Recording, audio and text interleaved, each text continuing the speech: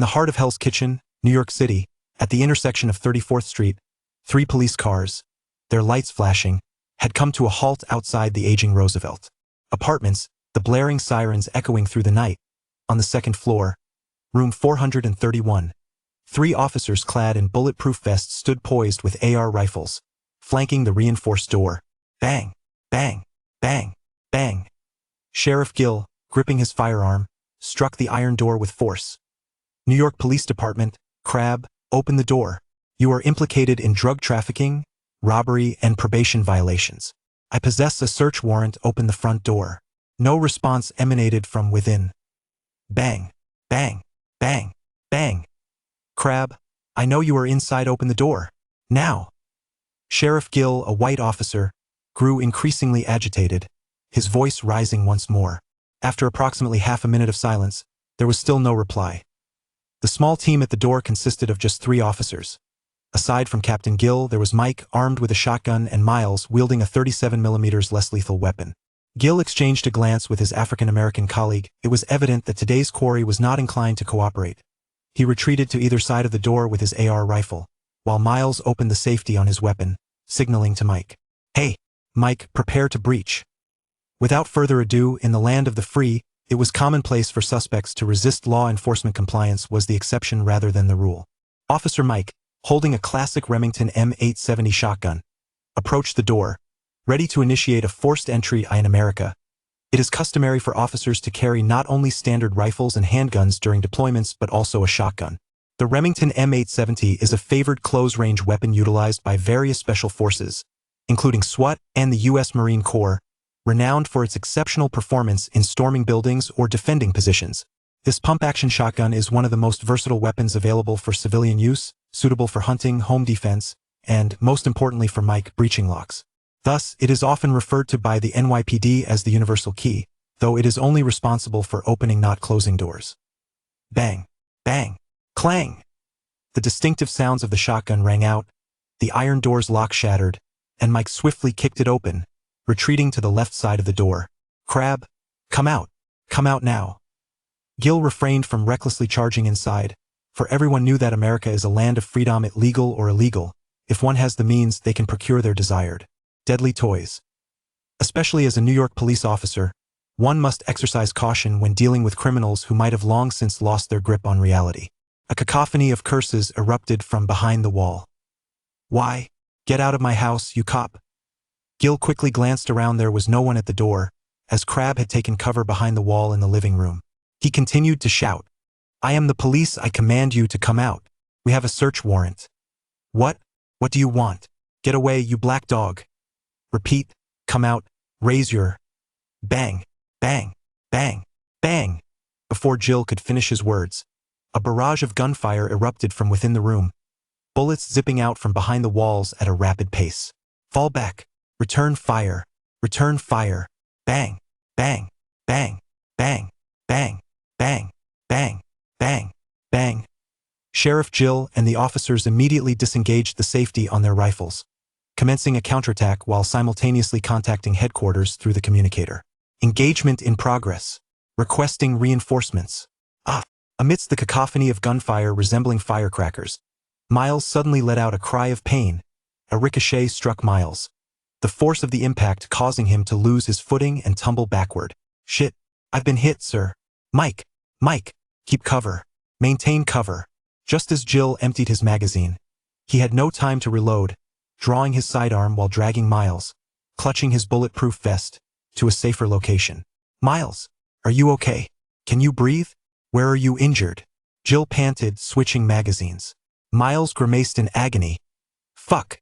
I don't know, it should be my chest. It feels tight. After reloading, Gill began to examine Miles, finding a 7.62mm bullet lodged perfectly in the layers of his bulletproof vest. Gill breathed a sigh of relief. Brother, good news, the vest saved your life.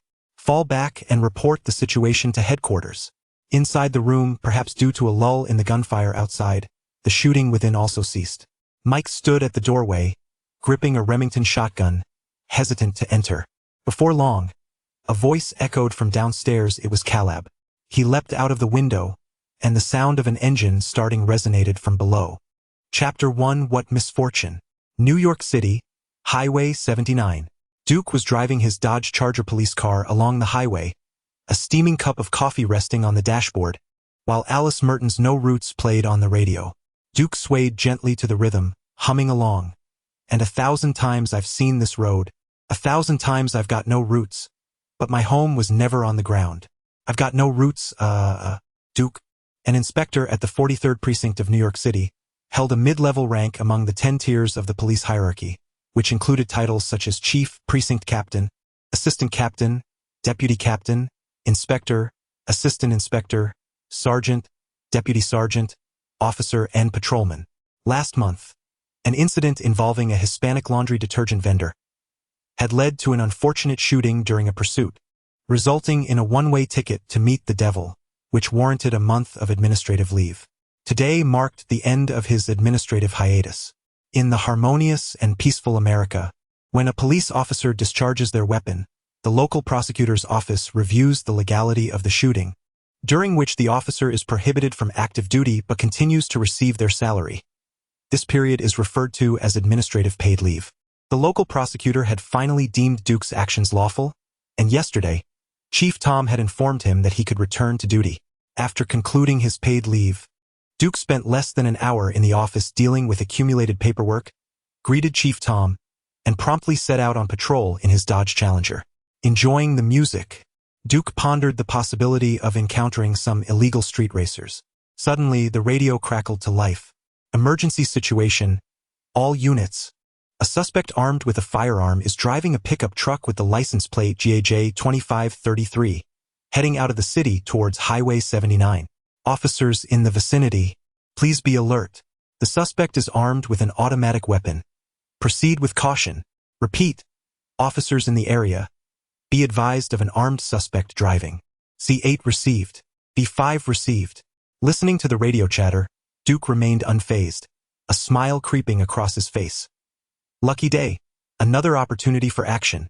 As a senior inspector, Duke was not typically part of the dispatch units, yet he embodied the spirit of a law-abiding and dedicated public servant in America. Officer Duke, a paragon of justice, resolutely refuses to tolerate the occurrence of crime. Acknowledging this, he discreetly slows his vehicle to a halt by the roadside. Once parked, he opens the trunk to retrieve his arsenal: a tactical vest, a SIG SG-550 assault rifle, 2 20-round magazines, a 21-inch ASP tactical baton, a loudspeaker, and a pair of handcuffs. Fully equipped, Duke returns to his vehicle, lowers the window 1/3, and sets the car in motion, maintaining a steady speed of 60 km/h. Before long, a cacophony of heavy metal rock music erupts from behind. In an instant, a roaring pickup truck zooms past Duke's patrol car, leaving behind a taunt carried by the wind. Eat shit, cop. Duke raises an eyebrow, feeling little anger. He is all too familiar with the lowly character of New York's criminals. The disparity between the affluent and the impoverished in America is more pronounced than that between humans and primates. Nonetheless, it matters not, for when he eventually brings these miscreants to heel, their mouths will be much cleaner. With their speed, Duke resolves to issue a hefty ticket. He finishes his coffee from the dashboard, crumples the cup, and carelessly discards it out the window. Activating the sirens, he shifts gears and presses the accelerator. The modified Dodge Challenger's engine roars like a beast, thrusting Duke back into his seat. Gripping the steering wheel with his left hand, he sounds the siren with his right, feeling an exhilarating surge of adrenaline, a manic grin creeping onto his lips. In less than a minute, the modified Dodge Challenger effortlessly closes the gap to the rear of the pickup truck. Just as he prepares to push the truck aside, a sudden jolt of instinct compels him to ease off the accelerator and gently press the brakes. The pickup's window suddenly rolls down, and a black metal pipe emerges. Bang, bang, bang. Skillfully, Duke ducks down to evade the gunfire. Routine procedure, nothing to panic about. Damn it, I just repaired this car. The haphazard shooting fails to hit him, but a ricochet finds its mark, embedding itself in the right side of the Dodge's windshield. Duke swiftly turns the steering wheel, slams on the gas, and aligns the front of his vehicle with the rear of the pickup, growling, "You're about to regret this." In a swift motion, the Dodge crashes into the right rear of the pickup, causing it to lose control and veer toward the roadside, colliding with a small tree. The front of the pickup embeds deep within the trunk, while the rear lifts high, finally bringing the vehicle to a halt. Observing this, Duke executes a sharp U-turn, tires screeching in protest, and positions his car approximately 8 to 9 meters away from the pickup. Activating his body camera, Duke readies his equipment, disengages the safety on his rifle, and leaps from the vehicle. Without rushing to apprehend the criminal, he crouched behind the vehicle, retrieving a loudspeaker and coldly commencing his routine announcement. "Listen, raise your hands and exit the damn vehicle. Let me see your hands. Drop your weapon. Drop your weapon." A series of gunshots erupted from the wrecked pickup truck. Hearing the gunfire, Duke smirked. Had the assailants complied and remained still, he would have been unable to draw his weapon, as protocol mandated he check on the suspect's status. Indeed, in the land of the free, regardless of how heinous the criminals might be, the police were obligated to provide assistance whenever possible. After all, while the officers might risk their lives, the human rights of those who deserved execution 100 times over must never be forfeited. Disposing of the loudspeaker, he began to shout into the radio. "Shots fired! Shots fired!" Duke, gun in hand, glanced at the vehicle's rearview mirror, spotting a bald, dark-skinned man scrambling out of the car and sprinting towards the roadside. "Motherfucker!" He took cover behind the vehicle, aiming his firearm at the fleeing figure. Bang! Bang! Bang! The suspect, startled, ducked behind the vehicle and returned fire. Damn! It was evident that his rudimentary marksmanship training was merely a fade. His shots were ineffective. Were gang members inherently gifted with evasion skills? Duke's frustration mounted as he aimed deliberately, yet still failed to hit the target. Bang! Bang! Bang! Bang! Positioning his firearm on the car's hood, Duke unleashed the remaining bullets from his magazine without hesitation. The sudden barrage of firepower startled the dark-skinned assailant, who quickly recoiled behind the vehicle. Counting silently to 3 in his mind, Duke seized the opportunity to dash from behind the car, sprinting towards the small thicket by the roadside with the speed of a 100-meter dash. At precisely 4 o'clock in the afternoon, the small grove cast a myriad of black shadows that melded together, resembling a long, dark corridor. As Duke's foot touched the shadows, he seemed to dissolve into the darkness. Crouching low, he stealthily approached the pickup truck, the elongated shadows perfectly concealing his form, muffling even the sound of his footsteps in the inky corners. On the deserted afternoon highway, unless someone was specifically paying attention, it was nearly impossible to notice the figure stealthily moving within the shadows. In less than a minute, Duke emerged from the darkness, concealing himself behind a large tree just a few meters from the damaged pickup. He spotted the bald, dark-skinned man peering out from behind the vehicle, intermittently firing shots towards his police car. Surprise! Duke chuckled softly to himself, raising his rifle and swapping in a fresh magazine. Taking aim, he prepared to fire. Though his marksmanship was lacking, he felt confident in hitting a stationary target from this proximity, especially since he was emptying the magazine. Surely a few bullets would find their mark. Bang! Bang! Bang! Bang! In a rapid succession of shots, bullets ricocheted as Duke emptied the 20-round magazine of his SIG SG-550 assault rifle in mere seconds, swiftly drawing his Glock handgun and taking aim. The burly man behind the car, clearly struck, lay on the ground. Although logically, his adversary had lost the ability to resist, Duke resolved to adhere to the law and complete the mandated procedures. He bellowed with commanding authority, "Put down your weapon, drop your gun. Brother, don't move, or I will be forced to fire." The assailant's right hand, gripping the firearm, twitched violently before suddenly lifting. Bang! Bang! Bang! Another series of gunshots erupted. Before the man could raise his weapon, Duke aimed his Glock and emptied the magazine, finally silencing the assailant. A sense of relief washed over Duke. After methodically replacing the magazine, Duke leisurely activated his communicator. "Dispatch, this is Inspector Duke. I have apprehended the suspect. Requesting backup at the intersection of Highway 79, approximately 50 kilometers away. My patrol car and the suspect's pickup are parked roadside. The suspect has sustained gunshot wounds and requires immediate medical attention. Repeat, this is Inspector Duke. I have the suspect under control." Having completed the protocol, Duke approached the incapacitated suspect, who was clearly in dire condition. Cautiously, he removed the now silent man's firearm, conducted a search, and secured him with handcuffs. Following his training meticulously, Duke began administering first aid to the stricken man. "Brother, I did my best," he murmured, observing the man's unblinking eyes, realizing the futility of his efforts. Before long, reinforcements led by Sheriff Gill and an ambulance arrived on the scene, and the doctor commenced further medical intervention. "Sir, are you all right? Were you injured?" Gill panted as he approached, knowing Duke was his direct superior. Despite the grim tally of criminals who had met their end at Duke's hands, he maintained a respectful demeanor. After all, if Duke were to be injured due to his failure to apprehend a suspect, Gill could only imagine the repercussions he would face. Thus, upon learning of the situation, he hastily followed from the apartment. "I'm fine, Gill. Alert the team to secure the area and preserve evidence," Duke replied, removing his bulletproof vest while ensuring his weapon was safely secured. "I heard a young man was shot. Who was the unfortunate soul? Is it serious? Is that rascal Myers? Thank God it was a stray bullet that struck his bulletproof vest. He's relatively unharmed." As Duke conversed with Gill, other officers were busy collecting evidence when a doctor approached him. "Sir, after examination, the suspect has been confirmed dead due to a gunshot wound to the chest. He has ceased breathing," the doctor stated matter-of-factly. Such occurrences were commonplace for a hospital collaborating with the police, particularly regarding Inspector Duke, who since his tenure at the New York precinct had encountered numerous criminals, either severely injured or deceased on the spot. "Oh, how unfortunate. I was just about to issue this big fellow a hefty speeding ticket. Perhaps in another life."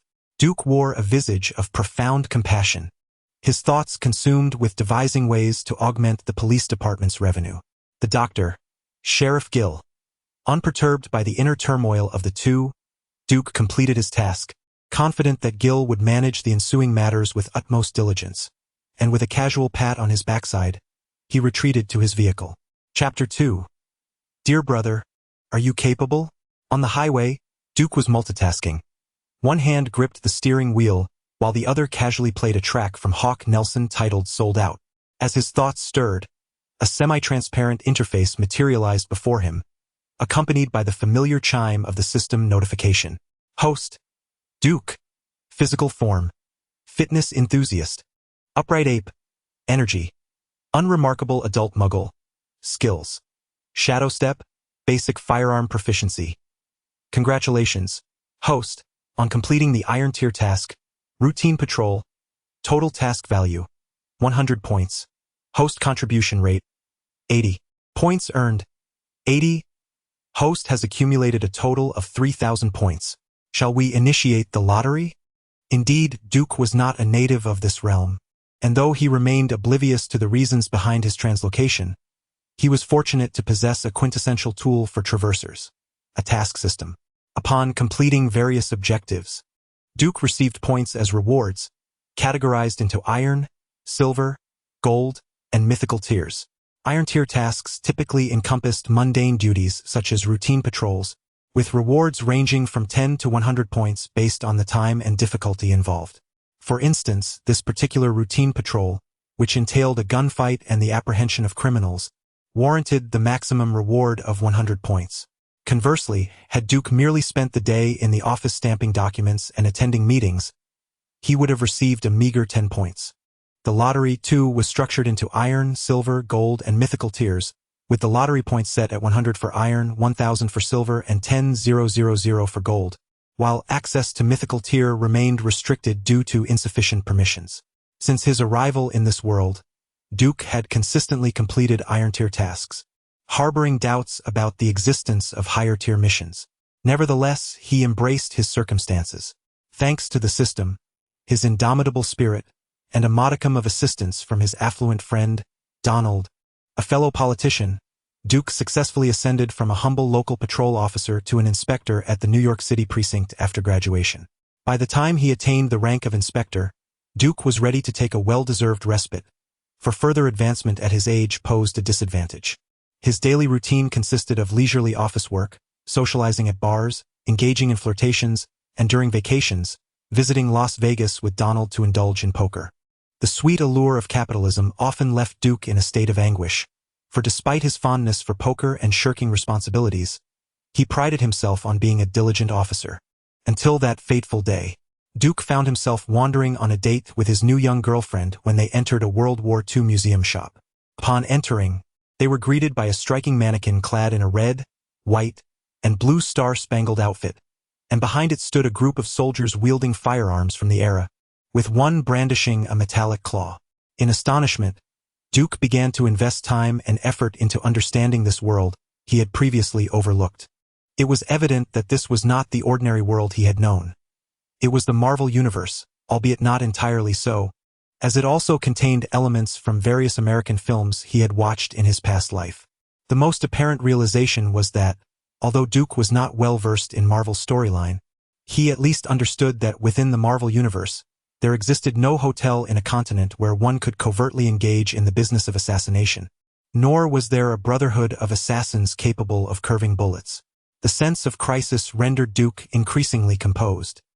He had initially thought that living as a police officer in the land of the free, amidst daily gunfire, was perilous enough. Little did he know that a multitude of daunting and terrifying narratives coexisted with his reality. Henceforth, Duke vowed to sever all ties with gambling and drugs, to reject the allure of alcohol, and to awaken from the corruption of capitalism. He resolved to patrol diligently, refusing to languish in the office until he developed hemorrhoids. With the assistance of various members of the Black Beer Gang and other well-meaning criminals, he ultimately succeeded in acquiring his first active skill. Shadow Step. Not everyone hidden in the shadows is invisible. This ability, reminiscent of an assassin's skill from a previous life in a game akin to Warcraft, allowed him to meld into the shadows, enhancing his movement speed by 70. Retrieving his thoughts from the past, Duke realized he had finally amassed 3,000 points, nearly moved to tears by the arduous journey. It had not been easy. Year after year, he couldn't help but wonder if he was fated to clash with misfortune.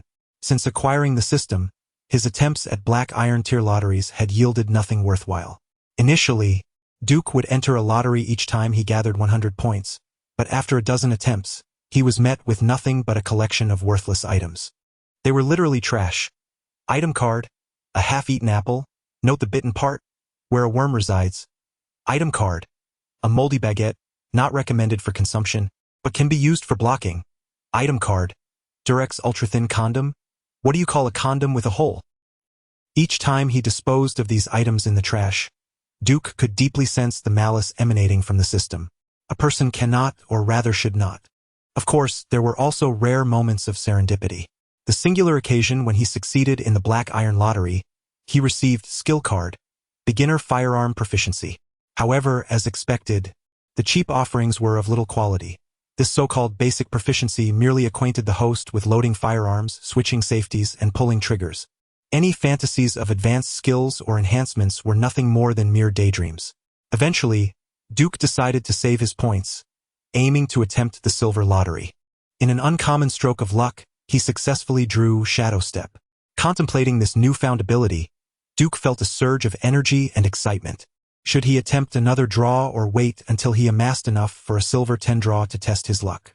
Caught in this indecision, Duke seemed to hear a little figure in black whispering fervently in his left ear. Points are fleeting. Earn more if you run out. Go for it. Meanwhile, a gentle voice from a little figure in white on his right ear advised, do not heed his words. Such vulgarity reflects low character. Remember, your talents will surely manifest. Points may diminish, but they shall return. Go for it. The allure of the lottery became overwhelmingly compelling. Darn it, he could no longer resist. Next time, he would certainly save for a 10 draw. Duke made a decision, instantly feeling a sense of relief.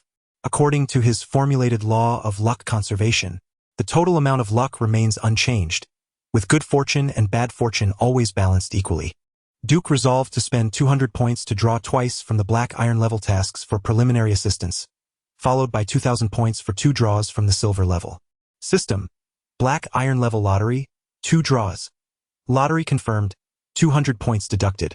The host receives the following rewards. Item card: a jar of goji berries, it is well known that you need them. Item card: soy sauce, whether it is light or dark soy, that is the question. What is this?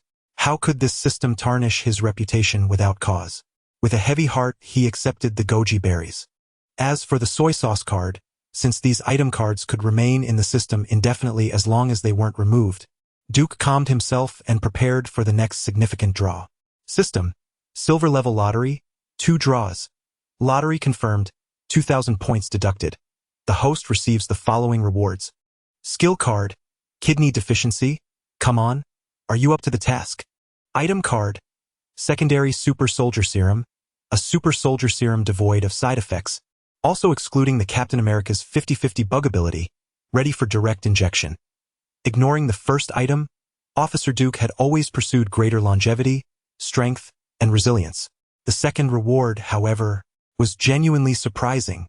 The Super Soldier Serum, originally conceived during the World War II era in the Marvel Universe, was the brainchild of defected German scientist Dr. Erskine, with its most notable manifestation being Captain America, Steve Rogers.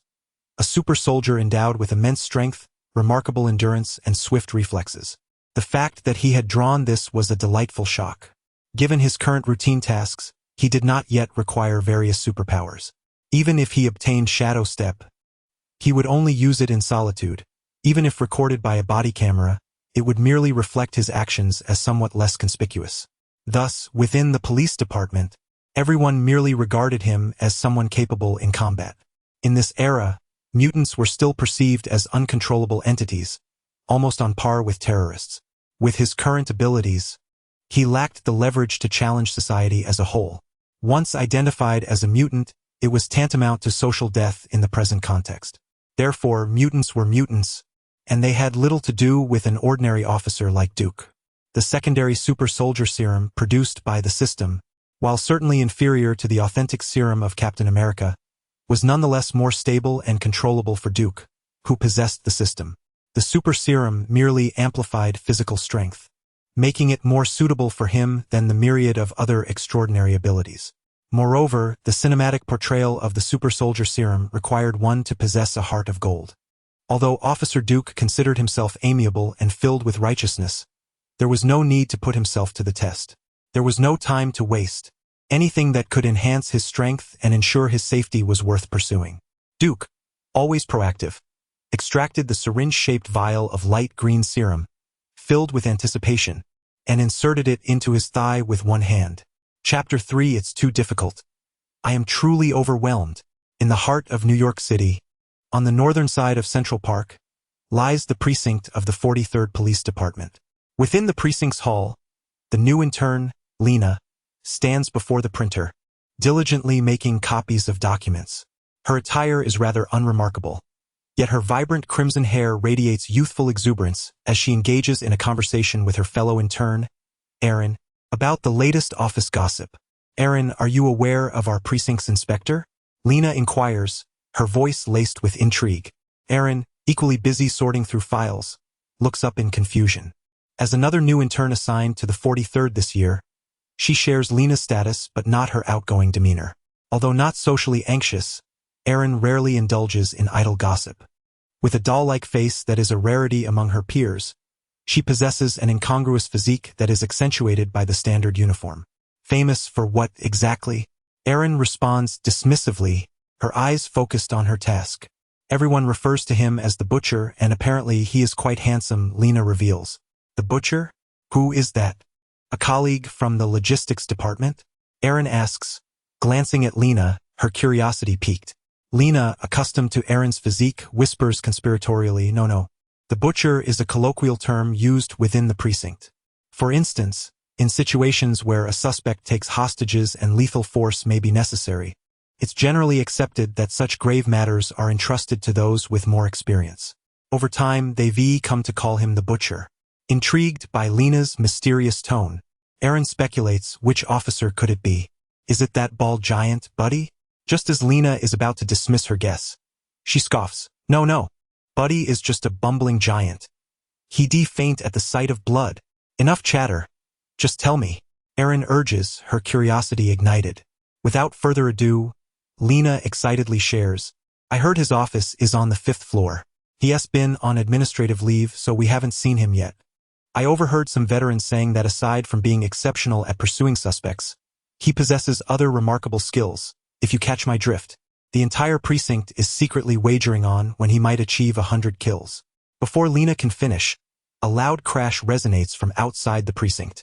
The two interns, abandoning their gossip, rush to call their colleagues and head outside, filled with apprehension at the thought of a gang daring to assault the police station. Upon arriving outside, they are met with the sight of a battered police car, its front end mangled against a concrete pillar, with parts strewn across the ground. A police car? It appears to be one of our own, though the driving skills certainly leave much to be desired. They collectively exhale in relief. Erin is poised to join her colleagues in investigating the unfortunate driving of their rookie comrade.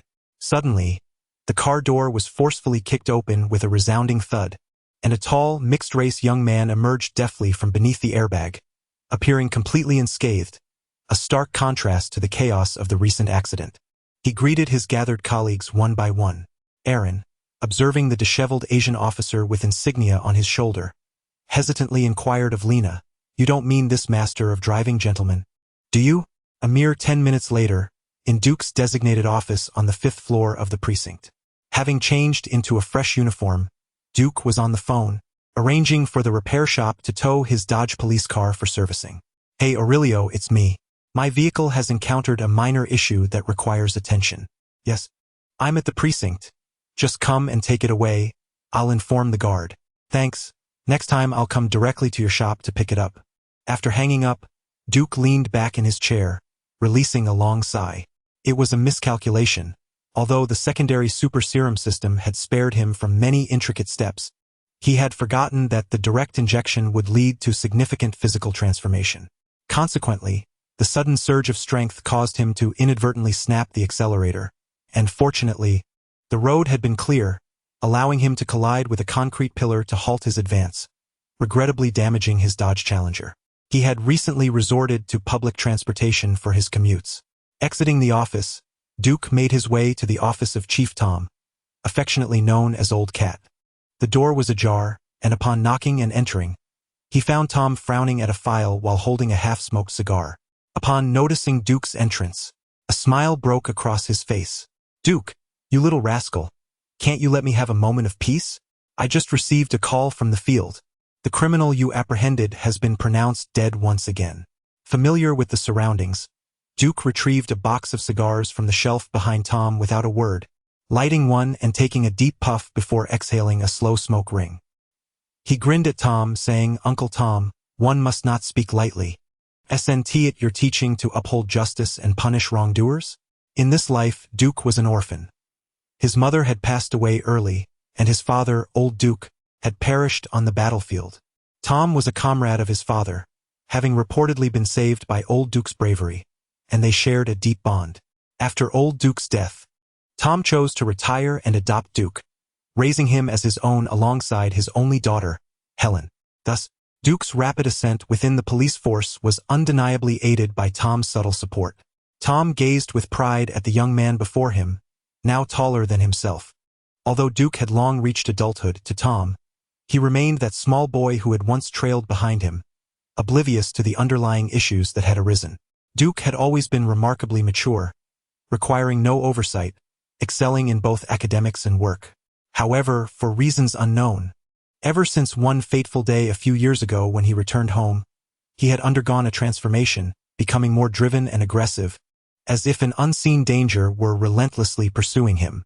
Upon contemplating this, Tom felt a pang of sorrow in his heart, for after all, he had watched the boy grow since childhood. Each time he secretly perused his investigative reports, it was as if he could perceive the omnipresent dangers lurking nearby. Duke, noticing Uncle Tom's dazed gaze fixed upon him, understood that he was about to endure another round of admonishment. However, what could he do? In this perilous world, with the rampant gangs and mutants, not to mention the ever-looming threat of the purple potato-s snap, he felt a constant shiver of dread.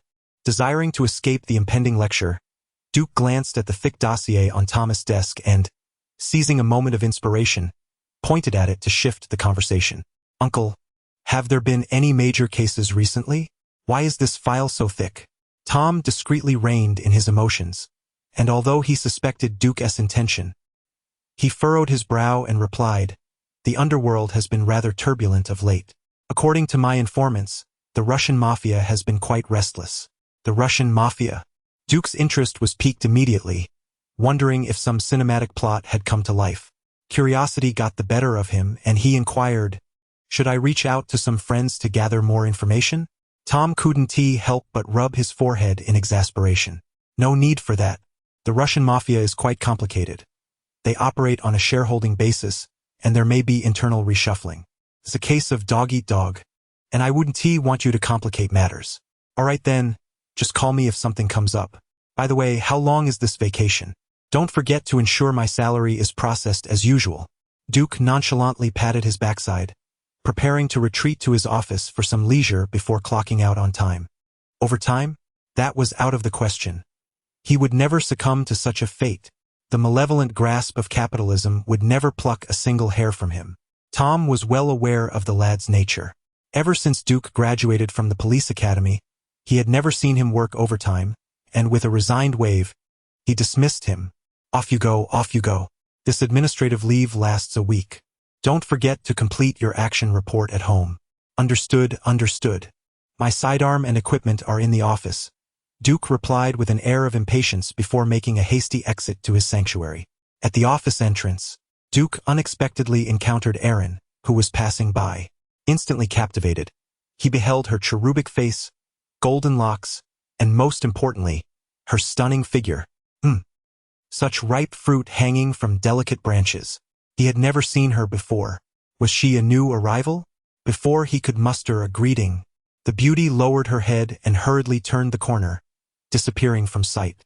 No matter, there would be ample opportunities in the future. After all, Officer Duke had always been keen on making new friends. Fostering good relationships with colleagues was part of the job.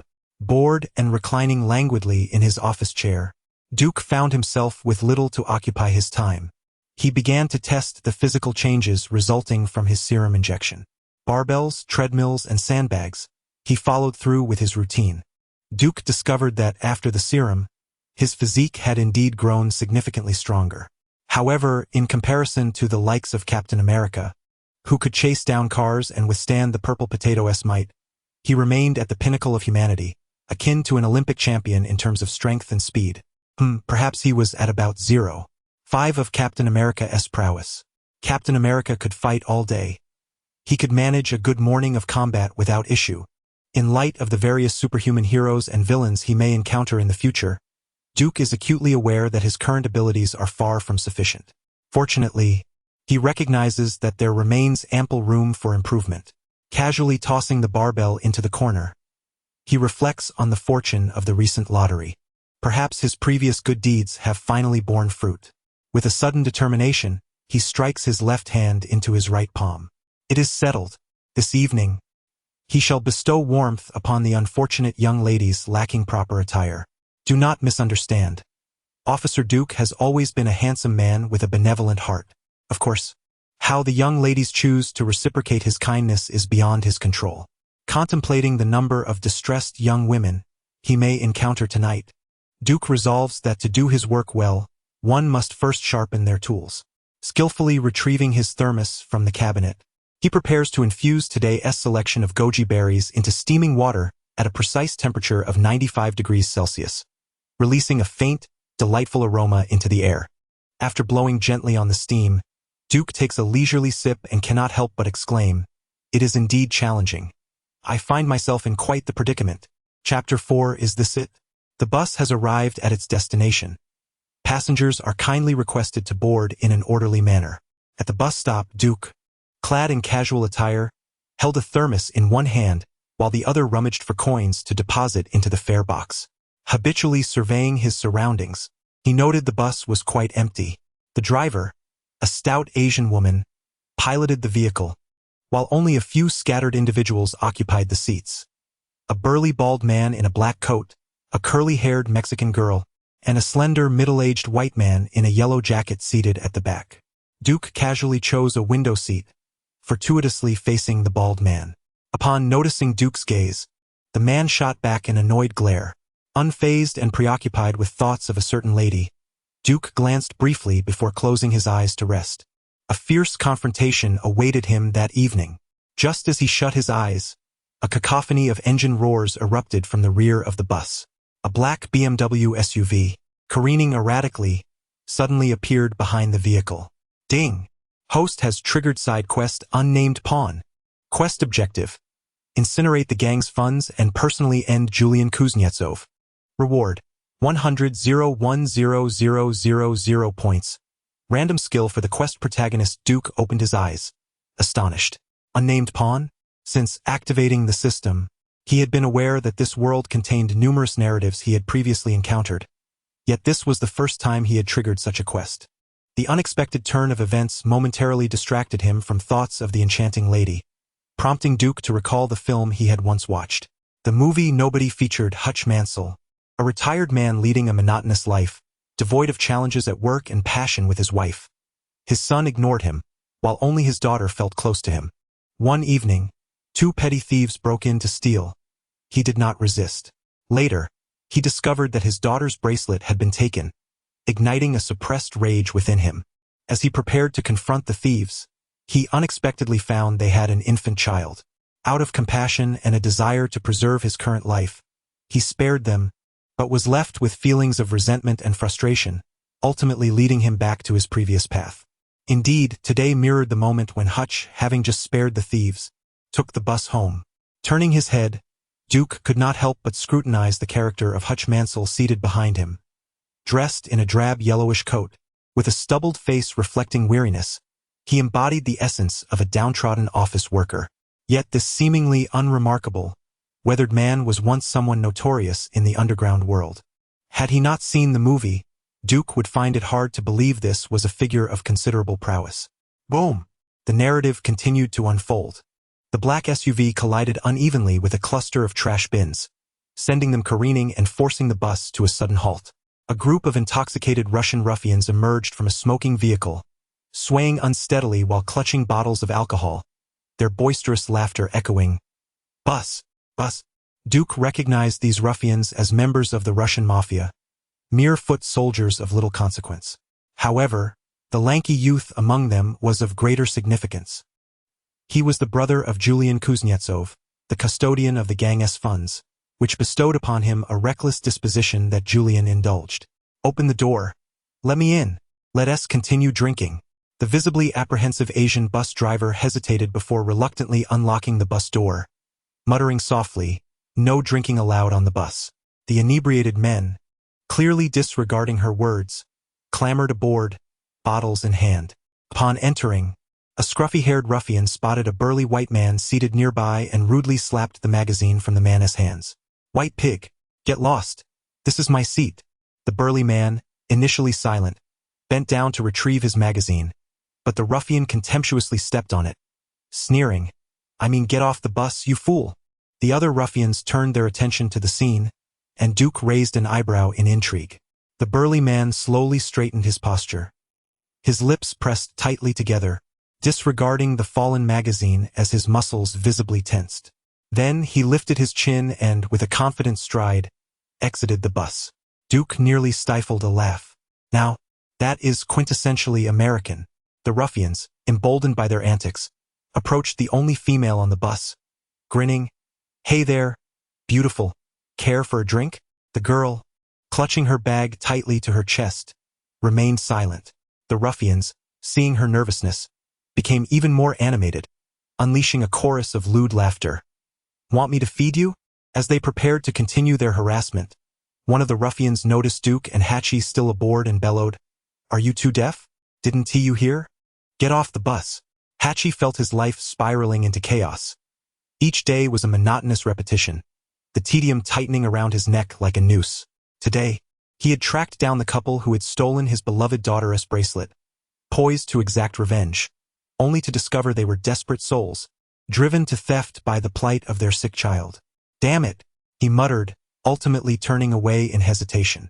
Despair, emptiness, frustration.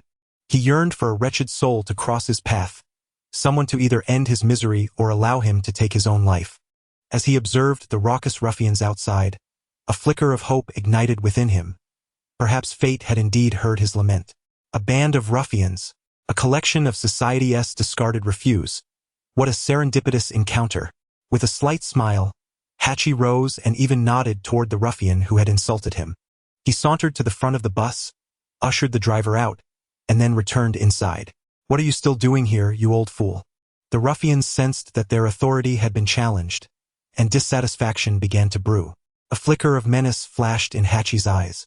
Drawing his revolver, he spun the cylinder and methodically ejected each bullet, the brass casings clattering to the ground. A faint smile crept across Hachi's lips. "God bless. I shall shatter every bone in your bodies." After a brief moment of silence, the small-time thugs erupted into frenzied laughter. One particularly scruffy individual clutched his belly with one hand while preventing others from intervening, exclaiming, "Ha! Let me handle this. This fool thinks he is Captain America." Duke, observing coolly from the sidelines, finally found interest as the confrontation escalated, continuing to sip his drink and enjoy the spectacle. The scruffy thug cracked his neck, producing a series of sharp pops, and charged forward with a string of Russian obscenities. Hachi's reaction was noticeably delayed, allowing the thug to land a punch squarely on his cheek, causing him to stagger back. Spitting out a mouthful of blood, Hachi seemed to awaken to a primal instinct, lunging at the young thug. A powerful straight punch sent blood and teeth flying, striking the scruffy thug just as he began to revel in his moment of triumph. Witnessing this, the other ruffians rushed in, some grappling at Hachi's waist, others throwing punches, while a few wielded bottles as makeshift weapons. The melee devolved into chaos. Duke blinked in disbelief.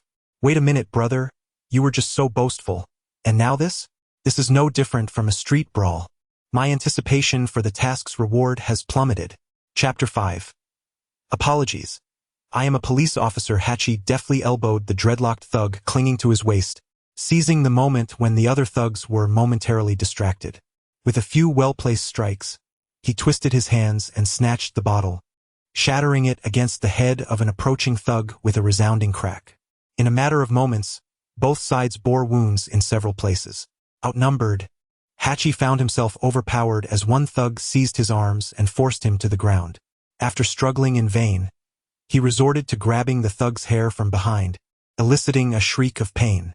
Amidst their tussle, a lanky youth who had abstained from the fray observed Hachi's relentless struggle. Licking his lips, he cautiously retrieved a switchblade from his pocket and approached with stealth. Hachi caught a glimpse of him out of the corner of his eye and, gritting his teeth, attempted to break free while the thug was still unaware. "Damn it, die, old man!" the lanky youth shouted as he hastened his pace, gripping the switchblade tightly and lunging towards Hachi's side, aiming for the kidneys, an attack that could incapacitate him in mere seconds. As the blade drew near, a hand suddenly grasped the lanky youth's wrist with great force. In this critical moment, a familiar trope of heroism unfolded. Duke, with an air of righteousness, intervened, declaring, "I apologize, but I am a police officer. Put down your weapon. You are under arrest." "What? Why didn't you intervene earlier?" the youth retorted. "I, Officer Duke, have always acted with integrity and have no need to justify myself to others," he replied confidently. The lanky youth struggled to free himself, but the grip was akin to iron. Could he have encountered a formidable opponent? He certainly did not believe that this inexplicably intervening Asian was a police officer. In New York, officers were permitted to take their patrol cars home, both for their safety and to instill a sense of security in the neighborhoods they served. Moreover, who would believe a cop without a firearm? Switching the knife to his other hand, the youth brandished it threateningly at Duke, barking, "You want to die, Chinaman? Let go of me." Duke narrowed his eyes slightly, a glimmer of indifference flickering within them as he observed the youth lunging toward him with the knife. With a surge of force, Duke tightened his grip, the bones in the youth's wrist cracking under the immense pressure, rendering it shattered. In excruciating pain, the youth instinctively released the switchblade, only to be met with a swift kick to the abdomen from Duke, sending him crashing into the bus seat with such force that the seat broke and collapsed beneath him. Wiping the blood from his hands, Duke approached the thug still pinned beneath Hachi. The super serum truly lived up to its reputation, a coveted elixir that governments throughout history have sought to replicate. Having merely injected a secondary serum, Duke felt an unprecedented surge of power. He could now easily best 10 versions of his former self, each punch and kick wielding immense strength. Duke extended his hand and seized the neck of the thug still engaged in a brawl with Hachi, his grip transforming into a claw as he effortlessly hurled the miscreant into the air. The thug collided with a steel pipe, rebounding and then crashing back onto the ground. With the situation deftly resolved, Duke clapped his hands and allowed a friendly smile to reappear on his face as he prepared to assist Hachi, who lay on the ground. However, he was met with Hachi's expression of sheer terror as he attempted to push Duke away while shouting, "Gun! Gun! Gun!" Duke's mind raced, and without thinking, he instinctively threw the insulated cup he had held in his left hand. His strength, now significantly enhanced compared to that of an ordinary person, was formidable.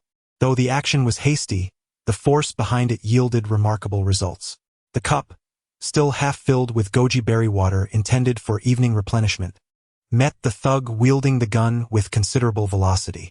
With a resounding thud, the insulated cup struck the thug just as the gun went off. The immense shockwave caused the thug to lose consciousness, and as he fell, his finger inadvertently squeezed the trigger, sending a bullet directly into the car roof. Indeed, one must never underestimate the unpredictable nature of such encounters. This unforeseen turn of events instantly quelled Duke's earlier unease, stemming from the secondary serum coursing through him. Regardless of its potency, the serum was fundamentally designed as a means to produce mass quantities of super soldiers. It had merely been the legendary feats of Captain America that lent it an aura of grandeur. For Duke, even if he could single-handedly confront 10 adversaries, it mattered little. After all, we live in a modern society where one cannot step outside without encountering firearms, and even the most destitute may conceal a knife or two within their tattered clothing. Duke recognized the fragility of his mortal existence. Injury could lead to death, and he lacked the protagonist's halo that shielded Captain America from fate. A stray bullet could easily be his undoing. I still lack sufficient strength, Duke mused, shaking his head in contemplation. He then picked up the gun, stowed it in his pocket, and proceeded to deliver a kick to each thug's head, ensuring they would spend their next lives drooling in a wheelchair under the sun, if they had any insurance to speak of.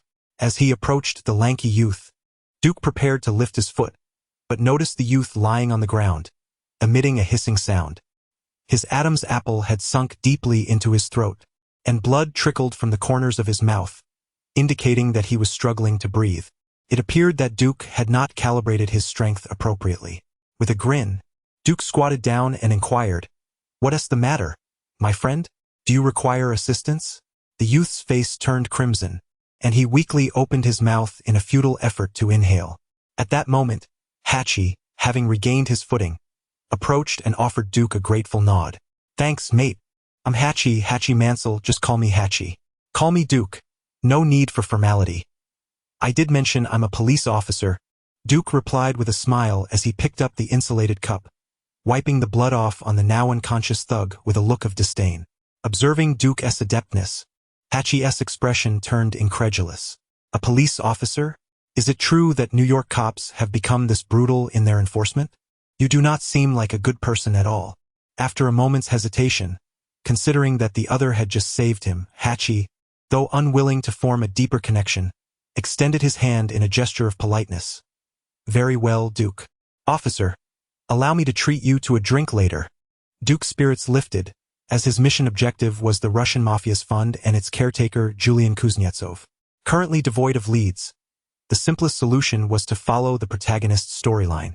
He responded immediately, "Sure, I have nothing else to do." After all, even without clues, he could enjoy a complimentary meal. Hachi remarked, "I know a nearby bar, Margarita, not far from here." After gathering his belongings, he left the heap of incombustible refuse on the ground, knowing the gang would handle its removal. Call the police? Which of these ruffians does not carry a couple of warrants? Dialing 911 would not be reporting a crime, but rather turning oneself in. As the two prepared to exit the vehicle, Hachi suddenly paused, shaking his head with a wry smile directed at Duke. "Wait for me a minute. I shall return shortly." He then approached the slender young man on the ground, whose face was now taking on a gradual shade of blue and purple, with only a faint hiss indicating he was still alive. Hachi retrieved the spring knife from the ground, crouching down. Before Duke could fully comprehend the situation, a flash of steel glimmered. A small incision appeared on the slender young man's neck as Hachi, seemingly from nowhere, produced a straw and inserted it into the wound, mimicking the sound of suction. Instantly, the young man's body relaxed, the straw successfully preventing him from choking to death. "Let us go, Duke. Today is a fine day, not suited for the dead," Hachi said, nonchalantly stowing away the spring knife. "I hope you do not mind." Duke, standing at the doorway, waved his hand dismissively. Although he was not accustomed to both fighting and saving lives, he vaguely remembered that this was reminiscent of a scene from a movie. However, Hachi's skill with the knife was commendable, clean, and precise, quite unlike his own unrefined hand-to-hand combat abilities. "By the way, did I forget something? What was I supposed to be doing tonight?" Never mind. Off to drink." At a bar filled with flashing lights and vibrant colors, a young lady without money for clothes lamented. Chapter 6. The Marguerite Sisters Bar. In the dimly lit Marguerite Sisters Bar, men and women swayed gracefully to the soft melodies that filled the air. Hachi approached the bar to order beer and barbecue delicacies, while Duke settled into a booth, captivated by the dance of a stunning Mexican beauty, her short skirt accentuating her long legs. As time passed, the enchanting dancer gradually moved closer, occasionally casting flirtatious glances that left him momentarily entranced. Duke, however, felt a surge of anger within. The women outside were far too mischievous. If they were to find themselves alone, he would certainly scrutinize her charms more closely. Just as Duke anticipated an evening of passion igniting, Hachi returned with beer in hand. "Hey, the grilled kidneys will take a bit longer. Want to join me on the dance floor?" he suggested. The alluring dancer halted abruptly, her expression shifting to one of bewilderment as she regarded Duke and Hachi, then retreated a few steps before elegantly gliding away. "Ah, so it was just brotherly love. That swine pretended so convincingly, wasting my precious expressions," she thought bitterly. Duke, with an expression of frustration, glared at Hachi.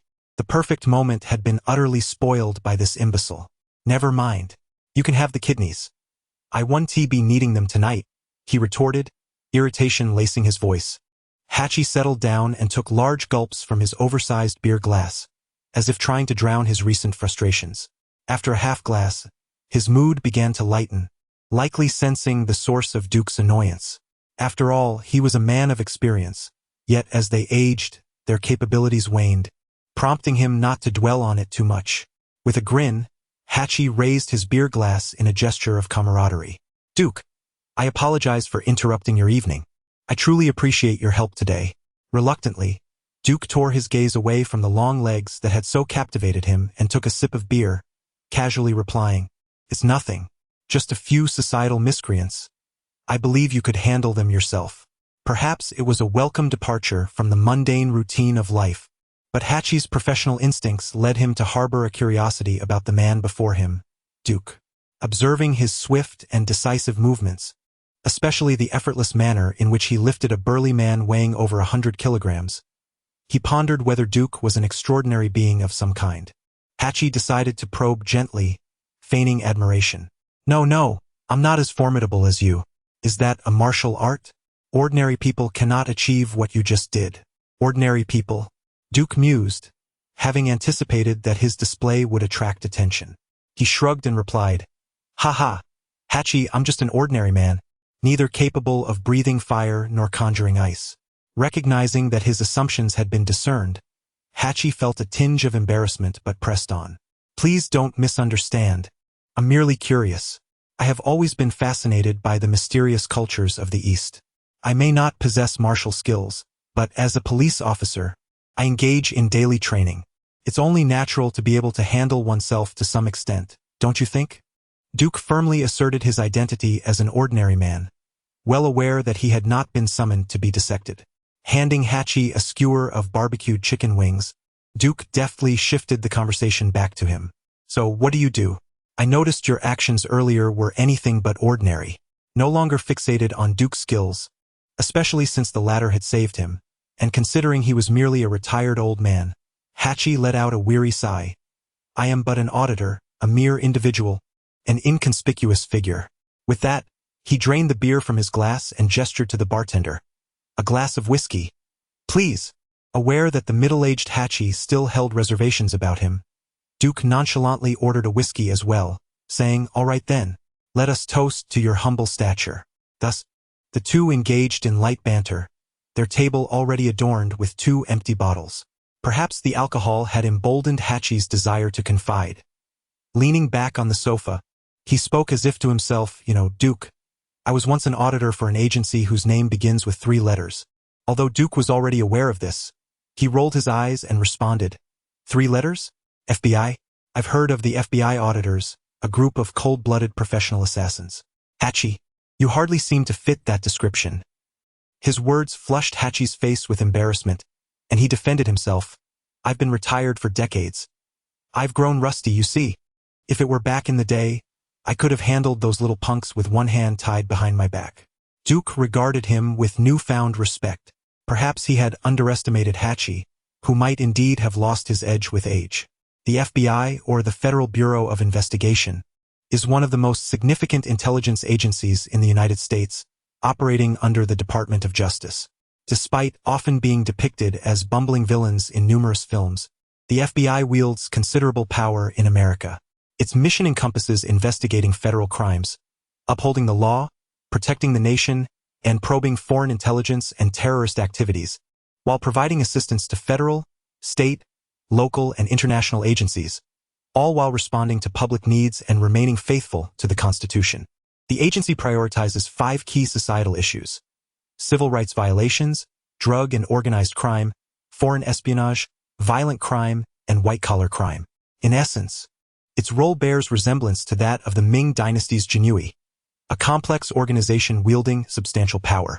As for the FBI auditors, they constitute a discrete special unit, lacking arrest authority, which leads them to ensure no witnesses remain when executing their assignments. Indeed, as long as no one lives to recount their actions, there exists no evidence against me. Such is the cleverness of my great American empire. Really? How did you retire from such a line of work? It's not easy to step down from that, Duke inquired. His curiosity piqued as he had nearly forgotten the unfolding narrative. Hachi took a sip of whiskey, a glimmer of nostalgia crossing his eyes. "Once, there was someone named Alan, or was it Aaron?" He pondered for a moment, then abruptly sat up from the sofa, shaking his head with excitement, exclaiming, "It must be Alan." It was as if he had been transported back to that snowy winter night. A faint blush crept across Hachi's face as he recounted. Alan had stolen approximately $3 million from a U.S. military base in Italy. He was clever, hiding away with the money, yet he ultimately could not evade my pursuit. I spent 2 weeks tracking him down until he knelt before me, a silenced HK-USP, .45 caliber pistol pressed against the back of his head. A smile danced across Hachi's face as he continued. Alan began to weep profusely, just as many of his predecessors had before him. Trembling, he confessed to me, pleading for mercy, claiming he wished to be a better person. Normally, my protocol would have been to send him to meet his maker with a bullet. However, that day, for reasons I could not fathom, I chose to let him go. A year later, I found him again, anticipating that he would swiftly revert to his old ways, fully prepared to issue him another complimentary ticket to meet God. Suddenly, Hachi downed the beer in his cup, growling, but to my astonishment, that damned bastard was living quite happily. He resided in Boise, Idaho, had a wife, 2 children, and another on the way. Can you believe it? He even had a dog. This scoundrel was leading a 9-to-5 life, like some damned winner of life. The old American tradition, where the wayward seek redemption and the lost wish for a tranquil existence, Duke remarked, continuing to observe the unfolding drama, his eyes twinkling with curiosity. Are you, perhaps, feeling envious? Hachi's emotions flared up instantaneously. Envious? Damn right, I am. I told my boss I was resigning. He spoke with pride. I did it. I abandoned my former life, no longer waking in the dead of night to execute someone, nor using a clothes hanger to assist others in ending their lives. I finally achieved the life I desired, with a wife, 2 children, and a mundane job, peaceful, stable, secure. Yet, in the next moment, Hachi's spirits plummeted, and he lamented, however, I seem unable to attain the happiness I envisioned. My life is a chaotic mess, and my job is a complete disaster. I cannot even discern why. Interesting, Duke remarked seriously, adjusting his non-existent glasses. There is but one truth, Hachi. I believe I understand the reason. You are missing something essential. Chapter 7. Never neglect maintenance. Even for the finest engine, it's a dog. You're missing a dog, Duke remarked earnestly. Hachi, puzzled, wore a look of disbelief. Duke took the grilled kidney from the waiter, inhaled its savory aroma, fully cooked and enticing. As he savored his meal, he mumbled, "You see, you desire a life akin to Alan's. You are alike in every aspect, save for the fact that he possesses a dog. Now that the case is resolved, you should consider getting a dog, Hachi." Hachi paused, opening his mouth to refute, but ultimately asserted, "No, other people's lives differ from my own. You are merely experiencing a midlife crisis, Hachi. As men reach middle age, they inevitably encounter a plethora of unmanageable challenges." Duke interjected, locking eyes with the forlorn Hachi. "How long has it been since you and your wife experienced true joy? Admit it, you simply crave a dash of excitement in your life. Your spirit yearns for adventure, in whatever form it may take." Duke's words struck Hachi like a piercing arrow to the chest. His face flushed. He couldn't even recall the last time he shared a tender moment with his wife. Duke regarded him with a knowing gaze. "Buddy, what you need is a touch of thrill and proper maintenance. One must bravely acknowledge their deficiencies.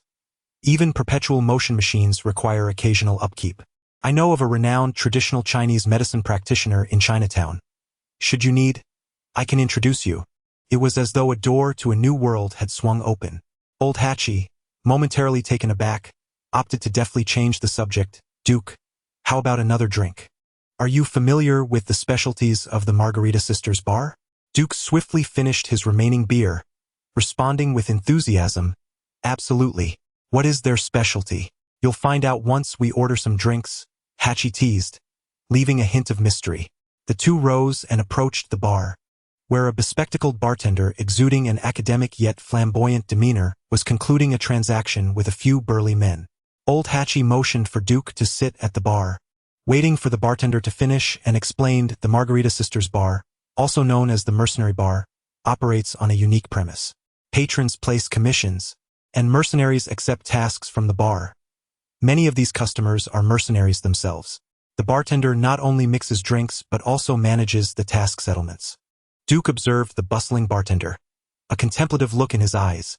Short hair, glasses, a distinctly flamboyant air. This familiarity was maddening. Could he be a character from a past film, perhaps from Run All Night? But the lobby manager at the mainland hotel was black. Before Duke could unravel the thought, the bartender approached after exchanging friendly gestures with the mercenaries. "Hachi, would you like to order anything else?" With a smile, Hachi pointed to the chalkboard behind, another black beer, Mole. "How's the recent death betting? Has Dave kicked the bucket yet?" The bartender, Mole, with a pair of lifeless eyes, filled Hachi's glass. "Dave? I recall you bet $120 on him. Bad news. The first to die recently was Max. Dave is still alive and kicking. You placed the wrong bet." "Damn. I knew Max was full of himself, boasting about how he wouldn't last long." The Mole disregarded the grumbling Hachi and glanced weakly at Duke. "New friend, is this your first time here? What would you like to drink?" Duke had gathered a general sense of his surroundings. He ordered the most expensive whiskey, gesturing for Hachi to cover the cost, and enthusiastically inquired, "A death betting pool? How does one place a wager on that?" The Mole maintained an aura of lethargy, explaining, "The bar is frequented by many mercenaries who partake in this game. Everyone freely bets on who will be the next to perish. Those who guess correctly can claim 95 of the cash in the prize pool. It's our bar's signature event. It's known as the Deadpool of the Margarita Sister S bar." The term Deadpool invoked thoughts of the infamous character Deadpool from the film. Duke's interest peaked, distinguishing the seemingly inexperienced Hachi from the formidable Deadpool. Wade Wilson, a bona fide superhero renowned for both his popularity and prowess in the Marvel Cinematic Universe. Immortal, a master swordsman, and a sharpshooter, Duke pondered whether this iteration of Deadpool was indeed the one from the independent film. If it were another version of Deadpool, the situation could be even more perilous, with abilities like optic blasts and teleportation. I want to bet on Wade Wilson. $50, Duke declared, retrieving what little remained of his green Franklins from his pocket, eager to conduct a small experiment. The mole adjusted his glasses, looking at Duke with a peculiar expression. Wade, everyone believes that wretched bastard can survive until the end of the world. He has been holed up in his apartment with his girlfriend for nearly a year without stepping outside. How do you know him? It was undoubtedly the Deadpool from the cinematic universe, Duke surmised, calculating that the current version of Deadpool was still an ordinary man, unaware of his cancer diagnosis that would lead him to undergo the X-Project transformation into the scarred antihero.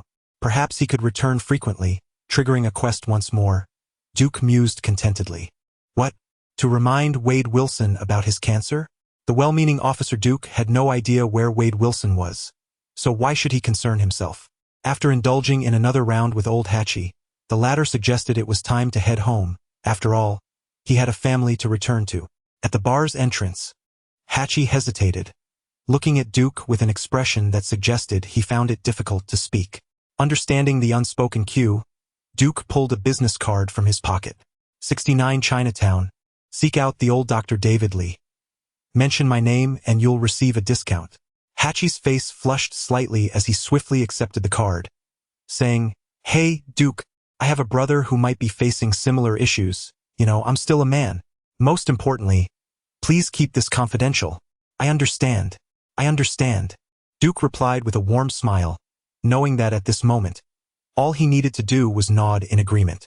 After exchanging numbers, the two shared a friendly smile of mutual understanding and took a taxi, each heading home.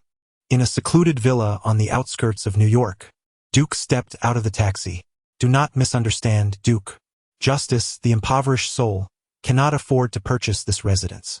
It is a property rented to him by his affluent childhood companion, Donald, after he separated from Uncle Tom's establishment. The utilities and property management fees are generously waived. To circumvent scrutiny, he is obliged to remit as much as $100 in monthly rent to his benevolent friend. Alas, Officer Duke has been on the job for only a short duration and frequently finds himself in the position of aiding young ladies in need. The charming Franklin is perpetually short on funds, leaving him with no choice but to swallow his pride and accept the kind assistance of his dear friend. Speaking of Donald, the scion of wealth, a notorious libertine, and a man of peculiar obsessions, the two were college classmates who once formed a university guitar band. Their shared interests solidified a bond of camaraderie, and after graduation, Donald assumed responsibility for real estate investments in his family enterprise, while Duke embarked on a career in law enforcement. Interestingly, the very house Duke currently inhabits is an investment from their company. Chapter 8. I am neither bald nor stronger. Inhale, exhale, inhale, exhale. After a night devoid of incidents, Duke arose early to commence his daily run. Ever since he began to exert himself in order to preserve his canine companion's life, Duke had scarcely ceased his physical training. He diligently performed 100 push-ups, 100 sit-ups, 100 squats, and concluded with a 10-kilometer run. The pursuit of fitness indeed possesses an addictive quality. Initially, he intended to emulate the training regimen of Master Saitama. However, it became evident that his luxuriant locks remained intact. He was neither bald nor notably stronger. Having effortlessly achieved his exercise goals for the day, Duke stretched his limbs. The transformation wrought by the super serum was strikingly apparent. Previously, he would have been utterly exhausted from completing Saitama's workout, yet now he had not even broken a sweat. It appeared that he could incorporate weighted exercises into his regimen without fearing ineffectiveness. Returning to the kitchen, he retrieved the semi-prepared flatbreads he had made earlier, along with lettuce, bacon, and eggs, and began to prepare breakfast. In less than 5 minutes, he squeezed on some soul-satisfying hot sauce, and a delightful version of a handheld pancake from across the ocean was ready. The golden brown wheat flatbread bore a hint of char, and 3 crisp leaves of lettuce enveloped the generous bacon within, all drizzled with a glossy red sauce. Duke, satisfied with his creation, sat on the sofa and couldn't help but exclaim, FCK squid, FCK squid, FCK squid Teddy. In the intensive care unit of St. Maria's Hospital, a burly Russian man clutched a ubiquitous folding chair, mercilessly assaulting a dreadlocked thug sprawled upon the hospital bed, all the while hurling curses. The thug, Teddy, had one leg suspended in a cast and, with no means of escape, could only wail for mercy. Julian, boss, at least listen to my explanation. I beg you, please stop. Julian, slightly calmer, set down the folding chair, his wolf-like eyes glaring menacingly at Teddy. FCK Squid, Teddy, what the hell did you do to my brother on that bus? Why the hell does my brother have a hole in his throat and lie paralyzed in bed? You had better provide me with a reasonable explanation to prevent me from feeding you to the dogs. Julian's expression conveyed to everyone in the room that he was not jesting. Bloodied and weeping, Teddy pleaded, Boss, it was a man, no, two men. They inexplicably attacked us as soon as we boarded. Oh! Before Teddy could finish, Julian, in a fit of rage, lifted the folding chair and brought it crashing down upon Teddy's broken leg. FCK Squid, to hell with those two men. Don't you dare feed me lies, Teddy. You'd be better off claiming it was the Italian mafia. Don't joke with me or I swear I'll end you. At that moment, another small thug in the adjacent bed timidly spoke up. Boss, Teddy is telling the truth. We were indeed assaulted by two inexplicable men, and it was one of them, an Asian, who did this to your brother. Driven to the brink of madness, Julian set down the folding chair. His eyes filled with menace as he turned to the small thug in the neighboring bed. Do I look like someone who would be deceived? Are you attempting to trick me as well? Boss, I overheard that particularly ruthless Asian claiming to be a police officer. Yet we saw neither a firearm nor a badge. Julian, aware that Teddy might be speaking the truth, moderated his tone. A police officer? And what about the other one? You had better provide me with some leads to locate those wretched bastards, or I shall reduce you to mere compost. At that moment, Teddy, bloodied and battered, suddenly interjected. Boss, why not check the bus company for surveillance footage? The air seemed to still for a brief moment. Julian's temples throbbed, and without uttering a word, he inhaled deeply and instructed a subordinate to investigate the footage, while he sat silently on a folding chair, staring at the two men in the hospital bed as if they were lifeless corpses. Before long, the subordinate returned with a computer, displaying the footage of the brawl from the previous night. Upon witnessing his younger brother being kicked across the room, Julian abruptly closed the laptop. He realized that the most improbable answer was, in fact, the painful truth. Rising quietly, he prepared to leave with his subordinate. Teddy, sensing the shift, breathed a sigh of relief and protested. Boss, did you see? I truly wasn't lying to you. Just as Julian was about to exit, his brow twitched. He snatched the folding chair and hurled it at Teddy, exclaiming, You talk too damn much. In Julian's office, a short-haired woman in a jacket, chewing bubble gum, was energetically typing away on the computer, a cascade of data flowing across the screen. Julian, weary, puffed on a cigar and fixated on the woman. Have you located those two despicable bastards? The woman clicked a few keys, and a stream of text appeared on the screen, made simple by the surveillance and images. She read aloud. The Asian youth is an inspector from the 43rd Precinct of New York City. According to his record, he has taken down numerous gang members.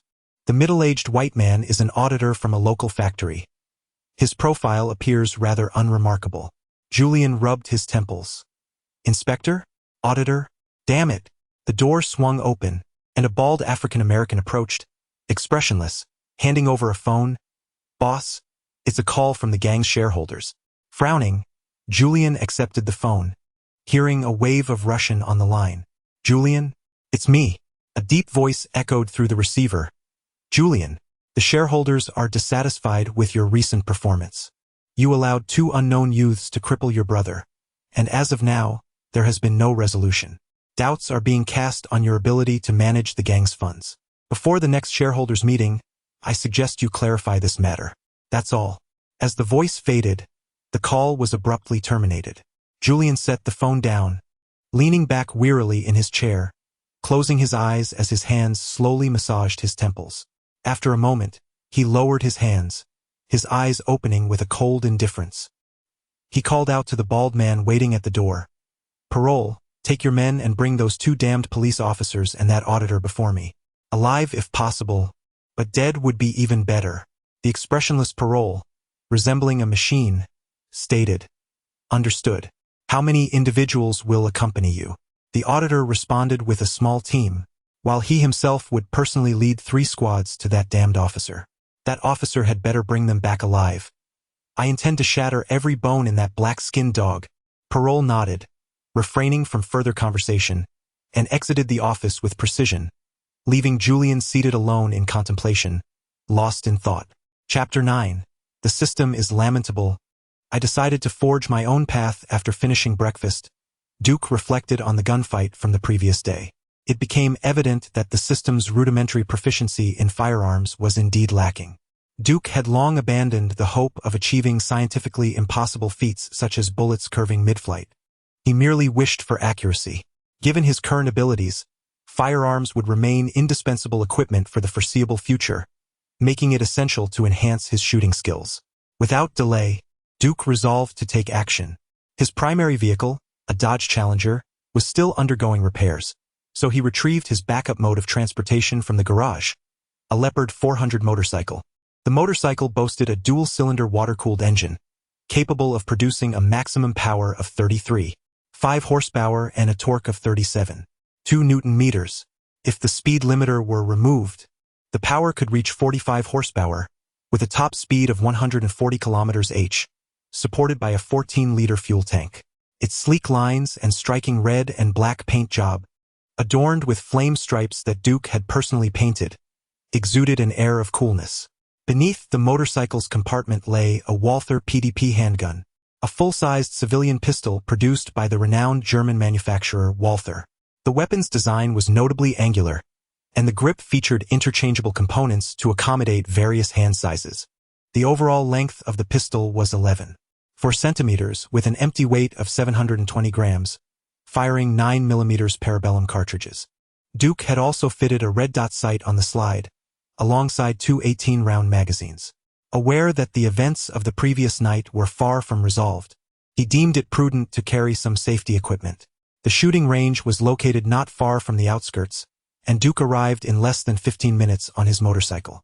The range, nestled amidst a small grove, was of considerable size yet somewhat secluded, ensuring that the sound of gunfire would not attract undue attention, even in the suburbs. Duke was well acquainted with the range's owner, Old George, a retired U.S. Army veteran who had once worked for a security company. After retirement, he leveraged his connections to establish a shooting range, occasionally engaging in the trade of less-than-legal firearms. Overall, he was an amiable fellow. Given the nature of his business, he had to maintain good relations with law enforcement, which fostered a favorable rapport with Duke. Consequently, Duke enjoyed a 30% discount when visiting to practice shooting. Upon seeing Duke, the balding white-haired George greeted him warmly. "Inspector Duke, how have you been? I heard you've taken another administrative leave." Duke shrugged. "Old George, you know how it is. Sometimes I must recklessly throw myself into the fray to protect the safety of the American people." George smirked, dismissing Duke's bravado. He was aware that while others might not see it, Duke was far from a conventional officer. No good cop would privately threaten him with the prospect of bringing in people for illegal firearms if he didn't offer discounts. What a damned rascal. Without his own firearm, Duke requested a commonly used AR-15 rifle from George. This model was extremely popular among civilian gun owners in America. Statistically, 7 out of 10 gun enthusiasts had likely owned one at some point. It stood as one of the most recognizable firearms in American culture, emblematic of the nation's gun heritage. The AR-15 rifle is a lightweight, gas-operated assault rifle designed by American firearms designer Eugene Stoner and manufactured by Armalite and Colt. It is the first rifle to utilize the .56mm caliber, heralded as a pioneer of small-caliber firearms. Due to its advanced design and commendable ballistic performance, its derivatives were developed by the United States Department of Defense into the military variant, the M16 assault rifle, which saw its inaugural service during the Vietnam War. Furthermore, the AR-15's remarkable modularity allows for extensive customization, creating a vast market that encourages manufacturers to produce a plethora of accessories. This adaptability has rendered it the most frequently modified firearm in existence, earning it the distinction of being the precursor to firearm modularity, often referred to as adult Lego by many enthusiasts. However, the rifle owned by Old George at the shooting range is merely a standard model, devoid of the multitude of accessories. Nonetheless, Given Duke's proficiency, the standard version suffices. After George handed Duke the rifle, the expansive shooting range was largely deserted, with only sporadic gunfire echoing, as it was still working hours. Duke had managed to come out to shoot during his paid time off, while many others present were also office employees taking a break. Old George, carrying a box of ammunition, calculated that, knowing Duke's tendency to tire after about 300 rounds, he jested, "Is 500 rounds sufficient? We can return any excess." Duke had experience with firearms, but mastering marksmanship is a task that, apart from a few naturally gifted individuals, relies fundamentally on one principle: practice.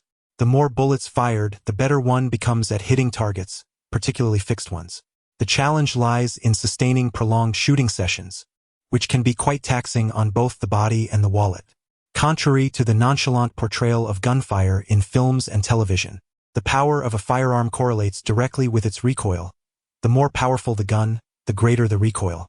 When it comes to handguns, a moderately powerful pistol can be difficult for a novice to control single-handedly after firing, which is why the two-handed grip is most commonly employed. In the case of rifles, the recoil is even more pronounced, necessitating the use of the shoulder to brace against the stock while shooting. Firing a rifle all day can lead to significant physical strain. One can easily develop bruises on the shoulder from the stock, not to mention the potential for numbness in the hands. Initially, Duke was intrigued by firearms and enjoyed shooting, but he soon realized his skills were rather ordinary, and after a day of shooting, he found it tedious and physically taxing, particularly considering his work obligations. Thus, he did not practice frequently. However, things have changed since he acquired the secondary super serum, boosting his confidence in his physical capabilities. With a raised eyebrow, Duke proposed a wager. "If I can fire 1,000 rounds today, my expenses will be waived. If I cannot, I will pay triple." Old George paused, skepticism evident in his response. "With a rifle?" "Of course," Duke replied. "You can assist me with loading the ammunition while keeping an eye on things." Old George paused for a brief moment before decisively stating, 3,000 rounds. "After today's expenses, the rest is on the house, and I'll add an additional 500. Duke's lips curled upwards as he ensnared the unwitting pawn in his scheme. "Deal." Donning his earplugs, Duke commenced firing, while Old George stood by, diligently loading bullets into spare magazines. Bang! Bang! Bang! The sound of gunfire, approximately every 3 seconds, reverberated through Old George's shooting range for the entirety of the morning. 50,000 rounds, in just one morning. It was uncertain whether it was the serum's effect or the necessity of ammunition practice, but Duke had significantly improved his aim on stationary targets, rarely missing now. This rudimentary and rigid training method proved effective for him at this stage, yet there remained considerable room for improvement with moving targets. Given his age, Old George was perspiring profusely from the exertion of loading bullets. Seizing the moment while Duke took a break, he pulled out his wallet. It was evident he had lost, but he was resolute in refusing to continue supplying this insufferable bastard with ammunition. Gasping for breath, he muttered, "Damn it, what kind of blue pill did you take?" Accepting the 500 from the reluctant Old George, Duke nodded at the charming Franklin, flashing a grin that showcased his dazzling white teeth. I could keep going indefinitely. After finishing his shooting and reveling in his own bravado, Duke was in high spirits and, ignoring Old George's glare, even managed to partake in lunch at Old George's expense. Just as he was about to leave, his phone rang. It was old Hatchie calling. A mischievous smile crept across his face as he answered. "Hatchie, how are things with old Dr. Lee's techniques?" Hatchie's voice carried a hint of awkwardness. "Well, Lee is decent, but there is something else I need to discuss with you," he continued directly. "The punk we dealt with on the bus is the brother of Julian, a high-ranking member of the Russian mafia. I've received intel that he is quite unhinged. You should be cautious about your safety. If you're feeling uneasy, you can stay with me for a while." Hatchie blinked, suggesting he come over. Duke vividly recalled the plot where Julian, the custodian of the gang's funds, dispatched several teams equipped with silenced rifles to capture Hatchie at night. He had no intention of delivering himself to them and promptly declined. "I can manage on my own. You all should also ensure your safety. If it comes to that, send your family elsewhere." "All right, but the white youth you incapacitated is Julian's brother, and he is unlikely to let this go easily." Take care. Duke distinctly remembered that, in the original narrative, Hachi had rendered Julian's unfortunate brother entirely incapacitated, leading the upper echelon of the Russian mafia to question Julian's capability as the custodian of their funds. After all, this fund was meant for bribing high-ranking officials in America and facilitating transactions with other gangs. Without sufficient capability, one would not gain the trust of the mafia's stakeholders. Ultimately, fueled by both vengeance and personal grudges, Julian had sent men to claim Hachi's life the very next night. Reflecting on this, Duke suddenly froze, realizing that it was not Hachi who had incapacitated Julian's brother, but rather him. Chapter 10. Is the boss issuing cards? Damn, have I become a stand-in? Duke appeared utterly bewildered. Previously, while engaged in a brawl, he had not contemplated this predicament. He had only intended to assist old Hachi in the evening. Now, however, the gravest danger lay with him. Realizing he had become the target of retribution, Duke quickly sprang into action, hastening to prepare his gear. His rifle was at the police station, and he only possessed a solitary handgun at home. Unlike the protagonist Hachi, who could dispatch several well-equipped elite gangsters with merely a dining knife, Duke was gripped by an acute fear of inadequate firepower. Abandoning the notion of returning home, Duke hurried back to the shooting range. The only individuals he knew who dealt in illicit firearms were either the Continental Hotel or Old George. The Continental Hotel required them to be registered assassins to procure equipment, making Old George the more accessible option. In a secluded corner of the shop, Duke pulled Old George aside to a spot devoid of surveillance. With a disgruntled expression, George exclaimed, "Hey, don't even think about gambling with me again, you bastard. Next time you come, I'll be asking you for lunch money." Duke, with a beaming smile, raised an eyebrow and replied, "It's not about gambling, George. I need a few longer good companions, if you catch my drift." George's demeanor turned icy, and after a brief silence, he stared at Duke, shaking his head. "No, I run a shooting range. It's a legitimate business, and I lack the credentials to sell firearms. You've come to the wrong place, officer." Duke's smile faded slightly as he leaned in closer, raising an eyebrow. "George, what if I were to call for a search warrant right now? Would you still insist I've come to the wrong place?" "I've already told you I don't sell guns," George asserted confidently. Duke's smile dimmed further as he produced the 500 he had just won earlier that day, placing it on the table beside George. In a gentle tone, he remarked, "Your weapons aren't here?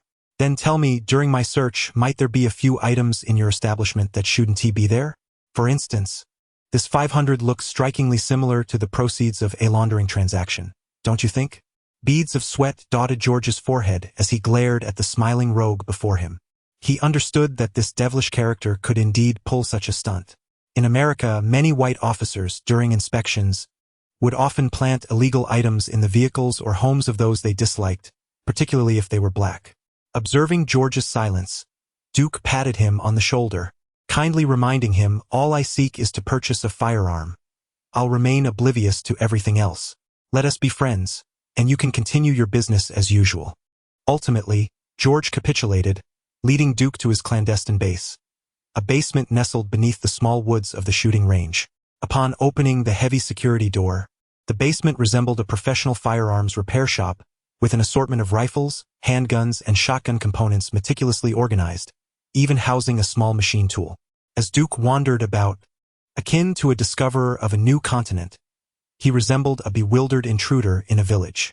He initially presumed that Old George merely dealt in illicit arms, but the impressive array of equipment before him suggested he had underestimated the man.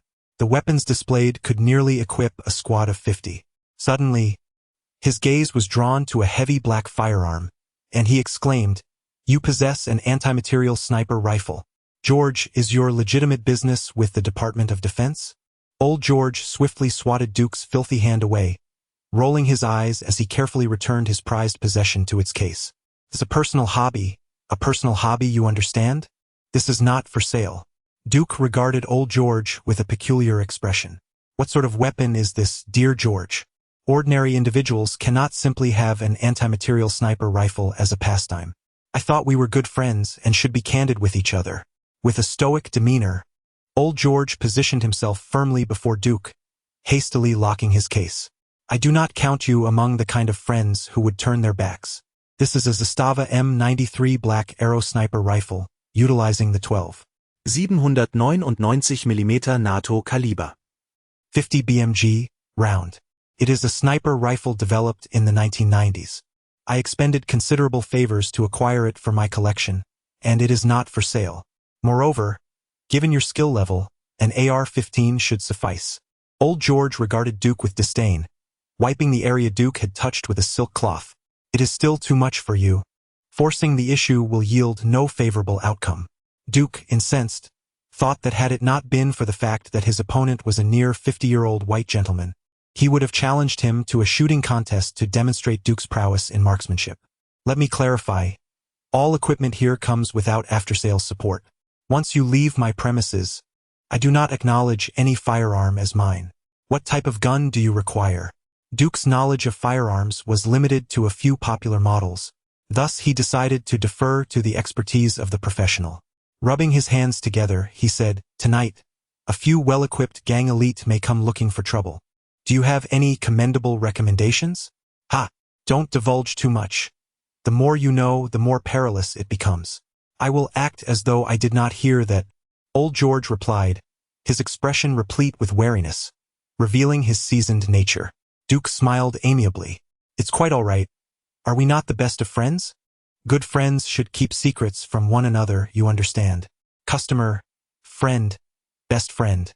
Are you upgrading so rapidly? Consider my feelings, you scoundrel." Old George's forehead pulsed with veins as he contemplated revealing a fragment of his connections, lest he fall prey to this insufferable rogue. Taking a deep breath, he retorted with ferocity, "Do not threaten me. The firearms here are exclusively supplied to the Continental Hotel. If it comes to it, we shall both perish together." "The Continental Hotel? So, you, an elderly shooting range operator, possess such an arsenal because you are the gunsmith for the Continental Hotel. That explains everything. It is settled then. You shall be my supplier of equipment henceforth." Duke blinked, his expression one of misunderstanding. "No wonder your skills are so exceptional. I must heed the advice of a professional." Old George found it difficult to grasp the intentions of the man before him, whose expressions shifted as rapidly as pages in a book. He decided to continue with the previous topic. "Given that you are facing a well-equipped team, you certainly require a rifle and a sidearm. I recommend the AR-15 rifle, featuring an 11.5-inch barrel and an ion-coated bolt. Additionally, I shall include a 1:6 power variable scope from Jikin and a TLR-8 laser sight. The AR-15 remains an everlasting classic." As Old George spoke, his enthusiasm grew. As for the handgun, the Walther P99, chambered for the 9mm parabellum cartridge, stands out with its rifled barrel, allowing for a suppressor attachment, an essential weapon for home defense, travel, and clandestine operations. Observing Old George's fervent sales pitch, Duke hesitated, momentarily reminded of the enthusiastic saleswoman from his past life, nearly swayed by his words. Yet, a lingering question surfaced. "How much?" Old George, regaining his composure, gestured with a hand. "All the firearms I offer are unavailable on the market and have been meticulously modified. The AR-15 rifle is priced at $4,000, while the handgun is $1,000, both accompanied by 3 magazines and 300 rounds. Duke's brow furrowed at the thought of spending $5,000. It was indeed exorbitant. Although he could afford it, it would leave him unable to pamper the ladies for at least a month. The choice was daunting. After a second of hesitation, he resolved that his life took precedence. "I hope the ladies won't miss me for $000 and throw in a tactical dagger and a bulletproof vest." He was determined to make the purchase but insisted on bargaining. Not a cent less. Seizing the opportunity to counter the scoundrel, Old George held firm on the price. The two engaged in a battle of wits, their words sharp and fervent, until they finally reached an agreement. $4,700 for the rifle, handgun, dagger, bulletproof vest, and helmet. Duke smacked his lips, feeling unsatisfied. Had he not been preoccupied with dealing with the Russian mob that evening, he would have pressed Old George for an additional $500 off. He shrugged. "How shall I pay? I haven't brought cash. Surely you don't expect me to use a card. I have no desire to deal with the IRS." Old George, parched from the exchange yet elated to have closed the deal, waved his hand dismissively. "No need for that. Simply head to the shooting range and get a membership card. The payment goes through the Range S account. This is a legitimate transaction. Duke remarked, "Good heavens, you truly are a genius. If only the barbershop in my previous life had someone like you promoting memberships, they wouldn't have had to shut down within half a month." Chapter 11. A show of hands? Who is in favor? Who opposes? In the quiet suburban expanse of New York, the streetlights cast a dim glow, illuminating a solitary house now enveloped in darkness. In the stillness of the night, Duke, with eyes slightly squinted, discerned the distant rumble of engines. 3 black sedans, having extinguished their lights, came to an abrupt halt at his doorstep. A cadre of masked figures swiftly disembarked, forming a precise triangular assault formation under the command of their leader. Before the assailants could breach the modest dwelling, Duke crouched on the balcony, raising his silenced AR-15 rifle, narrowing his gaze to target the leader's chest. Bang! The shot struck an innocent bystander among the black-clad men. Cursing his lack of skill, Duke lamented the misfortune of the fallen comrade for a fleeting moment before unleashing a rapid barrage, emptying his magazine without a glance, forcing the adversaries into cover. He then rolled back behind the wall. Bang! Bang! Bang! Bang! The air was suddenly filled with a furious hail of gunfire, shattering the space Duke had just occupied. Swiftly, he switched to his silenced Walther P99 pistol. The assailants divided their fire, half suppressing him while the other half surged into the house, alternating cover as they ascended floor by floor in search of him. Duke leaped from the balcony, employing his skill shadow step. Despite his nearly 200-pound load of gear, he landed soundlessly on the ground below. The house's power had long been severed, leaving only the faint light from the street lamps outside, while inside, the violent sounds of door kicks echoed ominously. Drawing the tactical knife he had acquired that day, he became like a specter, slipping silently into the interior. With a swift motion, he plunged the blade into the nape of a lagging black-clad figure, who crumpled to the ground. Duke quickly caught the body, striving to minimize any noise as he dragged it into the corner beneath the staircase. 1, 2, 3. Like a game of hide-and-seek, Duke remained hidden in the shadows, striking with lethal precision at any lone adversary that crossed his path. Eventually, he spotted the leader emerging from the bedroom. Just as Duke readied for a stealthy assault, the leader seemed to sense the impending danger, pivoting to meet Duke's gaze. Quick to react, the leader brandished his rifle, realizing he lacked the opportunity to fire. He lunged forward to counter Duke's knife, reaching for the handgun strapped to his thigh. A true master, Duke's heart skipped a beat as his hands remained in motion. Instead of attempting to draw his pistol, he swiftly seized the hand of his adversary, attempting to pull out his own weapon. With a firm grip and a twist, the foe did not have time to disengage the safety, and the handgun fell from his grasp. Duke exerted force, propelling himself forward, and suddenly pinned the leader of the assailants against the wall, delivering his first wall slam of the day. With his left hand gripping the adversary's wrist, his bent fingers applied pressure akin to steel. In an instant, a sharp crack resonated as the assailant's wrist contorted into an unnatural shape. A cry of agony escaped the leader's lips, and he began to shout frantically in Russian, struggling violently. The sounds of approaching footsteps echoed from various corners of the room. Duke's gaze remained cold and indifferent. He did not retreat into the shadows despite the imminent arrival of additional assailants. Instead, he tightened his grip on the wrist, causing excruciating pain that rendered the leader incapable of even a scream, his body convulsing as if electrified. Duke relinquished his dagger, forming a fist that he drove forcefully into the leader's throat. Beneath the contoured knuckles, a coin-sized mass was crushed inward, producing a dull thud, and the body before him suddenly fell silent, sliding down the wall like a limp noodle. The footsteps grew louder, leaving Duke no time to dispose of the corpse. He swiftly retreated into the shadows, concealing himself by the staircase. Observing the remaining 5 black-clad figures forming a circle, vigilant and attempting to ascertain the fate of their leader, Duke had a sudden inspiration.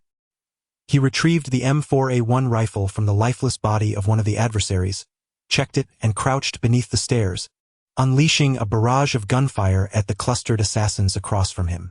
True to his method, he forsook aiming and squeezed the trigger until the magazine was empty. Bang! Bang! Bang! Bang! As the magazine was depleted, Duke barely had time to shift his position when a relentless volley of gunfire erupted from the opposing side, bullets ricocheting off the stairs beside him, sending plumes of dust into the air. It was evident that his initial assault had not eradicated all of them. The remaining assailants scattered to evade the onslaught, leaving behind 2 bodies on the ground. The remaining adversaries continued to fire at Duke's location. At last, a pained grunt was heard, followed by the sound of a body collapsing on the stairs. The black-clad figures cautiously maintained their fire until the sounds of bullets striking flesh ceased, at which point only 3 of them remained alive. One ventured forward to inspect, while the other 2 assumed a defensive stance. The inspecting assailant, upon seeing a corpse at the base of the stairs lying face down and riddled with bullet wounds, heaved a sigh of relief. The target has been neutralized. The target has been neutralized. Prepare to tend to the wounded. Finally, the target was dead, and the others relaxed. After a night of conflict, only 3 of them remained. Continuing the fight would likely exhaust their ammunition. The other 2 turned to clear the battlefield, while the inspecting assailant approached to photograph the target, intending to upload the evidence of mission completion. Suddenly, as he turned the body over to reveal its face, an uncontrollable expression of terror emerged. The visage was wrong. It belonged to a missing comrade. The target was still alive. In truth, Duke was not struck. Prior to the barrage, he had propped up 2 lifeless bodies. As soon as he expended his ammunition, he promptly discarded 1 corpse to divert enemy fire, while he himself concealed behind it in the shadows. There was no disrespect shown towards the fallen brethren in black. Officer Duke had always been educated in the principles of fairness, democracy, and camaraderie. Before utilizing the bodies of his fallen comrades as shields, he had conferred with them. Just moments ago, he had held a vote with the 2 deceased comrades on who would serve as the distraction, but neither raised their hands. The emergency Democratic Assembly convened by Officer Duke ultimately passed with a vote of 1-0. Before he could even utter a warning, a pair of large hands seized the neck of one of the black-clad individuals from the shadows behind. With a crack, Duke gently lowered the body of the fallen man and swiftly drew 2 handguns, aiming at the 2 black-clad figures less than a meter away from him. Bang! Bang! Bang! Bang! The bullets struck their backs, blood splattering. The lethality of close-range handgun fire was undeniably formidable. Without allowing time for a reaction, Duke immediately adjusted his aim to target their heads, expending the remaining rounds. This time, he did not falter. To be candid, a distance of 1 meter made failure improbable. Both men fell lifelessly, their crimson and ivory fluids pooling upon the ground, rendered motionless in silence. It was over. Turning around, Duke exhaled softly, a look of wistfulness crossing his features as he patted the body of his recently fallen comrade, who had been turned into a sieve. If we are this ruthless to our own, my friend, consider joining me in the next life. Chapter 12. Having reached the 12th chapter without extending warmth to the young lady, Duke, after vanquishing the assassins clad in black, began to meticulously search their bodies with his firearm. This was not only to prevent any from feigning death but also to recoup his losses. Even if he was not accustomed to these weapons, selling them to old George would still be advantageous. After an arduous endeavor, he finally gathered the spoils, and the living room lay strewn with the lifeless forms of the black-clad assassins. As he contemplated how to dispose of the bodies, he sank into the sofa, only to be interrupted by the tardy notification from the system, which manifested as a translucent panel before him. Host: Duke. Body: robust Homo sapiens. Energy: unremarkable adult muggle. Skills: shadow step, basic firearm proficiency. Congratulations, host, on completing the silver task, welcoming hospitality. Total task value: 800 points. Host contribution rate: 100. Points earned: 800. Host has accumulated 1,600 points. Shall we commence the lottery segment? Ignoring the system's lackluster naming capability, Duke had previously decided to save up for 10 consecutive draws, and now his points had soared past 1,000. He stroked his chin, pondering. With 1,600 points, a silver-level draw of 1,000 might not suffice. Perhaps he should attempt a 10-fold draw from the black iron tier. Suddenly, his phone, freshly powered on, erupted with an urgent ringtone from his pocket, interrupting his train of thought. Extracting the device, he glanced at the caller ID. Raising an eyebrow, he answered without uttering a word, and on the other end, old Hachi's slightly weary, hoarse voice reached him. "Are you all right? Tonight, 3 guests from Russia have arrived at my home. The situation I mentioned earlier has escalated. Be cautious. Damn. It appears I have attracted the majority of the firepower." Duke realized that Julian had commenced his retaliation against both Hachi and himself. He sighed. "It's already too late. Tonight, my place is far more lively than yours. At least 10 enthusiastic Russian guests have graced my home this evening." Old Hachi. Both were inextricably linked, and Duke understood that this situation had encroached upon Hachi's ultimate boundary concerning family. After all, Hachi had forsaken everything for the sake of his loved ones, embracing a life of simplicity. Now, someone dared to provoke his vulnerabilities. This matter would not simply fade away. Duke tentatively inquired, "Hachi, what are your thoughts?" Hachi's voice remained somber, yet it was evident he was suppressing his fury. "They've intruded upon my home, disrupted my family's dinner, shattered my furniture, and ruined my life. Though I consider myself a good man, I believe that all matters should be reciprocated." Duke arched an eyebrow, quite reasonable. "I have heard that Julian manages the fund of the Russian mafia. If, by any misfortune, his fund were to catch fire, it would indeed create an equitable situation. I have a plan. Fine, my place is already unsafe.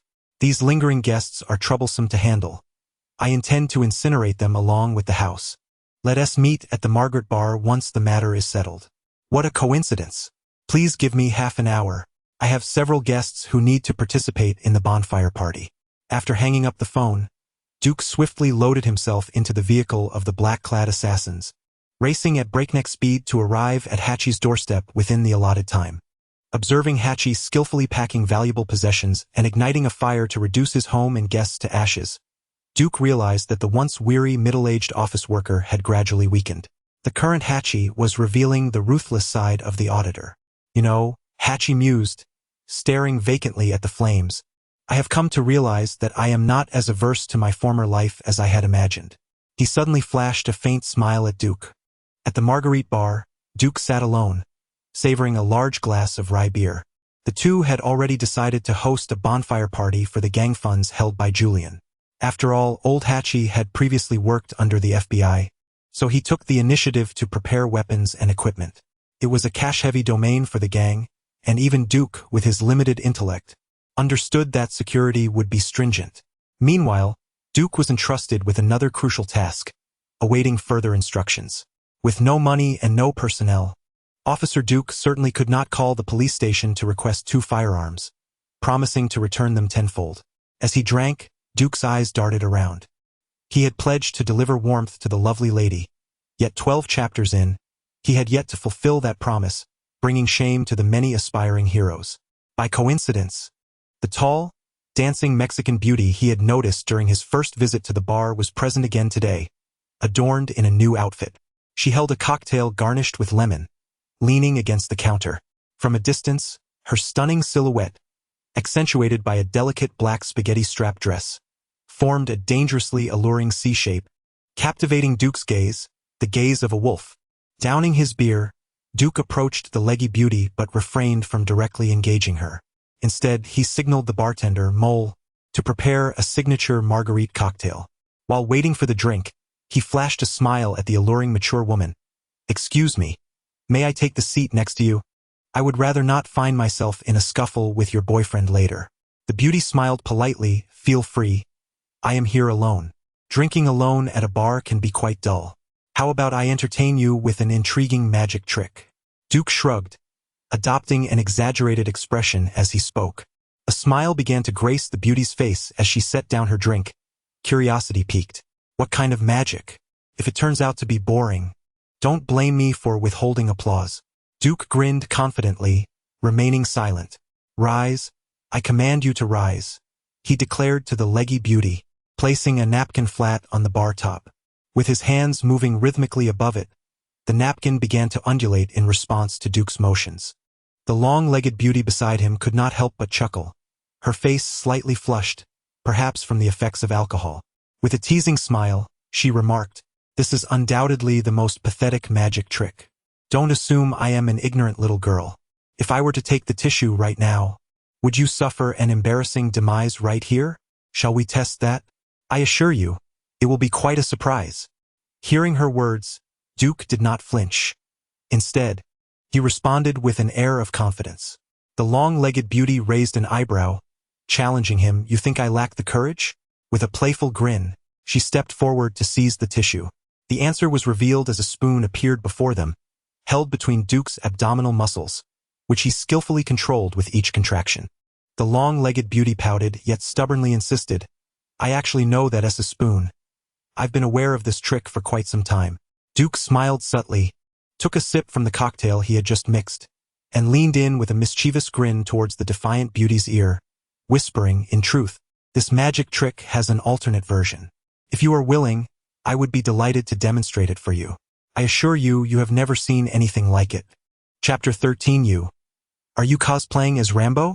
The warm sunlight filtered through the leaves outside, illuminating the double suite on the 6th floor of the Intercontinental Hotel in New York.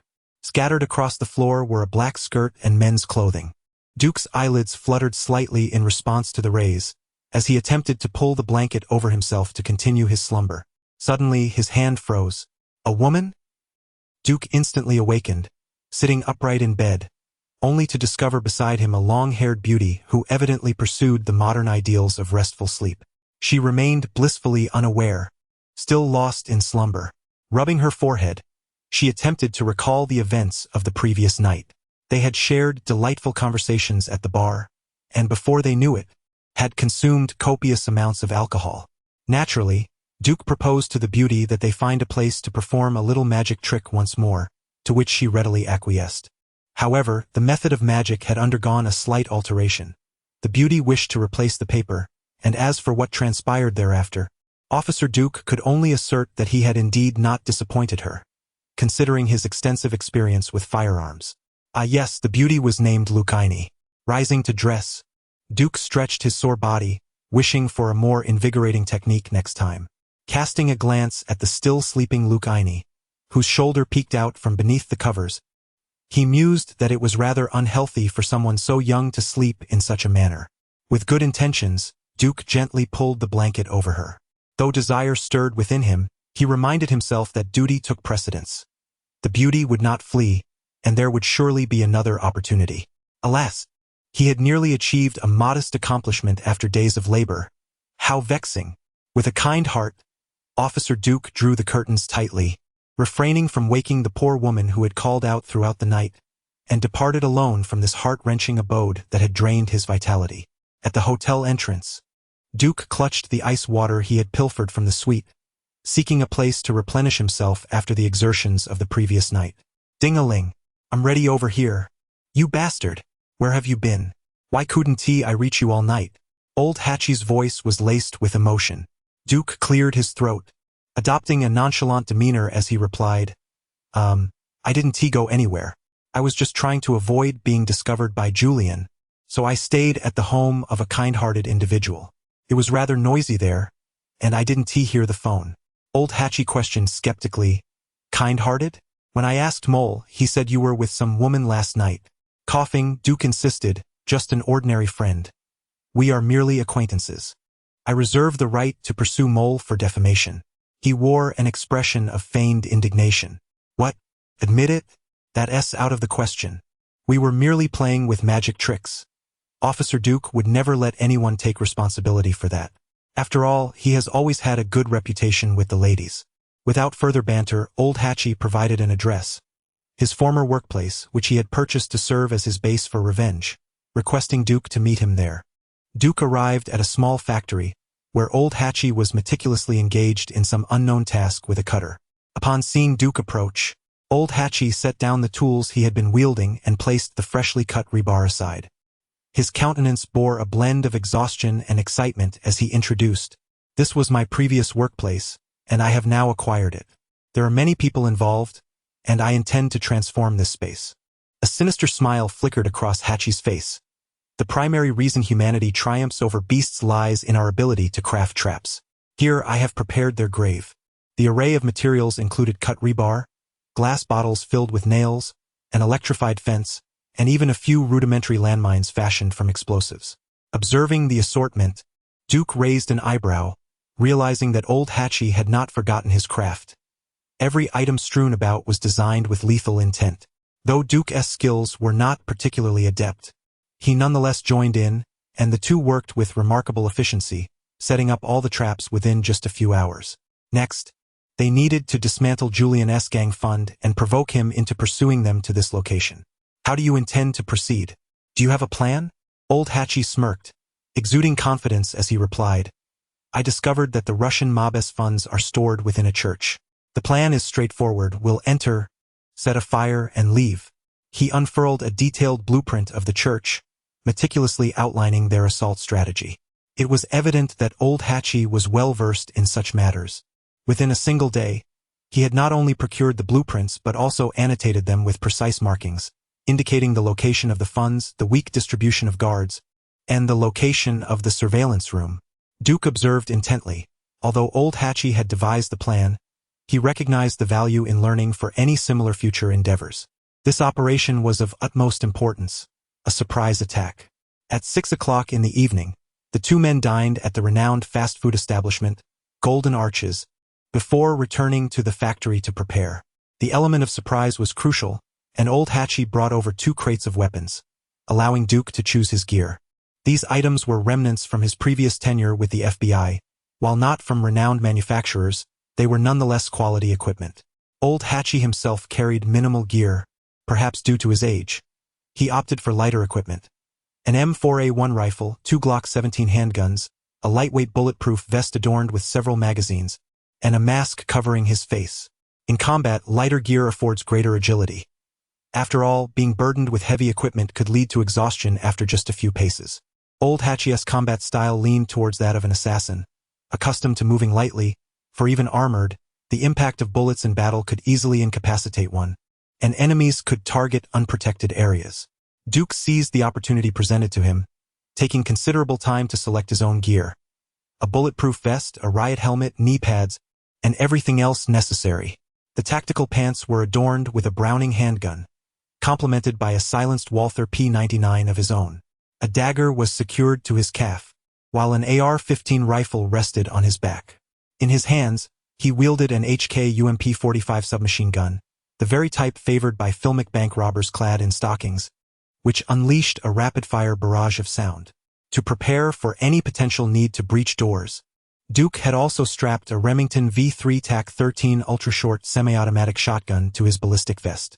Across his chest lay a collection of rare grenades, a coveted item that is notoriously difficult to acquire.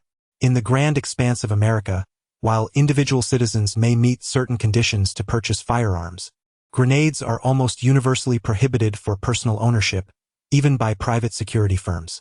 It was a mystery how Old Hatchie had managed to procure such munitions. Observing Duke as he continued to affix magazines to his gear, Old Hatchie was left speechless. Are you preparing to confront terrorists in Iraq? Is this a homage to Rambo? He stammered, swallowing hard. We are merely engaging with gangsters, not staging a sequel to First Blood. This is rather excessive. Duke leapt on the spot, feeling that his ensemble was quite fitting, albeit missing a few items.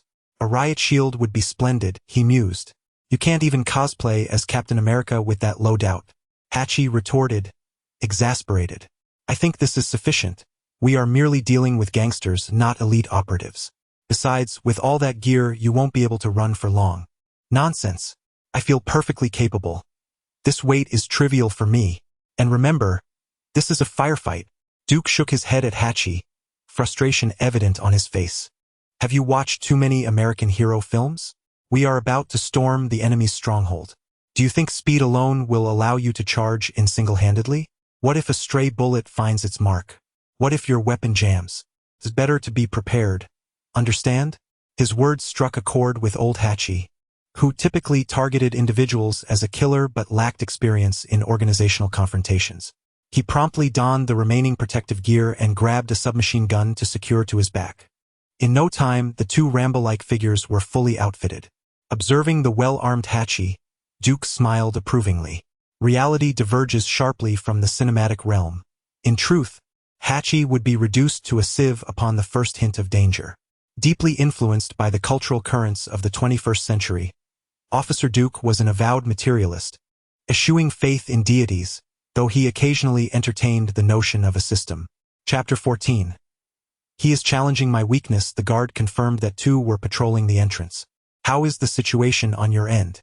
Duke pressed the earpiece nestled within his ear.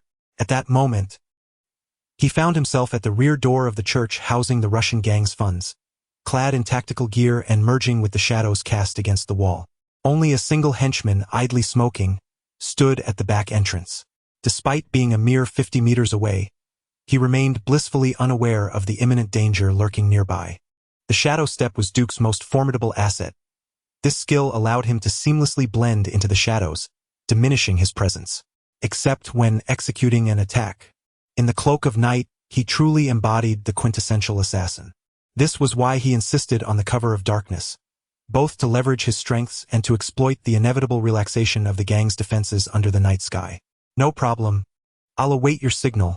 Duke squinted, disengaging the safety on his Browning handgun. Be cautious. Once you open fire, most of the attention will be drawn towards you. Try not to advance too far ahead. I will regroup with you as soon as my task is complete. The plan was straightforward. Create a diversion. Old Hachi would draw fire from the front while Duke would carry out a silent assault through the rear. To this end, Duke had procured a silenced Walther P99 from Old George, and by now, he had grown accustomed to its handling. Understood. Old Hachi responded tersely, rechecking his gear before slowly driving past the front of the church.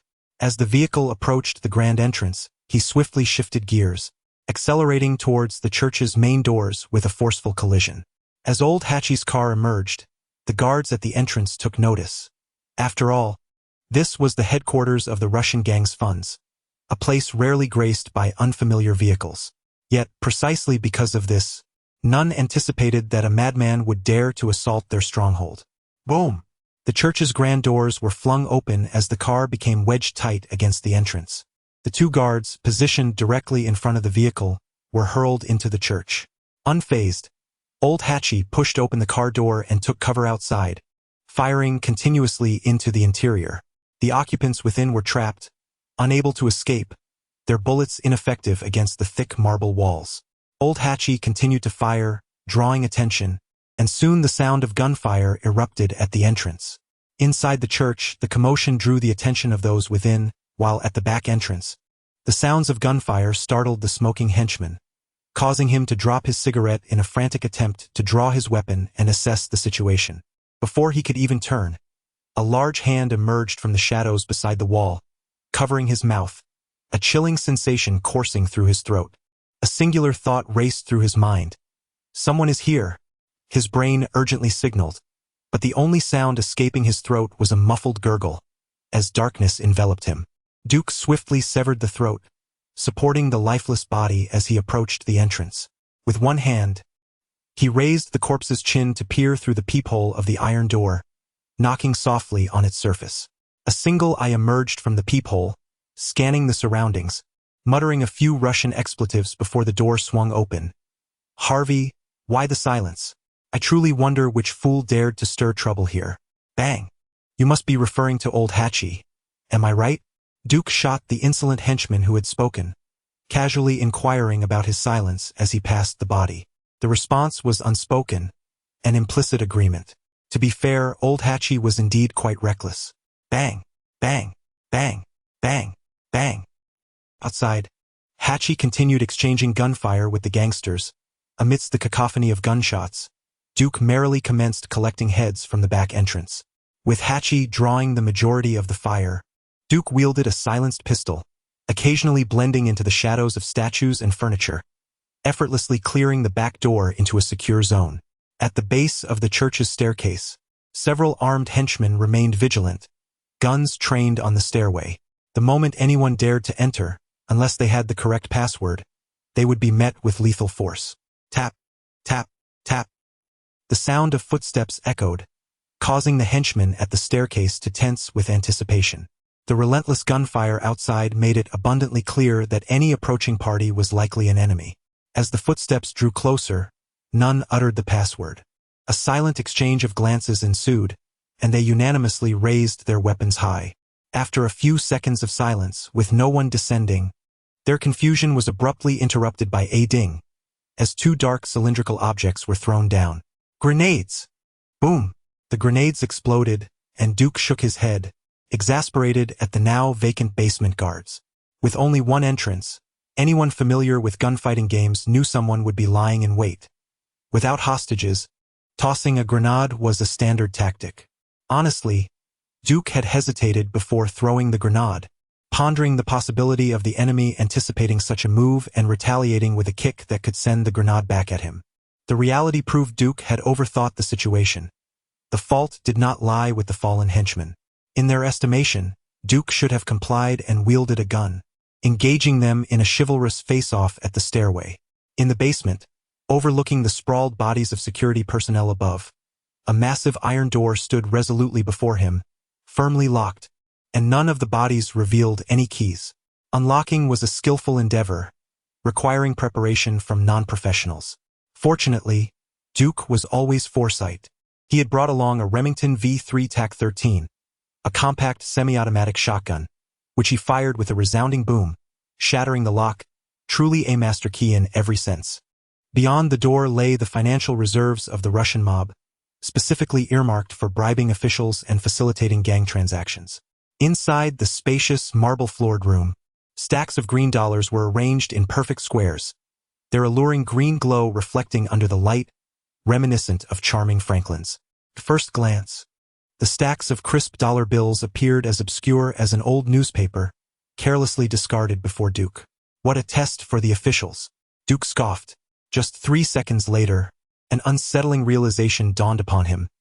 Damn it, he is truly challenging my vulnerabilities. With a grim expression, Duke picked up a bundle of pristine bills, lamenting the malevolent gangsters. Although cash was notoriously difficult to spend, Officer Duke, the penny pincher, had never shunned the prospect of earning. After all, what capitalist would disdain money simply for its lack of liquidity? Alas, the system's task demanded the destruction of funds. Cash, though precious, paled in comparison to the task's higher stakes. Damn, it seems that engaging with the underworld yields far greater rewards than policing, he mused. Next time I'm short on funds, I'll seek them out. Reluctantly, Duke set aside his newfound Franklin companions, preparing to retrieve the incendiary device he had readied at his waist. A casual glance around the room, filled to the brim with dollar bills, revealed a corner stacked with numerous large suitcases. Excitement surged within him as his lips nearly curled back to his ears. What treasures lay within? Gold? Jewels? Oh, the thought of gold, impervious to flames, made him wonder if today would be a fortuitous day for Officer Duke of America. Eagerly, he approached and unzipped a suitcase, only to be met with a disheartening sight. Bags of white laundry powder. His anticipation plummeted, akin to a pirate ship in a park suddenly losing power, crashing back down after a fleeting ascent. Duke's expression turned blank as he dragged all the suitcases to the center of the cache. Swiftly, he pivoted and departed, tossing 3 incendiary devices behind him. A true man never looks back at the explosion. Emerging from the basement, the fierce blaze illuminated the contours of Officer Duke's profile, and in the shadows, a solitary teardrop glistened as it silently slipped from his eye. On this day, Officer Duke hosted the most extravagant bonfire party of his life. He was genuinely elated. Chapter 15. The church aflame. A nun falls for me. The gunfire at the entrance of the church continued unabated. However, reality is far removed from the realm of cinema. Gradually, the gunfire within the church began to overshadow that from outside. After all, it is indeed challenging for 2 fists to contend with 4 hands, and furthermore, Old Hatchie had but a scant supply of ammunition remaining. The assailants, unaware of the fire at the rear, commenced their counterattack within the church. Utilizing suppressive fire, they advanced in a coordinated manner, swiftly approaching the church's grand entrance. Old Hatchie leaned against the wall, the gunfire drawing ever closer behind him, yet he remained unperturbed. This was but a trifling affair compared to his past experiences. Although these assailants were relatively well-trained, they were not in the same league as him. Casually attuned to the cadence of the gunfire, Old Hatchie flicked his arm, sending a bullet flying from behind the wall, striking one of the assassins who was in the midst of reloading. The resounding crack was followed by a scream, causing the advancing gunmen to momentarily halt and seek cover. It was evident that, despite their military training, these gunmen were more adept at face-to-face confrontations fueled by adrenaline or at targeting unarmed civilians. Faced with a professional like Old Hatchie, they faltered. The gunmen were thrown into disarray, lacking experience in such a situation. Imagine, if you will, a couple enjoying a delightful evening out of town, indulging in hot pot and singing, only to be suddenly ambushed by bandits. Ahem. Disregard that. Consider instead, everyone comfortably ensconced in their stronghold. Who could have anticipated that someone would dare to challenge them? The suddenness left them all stunned. No one dared to suggest a retreat, fearing retribution within the gang. The rules were strict. While one might escape momentarily, the relentless pursuit of the gang would inevitably follow. In the Russian mafia, those truly capable often accompany the leaders, either executing missions or ensuring their safety. The majority present here constituted the mafia's second tier, possessing lesser skills across the board. After a brief exchange of blame among themselves, they reached an impasse. Ultimately, a junior leader, recognizing the dire situation, suggested that perhaps they ought to seek assistance from their boss. The group collectively exclaimed, "Genius! What a brilliant idea!" They promptly retreated behind the church's pews, while the junior leader found a position towards the back, signaling his subordinates to huddle together. Sighing in relief, he began to retrieve his phone to alert someone, strike that, to call for parental guidance. "Boss, we are under attack." "Yes. I'm not crazy. Many of our brothers have already fallen. Right here in the church." "In the church? What? A few people on the other side." "On the other side." There was no time to respond. At that moment, a dark object rolled ominously across the clattering floor, landing at their feet. The junior leader took one glance and froze. A grenade! Oh no! This was all that remained of the junior leader and his close subordinates' final words. Huddled together, they failed to utilize even a fraction of the grenade's explosive power. Several were instantly obliterated, sent forth as nameless fodder to meet their maker. On the other side, Julian found himself in a bar when a sudden explosion startled the other gunmen, scattering them in a frantic search for safety, rolling and crawling as they scanned for the source of the grenade. A cacophony of footsteps approached from behind the church, and before anyone could emerge, 2 grenades swiftly spun along the ground, clattering ominously. Boom! The 2 explosions sent the gunmen into a state of panic, firing wildly into the dust that lingered in the air. Within moments, their magazines were emptied, and the group gradually regained their composure, preparing to reload. Duke, armed with an HK UMP-45 submachine gun, strode forward, opening fire on the gunmen who were frantically reloading. True to form, he pulled the trigger without aiming, continuing until his magazine was devoid of bullets. The sound of gunfire echoed through the air, rat-a-tat-tat-tat-tat. Having emptied his weapon, the seasoned Old Hatchie at the door gestured to Duke, who had switched to an AR-15 rifle, and together they began to replenish their ammunition. Before long, the interior of the church fell into silence, with only the bullet holes in the walls bearing witness to the sudden gunfight. "Is it over? We need to prepare to relocate. Julian must be on his way." Hatchie, his eyes aflame, remarked, the gunfire seemingly awakening his dormant killer instincts, his voice unexpectedly carrying a different kind of hoarse timbre. Duke checked his ammunition and shrugged. "No problem. I just tossed a few incendiary grenades in the basement. By the time Julian arrives, all that will remain here is ash." Hatchie, having nearly depleted his ammunition, retrieved spare magazines from the trunk of the car, simultaneously lifting 2 white plastic gasoline containers. In a raspy voice, he declared, "I believe this fire isn't large enough. Tonight should feature a grander bonfire celebration." Observing Hatchie skillfully dousing the area with gasoline, Duke stood by, reflecting, "Ah, it appears you possess quite the experience in arson. Why are you just standing there? Get over here and help." "I'm coming." Duke hurriedly grabbed a container of gasoline to assist, contemplating how to utilize their limited fuel to ignite the entire church while ensuring their own safety. A true art form. Once the gasoline was poured, the 2 clapped their hands and retreated to their vehicle at the church's entrance. Hachi forcefully hurled their last incendiary grenade, which began to spin and, upon touching the ground, unleashed a torrent of flames. Whoosh! The flames, voracious like a mythical serpent, rapidly consumed everything in their path, continuously growing in intensity, the inferno entwining the church like a colossal torch ablaze in the distance. Next time I shouldn't do this. Setting fire to a church might make the nuns fall in love with me. Duke quipped to himself, his humor a solitary solace. What? I said we should consider how to lure Julian to the factory next. In the car, Hachi cast a glance at the immense bonfire, saying nothing as he coldly started the engine, preparing to depart. Bang! Duke was on the verge of posing a question when, all of a sudden, his heart began to race, instinctively sensing imminent danger from behind. Without a moment's hesitation, he swiftly toppled sideways in his wheelchair. A gunshot rang out, the bullet narrowly missing the spot where Duke had just been seated. Following the initial report, a cacophony of gunfire erupted. Bang! Bang! Bang! Bang! There was no need for him to search for Julian. At the very moment the shots were fired, a multitude of vehicles could be heard approaching the church with great haste. Reinforcements had arrived. Chapter 16 Duke. Initial D. A slender crescent moon hung in the pitch-black night sky, its silvery light obscured by the dense foliage of the trees lining the roadside. Suddenly, a cacophony of gunfire erupted, drawing closer with each passing moment. Duke gripped the steering wheel with both hands, exhilaration coursing through him as he piloted the vintage Challenger, an antiquated relic from 1972, pilfered from a neighbor.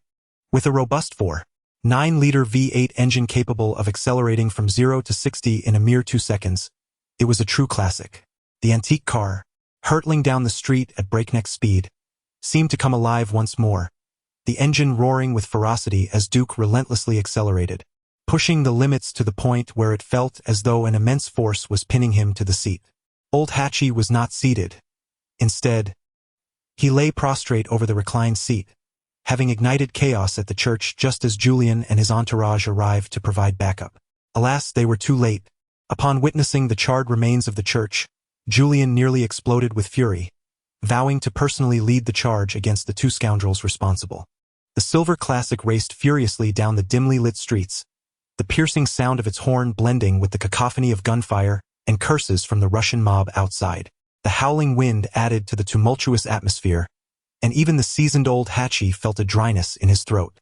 God, could you ease up a bit? It's so dark that I can barely see what's ahead.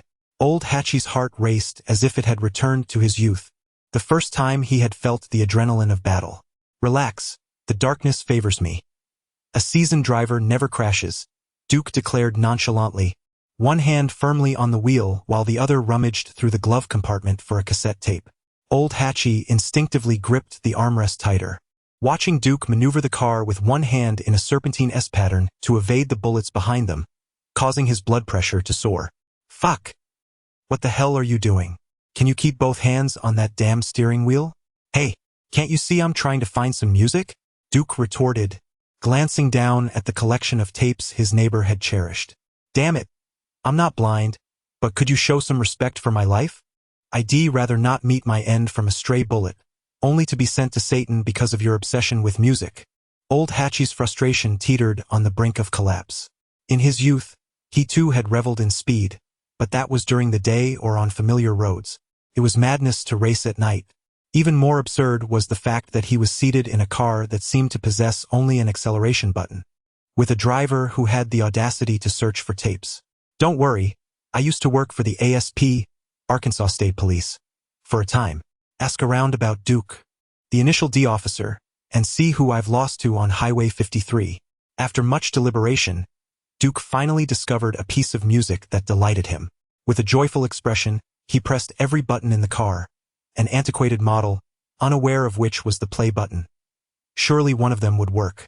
Old Hachi, filled with regret, lamented that had he known Duke's driving skills were limited to merely accelerating, he would have driven himself. He never anticipated that this self-proclaimed veteran driver would be such a thrill to ride with.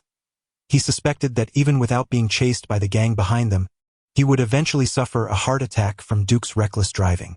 Ignoring Hachi's distressed demeanor, Duke continued his chaotic button pressing, and after a few moments, the thunderous sounds of heavy metal rock erupted within the vehicle. The exhilarating rhythm filled the air as Duke erupted with laughter, exclaiming, "Yes, this is it. Let us rock," abusing every one of them and running wild. "'Cause I'm back. Yes, I'm back. Well, I'm back. Yes, I'm back. I'm back in black." With his hands gripping the steering wheel, Duke swayed his body in time with the beat, completely oblivious to the bullets whizzing past them. He firmly believed that driving without music lacked soul. Old Hatchie, with a dazed expression, watched as the maniac beside him executed a near-airborne drift around a corner before abruptly flooring the gas pedal, accelerating in a manner that defied all logic. Whatever. I'm already in this, it's late at night. No, rather, since I chose this path, I will persevere. Hatchie decided to ignore the twitching figure beside him, and in a bid to release his pent-up frustration, he raised his gun and fired through the rear window at the relentless black SUV pursuing them. The bullets struck the front right tire of the leading vehicle, causing it to veer off the road amidst the deafening screech of the tire. Julian and the others began to return fire. The previously subdued gunfire intensified once again. Thanks to Duke's serpentine maneuvers, although bullets shattered the car's windows, they failed to hit the tires, allowing them to continue their escape unscathed. In this vehicular chase, the proximity of the vehicles increased the danger, especially as both sides approached comparable speeds, essentially facing each other in a deadly exchange. Victory often hinged on a mere moment. Conversely, as the distance widened, aiming from a bouncing vehicle rendered even the finest marksman inaccurate. 9 out of 10 shots would miss their target. Thus, Duke's relentless acceleration was a strategic maneuver to avoid such peril, for as long as he ran fast enough, death would not catch him. Guided by the route etched in his memory, Duke masterfully navigated the car towards Old Hatchie's factory, as if the path through the darkness had already been marked with directional arrows. Old Hatchie, being well-versed in the art of survival, swiftly raised his firearm and began to shoot towards the rear, not with the intention of hitting the target, but rather to suppress the enemy's speed, thereby facilitating Duke's eventual descent from the vehicle and his safe return to the factory. Meanwhile, in the back seat, Julian fixed his wolf-like gaze upon that damned silver antique car ahead, his blood-red eyes radiating a fierce aura of vengeance.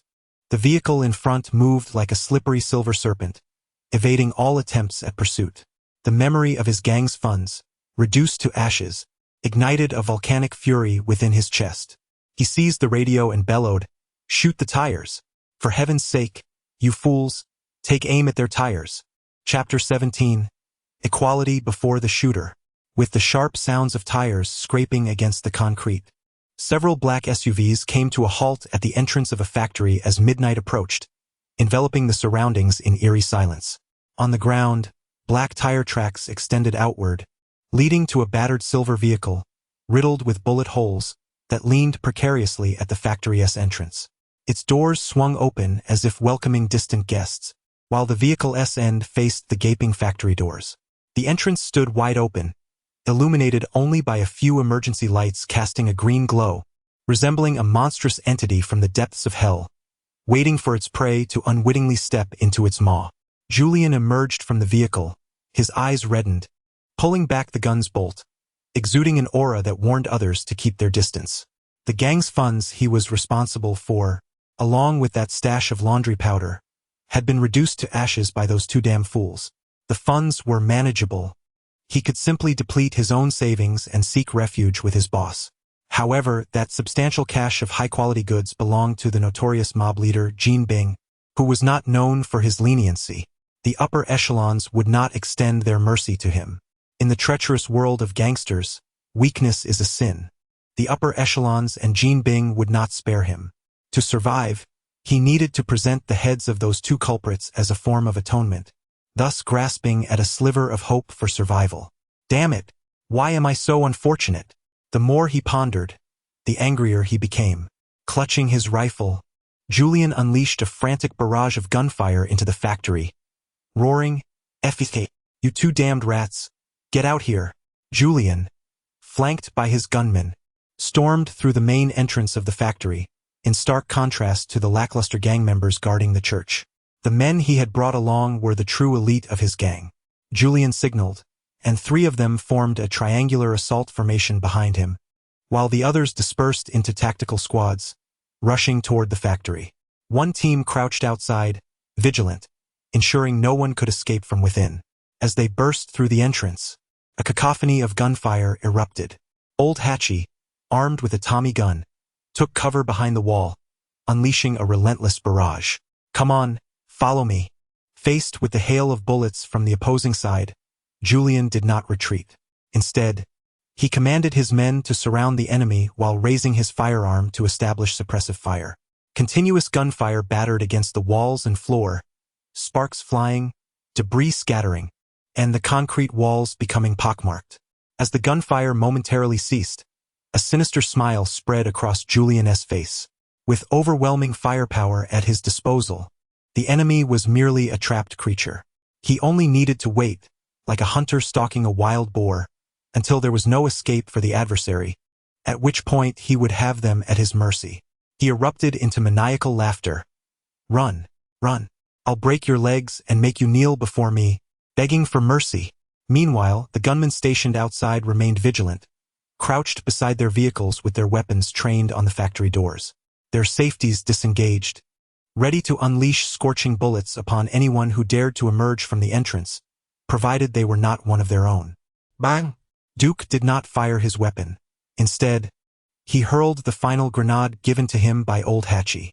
Although he lacked the certainty that he could swiftly eliminate the assailants with gunfire, ammunition was scarce, and the grenade would suffice.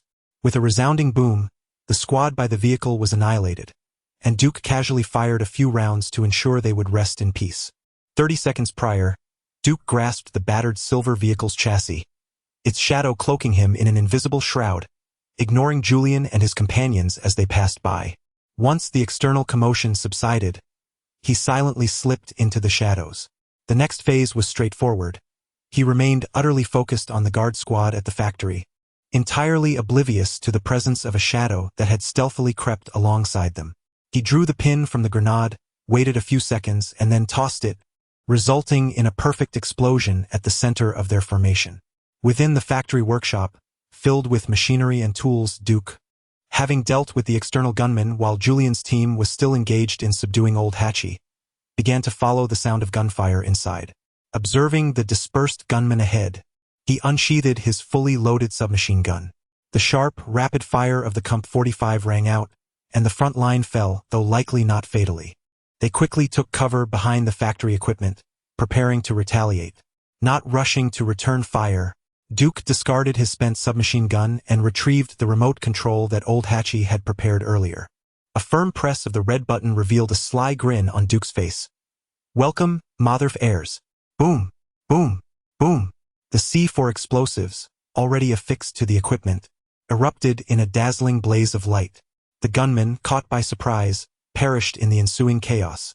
One could say they met their demise with considerable fervor.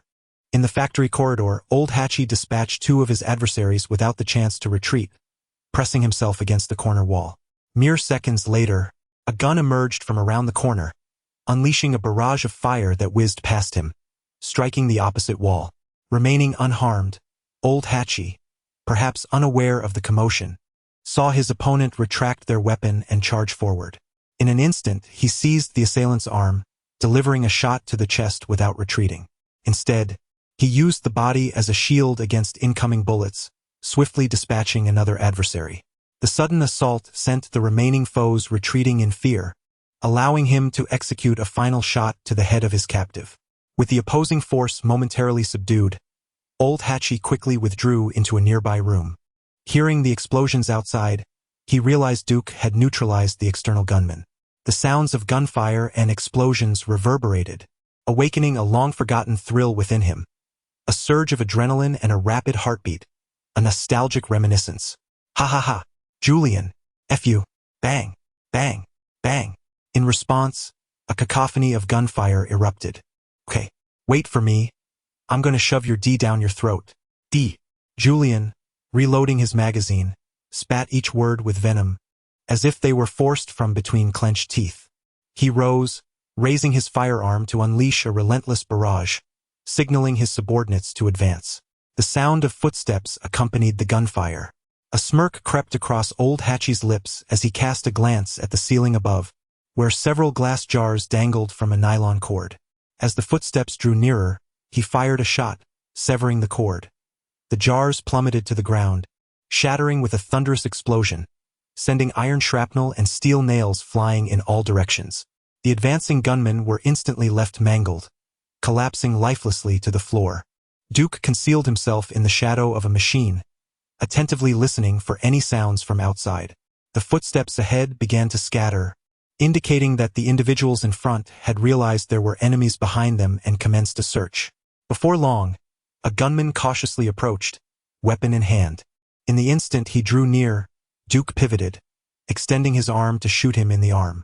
Although not fatal, the shot rendered the gunman incapable of holding onto his rifle. Duke followed up with 2 shots that struck the gunman in the chest. And before a cry of agony could escape his lips, another bullet found its mark, ending him with a final shot to the head. Bang! Bang! Bang! Bang! Bang! Bang!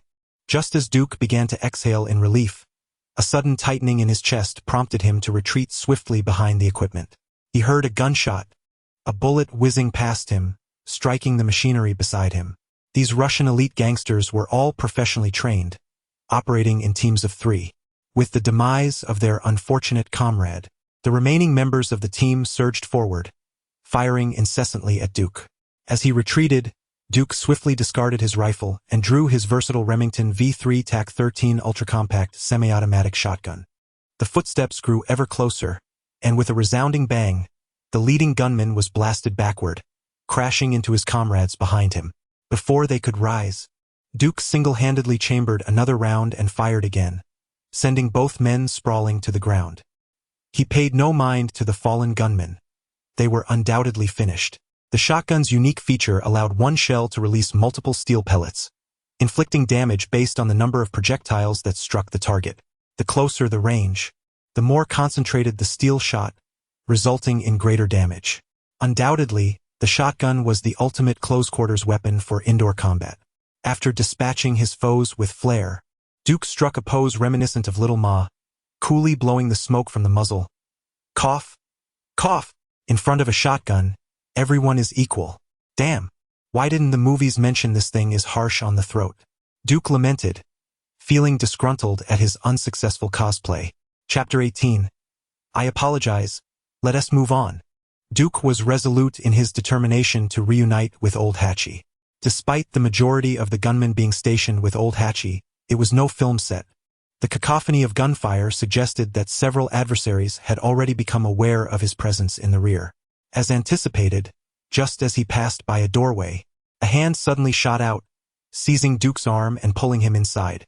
The AR rifle he carried was dislodged against the door frame, and in that instant, a robust Russian man lunged forward, attempting to dislocate Duke's joints to incapacitate him. Startled, Duke swiftly pivoted and delivered a powerful kick, sending the assailant staggering backward.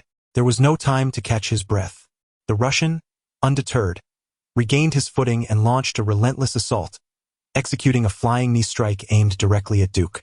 In a frantic response, Duke raised both arms to shield his face, but the impact forced him to retreat several paces. This was no ordinary thug. The moment he was pushed back, Duke discerned the truth. Despite his enhanced physique from the secondary serum, which granted him a slight edge in strength, he recognized his lack of combat experience compared to this seasoned brawler. The Russian was not the typical cinematic henchman who afforded the protagonist an opportunity. He pressed the attack without hesitation, unleashing a flurry of flying knees, jabs, and sweeping kicks with fluidity, akin to a well-rehearsed choreography. Recruited by Julian from the underground boxing circuit specifically for situations where firearms were impractical, this towering figure excelled in unarmed combat, notorious for having fatally defeated an opponent in the ring. Although Duke struggled to fend off the onslaught, he managed to counter with a swinging punch, only to have it effortlessly blocked by the Russian's arm. A predatory smile crept across the Russian's lips. Though he couldn't fathom the source of Duke's formidable strength, it was evident that his combat experience was lacking. Seizing the moment he had blocked Duke's punch, the Russian executed a side kick that struck Duke's thigh, eliciting a painful grunt as Duke nearly lost his balance. Without needing to glance, He knew his leg was already bruised and turning purple. Gritting his teeth, Duke opted for a bold approach. He surged forward, lowering his center of gravity and crashing his right shoulder into the Russian. Taking advantage of his strength, he destabilized his opponent, then leaped into the air, wrapping his legs around the Russian's waist as they both tumbled to the ground. With his feet clamped around the Russian's waist and his head positioned above him, the Russian let out a low growl, refusing to rise. Instead, he ensnared Duke's lower body with his legs and executed a sit-up, reversing their positions and pinning Duke beneath him. Muscles tensed, the Russian prepared to deliver a right hook, his face contorted into a sinister grin reminiscent of past opponents he had crushed in the arena. This time would be no different. Bang, bang, bang. Duke swiftly drew his Browning pistol from his thigh as he lay down, aiming directly at the large head that lunged towards him. With a trio of shots, he delivered a close-range execution, splattering blood across his face. Wiping the blood from his visage, Duke forcefully pried open the grip that restrained his leg. Reflecting on the recent peril, he patted his chest, still shaken. Damn, I almost became a victim of a male-on-male assault. Stealing a furtive glance around, he felt a wave of relief. Fortunately, no one had witnessed the incident. With that concern alleviated, Duke adjusted his gear and continued his approach toward the source of the gunfire. The factory comprised two large, symmetrical workshops, with a corridor between them. Inside the corridor, Julian, annoyed by the incessant gunfire, scoffed at the thought of a single individual still eluding capture. His rising irritation and fury resembled a kettle on the verge of boiling over. Taking a deep breath, he instructed his subordinate, "Retrieve a grenade and toss it into the room ahead. Obliterate those wretched scoundrels inside." His subordinate complied, but as he retrieved and raised the grenade, a bullet suddenly struck, exploding his head. Duke emerged from the corridor, catching Julian off guard. As the subordinate's body fell, the grenade slipped from his grasp. Julian, feeling the tension in his scalp, scrambled into the adjacent workshop. The grenade detonated outside with a resounding boom, but Julian merely shook his head. Aside from a slight ringing in his ears, the walls effectively shielded him from the explosion. Duke, having expended his ammunition, quickly retreated behind the wall, just as a barrage of bullets rained down upon the ground and corners, sending pebbles and cement dust flying. As the gunfire momentarily ceased, Duke prepared to dart out, only to hear footsteps approaching from behind. Without a moment's hesitation, he whipped out his shotgun and fired, sending one assailant flying. Immediately, he raised his AR-15 and fired at another gunman attempting to exploit the opportunity to rush him, but the bullets failed to find their mark. Before he could reload, another trio of assailants burst forth. Bang, bang, bang. It was Old Hatchie, who had circumnavigated the large workshop to arrive at the back door. Spotting Duke, he fired upon the emerging gunmen, suppressing their advance while gesturing for Duke to come over. Adhering to the wall, Duke did not retreat immediately, nor did he engage the gunmen. Instead, he sidestepped out and unleashed a flurry of bullets. Just as Old Hatchie appeared, the front line of gunmen pivoted to charge forward, ready to fire. After releasing a volley of shots, Duke and Old Hatchie expertly covered each other as they withdrew into the large workshop where Old Hatchie had taken position. Outside, gunfire erupted as Julian and his subordinates converged into the opposite workshop. Crouching behind the wall, Julian silently gestured for his men to pass him a magazine while loudly declaring, "I am well aware of your identities, Officer Duke and Mr. Mansell, a police officer and an obscure factory auditor. It seems I have underestimated your capabilities. You possess both audacity and remarkable combat skills. Mr. Julian, I believe we could engage in a candid discussion. I am indeed an auditor, having previously worked for an organization abbreviated to 3 letters. Do you think we might find a resolution to our minor grievances?" Old Hatchie, while inspecting the ammunition, weakly exclaimed. Upon hearing this, Julian's fury intensified. He had never encountered such unabashed audacity. He bellowed, "If it weren't for your reckless destruction of the gang's funds, we could have negotiated. But how dare you incinerate all the money?" "Do not be angry, Mr. Julian," Duke said, attentively listening to the commotion while examining his gear. "My emotions have gotten the better of me. I shouldn't have burned your money. I was too impulsive." Recognizing Duke's voice, Julian understood that this wretched scoundrel was responsible for the destruction of his funds. His teeth clenched, each word spewed forth with palpable hatred. Is your brain utterly deranged, Officer Duke? Your entire family shall pay for this. I shall slaughter you and your kin and mince your remains to feed the stray dogs on the street. Duke, unfazed by Julian's threats, for the dead cannot rise to voice their grievances, casually replied, Sorry, Mr. Julian, I suggest you consider retirement. After all, you must have some savings. Except for that pile of smoldering debris. How about opening a Hawaiian-style bar near the Caribbean islands? What do you think? Chapter 19. Indeed, ensuring safety measures is crucial. Julian had reached his breaking point, for the funds and laundry supplies had been incinerated, inflicting a staggering loss of nearly several tens of millions of dollars on the gang. Even if he chose to withdraw, it was undeniable that the upper echelons of the gang would pursue him relentlessly, whether on the Caribbean islands or even in paradise itself.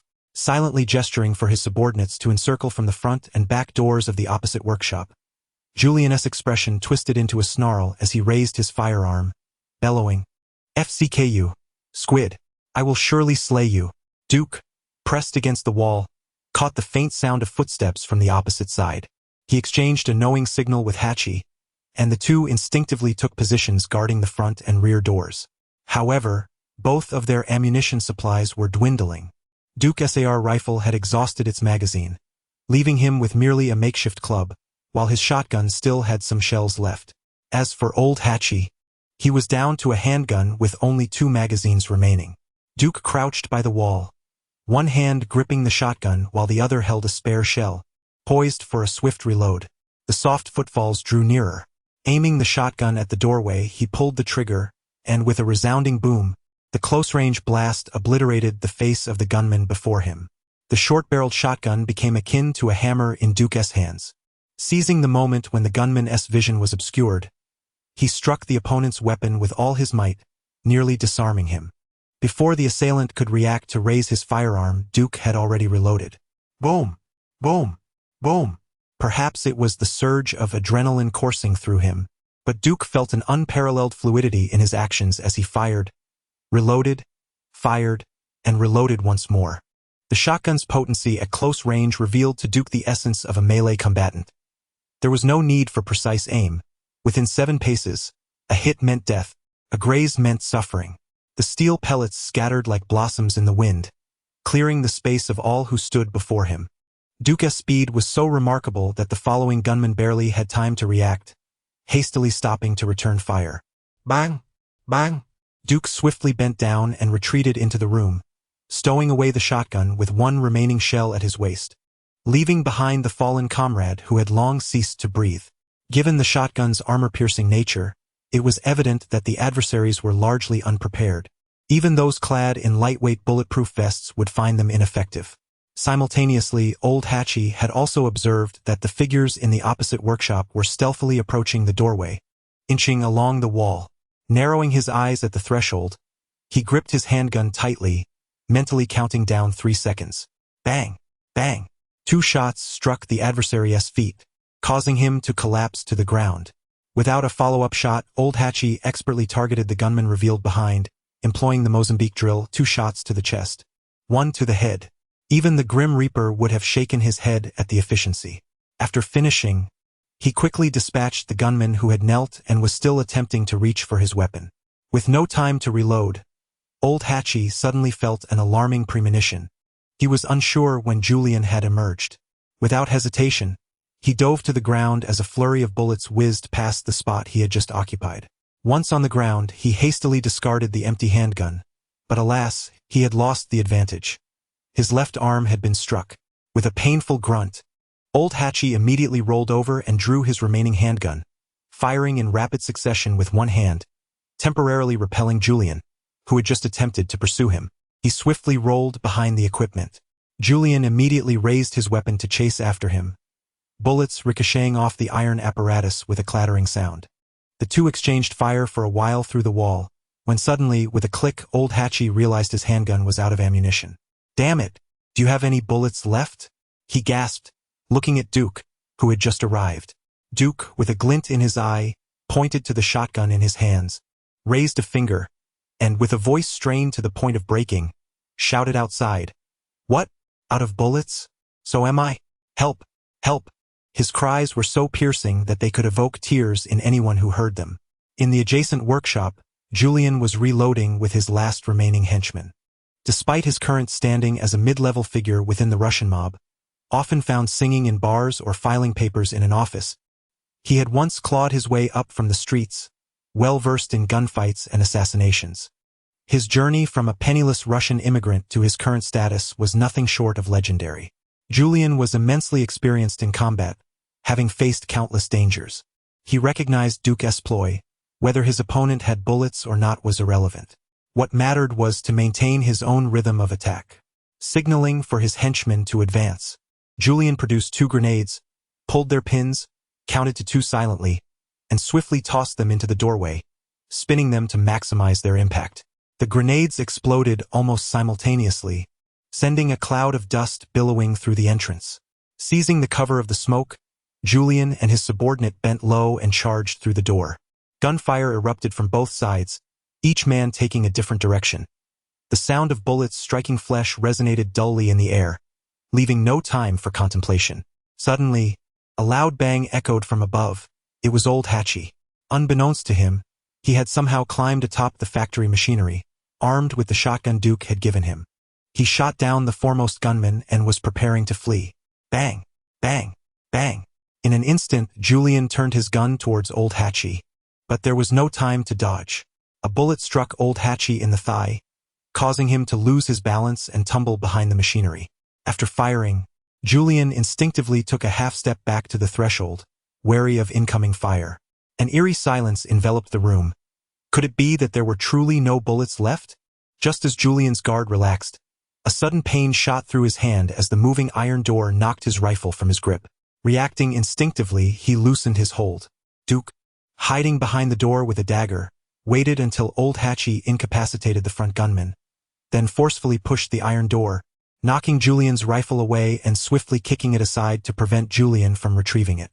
Given Julian's past as a survivor of the streets, sensing the precariousness of the situation, he immediately abandoned the rifle and lowered his hand in an attempt to draw his handgun. Duke advanced resolutely, taking bold strides forward to charge directly at Julian. With a swift kick, he sent the handgun, which Julian had yet to disengage, flying against the wall, where it ricocheted before landing at a distance. Ignoring the sting in his hand, Julian's eyes gleamed with malice as he seized the moment to draw a dagger during his retreat. With a fierce growl, he lunged at Duke, armed only with the tactical knife he carried, having relinquished his firearm. Duke attempted to parry with his own knife, but Julian merely feigned a strike. His right hand, once raised, relinquished the dagger to his left hand below. In that fleeting moment, Julian perceived the panic in Duke's eyes, while Duke detected the bloodlust emanating from Julian's excited gaze. Julian cried out, attempting to thrust the dagger forward, but it barely penetrated Duke's clothing before it failed to pierce further. Duke seized the opportunity to deliver a swift knee strike, sending Julian staggering back with a muffled grunt of pain. It was evident that a man's vulnerability lay in his head. A blow to any skull would elicit distress. Duke, still shaken, realized that the earlier strike had aimed at his kidneys. Fortunately, he remained unharmed. Glancing at Julian's pained expression, Duke lifted his outer jacket to reveal a pristine bulletproof vest, marked with the very impression of the dagger's earlier thrust. Is this true? In this day and age, can gangsters not even afford bulletproof vests? Duke wore a smug expression, secretly relieved. Julian's kidney strike had been powerful. Even through the vest, he felt the impact. Had he not donned the protective gear, his future happiness would have been in jeopardy. Of course, it was now Julian's future that seemed bleak, if he had one left at all. Julian, trembling, managed to stand upright, the pain between his legs preventing him from accelerating. As Duke approached with a lewd grin and a knife in hand, Julian gritted his teeth and staggered toward the dislodged handgun. Though his pace was slow, Duke quickly closed the distance. Yet, this was precisely Julian's trap. He suddenly hurled his dagger at Duke's face before executing a kick aimed at Duke's hand. Duke dodged the lethal projectile, but Julian succeeded in kicking the knife from Duke's grasp. Now both were unarmed, and Julian lunged, pinning Duke to the ground. With a visage twisted in murderous intent, Julian unleashed a flurry of blows upon Duke's head. Duke raised one hand to shield himself while attempting to counterattack. Yet he was struck several times on the forehead. The pain ignited a ferocity within him, and he chose to stop retaliating, instead protecting his head with both arms. With a sudden thrust, he drove his knee upward, striking Julian between his legs. The old pain compounded with new agony. Julian momentarily faltered, and Duke felt the relaxation in Julian's muscles from the intense discomfort. Seizing the opportunity, he forcefully pinned Julian to the ground, pressing his knee against Julian's back while locking his hands around his throat. Julian's breath hitched, the specter of death looming closer than ever before. In the throes of suffocation, he disregarded the pain, struggling with all his might like a fish stranded on land. Duke tightened his grip around Julian's throat, indifferent to the desperate flailing of his limbs. The process of dying is lengthy and agonizing. Julian's complexion gradually turned a shade of purple. His limbs rendered motionless, and he muttered incoherent words of surrender, his bloodshot eyes betraying a glimmer of pleading. Life is a singular gift for each individual, and when a vibrant existence begins to fade before your eyes, it is impossible for anyone to remain unmoved. Duke let out a silent sigh, observing the anguish in Julian's gaze, instinctively closing his eyes. His hands, which had been exerting pressure, involuntarily tightened their grip around Julian's neck. Life is so fragile. I thank fortune that it is not I lying here, Duke thought, unable to bear the act of taking a life. He chose to close his eyes, hastening the departure of his dear brother Julian. 10 seconds later, feeling the relaxation of Julian's muscles beneath his grip, Duke maintained his hold for a few more moments before finally releasing him and rising to his feet. Next time, you might want to say that you can't breathe. Then Officer Duke wouldn't dare choke you, he mused. Oh, you're white, never mind. Chapter 20. Completion of side quest. When Duke found Old Hatchie, he was leisurely leaning against the wall, blankly smoking a cigarette, resembling a sage moment after a fierce battle. All settled? Duke shrugged, surveying the surroundings and preparing to check if any lurking foes remained. It's done. Are you all right? Do you need me to call an ambulance? He glanced at Old Hatchie's arm, which was still seeping blood, contemplating whether to fetch some bandages. After all, Old Hatchie was of advanced age, and respecting the elderly is one of the many commendable traits of Officer Duke. Old Hatchie looked down at his injury, nonchalantly took another drag of his cigarette, and replied, "The bullets are all through and through wounds, merely a trifle. However," he paused for a few seconds, a hint of awkwardness creeping in, "I seem to have accidentally fractured my leg when I fell earlier, so I can't move for the time being." Duke responded, "I understand. After all, osteoporosis is a serious issue for the elderly. I recommend taking calcium supplements."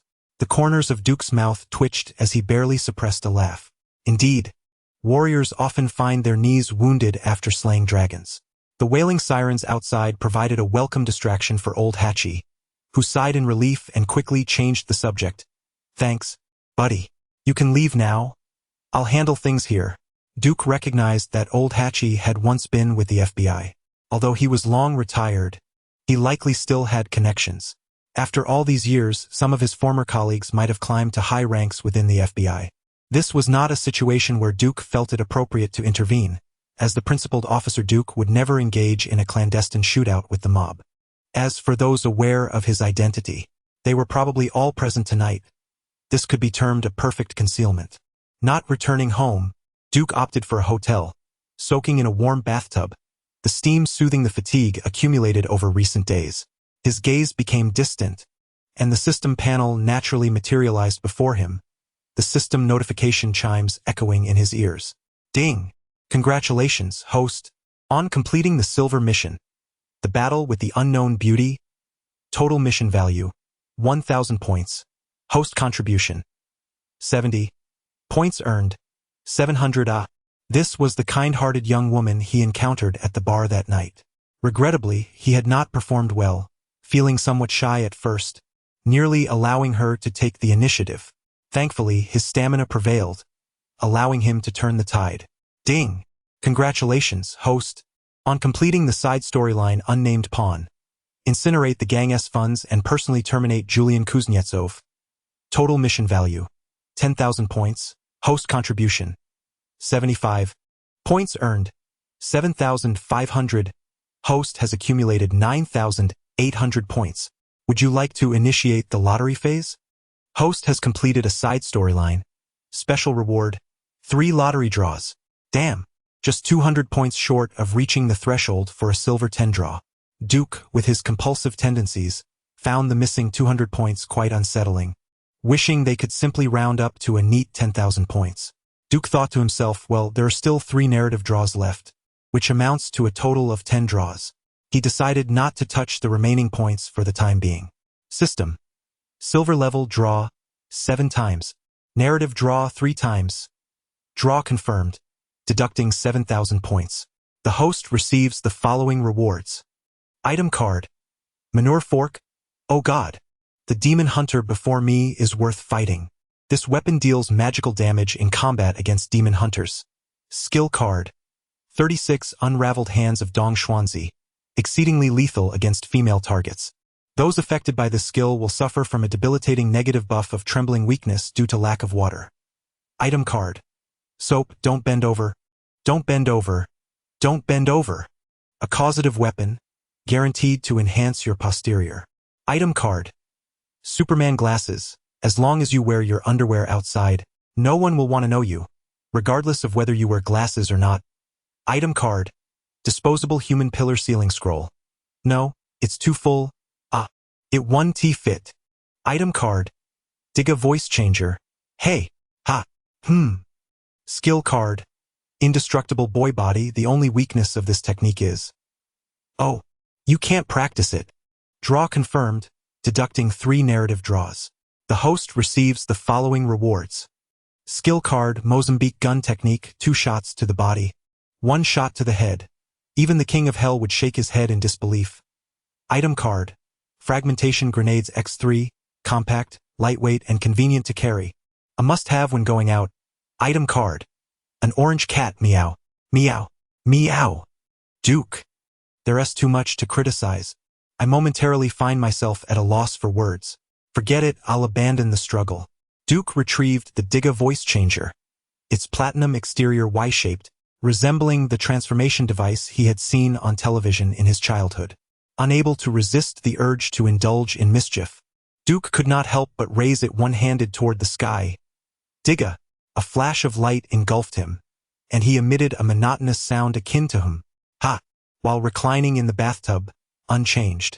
Damn this voice changer, he exclaimed, throwing it down in frustration.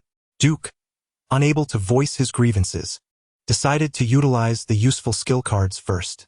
Upon careful counting, it appeared that only Mozambique gun technique and the rather dubious 36 unraveled hands of Dong Xuanzi were applicable. As for the seemingly useful indestructible boy body skill, it discriminated against experienced drivers. Duke seethed with indignation. Why should the seasoned drivers be scorned? They haven't taken anything from you. Without them, how would humanity propagate? I stand against discrimination. I demand equality and freedom. Regrettably, the system, cold and unfeeling, offered no response to Duke's grievances. System. Use skill cards. Mozambique gun technique and 36 unraveled hands of Dong Xuanzi. With no earth-shattering sound, the 2 skill cards faded silently from the system panel. Duke immediately sensed a change within himself. While his strength and speed remained largely unchanged, a wealth of knowledge regarding firearms and combat scenarios flooded his mind. After a moment of contemplation, he felt as if he had practiced these memories 1,000 times. Duke was convinced that, given a firearm now, he could hit the target every time. Grant him a woman, and he shall enchant her with his charms. As for the other item cards, even if they contain purely humorous items like a manure fork or a voice changer for Digga, Duke remains steadfastly optimistic. After all, one can never predict when an unexpected situation may arise. Perhaps one day such items could prove useful. It is prudent to anticipate adversities, and to prepare thoroughly in order to navigate the tumultuous tides of life. For instance, should a fire unexpectedly break out at home, and a kind firefighter rescues your winter vacation assignment, despite it being the final day of the break, and your assignment being as blank as a polished tile, Remember to greet life's surprises with a smile. After all, tomorrow and unforeseen events are equally unpredictable. Who knows? An owl might summon you to Hogwarts, a teacher might be apprehended for soliciting, or your school could be razed by Ultraman battling monsters. Each scenario, however improbable, remains within the realm of possibility. In a century of existence, surprises abound. Perhaps one day your idol will face a scandal, abandoning the pursuit of item cards. Duke resolved to find a suitable venue to meticulously study the Mozambique shooting technique, settling on Old George's shooting range, where he had previously acquired a membership. After resting at the hotel for a few hours, Duke eagerly made his way to the range, sampling handguns, rifles, and shotguns. He tried them all, and his progress was notably evident, especially in hitting moving targets at close range. According to Old George, Duke had nearly reached the level of a sharpshooter. Enthralled, he spent the entire morning honing his skills. Shooting demands physical endurance, and feeling famished, Duke opted against ordering takeout, instead skillfully securing a complimentary lunch from Old George. A delightful meal of chicken cutlet, a lovingly prepared egg, and pasta. Perhaps due to their previous transaction, where Duke had charmed Old George with his looks, he generously declared, "We're friends, neighbors. Do come by often." Deeply touched, Duke encouraged himself and casually opened a bottle of beer, feasting to his heart's content before promptly departing. Yet, as he neared the exit, a breathless Old George rushed after him, exclaiming, "Hey, you haven't settled the shooting fees." Duke feigned shock, wearing an expression of faux indignation as he gazed at Old George. "Impossible. Surely you must be mistaken, Old George." He dramatically produced the membership card he had previously used to purchase firearms, adopting a smug expression of wealth. "Look, I recharged my account with 4,700. Have you forgotten?" Old George, flustered, retorted, "Stop jesting. That isn't genuine. This is a small business. Out of friendship, I can offer you a discount at most." No, business is business. And I did indeed recharge my account. Shall we call the IRS to audit the records? Duke responded earnestly. Old George sighed. "I admit my business practices may be questionable, but Duke, you truly are a rascal." Chapter 21. Practice is the sole criterion for testing truth. Duke and Old George reached an amicable agreement, with George generously admitting his mistake. After all, they were neighbors. Discussing money was rather mundane. Duke nodded to himself, recognizing that George was a person worth cultivating a deeper friendship with. He resolved to return to George for his next firearm purchase, as the value was simply unbeatable. Upon returning home, Duke noted that, despite having disposed of the visiting gunman's corpse, the living room and walls were still riddled with bullet holes and remnants of dried blood. It was evident that the space was uninhabitable, resembling a murder scene straight out of a horror film, requiring no further renovations. Although Duke's detached villa was situated in the suburbs, far from neighbors, the potential for discovery posed a significant inconvenience. Moreover, he needed a place to reside. Life was not a cinematic narrative. Until he transcended earthly limitations, he would have to contend with the necessities of life. Duke retrieved his phone and perused his scant list of contacts, locating his dear friend Donald's number. He reflected on how long it had been since they last connected. Relationships, much like romantic ones, require regular communication to flourish. Thus, it was essential to keep his friend in mind during times of need. The phone rang, and Duke greeted enthusiastically, "Hey, my best friend Donald. How have you been?" The call was swiftly answered, only to be met with Donald's labored breathing on the other end. Dynamic step. Duke was taken aback, perplexed by the incoherence. "Should I stop? Damn it, can you not articulate?" Duke, exasperated, remarked, "I'm quite busy. If you have something to say, please do." The early morning workout had evidently drained Donald, leaving Duke to forego pleasantries. He stated directly, "Bro, there's been a minor issue with my house that requires renovation." "Renovation? Okay, I'll have the company handle it." Donald replied hurriedly, his tone punctuated by frantic shouts. Before Duke could respond, a sudden disconnection interrupted their conversation, likely due to an accidental touch on Donald's end. 3 minutes later, Donald called back, his voice weary and faint. "My dear brother Duke, what did you just say? 3 minutes? Come on, brother. Should I introduce you to the esteemed Dr. David Lee. Duke suppressed his urge to criticize, understanding that not everyone possessed his stamina. As a seasoned individual, Duke recognized that Donald was likely exhausted from a strenuous situation. Choosing to rise above, he settled onto a relatively clean sofa and reiterated with emphasis, "Donald, my house has encountered a minor issue, and I need your associate Mickey to address it." Mickey? A wave of tension surged through Donald as he processed the implications. Mickey serves as Donald's public relations manager, specifically tasked with handling matters that are less than suitable for public exposure. Previously, there were incidents that required Mickey's intervention, given his connections in both legitimate and illicit circles. Thus, when Duke mentioned Mickey, Donald immediately understood that the minor issue pertained to matters unsuitable for conventional channels. "What has transpired? Is there anything else I can assist you with?" Donald inquired in a hushed tone, fully aware of the gravity of the situation. "Nothing serious. Perhaps a few petty thieves threw a party in my absence, leaving some red paint splattered and furniture damaged that needs repair," Duke replied nonchalantly, shrugging it off. "I comprehend. Mickey has a private construction crew at his disposal. I shall inform him to attend to the matter. It will likely take about 3 days, so refrain from returning home in the meantime." Donald, ever reliable in his normal demeanor, executed his tasks with efficiency.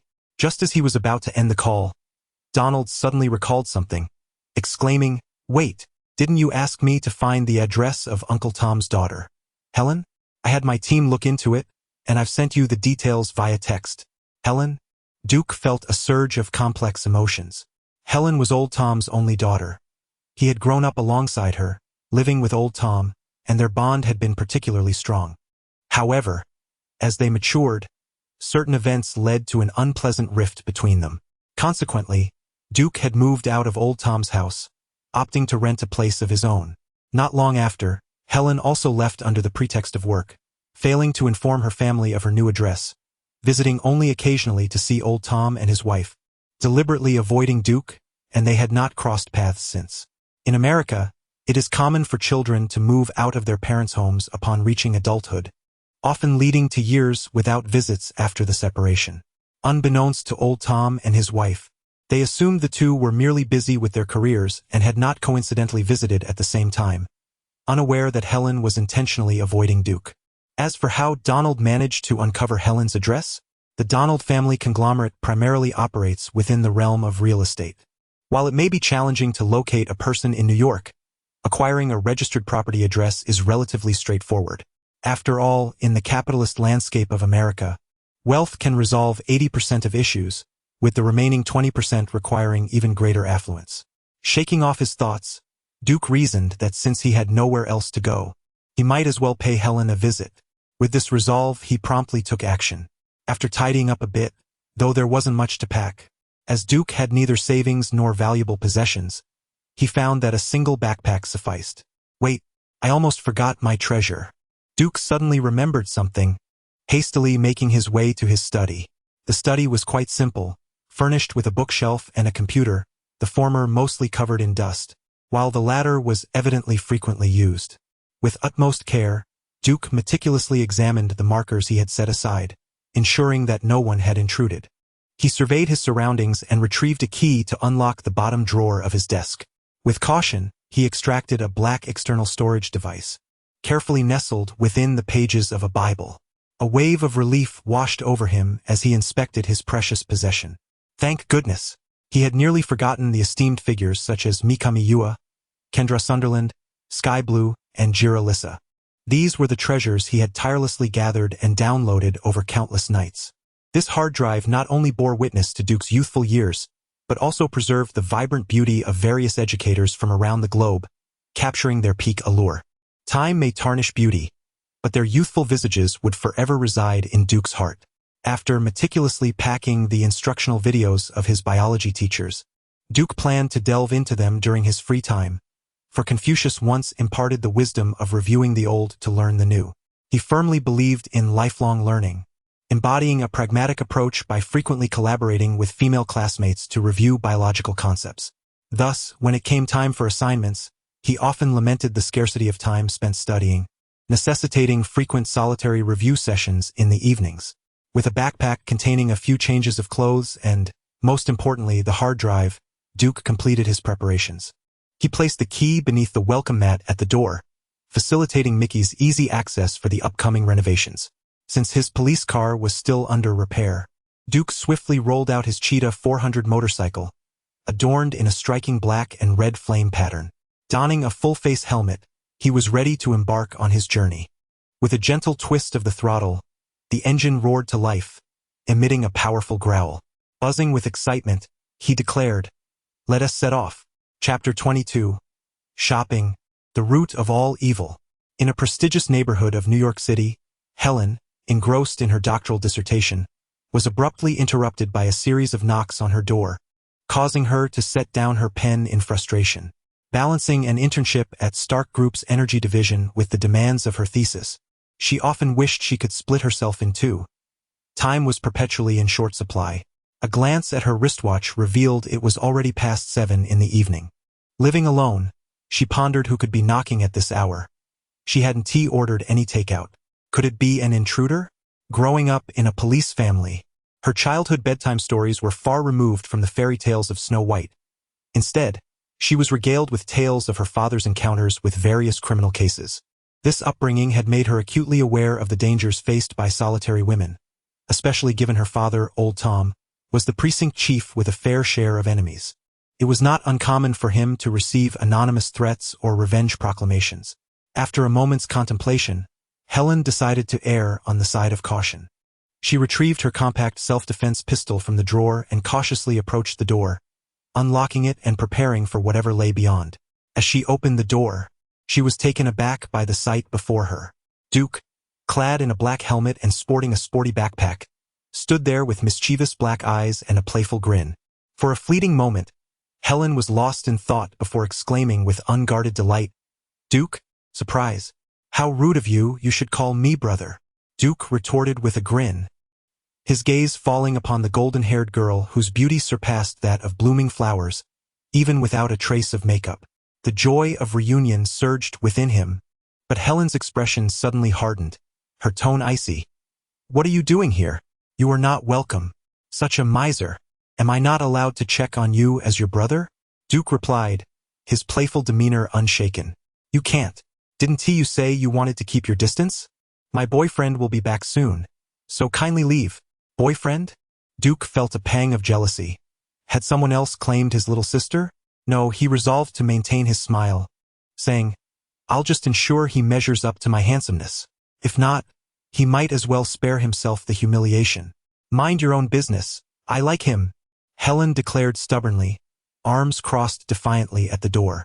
Duke, undeterred, pushed gently against her, a cheeky grin on his face as he playfully maneuvered his way inside. Helen, caught off guard, found her previously resolute arms yielding effortlessly. As Duke sauntered into her abode, he seized the opportunity to explore the bathroom and bedroom while Helen returned the pistol to her study. Upon emerging, she found Duke lounging on the sofa as if he were a welcomed guest. With an expression that conveyed her desire for solitude, she stated, "If you have no business here, please leave. I have much work to do." Duke lounged on the sofa, his left foot crossed nonchalantly over his right, a playful smile adorning his face as he gazed at Helen. "Still trying to deceive me? You don't even have a hair strand longer than 5 centimeters. And your toiletries scream singlehood." Helen stood by, her expression devoid of emotion as she retorted, "It's none of your business. Please leave." Duke remained unfazed, thinking it foolish to comply at such a moment. With brazen audacity, he pulled Helen down beside him on the sofa. "My house has encountered some issues and is currently undergoing renovations. May I stay with you for a while?"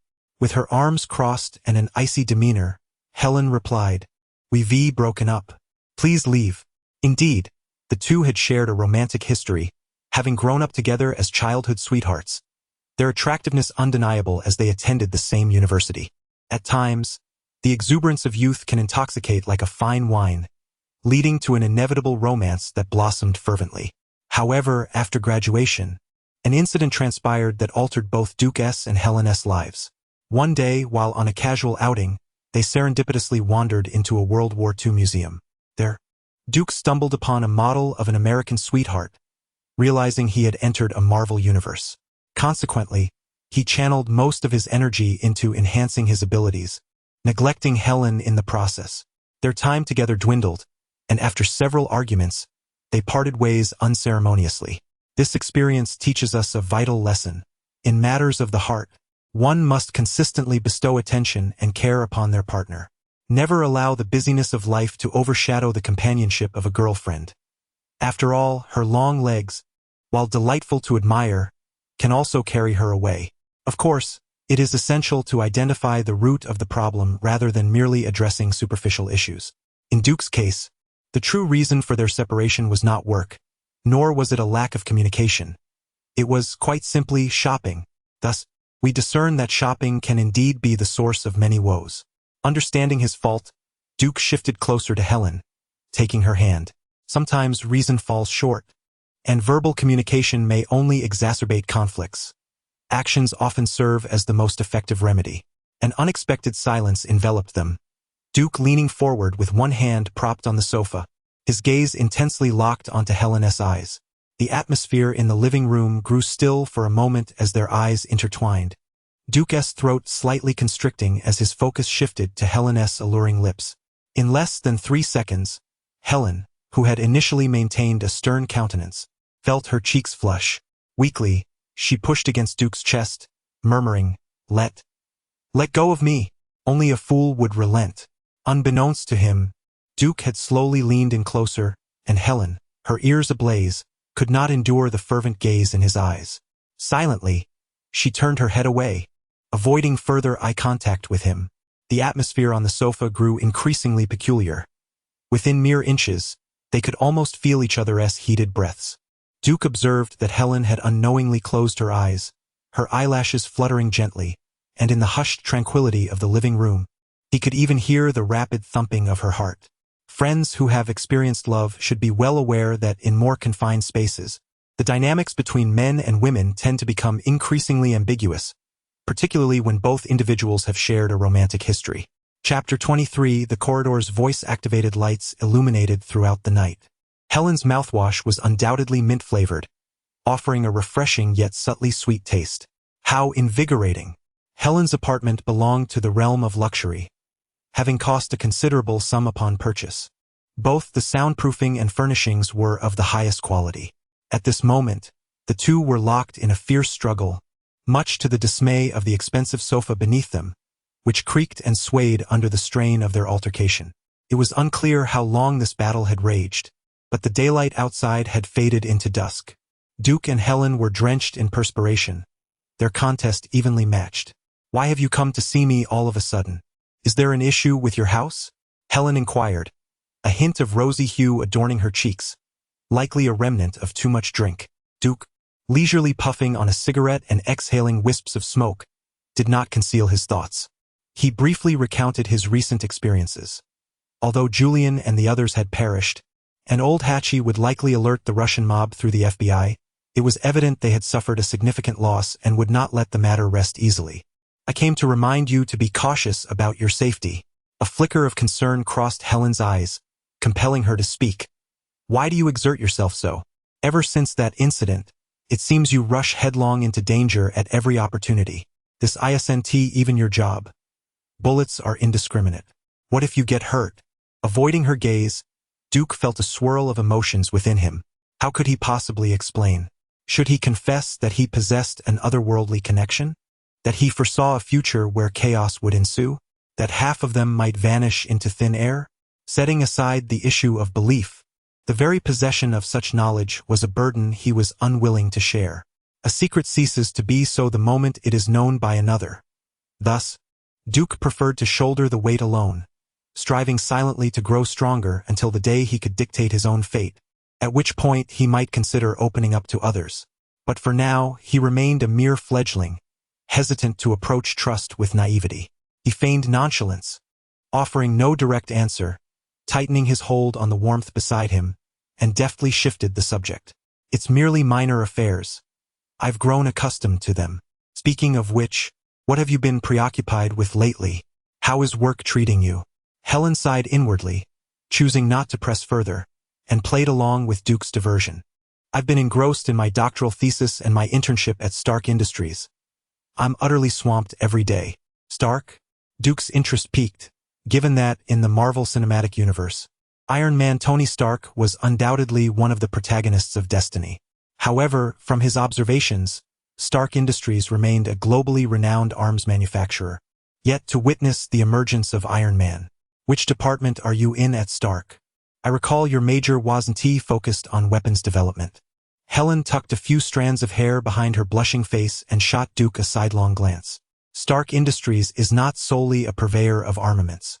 While its weapons development division may garner more fame, the energy sector of the conglomerate is equally significant and aligns well with my expertise. The energy sector? What is your primary research focus at present? I've heard something about nuclear reactors, is that correct? Duke inquired with evident curiosity, pondering some thought that had crossed his mind. To be precise, we are working on nuclear fusion reactors, commonly referred to as arc reactors. Our team injects deuterium and tritium, two isotopes of hydrogen, into the reactor's containment shell, subsequently elevating the energy levels to liberate electrons from their host atoms, thus forming plasma. This process releases an immense amount of energy. As Helen delved into her area of expertise, she became animated, launching into an elaborate discourse. Duke appeared bewildered. Although he recognized every word given his background in law, the amalgamation of terms rendered him utterly confused. He tugged the blanket over both of them and asked, could you simplify that?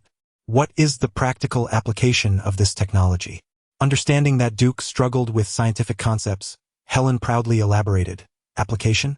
Simply put, if successful, based on our current technology, it could fulfill a significant portion of the global energy demands.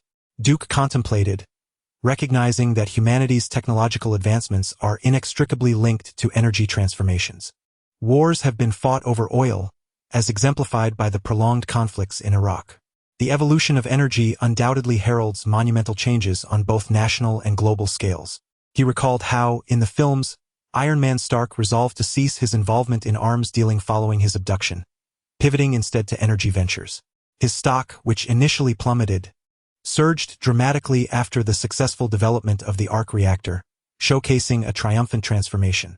Yet, Duke felt acutely aware of his own limitations. His current combat prowess was insubstantial. While he might contend with minor adversaries, he knew he would falter against more formidable foes. A persistent sense of urgency gnawed at him, for the Marvel Universe was fraught with peril and countless villains. How could he swiftly enhance his abilities? With no side quests available, was he left to explore the potential of his cards? Reflecting on the cards in his possession, Duke slowed his breathing and turned to Helen. Does your arc reactor pose any harm to the human body? Helen regarded Duke with a mixture of irritation and concern. Harm? The reactor has yet to reach full fruition. We have merely established a fundamental model. However, it will ultimately be encased in a protective layer, ensuring it is entirely safe. Disappointment washed over Duke. Not yet successful. That makes sense. The Iron Man saga hasn't commenced. Stark Industries is still renowned as an arms manufacturer. It will only be after Stark's abduction in the storyline that he experiences his epiphany, leading to the rapid advancement of the reactor. Moreover, he recalled that the initial generation of reactors seemed to possess flaws that could result in poisoning the host, nearly leading to Stark's demise. Regrettably, he had contemplated utilizing a one-time human pillar sealing scroll to attempt sealing several reactors, directly crafting a tailed beast bomb. No, it should be directly crafting an ion cannon. Although he was uncertain whether a scroll originally intended for sealing tailed beasts would succeed, the absence of any reactors rendered his plans stillborn. Temporarily abandoning this notion, Duke suddenly felt a pang of anxiety. Outside the blanket, Helen, who had been nestled beside him, had mysteriously vanished. Hiss! An inexplicable sense of danger had insidiously approached. After a while, Helen remarked, in just a year or two, how has your physique improved so remarkably, and your stamina has significantly heightened? Perhaps it is a gift. After all, given my work demands, I do engage in occasional fitness training. Helen seemed to recall something, her cheeks flushing. I do not believe that such a physique could be achieved through mere occasional practice. You dare to question my innate talent, woman. It appears that today, The two must not only distinguish between male and female but also determine superiority. A fierce battle was imminent, and the rhythm of their heartbeats quickened in the charged air. Helen issued a challenge, and Duke resolutely accepted. That night, the clash persisted into the deep hours, undeterred. Even with the soundproofing of the upscale apartment, the corridor's motion sensor lights remained illuminated throughout the night. Chapter 24. In the preceding chapter, I nearly exploded with frustration. The following day, a revitalized Helen rose early to assist Duke in preparing his toiletries. After indulging in a refreshing hot shower, she felt invigorated and set off for work. Duke, on the other hand, awoke lazily at noon, sunlight streaming onto his face, his body aching and legs trembling. It was astonishing how quickly she had recovered. Just the previous night, she had been pleading for mercy, yet now she was full of life. Indeed, men have their limits. That night had proven far more exhausting than any battle with gangsters. Duke straightened his weary back and silently leaned against the wall as he made his way to the bath. Do not misunderstand. He was in good health, merely cautious of the slippery floor. Meanwhile, in Hell's Kitchen, Manhattan, atop Fisk Tower, an entire floor had been converted into an office space. In the spacious room, Wilson Fisk, clad in a pristine white suit with a red rose tucked into his lapel, sat in his office chair, a cane resting by his side. His hands were clasped beneath his chin as he gazed at a family portrait on the wall, as if he could see the woman he had once dearly loved through the photograph. Wilson Fisk, or Kingpin as he is known, stands as the most formidable crime lord in New York City and indeed all of America. In the underworld, he commands nearly 40 of the criminal influence, while in the legitimate realm, he has long since laundered his wealth. Not only is Wilson Fisk a prosperous businessman, but he has also been honored as a distinguished contributor to New York. He operates seamlessly across both the lawful and unlawful spheres. Any business he engages in, whether legitimate or otherwise, encounters no obstacles within New York. His influence is staggering, and his intellect and strength are equally fearsome. From childhood, he has never ceased his physical training. Upon entering the mafia, he had already established a terrifying reputation by mercilessly defeating rivals in the struggle for a small-time leader's position. Even after achieving great success, he continued his rigorous training, sparring daily with a host of martial arts experts from around the globe, often facing 10 opponents at once, leaving them either incapacitated or severely injured. At first glance, he appears to be an unremarkable, corpulent man. However, his formidable size is not due to excess fat, but rather an abundance of muscle, his strength having reached the limits of human capability. He excels in various martial arts, with a particular expertise in sumo techniques. Yet, what is even more daunting than his physical prowess is his intellect. Unlike typical gangs that either extort protection money or engage in illicit trades, Wilson Fisk established his own gang at the tender age of 15, earning the moniker Kingpin. Over the next decade, he evolved into a successful businessman, harboring political ambitions alongside his pursuit of wealth and power. In the shadows, he controlled a vast majority of the underground loan sharking, gambling, and drug trades, also collecting protection fees, extorting, and overseeing prostitution. On the surface, he operated the Far East Spice Company, investing in various industries and engaging in philanthropy, manipulating connections to provide a protective shield for his enterprises. Legal? Illegal? Only a petty thief would choose. True magnates aspire to possess it all. Knock, knock, knock. The gentle knock at the door roused Jean Bing from his contemplation, yet he remained unmoving, facing away from the entrance. Wesley, what is it? He replied nonchalantly. Boss, we have encountered an issue with a shipment from the Russian syndicate. Wesley hesitated, dressed sharply in a tailored suit. As Jean Bing's assistant, he was acutely aware of his employer's affairs, particularly since the incidents at Jean Bing's residence a few years prior had rendered him increasingly unpredictable. Thus, Wesley understood that this was typically a time for Jean Bing's personal reflection, a period he preferred to spend undisturbed. He would not have approached the office had it not been for the substantial value of the shipment involved. Oh, what transpired? Did the authorities raid us? I seem to recall that we are not engaged in a laundry powder business with the Russians, Jean Bing remarked, turning to face him, calmly extracting a cigar and lighting it leisurely. Though he ostensibly operated a legitimate business, he undoubtedly engaged in some clandestine dealings. A thriving enterprise required a dual approach to sustain itself. With business on a grand scale, unexpected occurrences were inevitable. If law enforcement seized the goods, it was hardly a catastrophe. He could always discreetly compensate the higher-ups, ensuring the merchandise returned silently. In fact, much of his own inventory had been acquired via the seizure of his competitors' goods, which were then sold to him at bargain prices, thereby simultaneously undermining his rivals and securing a lucrative supply, truly a win-win situation. Wesley opened his mouth, hesitating before continuing. No, the shipment was originally tied to our dealings in South America. Due to recent investigations, it was stored with the Russian mob, but they just called to inform us that the shipment is gone. Gone? What do you mean? Jean Bing inquired, his attention piqued as he raised his gaze. Gone. According to the Russian mob, someone set our goods ablaze along with their gang's fund. That shipment was worth approximately 30 million, and they have suffered significant losses as well. Wesley felt the air grow thick and stifling, beads of sweat forming on his brow under Jean Bing's intense scrutiny. Even after several years of service, he still felt as though he were being watched by a ferocious beast, ready to pounce, inducing an involuntary sense of dread. Jean Bing, poised with a metal lighter, paused momentarily at this revelation before continuing to light his cigar.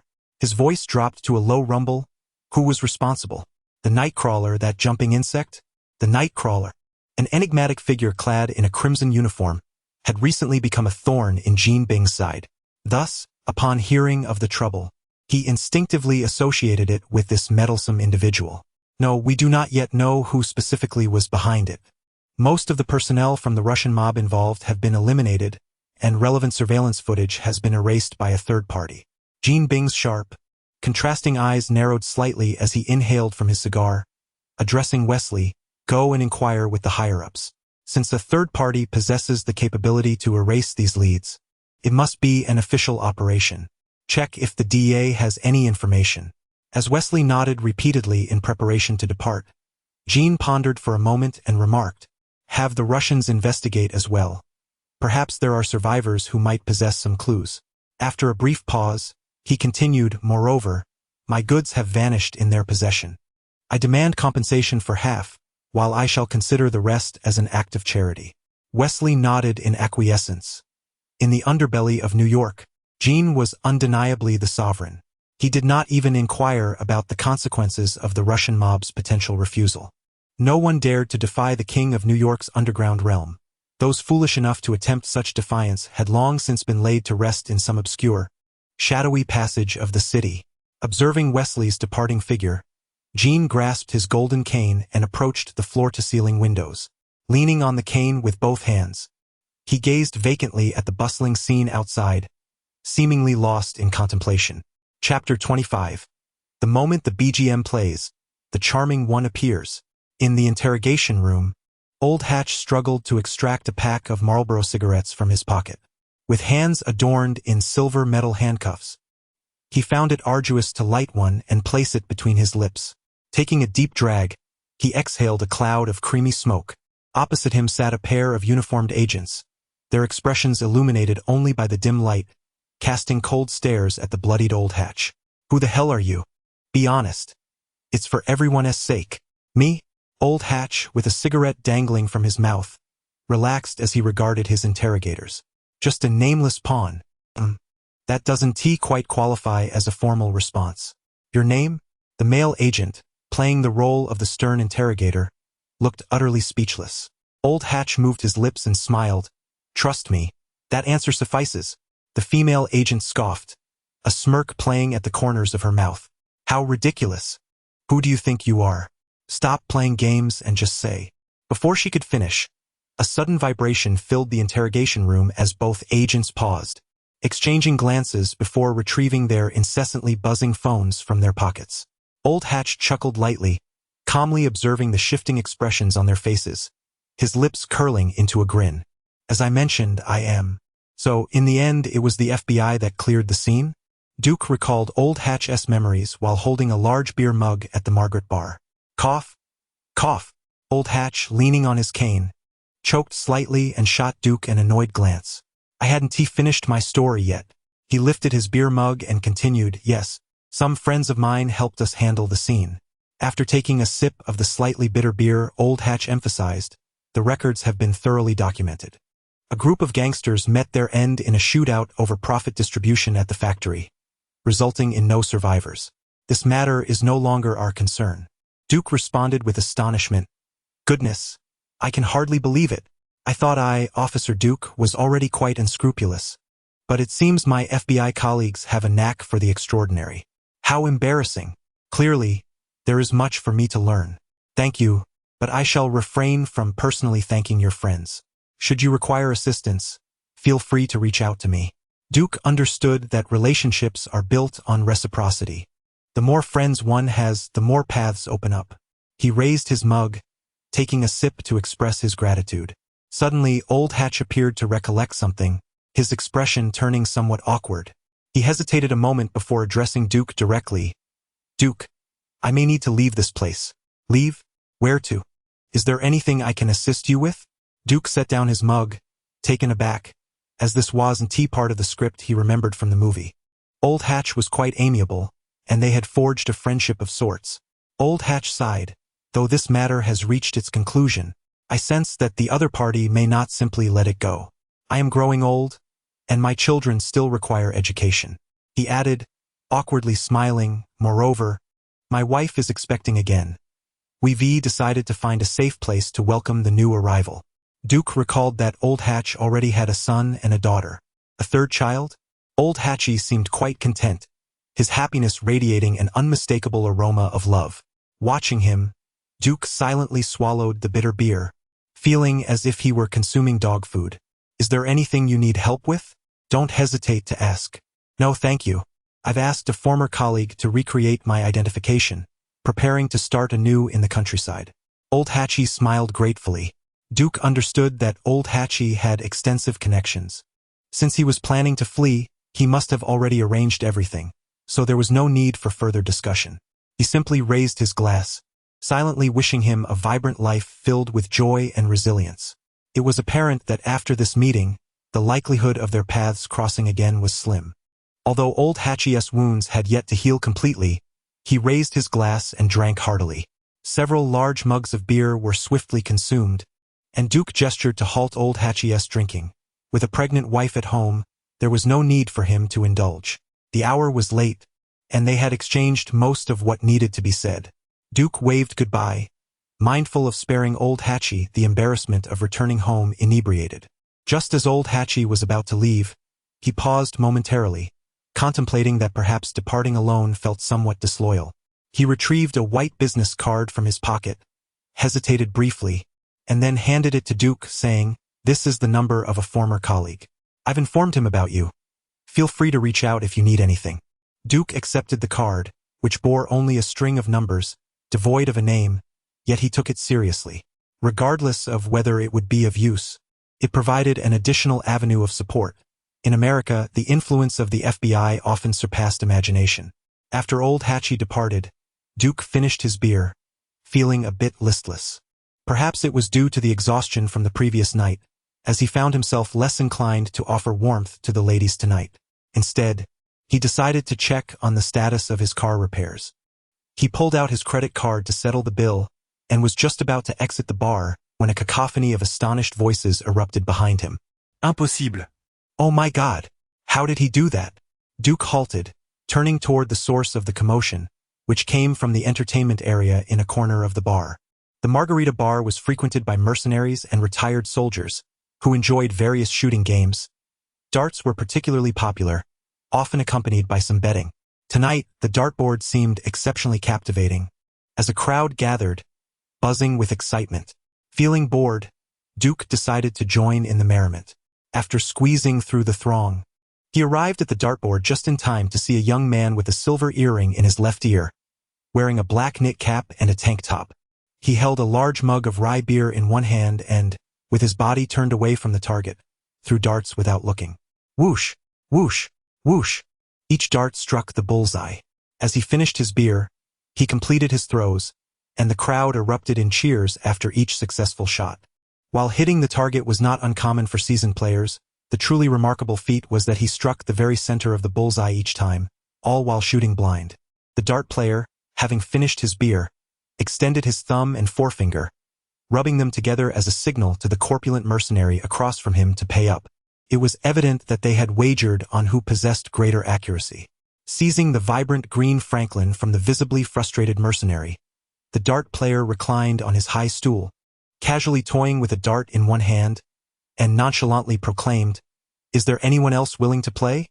$100 for the loser, 1,000 for the winner."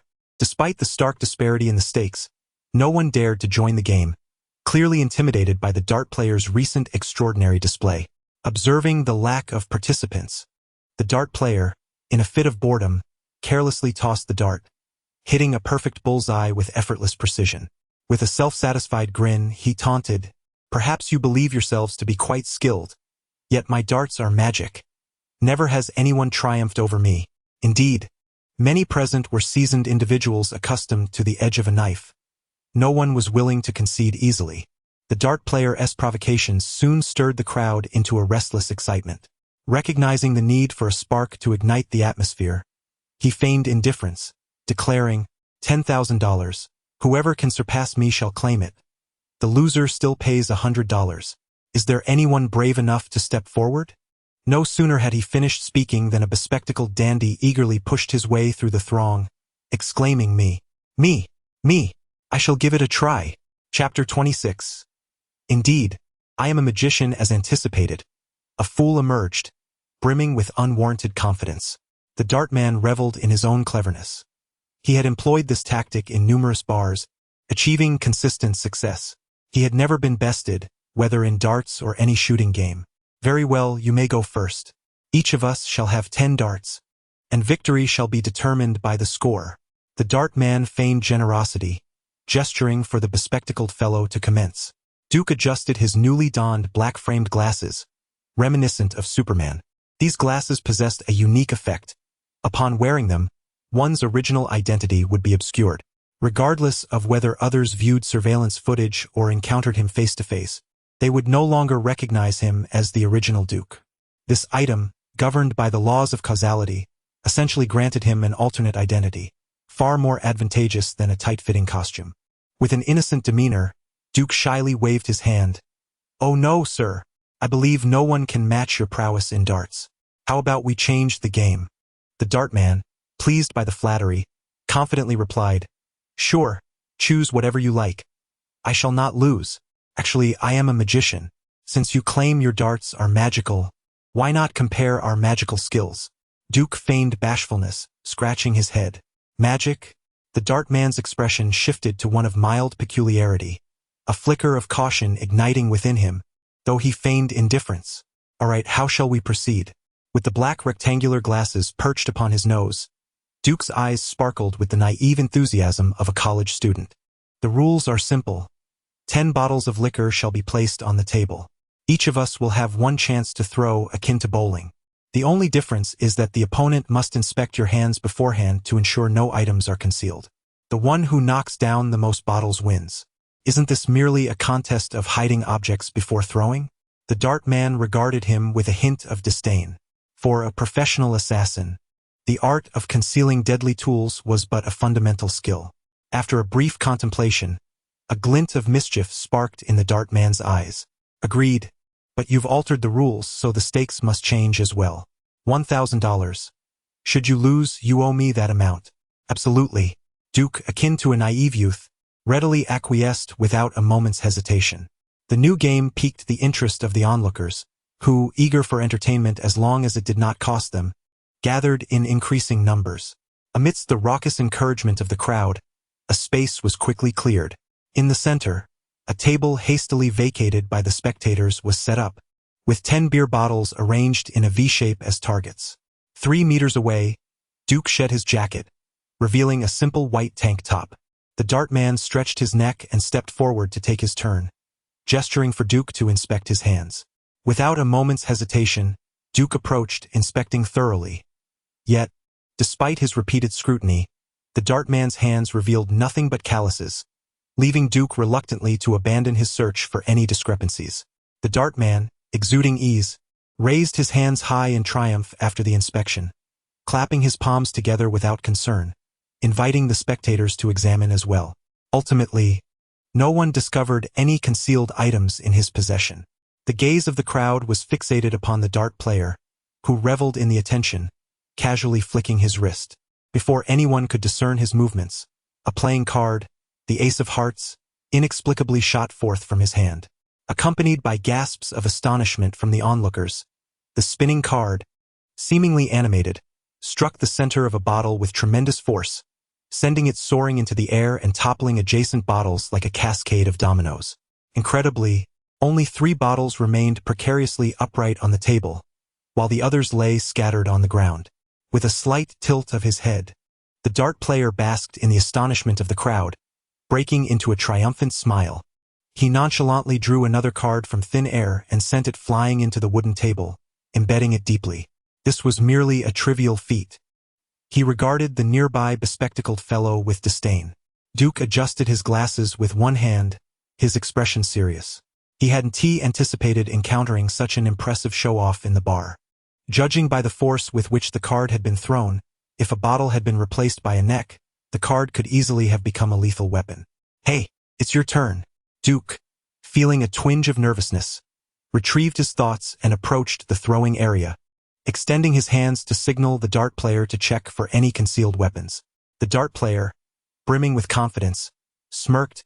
"No need, just come at me." He had observed that Duke, like himself, was clad only in a tank top and, with a mere glance, could ascertain that his opponent was indeed unarmed.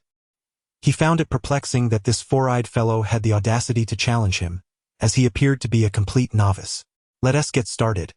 We're growing impatient."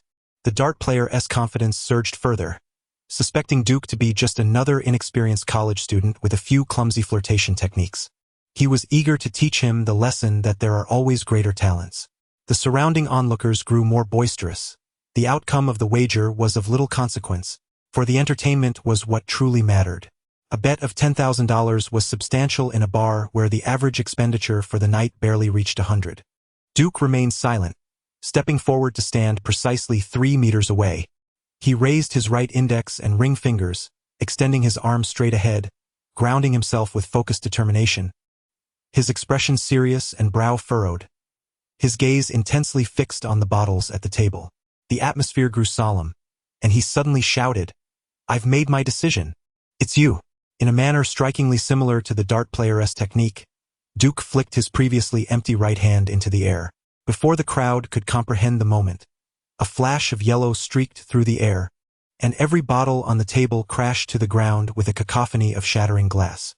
The onlookers collectively inhaled sharply, contributing a negligible breath to the phenomenon of global warming, awestruck by the apparent magic. The dart player stared at the table in disbelief, his eyes widening involuntarily. You cheated? This is impossible." Amidst the gathering, a corpulent orange tabby cat, weighing no less than 20 pounds, lay sprawled across the table, emitting a series of low, mournful meows. Perhaps startled, its vibrant orange fur bristled, accentuating its rotund form. The portly feline, Duke, with an expression of feigned innocence, gazed at the dart player and protested. "Cheating? How could I possibly be cheating? I did mention that I am a magician. Is it not entirely normal for a magician to conjure small creatures from thin air? How can one label that as cheating? Surely not. Could it be that someone cannot bear to lose?" Duke's demeanor shifted, adopting a sardonic tone. The dart player was about to retort when he paused, realizing that indeed, the rules had not been violated. He had previously checked and found Duke's hands empty. After all, he was a magician, and the notion of conjuring a hefty cat from nowhere was not entirely implausible. Or was it?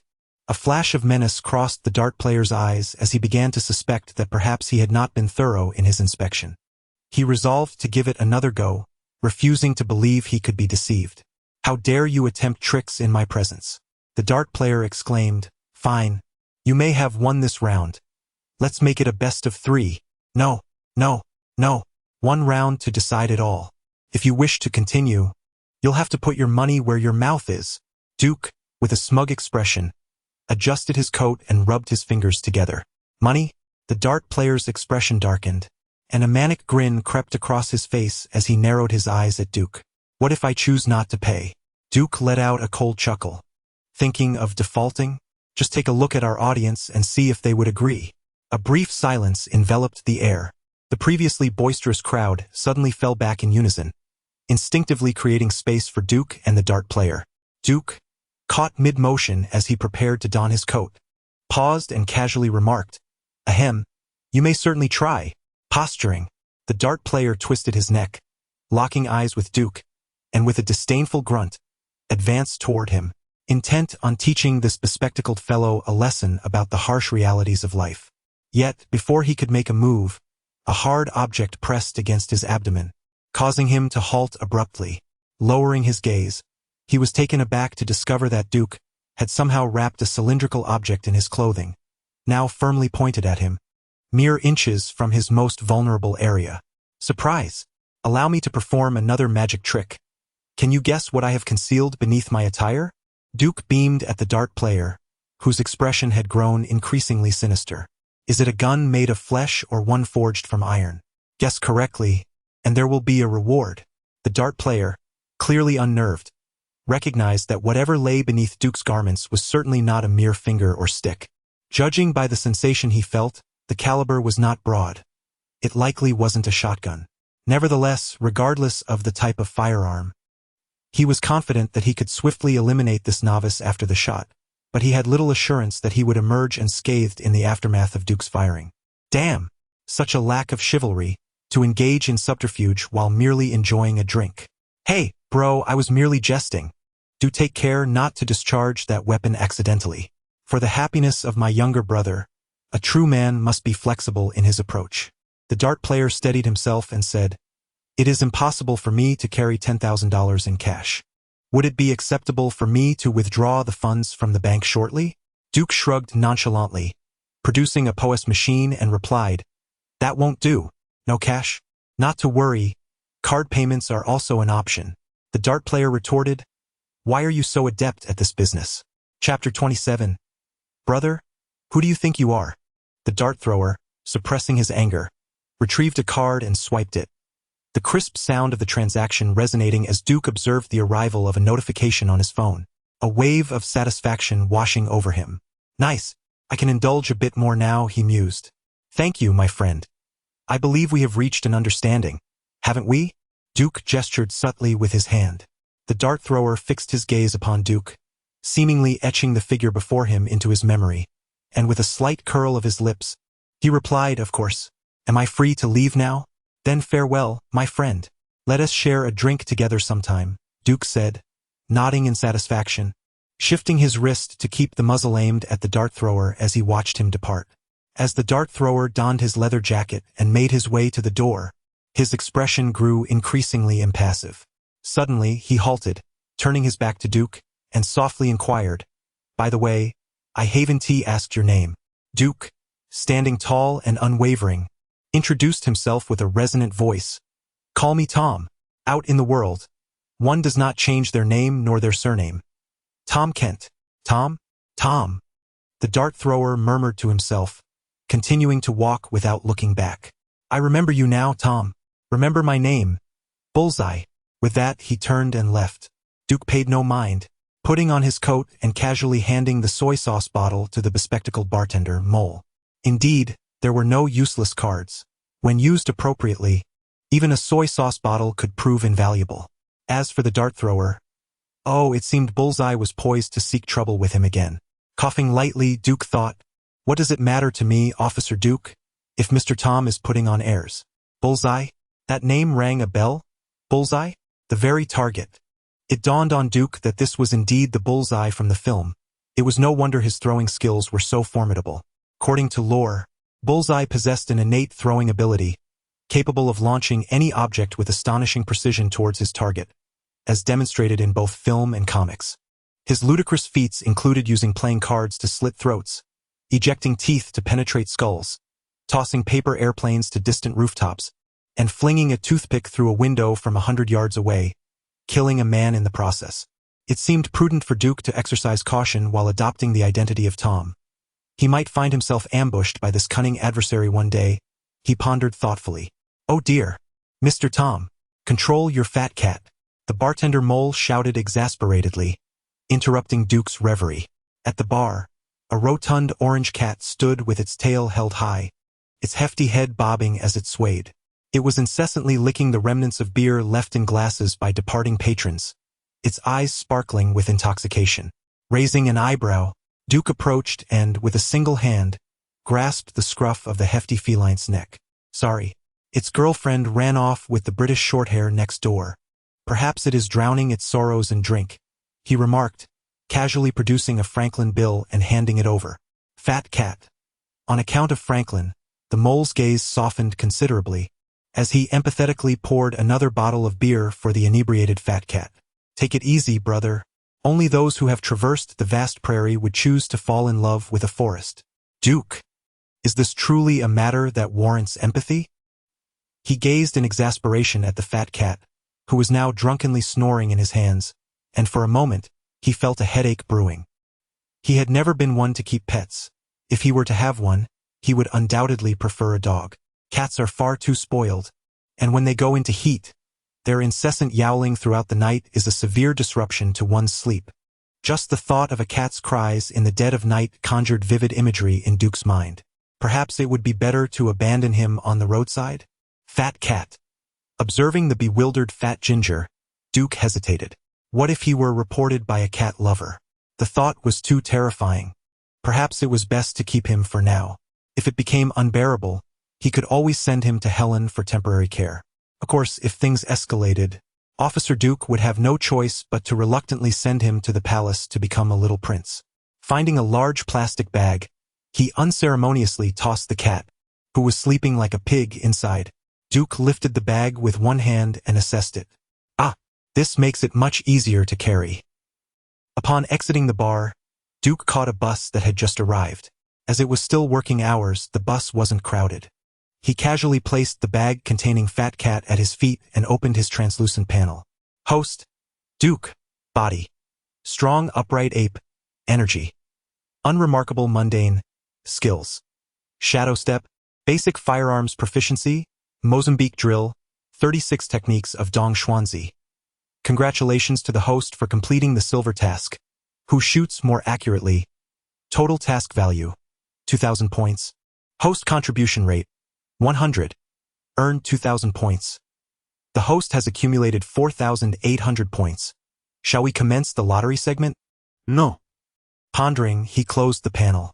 Having undergone numerous tasks, Duke's experience had grown considerably, and he seemed to have discerned a pattern in the tasks issued by the system. First, there were work tasks, the simplest of them all. Regardless of whether he was slacking off or assisting his comrade Neg with an empty magazine, as long as it aligned with the concept of being at work, the system would classify it as a task, albeit mostly of black iron level, yielding minimal points.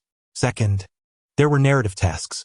When encountering events from his past life's films, the system would proactively issue tasks, detailing specific task names and approximate rewards. For instance, when he stumbled upon the plot involving Old Hatchie beating up the Russian gang on the bus, the system directly issued a task to destroy the fund and eliminate Julian. The thought of Franklin, who had been casting meaningful glances his way, caused a pang of pain in Duke's heart. The first meeting had already captured his heart. To be fated to be a part in this life is indeed lamentable. Fahai, you do not comprehend. Cough, cough, cough, my apologies for the digression. Thirdly, regarding daily tasks, although they may initially appear to lack any discernible pattern, such as engaging in grand battles with beautiful women, participating in shooting contests, or displaying hospitality, there indeed exists a modicum of logic underlying them. One aspect pertains to the extension of cinematic narratives. For instance, in the hospitality task, the original storyline dictated that all the gunmen had ventured to Old Hadji's place. Yet due to Duke's reckless actions, he inadvertently drew the majority of the firepower towards himself. Another facet involves the emergence of well-known narrative characters. For example, in the shooting contest Who Shoots More Accurately Tonight, the participation of a character from the plot led the system to classify their competition as a task. The aforementioned summarizes the general patterns observed by Duke in his recent missions, which predominantly fall within these three categories. Of course, there may be other tasks yet to be encountered. Duke remains uncertain whether a conflation of tasks might occur, should a situation arise that simultaneously triggers the requirements of three different tasks. How would it be assessed? Imagine one day, while clad in his uniform and diligently checking for speeding on the highway, he suddenly spots Iron Man, Tony Stark, racing at 200 miles per hour towards New York to partake in an extraterrestrial battle, completely at ease and exceeding the speed limit. This would constitute a narrative task. Now, suppose Tony were to be holding pepper pots in his arms while engaging in some rather indecorous activity. That would classify as a work-related task. But if he whimsically decided to challenge Duke to a driving contest on the highway, a battle of seasoned drivers, that would fall under the category of a daily task. Theoretically, this scenario would simultaneously activate a work task, a narrative task, and a daily task, leaving uncertainty as to how the system would compute such a situation. One wonders if Tony Stark's armored suit even possesses a mechanism for lower body access. Otherwise, what would happen if the ordinary Tony were to suffer an upset stomach? Must he undergo the process of donning his suit anew each time? If such a feature exists, might he and Pepper engage in their own private escapades high above the ground? Suddenly, the electronic announcement from the bus's speaker jolted Duke from his reverie. The bus has arrived at its destination. Passengers in need may disembark before others board. How fortunate! He narrowly avoided a potential mishap. Duke glanced around nervously and swiftly gathered up the plump cat that had already succumbed to slumber. Time indeed flies. Duke felt as if his vacation had come to a swift conclusion, likely a sentiment shared by all who indulge in idleness.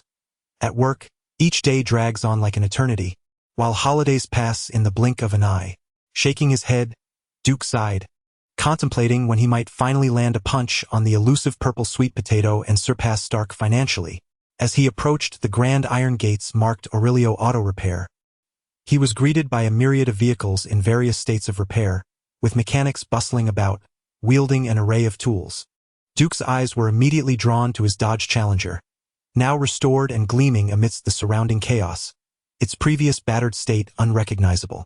Aurelio sat beside the vehicle, 2 glasses of wine placed on the hood, with a plastic chair positioned across from him. Upon noticing Duke's approach, Aurelio, with his curly hair, promptly rose to greet him. Complimentary drinks with the car pickup? Has customer service at auto repair shops reached such heights?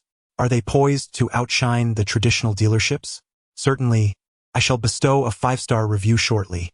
A look of astonishment appeared on Duke's face. Just as he prepared to approach, a gust of wind swept by him, causing his smile to falter. A man with a center-parted hairstyle had, unbeknownst to him, passed by and brazenly taken his seat. "Excuse me? Who do you think you are, daring to usurp the position of Officer Duke?" Chapter 28. The cost of a dog's life with a center-parted mane of black, shoulder-length hair and a scruffy beard. He possessed an elongated visage, clad in a blood-stained white short-sleeve shirt and a leather jacket. Was this John Wick? Could it be a scene from a frenetic chase? John Wick, once a legendary assassin of the underworld, akin to Old Hatchie, had long grown weary of the blood-soaked life beneath the surface, retiring for the sake of his wife and a tranquil existence. However, unlike Old Hatchie, who was blessed with children and the joys of life, John's retirement had been marred by tragedy. 5 years later, his beloved wife succumbed to cancer, leaving him alone with only the dog they had cherished together. Yet, misfortune struck anew as John began to navigate the solitary life of a widower. One fateful day, while refueling, a gang led by a man named Tarasov set their sights on his vintage car. They invaded his home, stole the vehicle, and callously murdered his dog. Thus, bereft of everything he held dear, John resolved to seek vengeance. The origin of this tale can be succinctly encapsulated as the price of killing a dog. Placing the glass upon the car hood, Aurelio appeared somewhat anxious. He had known John for quite some time, from his days as a hitman to his eventual retirement. John's car was frequently serviced at his shop. With a bitter expression, Aurelio poured a shot of vodka for John, who sat across from him. "I knew you would come." Bloodstains still marred the chest of John's white shirt, his countenance devoid of emotion, as if the pain from last night's ambush was imperceptible to him. Silently, he lifted the glass containing the clear liquid and inquired, "Is my car here?" "Not anymore. 10 minutes ago, Vigo's son, Tarasov, drove it away. I told him to get the hell out of my shop." Aurelio, having anticipated John's question, responded with utmost honesty. "Vigo? The Russian mobster?" John paused, his hand clutching the glass momentarily. Yes. Aurelio, feeling uneasy, picked up the glass again, then set it down. Clearing his throat, he tentatively asked, "So, what are your plans now?" The air fell silent for a moment, John's lifeless black eyes finally flickering with a hint of emotion. He stared coldly at Aurelio, swallowing the vodka as if it were fire. "This is no longer your concern, Aurelio. Get me a new car." In a suburban auto repair shop in Manhattan, John Wick, exuding an aura that warned others to keep their distance, sped out of the garage in a new vehicle. Duke, retracting his gaze from the license plate, casually cradled a fat cat in one hand while absently patting the car hood. It was evident that the shop had taken great care. Not only had they repaired the car, but they had also meticulously touched up the blue and white paint, polishing it until it gleamed as if it had just rolled off the assembly line. Duke nodded in satisfaction and turned to the somewhat disheartened manager, Aurelio, remarking nonchalantly, "Hey, you look a bit off. Is it related to that bearded fellow? Who is he?" Aurelio's heart tightened. He was aware of Duke's high-ranking position in the police department. Striving to muster a smile, he replied, "Nothing much, just a bit of sleeplessness lately. He was merely a customer picking up his car."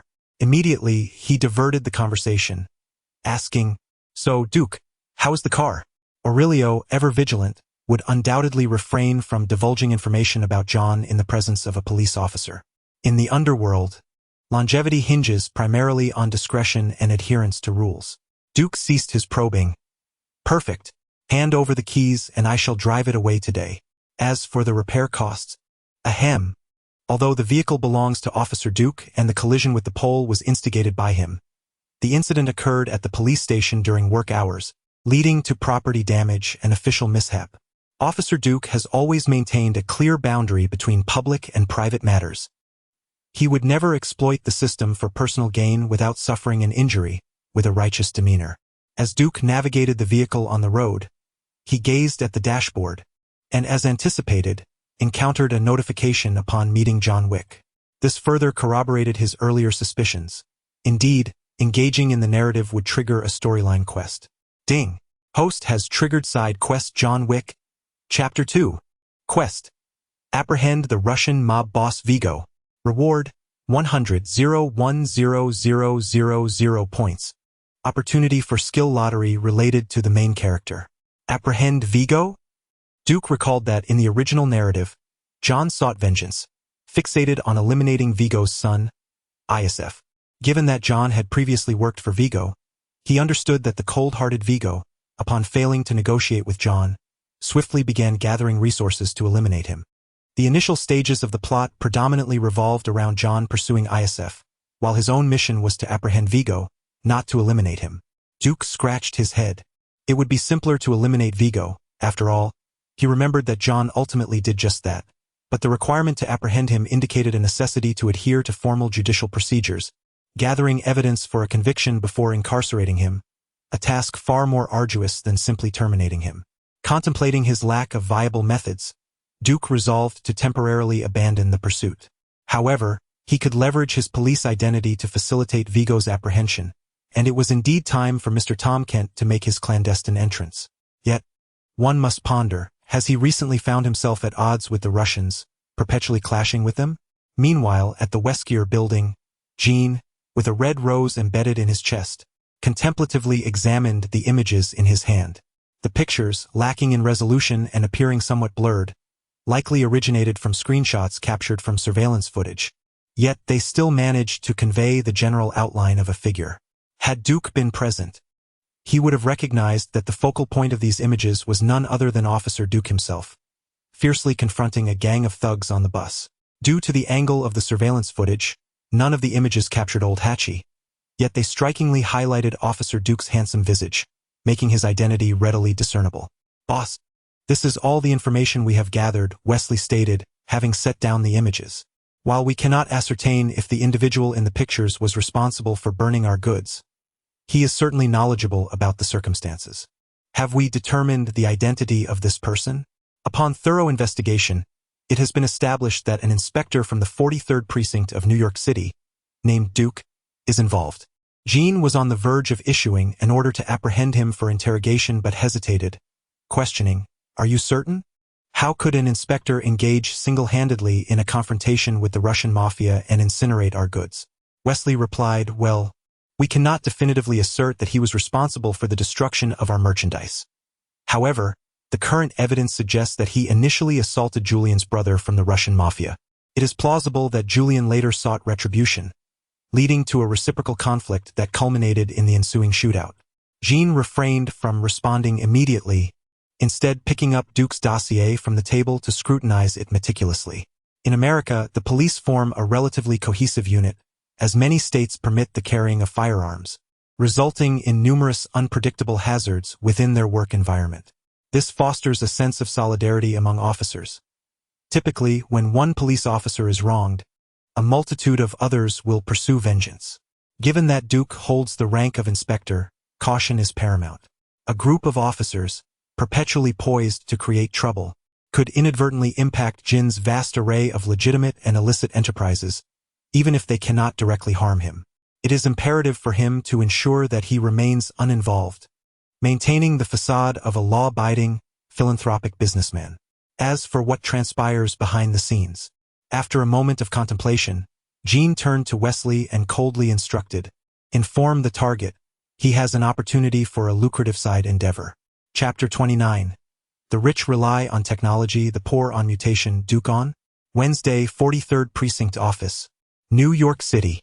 Duke effortlessly tossed his belongings into the office, collapsing languidly into the oversized executive chair he had intentionally purchased. With a practiced ease, he extended his legs to rest perfectly on the edge of the desk. Such was the meticulousness of a professional slacker.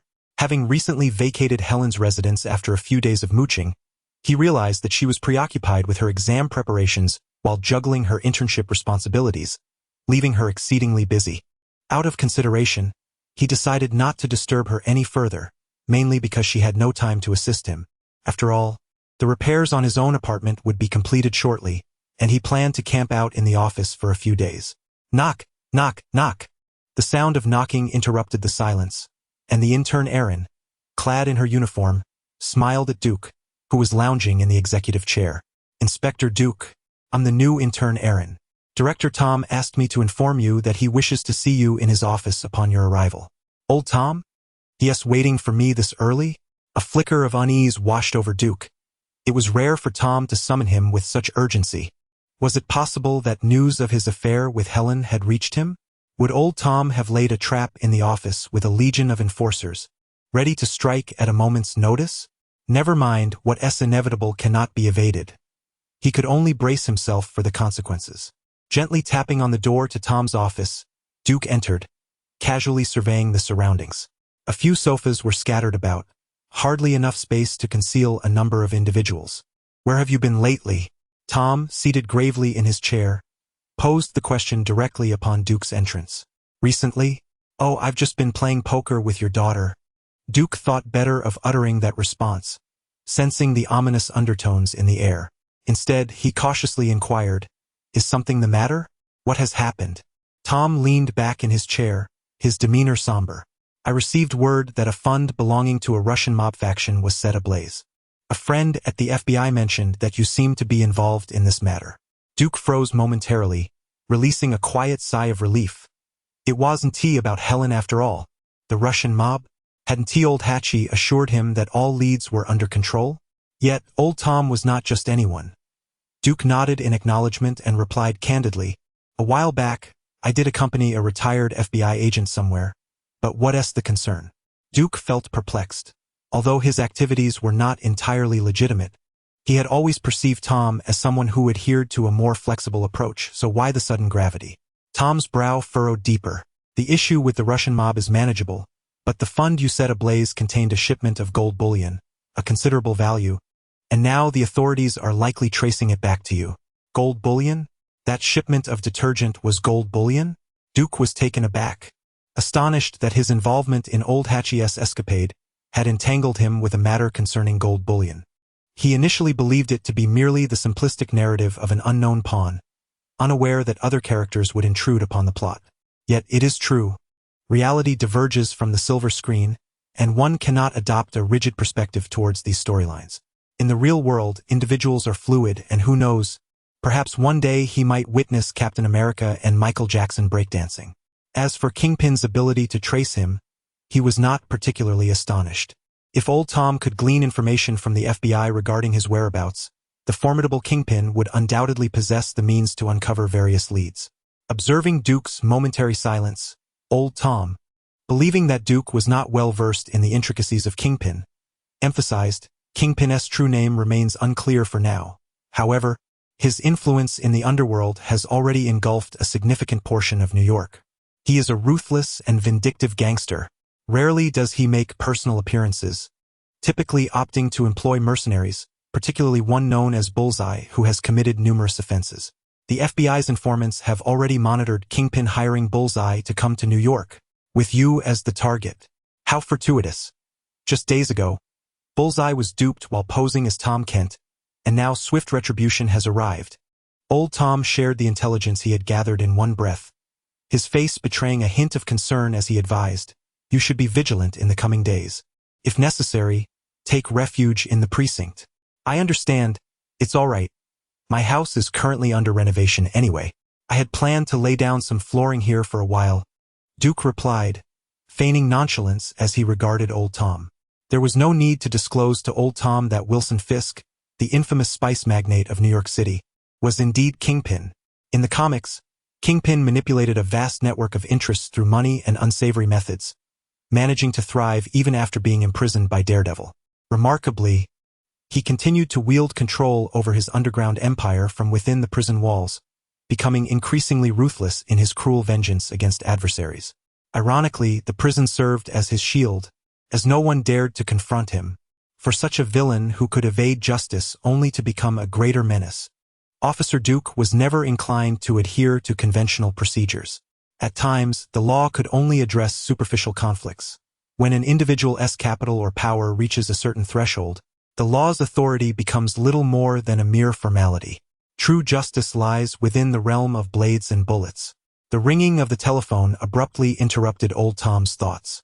He picked up the receiver and exchanged a few brief words, his expression shifting dramatically as he abruptly hung up. A significant traffic incident has occurred on Fifth Avenue in Manhattan, potentially involving mutants. We are instructed to head to the scene to prevent the situation from spiraling out of control. With a grim countenance, Old Tom glanced at Duke and added, "You need not accompany me. Remain at the precinct as part of the reserve team." Mutants? Although Duke maintained a facade of ease, within, he felt an increasing urgency, acutely aware of Kingpin's impending retribution. The Marvel Universe is fraught with peril. Gangs, criminals, and a plethora of villains emerge incessantly. Not to mention the various non-human entities that appear later. Even the current gang antagonist, Kingpin, poses a significant threat to Hawkeye. In order to survive, it is imperative to enhance one's strength swiftly. However, in the Marvel realm, one must either rely on wealth and technology or on mutation. Duke possesses neither riches nor the ability to mutate and must therefore cling to the mission system. Given the likelihood of mutant appearances, it is probable that missions will arise that must be explored. "No, Uncle Tom, it's unnecessary for you to decline. I wish to accompany you. It's still daylight, and I trust that no assassin would dare to brazenly attempt to take my life." Before Uncle Tom could refuse, Duke added, "Furthermore, it is indeed safer to be amidst the larger group, is it not?" Perhaps it was Duke's final remark that swayed Uncle Tom, who, with a resigned wave of his hand, replied, "Very well, but do take care. Go inform the lads downstairs and ensure they bring ample equipment." Duke nodded in acknowledgement, his expression serene as he exited Uncle Tom's office.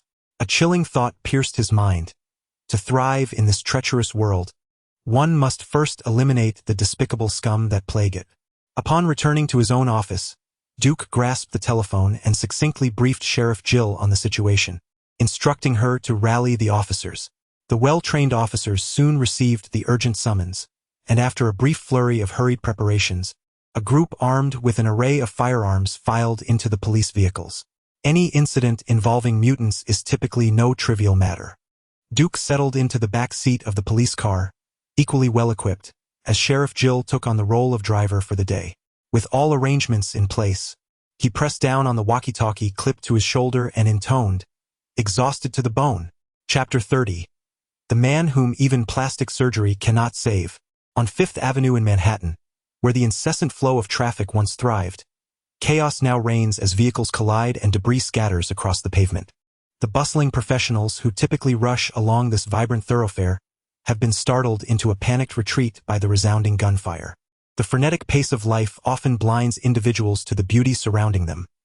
However, some possess an innate ability to perceive splendor, such as the gentleman clad in a dark crimson bodysuit, who is currently dancing a whimsical space dance while shielding his groin with one hand. I must introduce the principal character responsible for today's catastrophic chain reaction. Allow me to present Wade Wilson, the former Special Forces operative, ex-mercenary, novice mutant, and the most grotesque Avenger, Deadpool, as he is now known.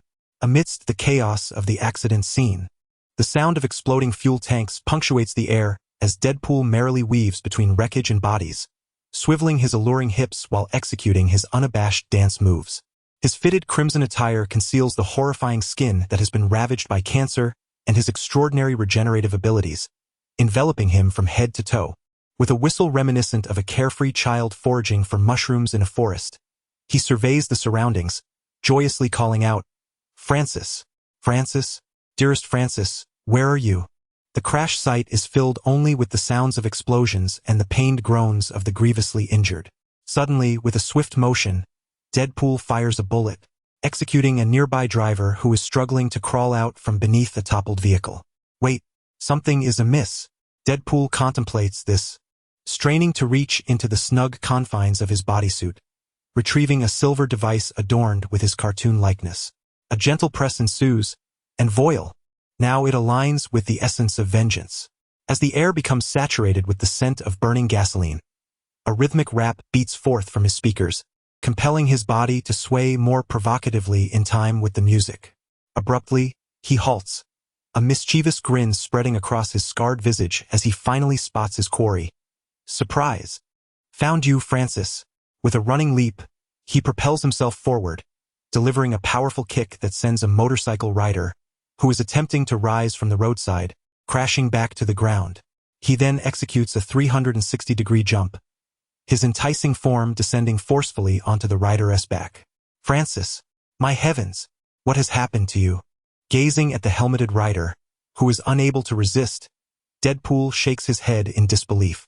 He leans down and seizes the rider by the collar, hurling him against the curb with a forceful toss. With a thumbs up aimed at his target, he grins wickedly, declaring, "Those who lose at hide-and-seek must face the consequences." After stretching his limbs, Deadpool assumed a ready posture for kicking the ball. With a powerful thrust of his rear foot against the ground, he aimed a forceful kick at the rider's head. The immense force not only caused the rider's head to snap back but also sent the black helmet he had been wearing flying. Deadpool crouched down, roughly turning the rider's face towards him with his gloved hand. Beneath the helmet lay a youth of approximately 26 years, with a buzz cut and a visage smeared in blood, seemingly gravely injured, gasping heavily as he leaned motionless against the curb. Francis, his peripheral nerves irreparably damaged from the experimental burns, could no longer feel anything. Despite his severe injuries, he was devoid of any sensation of pain. Struggling to shift his body, he gazed at Deadpool in confusion and uttered, "Who the hell are you?" Tilting his head, Deadpool scratched it with effort, lamenting, It's me, dear Francis. Have you forgotten our joyous times? Those nights when you had me screaming with delight? Have you forgotten me so quickly? That truly breaks my heart." His previously cheerful tone suddenly turned somber. "It's you, Wade?" Francis panted as he looked at Deadpool. With a whistle, Deadpool's expression shifted in an instant, and he exclaimed joyfully, "Aha! You've remembered. My best buddy. How delightful it is to see you again. Let me think. When was the last time I felt this elated? Was it when I learned I had that damned cancer and was waiting to die? No, that's not it. Was it during the nights you tortured me with electric shocks and drowning? Absolutely not. I've got it." Deadpool then drew a katana from behind his back and forcefully plunged it into Francis's chest. The blade pierced through his torso, pinning him firmly against the concrete by the roadside, as he grinned maliciously. "It was when I dreamt of you picking up soap in front of me last night.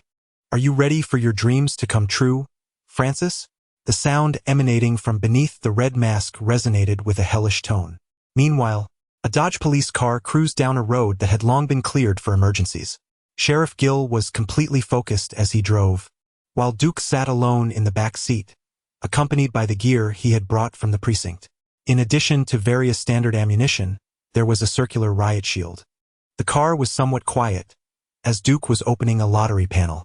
Faced with the unexpected assault from Gold and Bullseye, he ultimately decided to exhaust all his current points. Points were important, but life was paramount. With 4,800 points left, he resolved to use them all at once. System: 4 silver-level lottery draws, 8 black iron-level lottery draws. Lottery confirmation: deducting 4,800 points, the host receives the following rewards. Item card: 1 blank card, can convert items into cards. Reusable. Skill card: Combat Instinct. You possess an extraordinary potential for combat, instinctively targeting the weaknesses of your enemies. Item card: Nuclear Cola X5. We solemnly promise that all products contain only half the sugar, half the carbohydrates, and half the calories of regular Coca-Cola, yet are fully infused with radioactive strontium isotopes. Item card: Desert Eagle. Only the bear gun is provided. Do not forget to bring ammunition. Gazing at the 4 items from the silver-level lottery, Duke rubbed his temples, feeling a mix of fortune and misfortune. While none could immediately enhance his current prowess, the blank card sparked a faint glimmer of inspiration within him. After examining the silver lottery, Duke tempered his expectations and clicked on the black iron-level draw. Item card: Ham Sausage X10, Wang Zhongyu Ham Sausage. Genuine materials you can trust. Item card: A pack of tissues, essential for urgent situations. Item card: Bullets X30, Universal Bullets, compatible caliber, X5. Item card: Red nylon rope. Some may find it useful, but first learn the special techniques for its use. Duke. Though he anticipated the unreliability of the black iron lottery, the quality of Wang Zhongyu's ham sausage seemed excessively dubious. Genuine materials? More like a concoction of starch and lean meat essence. Duke refrained from further sarcasm. After all, he regarded the black iron lottery as merely a stepping stone, and the universal bullets were a welcome addition, saving him some expense on ammunition in the future. Sir, we have arrived. The accident site is just ahead. The road is too congested for vehicles, so we must proceed on foot. Jill's voice pulled Duke back to reality. Seizing the moment, he swiftly activated the recently acquired Combat Instinct card. Instantly, a refreshing clarity enveloped his mind, as if a veil of dust had been lifted from his vision. Blinking, Duke attempted to focus on Jill in the front seat, only to find his gaze inexplicably drawn to Jill's neck, the back of his head, Adam's apple, and the area behind his ears. It appeared he was now able to discern his enemy's weaknesses. Duke pondered thoughtfully. Would this newfound perception alter his instinctive habit of gazing at a woman's bosom first? Jill, inform everyone to prepare their gear and disengage the safety. With the abrupt halt of the vehicle, accompanied by the sharp screech of rubber tires against the asphalt, Duke swiftly gathered his equipment alongside the officers, disembarking into a scene littered with abandoned cars left by panicked onlookers. However, the unmistakable sounds of conflict and explosions echoed clearly from ahead. Before he could establish a suitable position for battle, a startled cry erupted nearby. Duke instinctively looked up to see a sleek, black, high-tech warplane hovering ominously amidst the scattered wreckage of vehicles on the road. X-Men? Chapter 31. Deadpool's Revenge, or lack thereof, ding. The host has triggered the side quest Deadpool. Quest: acquire the records of mutant gene mutation experiments. Reward: 800, 030, 000 points. Skill lottery for the storyline protagonist Deadpool? Duke instantly comprehended the current scene. It was the opening of the first installment of the Deadpool film series. When one mentions Deadpool, it conjures an image of a uniquely popular anti-hero amidst the vast pantheon of superheroes in the Marvel Universe. It is evident that the present scenario portrays the cinematic version of Deadpool, rather than the comic incarnation who, after participating in the military's Weapon X program, could emit lasers and teleport, abilities that are markedly diminished in the film adaptation. In the movie, Wade Wilson, the embodiment of Deadpool, is not a brooding, justice-seeking vigilante. Rather, he is a mercenary, one who occasionally performs good deeds based on his whims, while simultaneously seeking a romantic partner with shared interests. However, every life is subject to an if-only, and for Wade, this if-only dramatically altered the trajectory of his existence. Just as he believed he had found love, the wretched scourge of cancer descended upon him. In a moment of utter despair, he contemplated retreating to a solitary corner to quietly await death. However, a bald man in a tailored suit appeared, claiming to be on a mission for national security, seeking terminally ill veterans for mutant testing. In truth, they were charlatans. While they were indeed conducting experiments on mutants, they were not cultivating superheroes. Rather, they were exploiting the unfortunate souls who had undergone brutal methods to awaken their mutant genes, only to sell the successful mutants as disposable assets for warfare. The unsuccessful subjects faced relentless torment, with death being the only definitive failure, as no one cared for these doomed patients. After enduring severe torment, Wade successfully activated his mutant genes, which led to a touch of insanity. Yet, his near-immortal self-healing abilities could not eradicate the cancer. They merely repaired the damage inflicted by the disease. This led to a relentless cycle of self-repair and cancerous destruction, resulting in his unfortunate disfigurement. To describe his appearance as merely disfigured would be an understatement. One could say he resembled a being repeatedly deep-fried in scorching oil, then left to cool only to endure a comprehensive nuclear irradiation. His visage could still be classified as humanoid, which is why he resolved to don a red spandex suit to completely conceal his horrific countenance. On the highway, disregarding the numerous fallen individuals who had already met their demise, Duke directed the officers to maintain a safe distance from the X-Men's aircraft while instructing Sheriff Jill to establish a perimeter to deter the overly curious onlookers. He handed the radio to Jill to report the situation at the scene. Acutely aware of the importance of self-preservation, Duke refrained from advancing recklessly. The road was littered with overturned vehicles, so he sought refuge in the shadow of an SUV, quietly observing the unfolding events across the way. The sleek, high-tech black X-plane exuded an aura of sophistication. As the sound of the belly hatch opening echoed, Duke beheld two mutants descend from the aircraft, members of the X-Men. At the forefront stood a towering figure, the formidable Steelman, whose robust physique shimmered with a silver, metallic sheen. His ability allowed him to transform every aspect of his body into a substance akin to steel, possessing a hardness second only to Wolverine's adamantium claws. Close beside him was a petite girl, chewing gum incessantly, known as the Black Queen, whose power lay in her capacity to generate explosive blasts.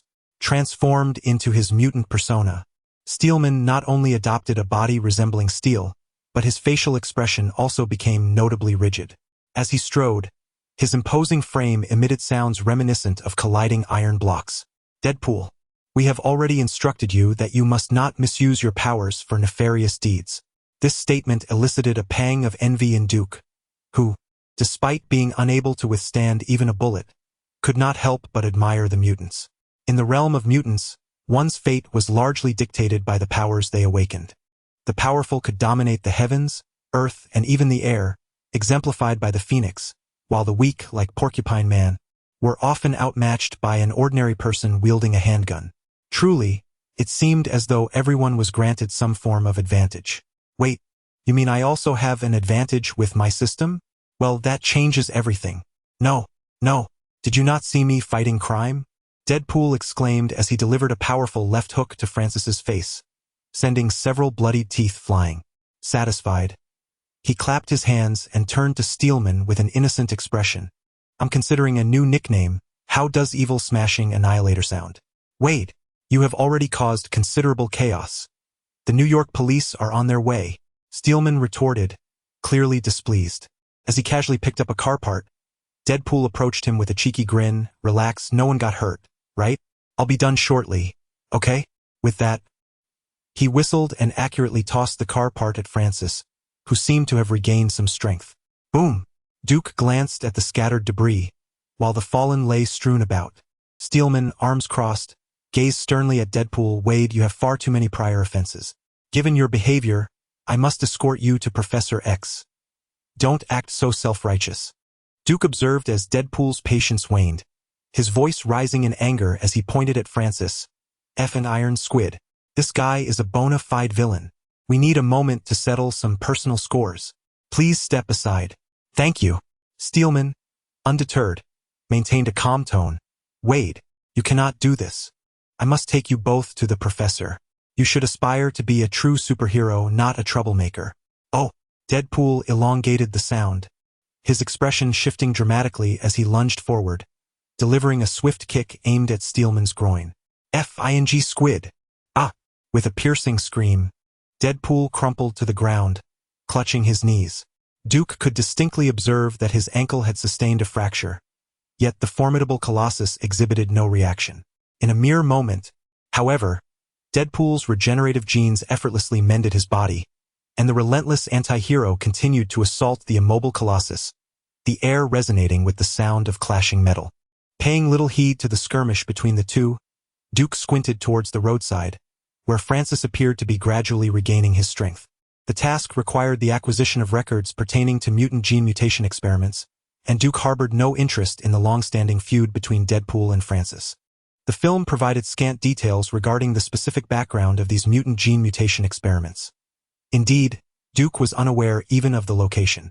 To accomplish his mission, he first needed to identify the pivotal figure behind this experimental initiative, after which he could devise a plan to procure the records.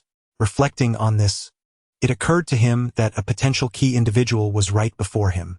Perhaps he should attempt to rescue Francis as a preliminary measure. Chapter 32. A lethal encounter. Certainly, the righteous Officer Duke would never stoop to such depths. Swiftly shedding his police uniform, Duke grasped his walkie-talkie to communicate with Jill. Jill, respond if you receive. I have encountered a situation. Remain vigilant. I must temporarily depart. The voice of Sheriff Jill crackled through the device. Received. Sir, what has transpired? I left the gas on. Cough, cough. I've received urgent information from an informant regarding a significant lead that requires immediate attention. Discarding the walkie-talkie, Duke retrieved his signature black-rimmed glasses from the pocket of his jacket's lining. The noble Officer Duke exited, making way for the enigmatic mercenary Tom Kent. Prepared for the task at hand, one pressing question loomed. How to rescue Francis? There was no need to ponder. A frontal assault would surely leave him battered by Deadpool and Colossus. If it were nightfall, Duke might have attempted a stealthy approach using shadowy footsteps. Yet it was the middle of the day, and even with shadows, there was no way to merge into them effectively. Rubbing his chin thoughtfully, Duke surveyed his surroundings for any tools that could be of use. A direct approach was futile. He could only rely on Francis to act on his own. If discovered, he would simply remove his glasses and surrender. Before long, Duke spotted a motorcycle, presumably belonging to Francis's convoy, lying on the ground in relatively good condition after being intercepted. He picked up a small stone, glancing at Deadpool, who was engaged in his incessant banter with Colossus.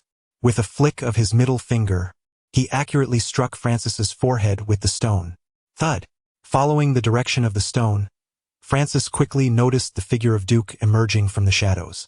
Though he did not recognize the bespectacled stranger, the furtive and reluctant demeanor of the individual certainly did not align with that of the detestable Wade. Duke propped up the motorcycle, waving at Francis, who was pinned to the ground. Are you here to save me? Francis thought, a flicker of joy igniting within him. Although he was unafraid of pain, surviving was undeniably preferable to lying lifeless. After gathering his strength, Francis observed the deranged Wade, who was rambling incoherently in the middle of the road. Suddenly, with a deafening roar, he was sent flying by a punch from the towering mutant known as Colossus, crashing into the windshield of an unfortunate vehicle by the roadside. An opportunity had arisen. Amidst the shattering glass and Wade's incessant chatter, Francis strained to extract the katana embedded in his shoulder. Lacking Deadpool's extraordinary regenerative abilities, he felt no pain, yet he was acutely aware of the basic principles of biology.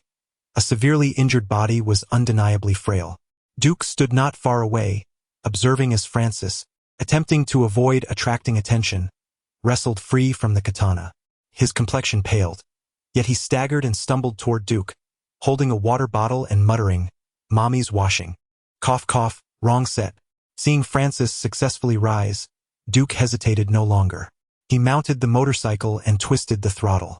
With a thunderous roar, the motorcycle's front wheel lifted, and with a powerful thrust, it surged toward Francis with reckless abandon. In a fleeting moment of collision, Duke grasped the handle with one hand while extending the other toward Francis. With unsteady steps, Francis recognized that life and death hinged upon this instant. Gritting his teeth, he seized Duke's hand with all his might, performing a somersault to leap onto the motorcycle. As he did so, he instinctively ducked to evade attacks, gripping the seat of the motorcycle tightly. Successfully rescuing Francis, Duke twisted the throttle, accelerating past the brawling Deadpool and Colossus. In one swift motion, he retrieved the katana that Deadpool had previously embedded in Francis, tucking it into his blank card pouch, eschewing the gun in favor of a hasty retreat. The roar of the engine startled Deadpool, who was still entangled in a heated dispute with Colossus.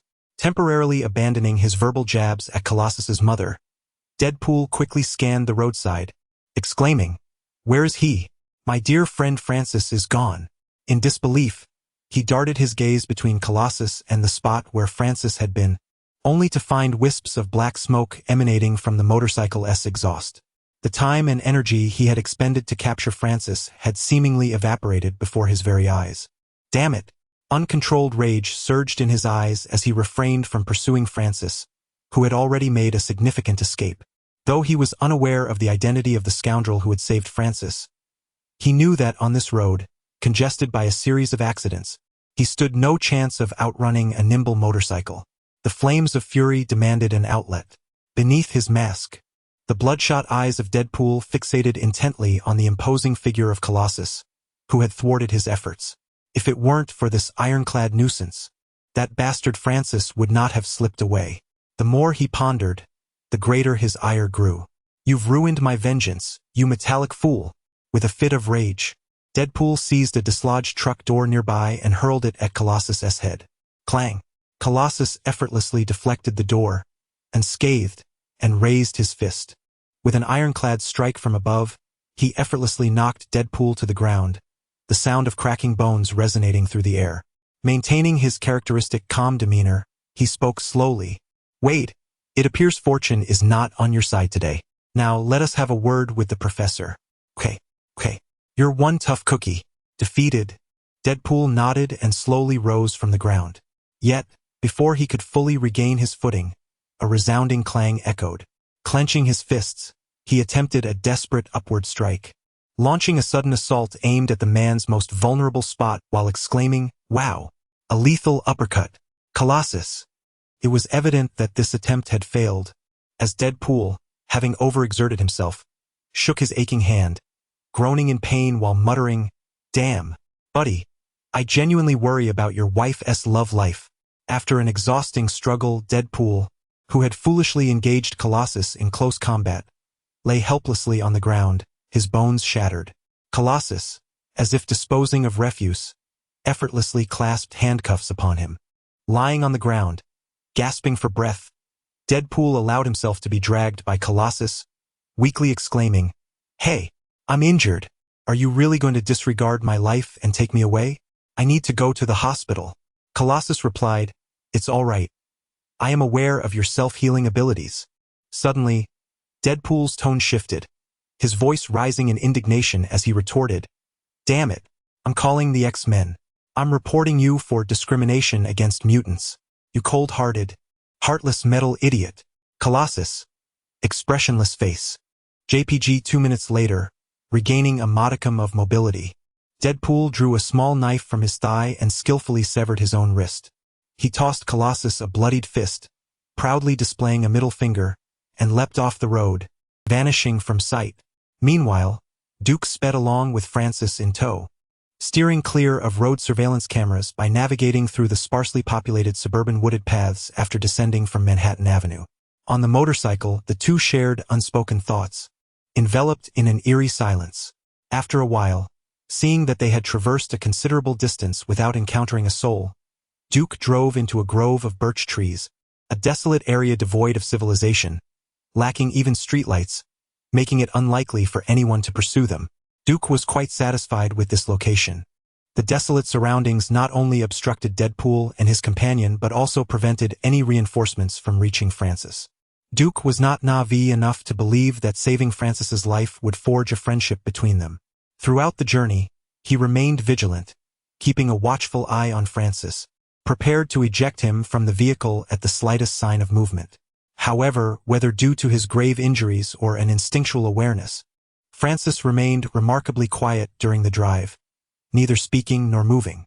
As the engine's roar gradually subsided and the speed diminished, Duke swiftly exited the vehicle, nonchalantly adjusting his glasses. "Mr. Francis, it's an honor to meet you. My name is Tom." Upon the car's stop, Francis seemed unsteady, stumbling out onto the leaf-strewn ground. Lowering his head, the shadows of the trees obscured his facial expression as he spoke in a low tone. "Mr. Tom? You know me?" "Indeed, Mr. Francis.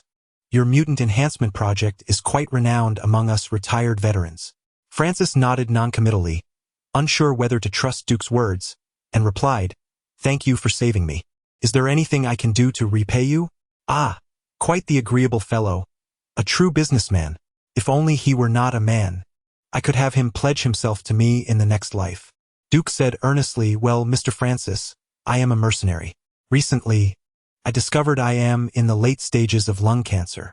I have heard that many veterans suffering from terminal illnesses have found success in their cures, so I was hoping—" "All right, I understand," Francis abruptly interrupted, waving his hand. "Take me to Brooklyn's 36th Street, and I promise I can absolutely solve your cancer." "Really?" Overjoyed, Duke hurried forward to prepare for departure, unexpectedly finding the first step of the task resolved so effortlessly. It was evident that the injured Francis would undoubtedly return to his lair. Even if Francis's sanctuary wasn't a laboratory, it would certainly be in close proximity to one. Once Duke discerned its location, it would be a trivial matter to stealthily infiltrate and extract some data under the cover of night. "Kong Mang, I shall escort you there," Duke exclaimed with a beaming smile as he swiftly inserted the key and hopped into the vehicle. Francis chuckled softly, not uttering a word.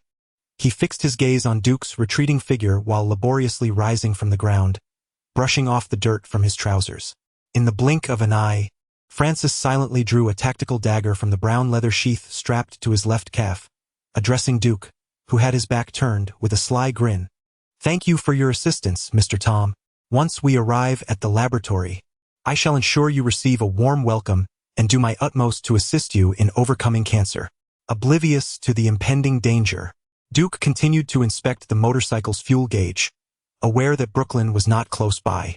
Originally intended for one rider, the two motorcycles now bore the weight of two individuals, placing the fuel supply in a precarious situation. He needed to find a place to refuel.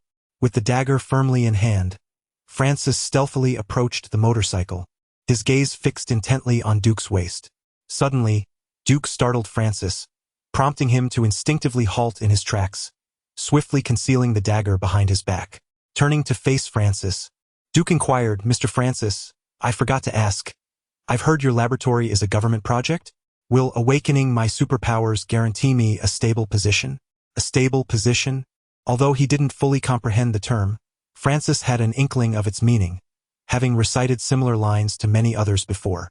Nodding earnestly, he replied with unwavering conviction, "Of course, while cancer is deemed terminal by many, for those of us collaborating with the government, it is merely a minor hurdle. Once you successfully awaken your superpowers, the government and we will craft you into a new superhero, and then— By the way, does this experiment hurt?" Duke interjected, interrupting Francis's lengthy discourse with a hint of hesitation. "Indeed, it may cause some discomfort, but as you know, no superpower is obtained effortlessly." Francis understood that people are often skeptical of free offerings that seem too good to be true. Thus, a sprinkle of negative information could enhance the credibility of his assertions. After a brief pause, he continued in a persuasive tone, "Moreover, we can assist you in acquiring extraordinary abilities. Once you successfully awaken, not only will your illness be cured, but you shall also become a superhero." Duke pondered for a moment, striving to restrain the quivering corners of his mouth, and exclaimed in excitement, "Mr. Francis, is that truly the case? My lifelong aspiration has been to embody the essence of a superhero, dedicating myself to vanquishing evil, aiding the weak, redistributing wealth from the affluent to the impoverished, and alleviating suffering. Observing Duke's lips tremble with barely contained emotion, Francis paid little heed, attributing it to the overwhelming excitement that rendered him unable to maintain composure. Since assuming responsibility for this project, he had encountered numerous terminally ill patients, each a pitiable soul clinging desperately to a flicker of hope. Ironically, he himself was a product of this very experiment, albeit with less than triumphant results. While he had indeed awakened extraordinary reflexes and a modicum of self-healing abilities, the excessive experimental agents had irrevocably damaged his peripheral nerves, obliterating his sensory perception. Ha ha ha! A superhero! Ha ha ha! Duke could no longer restrain his laughter, erupting into guffaws as he struggled to maintain his composure. Please do not misconstrue my amusement. I merely recalled a delightful thought. The prospect of becoming a superhero is simply exhilarating. Ha ha ha! Francis, unable to comprehend Duke's nonsensical humor, dismissed his inexplicable laughter. After all, he had just encountered another loquacious individual clad in a tight red costume, Wade, who, transformed into a grotesque figure reminiscent of a toothy egg, had stabbed him multiple times. His resilience against banter had gradually fortified, yet the joyful demeanor of Duke stirred a quiet disdain within him. A superhero? More like a super slave.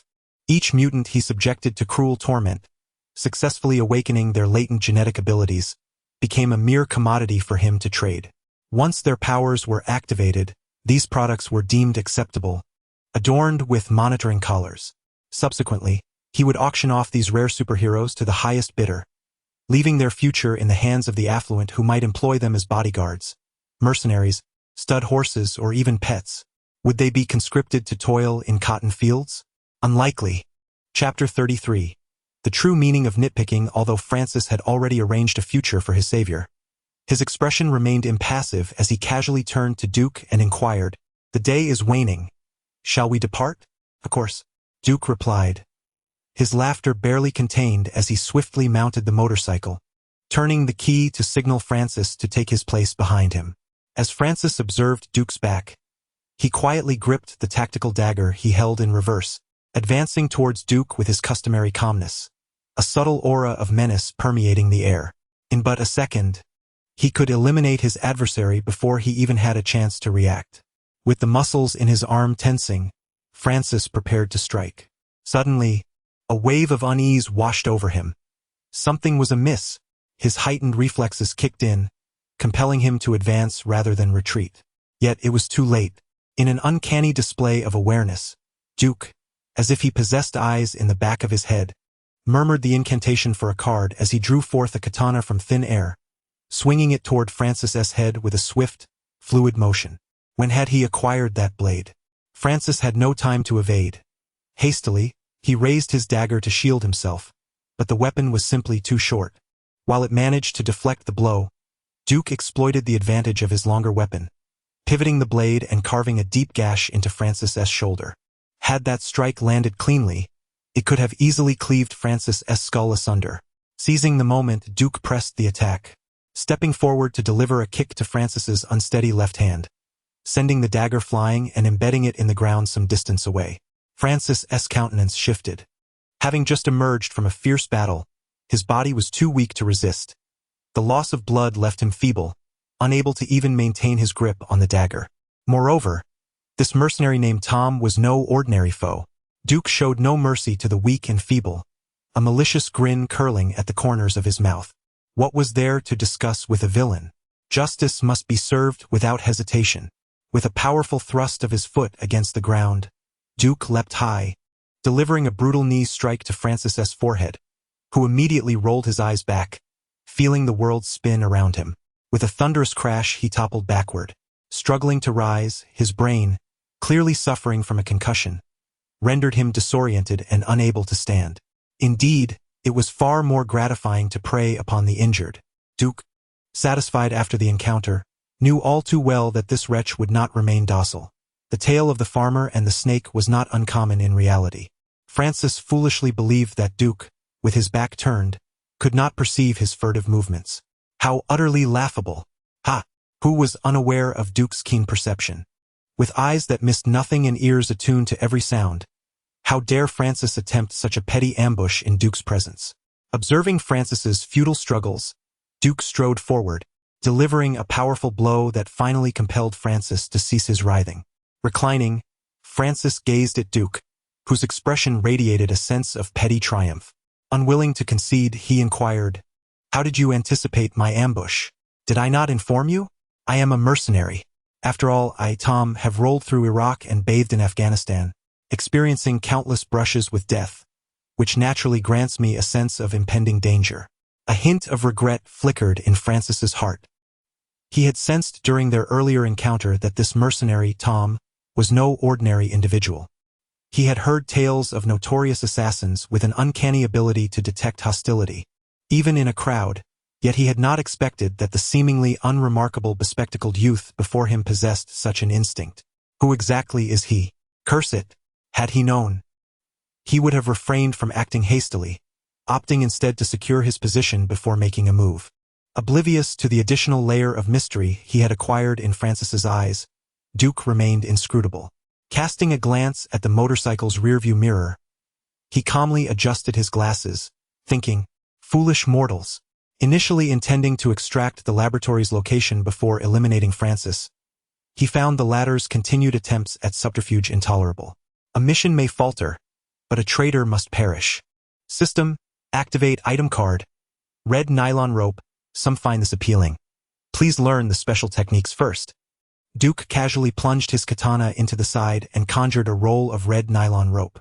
Regrettably, his inaugural foray into the art of binding was bestowed upon a bloodied, buzzcut man, rendering the teachings of esteemed mentors such as Yuya Mitsuhashi and Ai Ijima a wasted effort.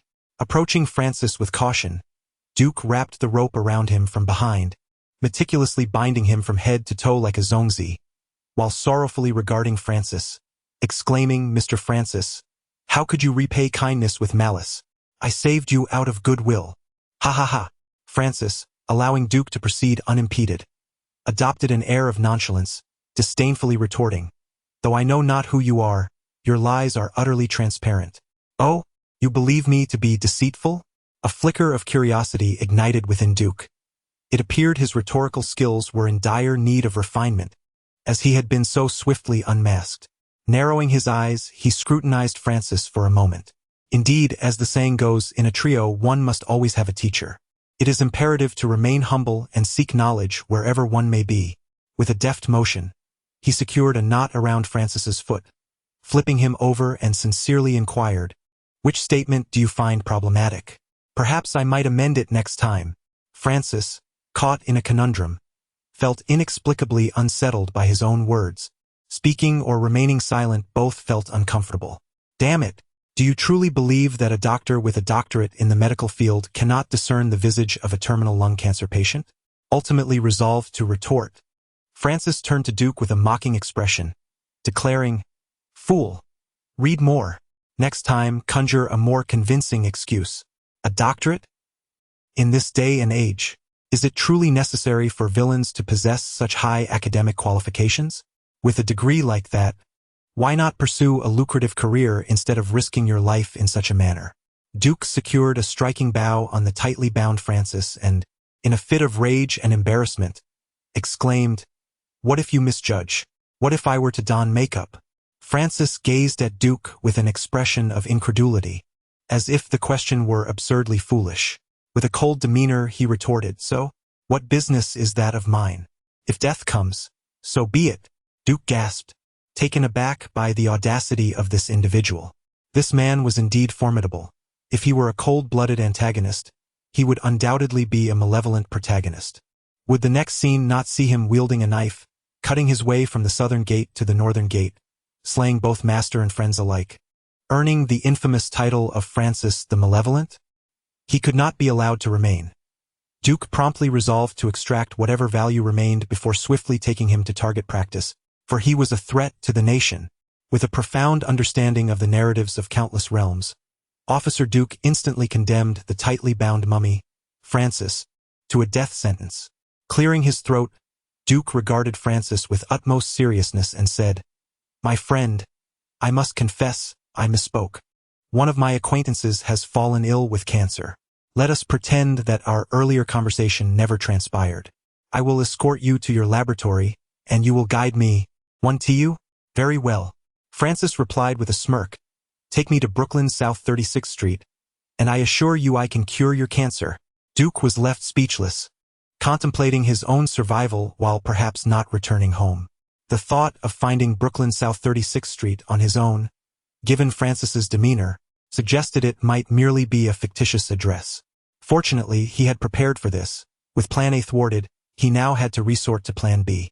However, before initiating that, there was one crucial matter to attend to. Duke fell silent for a moment, then turned to the fearless Francis and proposed, Mr. Francis, let us play a game.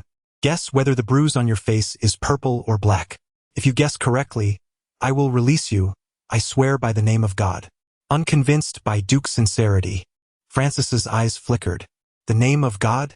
It was worth a shot, after all. He ventured, purple? Duke's expression shifted dramatically as he stepped forward, planted a foot on Francis's chest, and raised his fist, the size of a large bowl, declaring, wrong. It is you, you fool. With a swift punch, he struck Francis squarely on the nose, causing blood to spurt forth and his nose to bend at an angle, resembling a sauce shop with salty, sour, and spicy flavors spilling out. After delivering the blow, Duke continued to vent his frustration, shouting, What sort of despicable creature are you to mock my education? As he berated Francis, Duke unleashed a flurry of punches, alternating left and right, landing blow after blow on Francis's face, swiftly transforming the once handsome visage into a swollen, bruised countenance. After this cathartic release of anger, he felt a sense of relief. Duke, with a sense of satisfaction, secured the silenced Francis to the motorcycle. He picked up the katana that lay beside him, flicking the blade with a casual motion, which elicited a crisp, melodious hum from the sword. Beyond capturing Francis, the greatest prize of the day was undoubtedly this blade. According to the comics lore, Deadpool's dual swords are not merely ordinary weapons, which explains why he sought to acquire one during his escape. In the face of escalating crises, the effectiveness of firearms may diminish against certain foes. For instance, even if Duke were to aim a Desert Eagle at the formidable Steel Titan, it would likely fail to penetrate his ironclad exterior. In contrast, cold weapons possess far greater potential. Whether it be the vibranium spears from Wakanda or Odin's eternal spear from Asgard, the might of these weapons is truly formidable. Particularly notable are the Infinity Gauntlet and Stormbreaker, which are undoubtedly among the most powerful artifacts in the Marvel Cinematic Universe. Duke felt it was imperative to cultivate a proficiency in wielding cold weapons from this moment onward. Moreover, Deadpool's katana is a rather unique armament. While it may not rival the famed adamantium in hardness, it surpasses it in certain respects. The dual swords are primarily composed of carbonadium, one of the 4 remarkable metals in the Marvel Universe. This alloy exhibits exceptional malleability, allowing Deadpool to deflect bullets with ease, leaving the weapons unscathed even after being struck. Another distinctive characteristic of carbonadium is its heightened radioactivity, which notably hampers the regenerative capabilities of its victims. Even Wolverine, with his extraordinary healing factor, has been incapacitated by repeated strikes from Deadpool's carbonadium blades, ultimately succumbing to his injuries.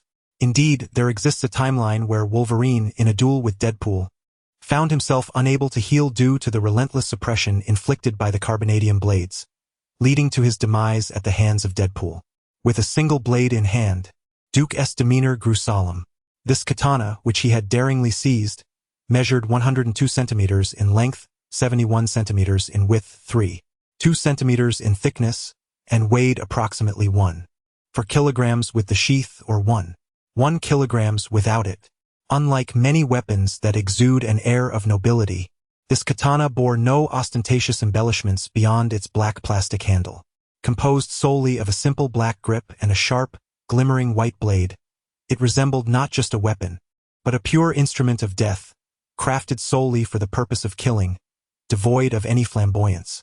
Duke, with a serious expression, ran his fingers, his middle and index fingers, along the polished, slender blade. A chill emanated from the steel, as if he could sense the lethal prowess concealed within the weapon, a testament to its deadly nature. What a remarkable and formidable blade! It is precisely what I lack in terms of weaponry.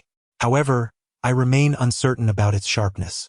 The image of the protagonist skillfully testing a divine weapon, delicately slicing through hair, instantly ignites Duke's curiosity. Although he is aware of the tensile strength and radiance of carbon steel, the sharpness remains ambiguous. Contemplating the precious locks atop his own head, Duke grits his teeth and, with a determined stomp, resolutely yanks a handful of hair from Francis's head. With his back straightened and a hint of unease in his gaze, Duke sheepishly addresses Francis, "Dear brother, I shall remember your sacrifice." Francis, utterly bewildered, exclaims, "ABA. I am so moved. You consented? Thank you." Regaining his composure, Duke positions the hair upon the blade, its edge gleaming upwards. With a confident smirk, he gently blows, and indeed, the hair is instantly whisked away. How could this be? Duke, perplexed, reflects that even if this blade is not forged from adamantium, the resilience and sharpness of carbon steel should suffice. Undeterred by this mystery, Duke borrows another strand of hair from his noble companion and stubbornly persists in his experimentation, placing the hair once more on the blade. And it flies away again? What is happening? It appears that whether he blows forcefully or gently, the outcome remains unchanged. Frustrated, he scratches his head and decides to try cutting Francis's hair directly with the blade. Who says one must blow to sever hair? After all, a wash and cut also involves blowing. Truly, I am brilliant. One word, ingenious. Chapter 34. Wholesale Goods. No soul. After a brief interval, the newly appointed barber, Mr. Duke, sat upon his motorcycle, a furrow of perplexity etched upon his brow.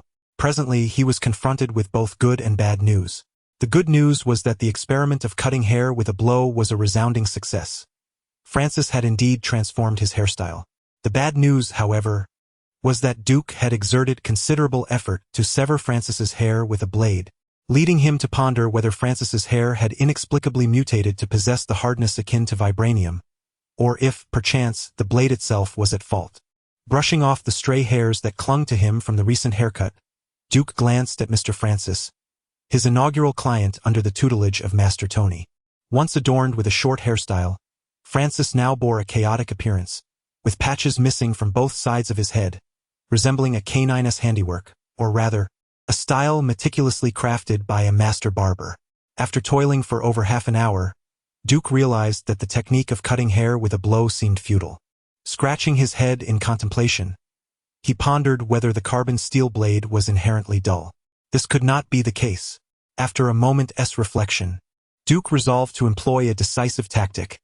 Close the door and activate the system. Use the blank card. In an instant, the katana in his hand vanished, having been sealed within a blank card during his earlier journey. In Duke's eyes, this card represented an invaluable piece of spatial equipment capable of sealing a single item, making it the most useful prize from this lottery. Success. Filled with anticipation, Duke activated the card that had sealed the katana, only to find himself momentarily stunned. This was merely wholesale merchandise. Cursed be it. In a fit of rage, he threw it down. He had suspected that Deadpool, a destitute mercenary, could hardly afford carbon steel weaponry, especially given his propensity to hurl them around carelessly. It was no wonder the item gleamed so brightly. The factory's stainless steel surface was indeed reflective. In his frustration at losing his beloved sword, Officer Duke seethed with indignation, his discontent seeking an outlet. Meanwhile, Francis, his visage transformed beyond recognition, remained oblivious to the madness unfolding before him. Yet, he could discern from Duke's expression that the barber was not in a favorable mood, and the enemy's misfortune brought him a modicum of joy. He turned his head, despite being battered into silence, striving to widen his eyes in a wordless mockery of Duke. Irritated, Duke rolled up his sleeves and clenched his fists, glaring at the bruised Francis, and snarled, "Laugh at your own demise." With a punch fueled by personal grievance, Duke struck Francis, who had yet to offer a defense, knocking him unconscious while muttering to himself, "How foolish I am. I always thought superheroes carried equipment. Yet I never realized there were other destitute souls like myself purchasing wholesale weapons." Sigh.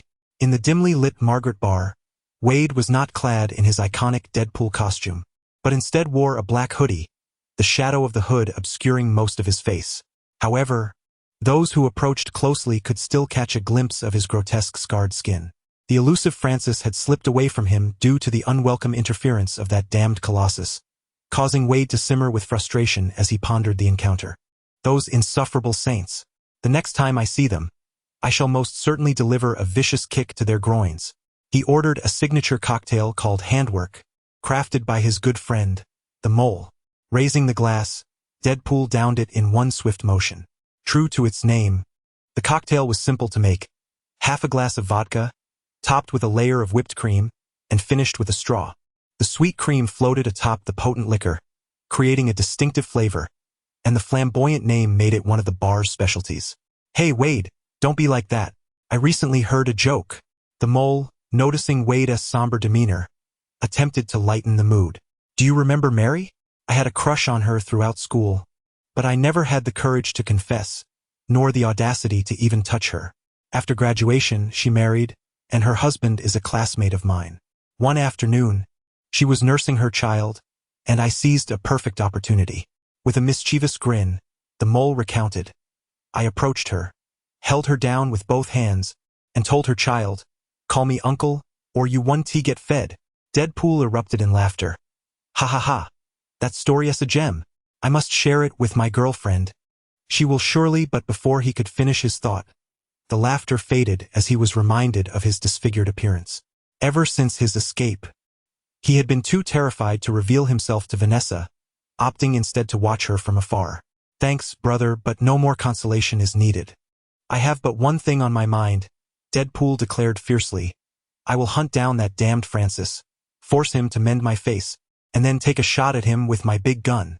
Indeed, that was the spirit of Deadpool, unyielding. I don't know, perhaps it's the alcohol, but I feel rather defeated, he lamented. I don't even know who took that bastard Francis away. Calm down, Wade, the Mole said, handing him another drink. Since we found Francis once, we can surely find him again. You can have another shot of vodka. Just as he was about to continue speaking, the Mole was interrupted by a familiar bespectacled youth, who was smiling as he browsed the drink menu. Swiftly grabbing a clean glass from beneath the bar, the Mole poured a drink and handed it to the young man, patting Deadpool on the shoulder before turning back to attend to other cocktail orders. Duke adjusted his glasses and accepted the drink with a smile. Thank you. Without haste to depart, Duke, holding a glass of wine, turned around and gently nudged the cup, casting a glance at the Deadpool who had removed his uniform. With a smile, he remarked, This drink is on me, Mr. Wade. Initially, Deadpool had lowered his head to avoid startling the guest due to the unexpected arrival, but he stiffened at the mention of Wade. Since awakening and escaping from Francis, only a few close friends knew that Wade Wilson was still alive. Who is he? Mr. Wade Wilson, please. The unresponsive Deadpool felt a sinking sensation in his heart and lifted his gaze toward the bespectacled youth beside him. Excuse me, who are you? Have you mistaken me for someone else? Are you trying to play games with me? With a face like yours, resembling a bowling ball with teeth, even my face blindness wouldn't allow for such a mistake. As Duke signaled to the Mole for another drink, he calmly regarded Deadpool's visage, stating, No need to pretend. I am aware of many things that you yourself do not know, such as Deadpool, cancer, and the mutant program. After sipping his drink, Duke relaxed against the bar, his smile laden with meaning as he continued. For instance, the Francis who slipped away from you today? Suddenly, Deadpool rose with an intensity, his reddened eyes fixated on Duke as he articulated each word with precision. Who are you exactly? Are you one of Francis's people? No, no, no. You misunderstand. I am no one's man. You may call me Tom, a mercenary, serving only Franklin. Duke chuckled inwardly, adding silently that he was also, of course, a part of the system. Deadpool, with skepticism etched on his face, refrained from arguing. In these times, who didn't carry a few aliases? He was not concerned about the identity of this bespectacled lad, but rather fixated on his intentions. Thus, he directly inquired, Mercenary, what do you want with me? Quite simple. Really. I know you have a vendetta against Francis's laboratory, and by sheer coincidence, my employer shares that sentiment. Would you be interested in collaborating? Collaboration. I have no need for that. Are you certain? Duke, seemingly struck by a thought, raised an eyebrow with a grin. I forgot to mention, I stumbled upon a pitiful creature on my way here. Curiously, his name is Francis. Mr. Deadpool, do you know him? Deadpool's pupils constricted suddenly. Francis did not escape? Who exactly is this person? How does he know so much, having not only uncovered Deadpool's situation but also managed to capture Francis? While the motives remained unclear, this individual was certainly no ordinary mercenary. Give me that bastard Francis. How much do you want? Without beating around the bush, Deadpool was solely focused on capturing Francis to restore his appearance and exact revenge. Thus he impatiently looked at Duke. No money required. Duke smirked, akin to a loan shark in a film, and emphasized, gazing into Deadpool's eyes, I can deliver Francis directly to you for free. But, Chapter 35. I have grown ugly, yet I have grown stronger. As Deadpool's facial muscles twitched, he realized that, in this world, there exists no such thing as a free lunch. Initially presented with a plethora of benefits, he anticipated the inevitable twist of fate. With a serious demeanor, he interjected, as long as you provide me with Francis, I shall agree to your terms. Duke, non-committal, merely shook his head, wearing a smile imbued with benevolence as he continued. No, Mr. Deadpool, I believe it would be wise for you to listen to the entirety of my proposition before agreeing. I pride myself on my integrity, and nothing disturbs me more than deceit. You understand, failing to fulfill a promise can be quite detrimental to relationships. He gestured for Deadpool to follow him outside, fully aware that Deadpool was no paragon of virtue. As they walked, Duke elaborated, my employer has a keen interest in the creation of artificial mutants. The transaction is straightforward. I can provide you with Francis in advance, provided that you deliver their mutant experiment records to me within a week. Deal. When can I collect Francis? Deadpool exclaimed, almost missing the conditions in his eagerness. As Duke had surmised, Deadpool was solely focused on seizing the benefits first, leaving the fulfillment of promises for later consideration. The back alley of the Margaret Bar was a narrow passage cluttered with refuse, so secluded that years of neglect had left it devoid of streetlights. Only the distant glow of neon lights faintly illuminated the uneven ground. Duke led a hopping Deadpool to a mound of garbage, where black plastic bags overflowed with unknown contents, indicating that it had been quite some time since a cleaner had attended to the area.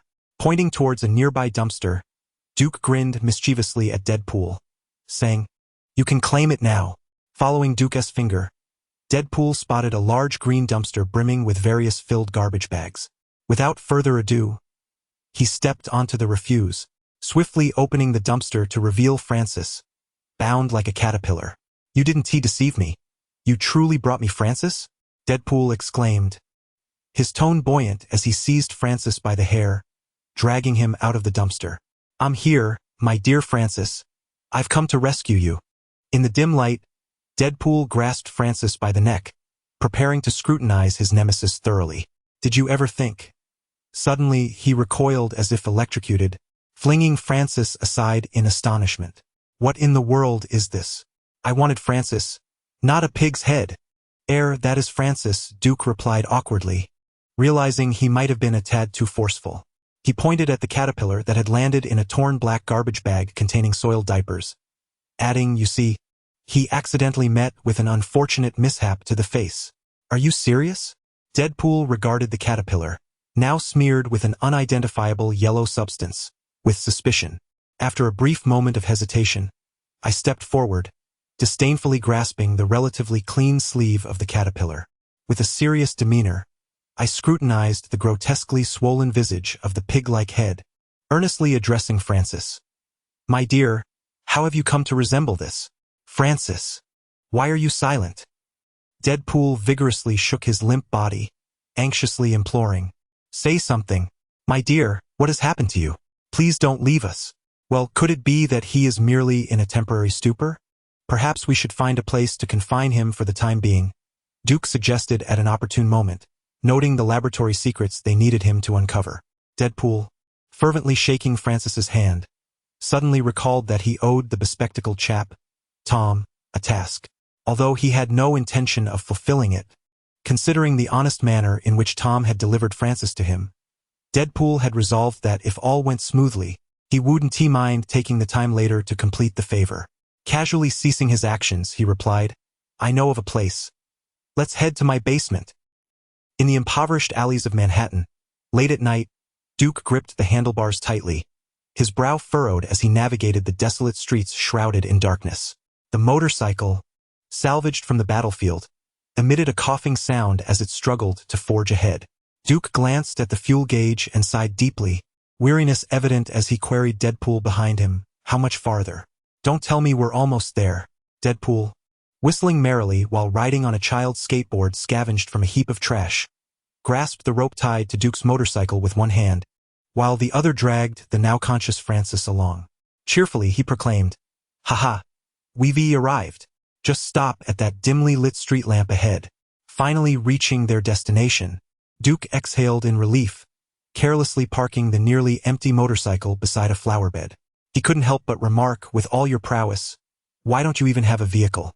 Deadpool, bouncing along while dragging the now-awakened Francis, opened an iron door leading to the basement hallway with nonchalance. "Because I'm broke. I spent all my money on vengeance. And I always take a cab when I go out." Duke, indeed, a destitute fool armed with soulless weapons. "Welcome.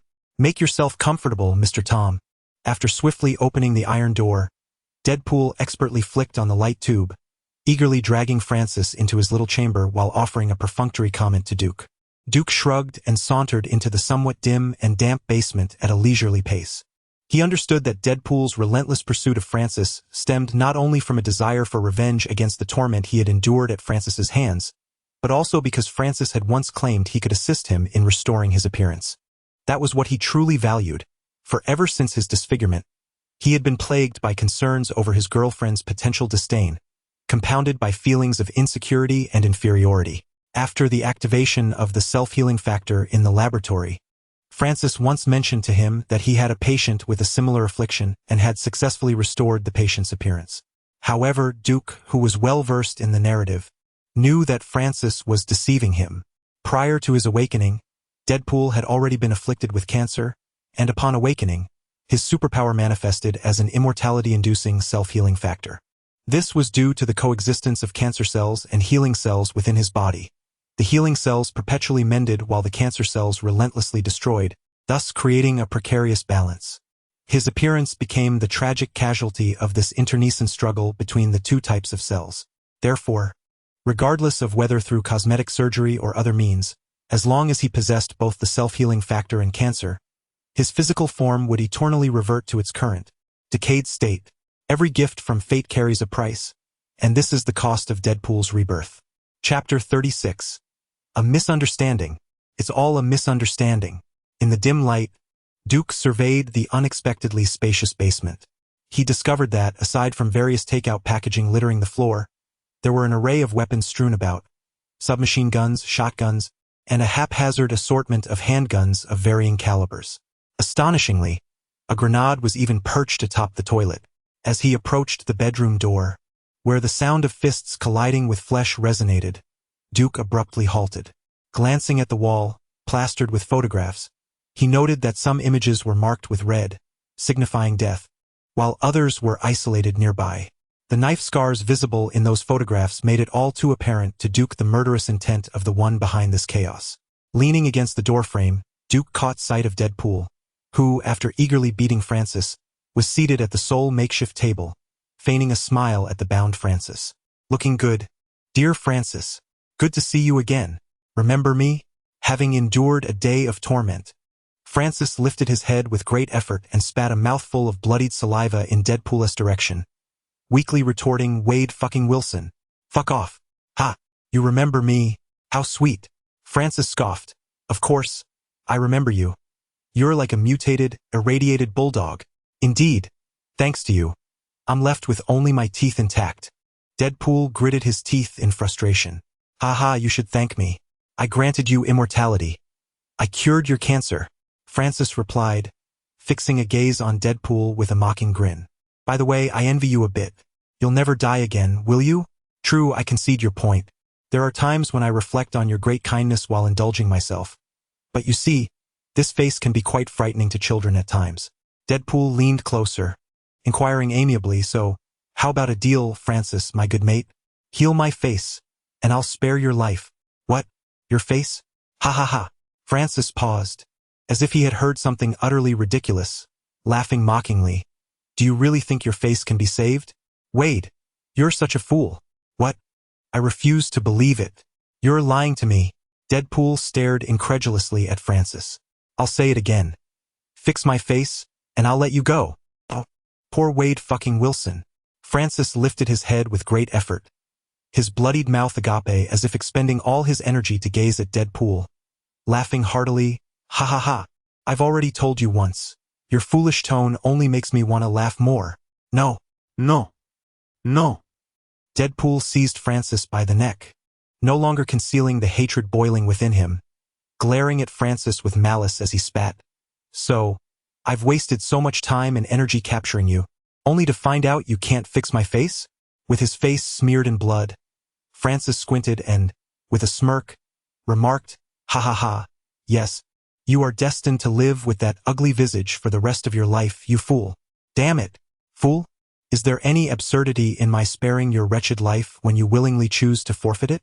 Suddenly, Deadpool drew a handgun from his thigh and aimed it at Francis, stating, "This is your final opportunity.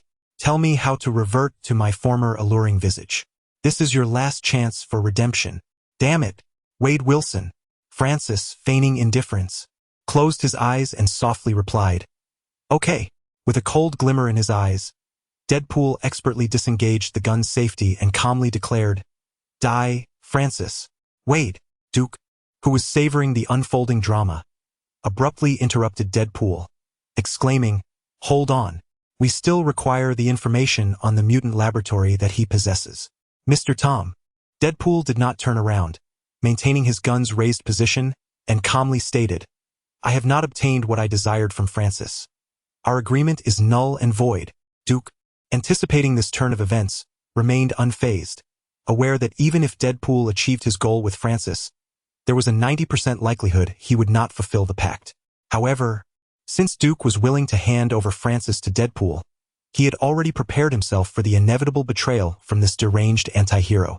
"Mr. Wade, our initial agreement was not framed in such a manner." Duke stepped into the shadowed corner of the room with a gentle smile. "Was it not agreed that I would provide you with Francis in exchange for the mutant laboratory data? Let that damned agreement perish." Deadpool's tone shifted from calm to fierce as he glared at Duke, saying, "Mr. Tom, I reiterate, the transaction is void. Kindly vacate my premises." "Are you certain, Mr. Wade? Do you remember?" Duke melted further into the darkness, leaving only his voice to echo behind Deadpool. "I mentioned that failing to fulfill promises can be quite detrimental to relationships. Would you reconsider?" "Get out, you wretched bastard." Bang, bang. Accompanied by Deadpool's curses, 2 gunshots rang out almost simultaneously. One shot was fired by Deadpool, who, impatient with Duke's banter, turned and shot behind him. The other shot shattered the light tube as Duke rolled away, his figure vanishing entirely into the shadows of the room. "Missed. Ha! Do you wish to play hide and seek with me?" Deadpool quipped nonchalantly, but internally, he felt a twinge of unease. Despite his enhanced senses, both sight and sound, he was acutely aware that he had detected no sign of a third person aside from himself and Francis in the enveloping silence of darkness. This mercenary named Tom was certainly no ordinary foe. Suddenly, with heightened focus, Deadpool heard a noise to his left. His pupils dilated as he swiftly drew his handgun, aiming to the left and firing repeatedly. Bang, bang, bang. Nothing? As the bullets discharged, the brief flash allowed Deadpool to glimpse that both in front and to his left, there was no one present. Where did he go? Surprise. Dear Wade. A light chuckle whispered in his ear. Duke, wielding a desert eagle, seemed like a specter, murmuring beside Deadpool. Put down the gun and raise your hands. Accompanying Duke's voice was the unmistakable sensation of a gun barrel pressed against the back of Deadpool's head, causing his body to stiffen. When had the enemy crept up on him so stealthily? Why had he heard no sound? Hey, don't make me pull the trigger. With no time to ponder, Deadpool gradually relinquished his grip on the handgun, obediently raising his hands and saying, Hey, Mr. Tom, I believe we may have a slight misunderstanding. Chapter 37. How despicable of me to come up with such a scheme. A misunderstanding? Duke smiled faintly and said, "It's all right, Wade. God will forgive you." Deadpool felt a sense of relief wash over him, glancing at the handgun he had carelessly left on the table with a sly grin. "Oh, thank you for your generosity." Bang! Crimson blood and a mysterious white fluid splattered everywhere. Deadpool's eyes widened in disbelief.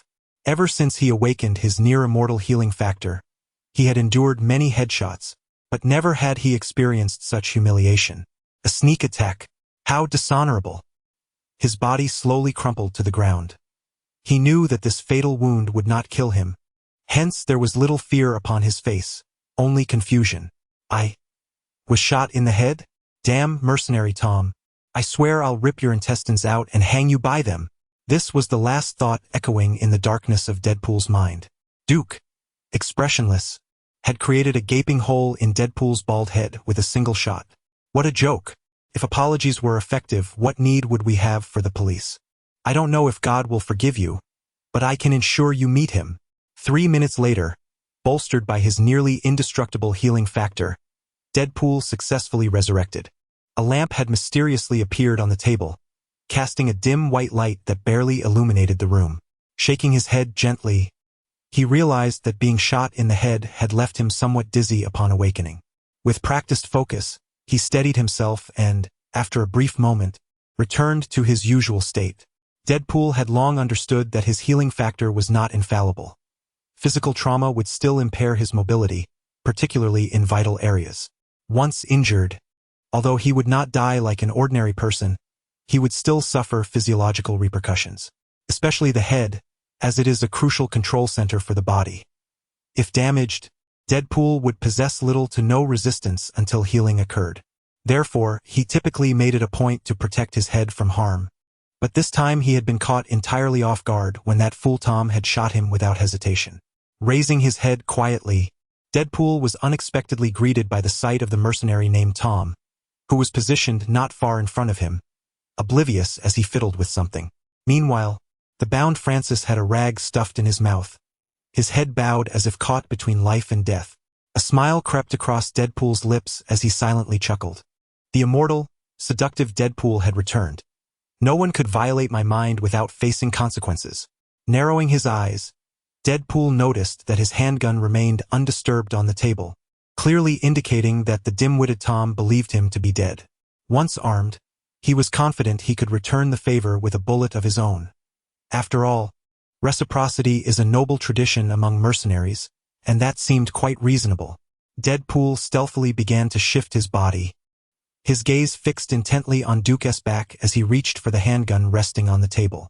As Deadpool observed Duke engrossed in his activities, he felt a surge of exhilaration, leaning forward as he swiftly lunged towards the handgun resting on the table. "You're doomed," he exclaimed. Suddenly, a cry of despair escaped his lips as he fell to the ground, his grotesque visage colliding with the floor, eliciting a pained gasp. What just happened? He wondered, glancing down to discover that the rascal Tom had cunningly tied his left shoelace to his right foot during his momentary unconsciousness. Unaware of this, Deadpool had abruptly risen, only to tumble spectacularly. At the entrance, Duke meticulously examined a formidable black sniper rifle, a prized find he had unearthed from the corner of Deadpool's basement after their previous encounter. With its colossal caliber and menacing design, Duke immediately recognized its extraordinary power, even if the specific model eluded him. Unfortunately, unlike conventional rifles, snipers demanded a significantly higher level of skill from their marksmen. A proficient sniper must engage in daily practice and undergo rigorous training, learning to gauge wind direction and discern humidity, skills that could not be acquired overnight. Given its length and caliber, Duke speculated that even steel might struggle to withstand armor-piercing rounds. However, upon reflection, he considered that steel, transformed, possessed a physique akin to steel itself, with hardness second only to Wolverine's adamantium claws. Thus, it was uncertain whether this weapon could inflict any harm upon him. This thought led Duke to realize that firearms were not particularly advantageous in high-end combat scenarios unless one's scientific acumen reached an extraordinary level akin to that of Tony Stark. At such a juncture, the efficacy of firearms would truly manifest, Then again, Iron Man frequently engaged in close combat. Frustrated, Duke lamented, "When will our artillery faction rise?" Hearing a commotion behind him, he paused, knowing Deadpool had regained consciousness. Reluctantly, he set aside his prized weapon. Turning around, he saw Deadpool, having clumsily regained his footing, eagerly grasping the handgun from the table. A triumphant grin plastered across his face as he aimed it at Duke. "Ha! Fool! Now it's my turn to say this. Drop the gun and raise your hands." Duke raised an eyebrow, shaking his head in refusal. "Wade, why not lower the firearm and engage in a proper discussion? Guns don't resolve any issues." "F you," Deadpool retorted, touching his now stopped bleeding temple, exasperated. "You deceitful scoundrel. Why didn't you mention that guns don't solve problems when you blasted me in the head?" Duke shrugged, acknowledging that everyone often spoke empty words. "Honestly, if I were to be sincere with you, I must have been out of my mind." He wore a relaxed smile as he looked at Deadpool. "Practice is the sole criterion for testing truth. You see, after I shot you in the head, you still persisted. So doesn't that illustrate that guns fail to resolve any issues?" "Your reasoning is quite compelling," Deadpool replied. "With reason and evidence at hand, I found myself at a loss for a rebuttal." Deadpool paused for a moment. Then suddenly his eyes sparkled with inspiration. His expression shifted, a smile of agreement gracing his face as he exclaimed, "You make a compelling argument, and thus I must test this truth myself. I shall create an equally profound void in your thick skull and continue our discourse, if you can manage to rise again as I have." Deadpool added with utmost seriousness, "Indeed, my genuine affection for the fair maiden was met with her ungratefulness." Observing the fierce expression on Deadpool's face, Duke settled comfortably into the chair he had just moved, confidently declaring, "Vanessa." "What?" Deadpool's finger, poised to pull the trigger, seemed to hit the pause button, freezing in place. He quickly realized that Duke had uttered his girlfriend's name, and like a devoted collector whose figurine had been abducted, he screamed in a mix of fury and astonishment, "What have you done to her? I swear, if she loses even a single fragrant strand of hair, I will ensure you are left looking far worse than I." I remain skeptical. This seems far too challenging. Chapter 38. It is well known that I am a person of integrity. Relax, Wade. Your charming little beauty is still happily serving drinks at the bar. Observing Deadpool gradually calming down, Duke couldn't help but sigh. Indeed, a touch of cunning is often more advantageous. Conducting business in this day and age is exceedingly challenging. With a shrug, Duke pointedly glanced at Deadpool and remarked, "Consider this, based on my understanding of Mr. Wade, you are not exactly a paragon of reliability, if you catch my drift. In business, I always prefer to have a safety net in place. Yes, this is Duke's plan B. Since plan A to infiltrate the enemy's ranks has failed, he would recruit a pawn to assist in accomplishing the task. And Deadpool, the ever-reliable fool, was precisely the target he had previously chosen. Personally engaging in a life-and-death struggle was far too perilous. After all, being merely human, bullets do not discriminate. Deadpool, on the other hand, was different. He was practically indestructible, so why not let him take the brunt of the fight? Especially since Duke was well aware of the storyline, knowing that Deadpool's current vulnerability lay in his girlfriend. As long as he could leverage this weakness, whether true or not, Deadpool would undoubtedly comply. Damn, it's been ages since I've encountered someone as mischievous as myself. Deadpool felt a momentary sense of calm but still raised his pistol at Duke, declaring, "This is between the two of us. I warn you, do not touch Vanessa. Rest assured, my friend only occasionally frequents Ms. Vanessa's bar. As long as you fulfill your end of the bargain, we shall no longer intrude upon your lives." "Friend? Damn it. I knew that scoundrel Tom was definitely part of an organization." Deadpool's expression fluctuated, and after a moment's hesitation, he raised his gun and questioned, "Really?" Duke sensed that he was nearing his objective and maintained a serious demeanor. "It is well known, Wade, that I am a person of integrity. All I require is the experimental data we agreed upon." Observing Duke's infuriatingly handsome face, Deadpool slowly lowered his gun, repeatedly reminding himself to endure for Vanessa's sake. Seeing Deadpool appear as if he were swayed by his words, Duke decided to lighten the mood. After all, he had personally selected this top-tier pawn. He donned a smile and, with a friendly demeanor, suggested, "Well then, I believe we can proceed with our agreement. How about we start with interrogating Francis? Fuck. I'm still furious. I think I would rather blow your brains out. Deadpool glared at that scoundrel Tom, who seemed to mock him, and the unstable nerves awakened within him teetered on the brink. He had initially resolved to put down the gun, but suddenly, his dissatisfaction surged, claiming the high ground of his intellect. I can't kill you, but I can certainly collect some interest first. Stepping forward, Deadpool swiftly aimed his gun at Duke, exclaiming, "Fuck you, Tom. I won't feel right until I shoot you." Without waiting for Duke to respond, he quickly disengaged the safety and, with a sinister grin, began pulling the trigger aimed at Duke's thigh. "Fuck you, Tom. Fuck you."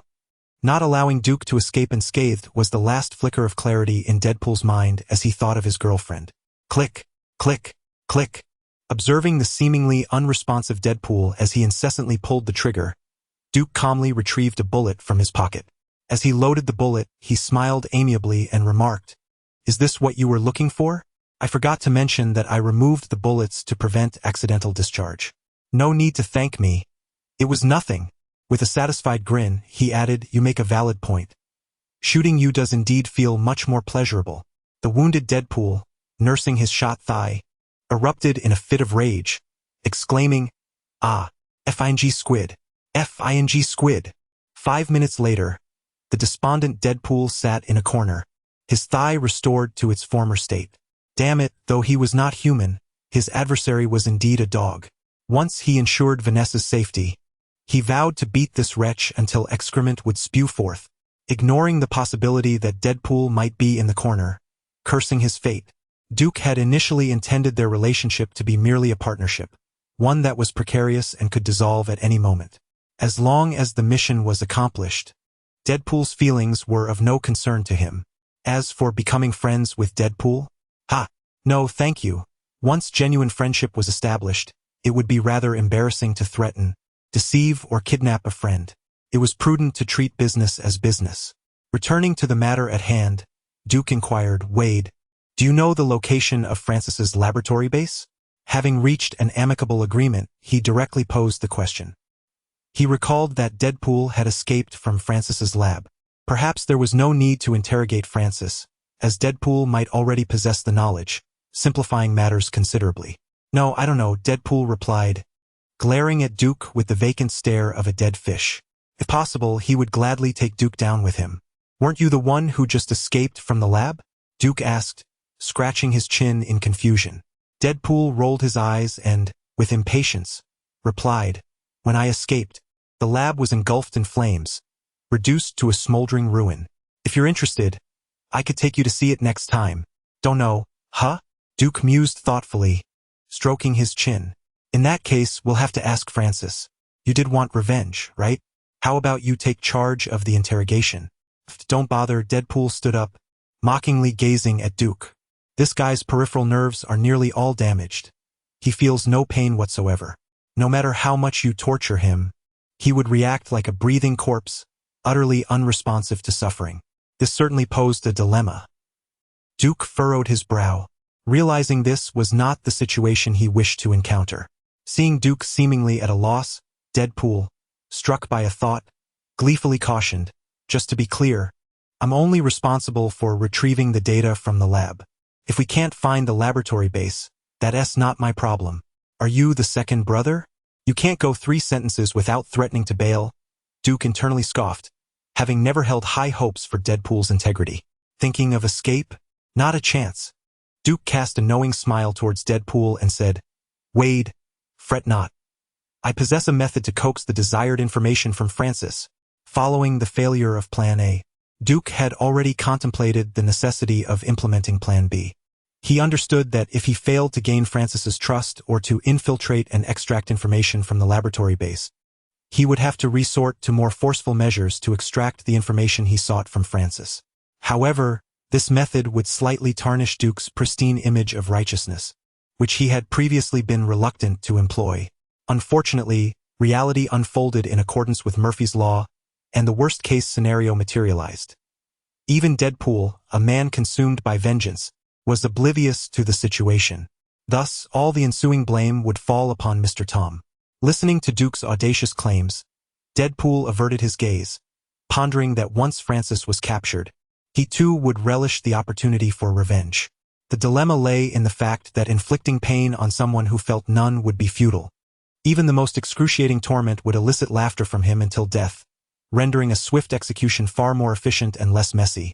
After all, torturing someone could easily stain the floor. Noticing Deadpool's skepticism, Duke's eyes sparkled with mischievous challenge as he provocatively suggested, "Shall we wager? I bet I can extract the laboratory base's address from Francis." "Is that true? So much confidence?" Deadpool regarded Duke with suspicion, then glanced at the seemingly lifeless Francis, who lay slumped like a dead snake. "What's the wager?" "I'm broke, rest assured." Duke shrugged, sounding as though he were the one with wealth. Leaning forward with a beaming smile, he added, "It's quite simple. The loser must fulfill a request from the winner. Then if I win, I can nullify the scoundrel's task." Deadpool thought, his heart racing with excitement. Without hesitation, he agreed. "All right, but it mustn't exceed our capabilities." Observing Duke nod nonchalantly, a sudden wave of unease washed over Deadpool. "Damn it, Francis, you better hold on." Chapter 39. Too bloodthirsty. I cannot bear the sight of blood. In the dimly lit basement, Francis was bound in a cruciform position within the bedroom, his limbs securely restrained, his face smeared with blood, and his head bowed in a state of unconsciousness. Duke sat opposite him, casually crossing his legs, while nearby, the ever-curious Deadpool reveled in the grim spectacle, amplifying the atmosphere of interrogation. Rather than hastening to commence the questioning, Duke retrieved his phone and accessed a covert website. The signal in the basement was weak, and while waiting for it to buffer, he cast a glance at the idly fidgeting Deadpool. "Do we have any ice water? It might be time to wake Francis." "Ice water? What a waste. I possess a unique awakening technique," Deadpool exclaimed with enthusiasm, striding forward and delivering a powerful slap to Francis's left cheek. Francis stirred, shaking his head as he jolted awake, squinting to focus on the two figures before him. With a sideways glance, he muttered, "What's up, ugly Wade?" Knowing there was no escape, Francis understood Wade's brutish intentions. Death was merely a triviality for him, as he felt no pain, just a prolonged slumber. Duke remained silent, but Deadpool could not restrain himself and landed another slap on Francis's right cheek, causing the already partially swollen areas of his face to swell symmetrically once more. "Wade, what are you doing?" Duke exclaimed in shock, chastising him sharply. "You fool! I have told you countless times, Mr. Francis is my friend. How can you be so barbaric?" Deadpool shrugged, unperturbed. Duke, dissatisfied, approached Francis, politely wiping the blood from his face. "My apologies, Francis. Wade is simply too impulsive. Look at the force he used." Francis, with a scowl, retorted, "What are you pretending for? Most of the damage to my face was inflicted by you. Now you feign innocence? My peripheral nerves may be damaged, but my mind is still intact." Duke returned to his seat, resuming his relaxed posture while glancing at his phone. "Mr. Francis, I shall not beat around the bush. Inform me of the location of your laboratory base." "The laboratory base?" Francis's mind raced. It appeared he still held some value, and thus, he could not divulge the information easily. He smirked coldly. "If you wish to know, you must come closer. I will only tell you one person. Is it truly that simple?" Duke raised an eyebrow, ignoring Deadpool's presence as he leaned closer to Francis, lowering his head to his ear. Francis's lips moved slightly, whispering the location of the laboratory base as his voice trailed off, and Duke leaned in to hear more intently. "Spit it out." Francis's eyes sparkled with mockery as he launched a mouthful of bloody phlegm directly toward Duke's eyes. "You fool." Smack. Anticipating the action, Duke reacted swiftly, landing a resounding slap that distorted Francis's face. Meanwhile, a venomous projectile, initially aimed at Duke, veered off course, splattering Deadpool, who had leaned in to watch the spectacle unfold. Duke, unscathed yet impatient, nonchalantly dug at his ears, dismissing the situation as trivial. He thought there might be some novelty to it, after all. Who hasn't indulged in wartime dramas these days? "Ha! If you have the guts, go ahead and kill me. You shall not extract any information from my lips." Francis tilted his head back, his face reflecting a resolute indifference towards life and death. Damn, how revolting. Deadpool, having been inadvertently harmed, cast a look of disdain at the venom on his body, and with determined strides, he advanced to deliver a pair of panda eyes to the unflinching Francis. Wait, such behavior is unacceptable. Mr. Francis is merely venting his frustrations. Can you afford to pay for the damage you cause? Duke feigned an attempt to restrain Deadpool, clearing his throat before drawing a dagger to continue speaking to Francis. Since we cannot reach an agreement, I must resort to certain measures. Mr. Francis, would you reconsider? Francis raised an eyebrow in disdain, a smirk gracing his lips as he taunted. Come on, if you can truly make me feel pain, I would tell you everything. Really? Then allow me to demonstrate what true cruelty looks like. Duke replied, his face a mask of helplessness. The onlookers, Deadpool exclaimed, Hurry, hurry. Should we start with fingers or toes? I just love watching this. No. Duke shook his head, a mysterious smile playing on his lips as he pulled out his phone, taking several pictures of Francis before aiming the sharp dagger directly at his eyeball. This is your final chance. Fuck off. Francis, far from intimidated, revealed a manic grin, even with blood at the corner of his mouth. You're just asking for trouble. Under the unwavering gaze of Francis, Duke raised the dagger high, his expression fierce.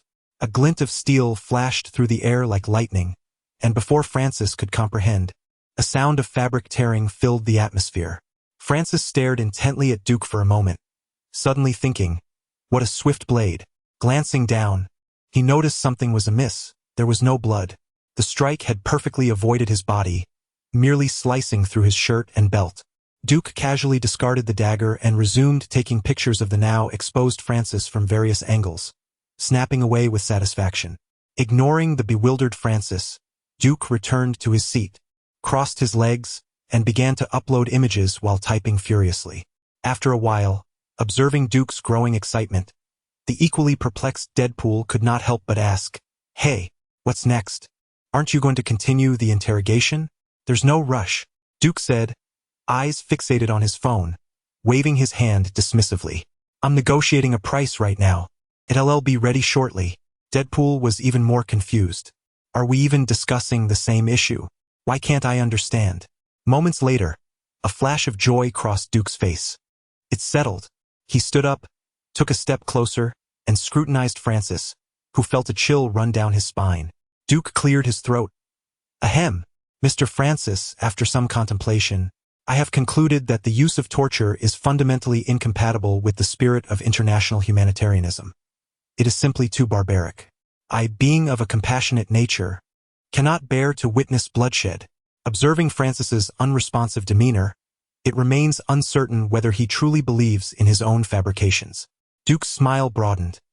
By the way, I neglected to mention, as restitution for the harm we inflicted upon you, I have arranged for a few skilled massage therapists to help you unwind. Their expertise is commendable. Rest assured, they are seasoned professionals and it won't hurt. Noticing the slight confusion in Francis's eyes, Duke raised an eyebrow. Fear not, they are all male. Assure you.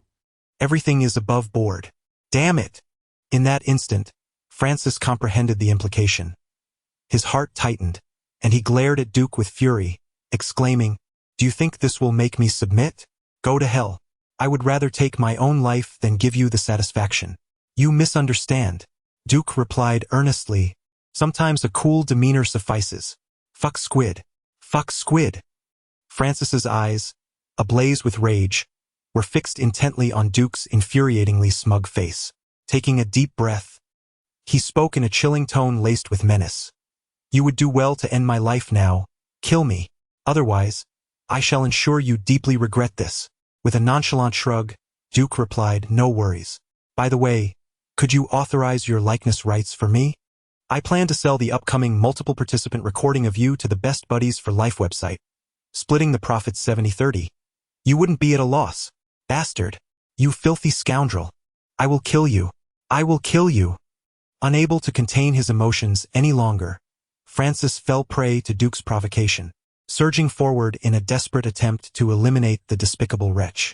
Alas, his limbs remained firmly restrained, rendering him powerless to do anything but unleash a futile roar of frustration. Chapter 40. Something's amiss. How could my innocent self have penned such words?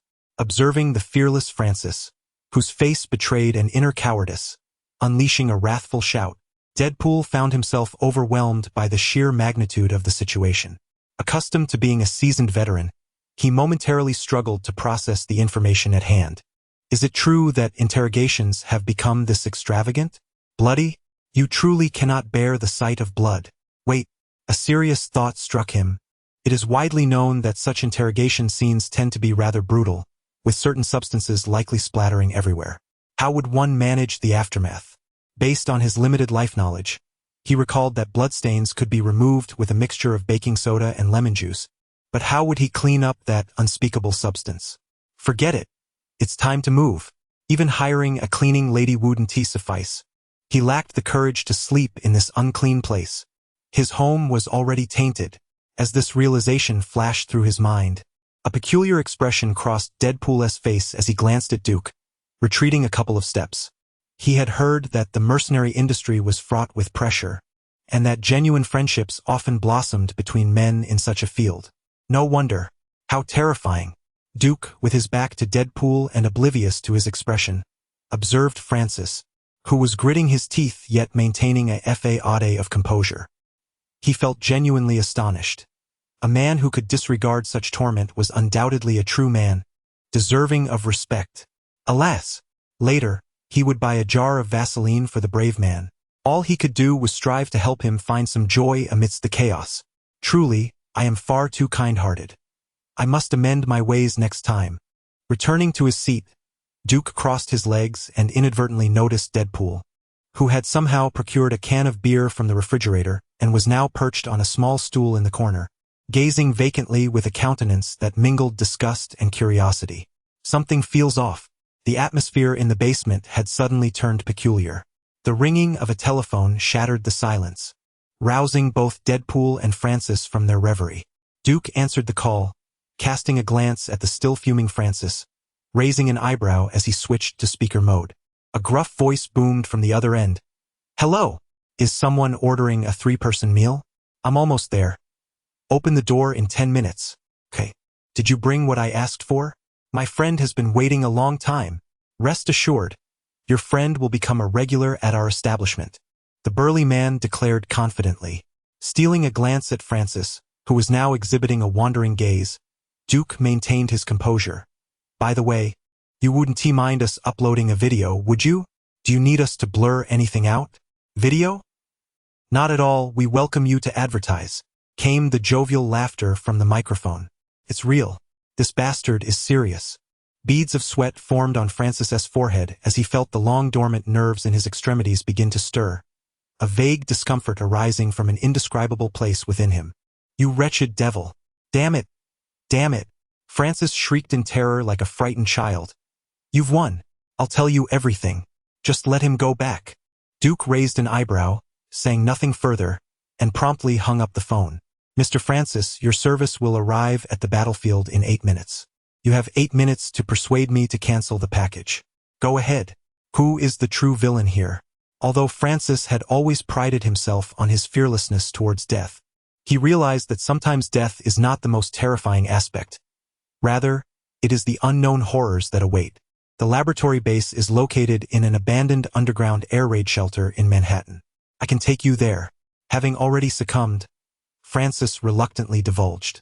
"Not sufficient," Duke countered. "You must understand that the 3-person package is quite expensive, and I will bear the cancellation fees. Continue detailing your laboratory situation. Compromise exists only in the realms of 0 or infinity," and having abandoned his last stand, Francis surrendered completely, desperate to avoid Duke's terrifying wrath. "All right, I will tell you. I deceived you earlier. My laboratory is not a government project but a private research institute, utilizing terminally ill patients, injecting them with various mutant serums in an attempt to activate their superpowers, which are then sold to wealthy clients in need." A private research institute? Duke had initially assumed it was part of the military's X-weapon program. After all, he recalled that one of the origins of Deadpool involved participation in the military's X-weapon program. where he awakened after being injected with multiple mutant genes. However, this was now his reality, reminding him that he should never make hasty assumptions based solely on past narratives. Duke continued his inquiry. Who are your backers? Where do the mutant serums come from? Francis confessed, I do not know, but one thing I did not lie about is that I was once a doctor. However, after a car accident left me paralyzed from the waist down, a mysterious figure approached me, funding the establishment of this laboratory. The serums were provided by them, and I am both the head of the laboratory and the first test subject for the mutant experiments. After clinical trials, I successfully regained mobility, but due to the experimental shortcomings, I lost my sense of pain. So, you are also just an employee, then? Duke had initially believed that Francis was the ultimate boss, only to discover that he had a hidden benefactor. Regardless of the myriad of conspiracies and unsavory backgrounds that lay behind, he had no intention of delving deeper. Curiosity kills the cat. The mission only required the experimental data, and anything beyond that was beyond his concern. Once he acquired the data, he would make a swift exit, allowing Mr. Tom to take the fall if necessary. Continue. It seemed that, having already resigned himself to his fate, Francis was now willing to share every detail under Duke's persistent questioning.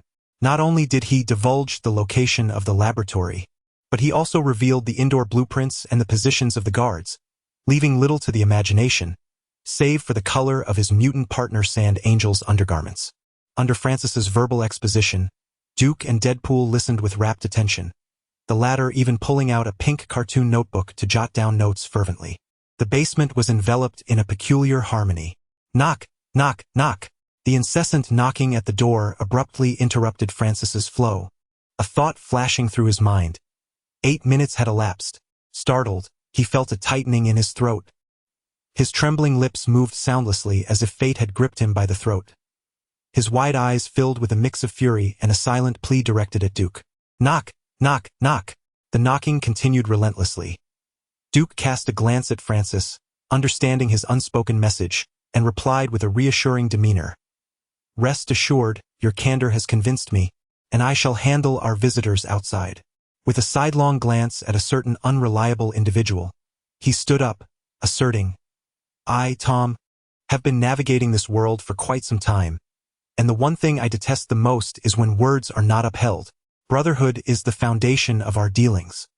His words left a certain oblivious individual bewildered, pondering with a tilted head.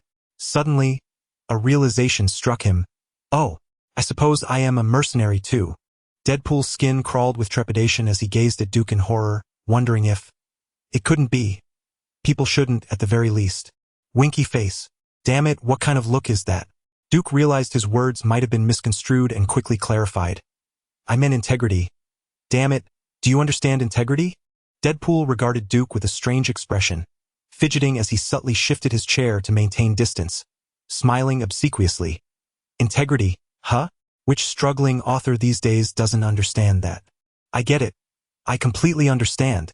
By the way, would you like me to give you some space? You know nothing, you charlatan. Chapter 41. I made a special note regarding the explicit content. Wow, what a thrill. I reiterated, I do not require this. Duke, exasperated, kicked Deadpool aside, discarding the expired balloon that Deadpool had retrieved from some obscure nook.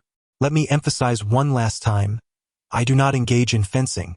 And who do you think you're belittling with such a diminutive balloon? Ugh, who would believe that? Deadpool scoffed, his lips curling in disdain. With such knowledge, he still claimed disinterest. If one cannot be honest about their true passions, Deadpool could only label them as hypocritical. Utterly hypocritical. Meanwhile, Francis, whose heart was perpetually racing, paid little heed to the banter and focused intently on Duke's movements. With senses heightened beyond the ordinary, he could detect the faintest sounds from outside. Upon Duke's exit, he first opened the iron door to the basement and then engaged in conversation with a burly man whose voice had previously been coarse over the phone. Hey, bro, is this the esteemed Mr. Francis who specifically requested the most formidable service from our establishment? Yes, that would be me, Francis. Where is the item I requested? Damn it, this scoundrel is using my name. Francis seethed internally, wishing to confront Duke about it in person. Fuck. Considering there are a few gentlemen outside who are drooling over me, Francis stifled his fury and continued to listen intently to the conversation outside. Everything's here. By the way, your tastes are quite robust. Shall we begin now? Of course, I can hardly wait. Upon hearing the chatter outside, Deadpool, unlike the anxious Francis, felt a restless curiosity clawing at him, akin to a cat's playful scratch. He was both intrigued by the unfolding events and apprehensive about witnessing anything too unsavory that might land the author in trouble. Restlessly pacing, Deadpool was suddenly startled by a cacophony of clattering sounds and Duke's astonished exclamations from outside. Damn it! I can't hold back any longer. Is this scoundrel really starting on my precious sofa? Deadpool sprang up as if stung, knowing that was the very sofa where he spent countless hours watching television and honing his craft. Ah, the sofa. For the sake of that poor sofa, I must intervene and halt this debauchery. With a peculiar curiosity now justified, Deadpool cautiously approached the wall, his heart racing, and suddenly flung open the bedroom door. Lo and behold, that scoundrel Tom was indeed on his sofa, leering at a muscular man clad in a white chef's uniform. Huh? A chef's uniform?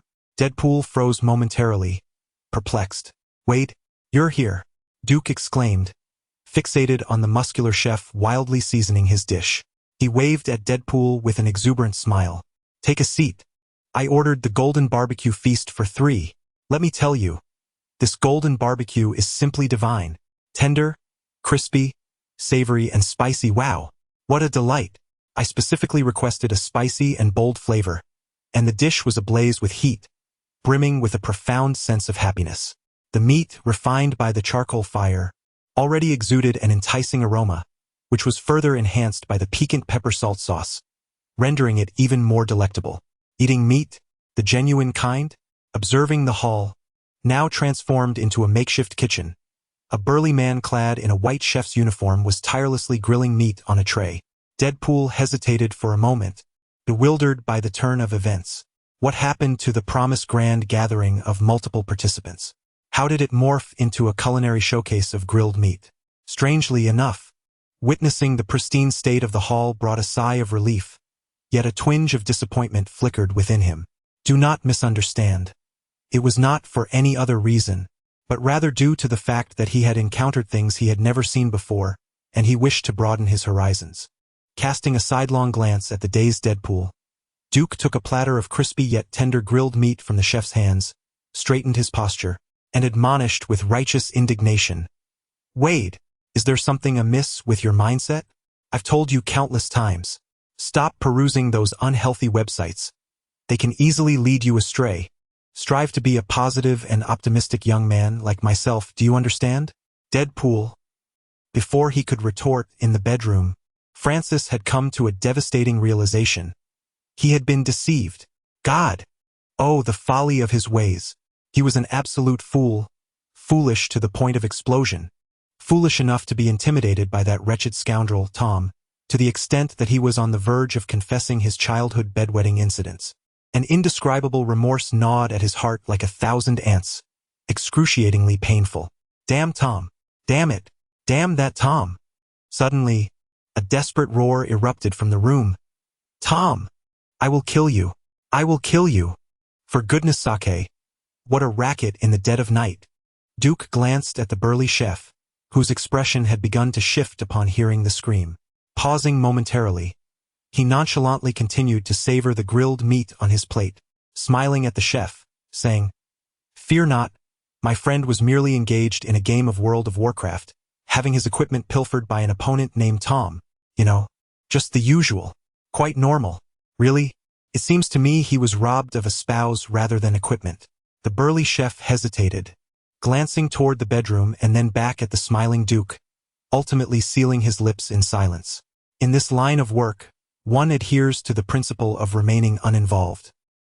He resolved to hasten the preparation of the remaining grilled meat, collect his payment, and swiftly depart from this den of troubles.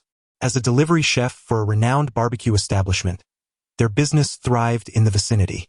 Though he occasionally had to provide on-site grilling services for customers, such requests typically incurred hefty service and material fees. He prided himself on having witnessed numerous peculiar scenes involving overly exuberant customers or those embroiled in brawls. However, today, An instinct told him that this place was amiss. Just as the burly chef skillfully handled the last portion of grilled meat, another anguished curse echoed from the bedroom. Tom! You deceived me. I curse you. You liar destined for hell. Damn it! The robust chef, engrossed in seasoning, was startled by the tenor whose voice was on the verge of breaking a world record. Goodness! Surely, I am not entangled in a murder case. The chef cast a furtive glance at Duke, who was ostentatiously showcasing his meat, and after a moment's contemplation, resolved it would be prudent to depart swiftly. He murmured, Sir, might I suggest we settle the bill first? I seem to have some pressing matters in the kitchen. What's the rush? Duke retorted, his tone laced with dissatisfaction. Do you think I cannot afford this? Can't you see I have yet to finish my meal? And you have not completed your task either? In haste, the chef placed the final portion of meat into the roasting pan, cautiously stating, It will be ready in approximately 3 minutes, sir. How about I offer you a 20 discount? The gas in my kitchen is still on, and I must return promptly. I sincerely apologize for the inconvenience. What do you mean? Do you look down upon me? Am I someone in need of such a trifling sum? Duke shot back. The chef, unable to resist a glance at the chaotic basement, felt a twitch at the corner of his eye and forced a smile. No, sir. It's merely that I am in a hurry to return. Observing Duke's unyielding demeanor, the chef gritted his teeth and emphasized, What if I offer you a 50 discount? My uncle, the chief at the police station, is waiting for me at the restaurant. Coughing lightly, Duke laid down his knife and fork, adopting a serious tone. Leaving the gas on is quite perilous. Do not forget next time. Let us settle the bill. Goodness, I shall never take another external assignment. After applying a 50 discount, my profit margin has dwindled to 80. I must have lost at least 3. Never mind. My arithmetic is poor and I cannot calculate it. My life is paramount. I shall report this despicable fiend and have him incarcerated to pick up soap. Taking a handful of Franklin bills from Duke, the chef hastily packed his utensils without counting, and within a minute, he was dashing toward the door. There was no time to waste. In that very minute, the individual named Tom had been metaphorically dispatched in every conceivable manner by the person in the bedroom. It was utterly terrifying. On the other side, having consumed 2/3 of the roasted meat, Duke felt quite sated. He mused, to be fair, although this establishment's barbecue is exorbitantly priced, it is indeed delectable. He pushed the remaining meat towards Deadpool, then leisurely rose to escort the flustered chef to the exit. Just as they reached the door, Duke abruptly halted and called out to the chef, who was sprinting away, Hey, bro, wait a moment. What? Is he intent on silencing me? The chef stiffened, feeling beads of sweat cascade uncontrollably down his forehead. He mechanically turned his head, and suddenly his pupils contracted. In the shadows, a customer named Francis emerged, illuminated by the moonlight, revealing a half-smiling, half-mocking visage, reminiscent of a ghost from urban legends, and whispered, You wouldn't think of reporting me, would you? And no, not at all. I saw nothing. Farewell, sir. Farewell. Ah! Chapter 42. This round is secure. Upon returning to the basement, the hall was devoid of any presence, save for the mocking laughter of Deadpool emanating from Francis's vicinity. My dear Francis, what troubles you? You appear rather displeased. Look at me.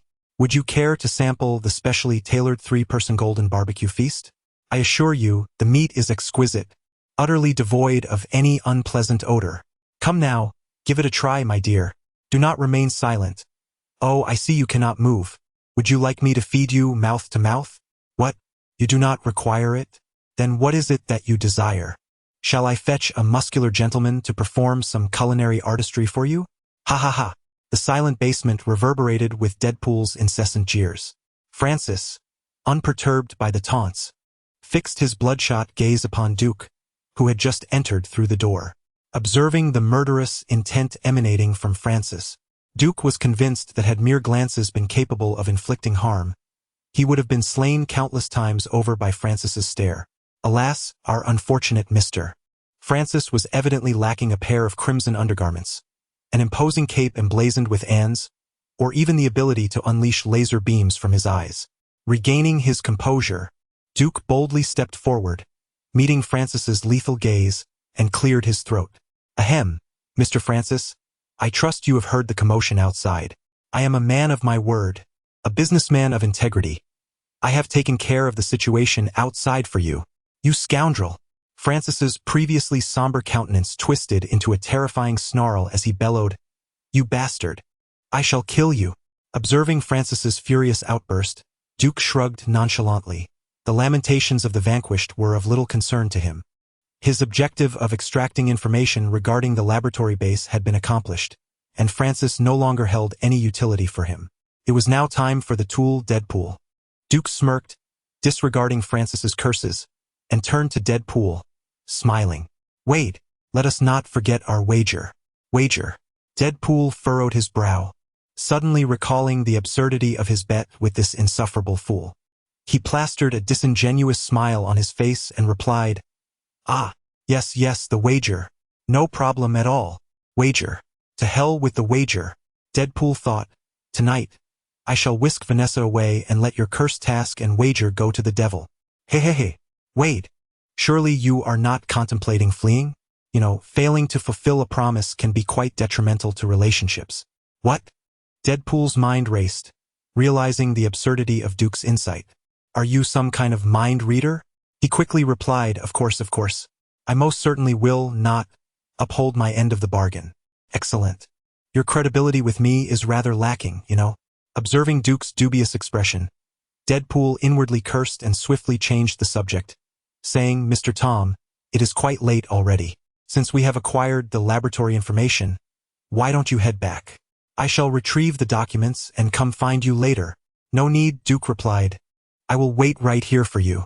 Just hand me the documents once you have them. Damn you, you wretched person. Have you already guessed that I intend to make a swift exit? Resentful thoughts surged within him as Deadpool forced a smile and continued. You see, Mr. Tom, I still have some unfinished business with Francis. Things might get rather bloody here shortly, and I fear it may disrupt your rest. How about I book you a room outside? A room? If you were a woman, I might agree, but a man. A man booking a room for me? How could I possibly face anyone if that were to get out? Does Mr. Tom not care for his reputation? Noticing the peculiar expression on Deadpool's face, Duke narrowed his eyes with intrigue, saying, Bloody? No worries. I don't mind broadening my horizons and learning some interrogation techniques from a fellow professional. What?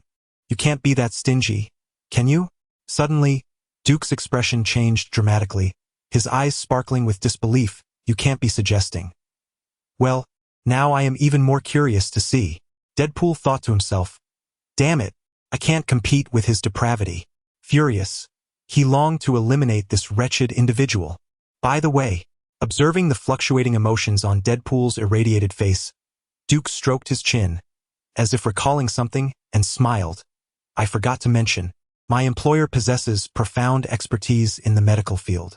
Once we obtain the materials, would you be interested in trying to resolve your mutation? Upon hearing this, Deadpool's heart skipped a beat. Abandoning thoughts of fleeing, he asked urgently, Really? Which organization does your employer represent? Osborne? Hammer Industries? No. Hammer is just a low-grade military contractor. It can't be him. Is it AIM? Can you guarantee it? Duke smirked. Indeed, the best strategy is to wield both the carrot and the stick. By seizing upon Deadpool's two vulnerabilities, his appearance and his girlfriend, where could he possibly run? He would dutifully become Duke's employee. No. Wade, you must understand the code of conduct. I must protect my employer's privacy, and while I cannot assure you of a cure, I believe my employer's resources will be significantly more advanced than that little laboratory that caused your mutation. Why not give it a try? I can guarantee that once we retrieve the documents, I will arrange for you to test it. As is widely known, research requires funding. While an impoverished laboratory may yield results, a well-funded one will certainly produce outcomes, as money can buy results. After a moment of hesitation, Deadpool realized he had no capacity to refuse. That damned bastard Tom was like a devil adept at manipulating hearts in hell, every word striking precisely at his inner weaknesses. Through gritted teeth, Deadpool declared, Rest assured, I promise to deliver the documents to you in full, and I hope you will honor your end of the bargain. Duke shrugged, His tone sincere. Trust me, Wade. The name Tom stands for integrity. In this world, one must keep their word. Ha! I refuse to believe it. Do you take me for a fool? The last unfortunate soul who trusted you is still bound beside us. Francis replied, firstly, I didn't provoke. Oh, I did, well, that. Contemplating this, Deadpool silently resolved not to be deceived by Tom like that foolish Francis had been, divulging even the color of his undergarments. When the moment of truth arrived, it was better to betray that knave Tom than to allow Tom to betray him. Though he harbored such thoughts, Deadpool maintained a composed facade, fixing a slightly menacing gaze upon Duke. Mr. Tom, you ought to be aware that I possess an indestructible body. Trust me, no one desires an adversary lurking in the shadows, perpetually contemplating how to strike you down, especially when that foe is invincible. I hope we have been, and will continue to be, allies. I understand. Duke nodded in acquiescence. An indestructible body, after all, does not equate to an immortal one. One could easily encase you in concrete and sink you to the depths of the sea. When the time came for betrayal, as the old adage goes, the first to strike prevails, while the latter suffers. In that fleeting moment, the two, each with their own ulterior motives, exchanged knowing smiles, both harboring the same thought. This round is secured. Chapter 43. The urgent pursuit of wealth. Upon reaching a consensus, Duke cast a glance at Francis, who appeared as though he were about to devour him whole. That gaze was indeed terrifying. It was evident that he would stop at nothing to exact revenge in the future. With his years of experience in reading novels, Duke recognized that such a petty individual was a potential ticking time bomb, necessitating a careful distance from him, though not too far, as the line between life and death was perilously thin. In the presence of his foe, Francis, with eyes ablaze, glared at the loathsome Tom, whose demise he longed for with an intensity that threatened to manifest physically. The sight of the two individuals he despised most engaging in a sordid deal only fueled his hatred to the core. Damn it, Wade, you fool! He is deceiving you! Francis bellowed in frustration. Kill him. If you do, I will reveal how to resolve your appearance issues. Kill him. I will grant you anything you desire. Childish. Duke frowned and addressed Deadpool. Wade, I have acquired all the information I need. He is now yours. At last. Now no one stands in my way. Deadpool thought with a smirk, dismissing Francis's words entirely. His distrust of Duke's statements rendered Francis's enticements futile. After all, maintaining skepticism from the outset ensured that he could not be deceived. Tra-la-la-la-la. Deadpool swiftly retrieved a Glock handgun from the sofa's crevice, stepping forward and placing the barrel against Francis's forehead, asking softly, Dear Francis, do you have any last words? Haha, perhaps you have come to realize that your life is drawing to a close? Francis sneered, tilting his head disdainfully towards Duke and Deadpool. Wade, Tom, I curse you both.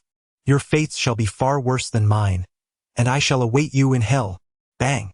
How delightful! I can do this again, Deadpool remarked, blowing the smoke from the gun's muzzle. He had long ceased to believe in heaven.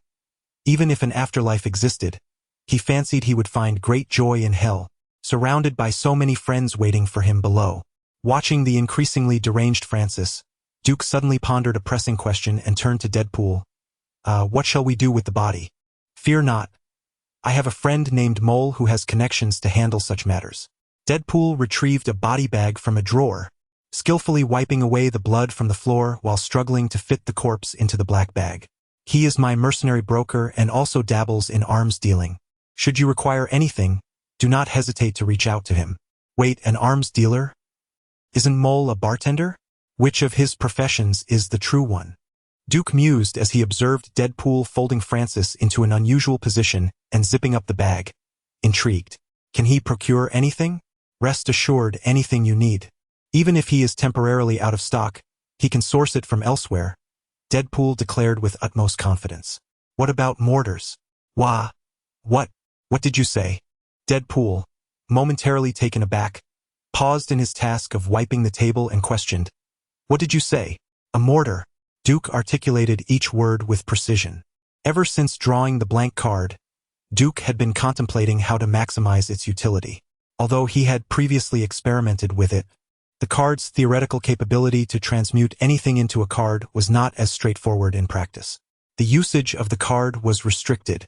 It had to be within his control and capable of being lifted by him, and its size could not exceed certain limits. Were it not for these two irksome conditions, he would have long since sought a mountaintop to seal it away, only to release it when needed, regardless of the target or any captain that dared approach. They would be firmly suppressed under the weight of his hand. What, then, was the precise capacity of this card?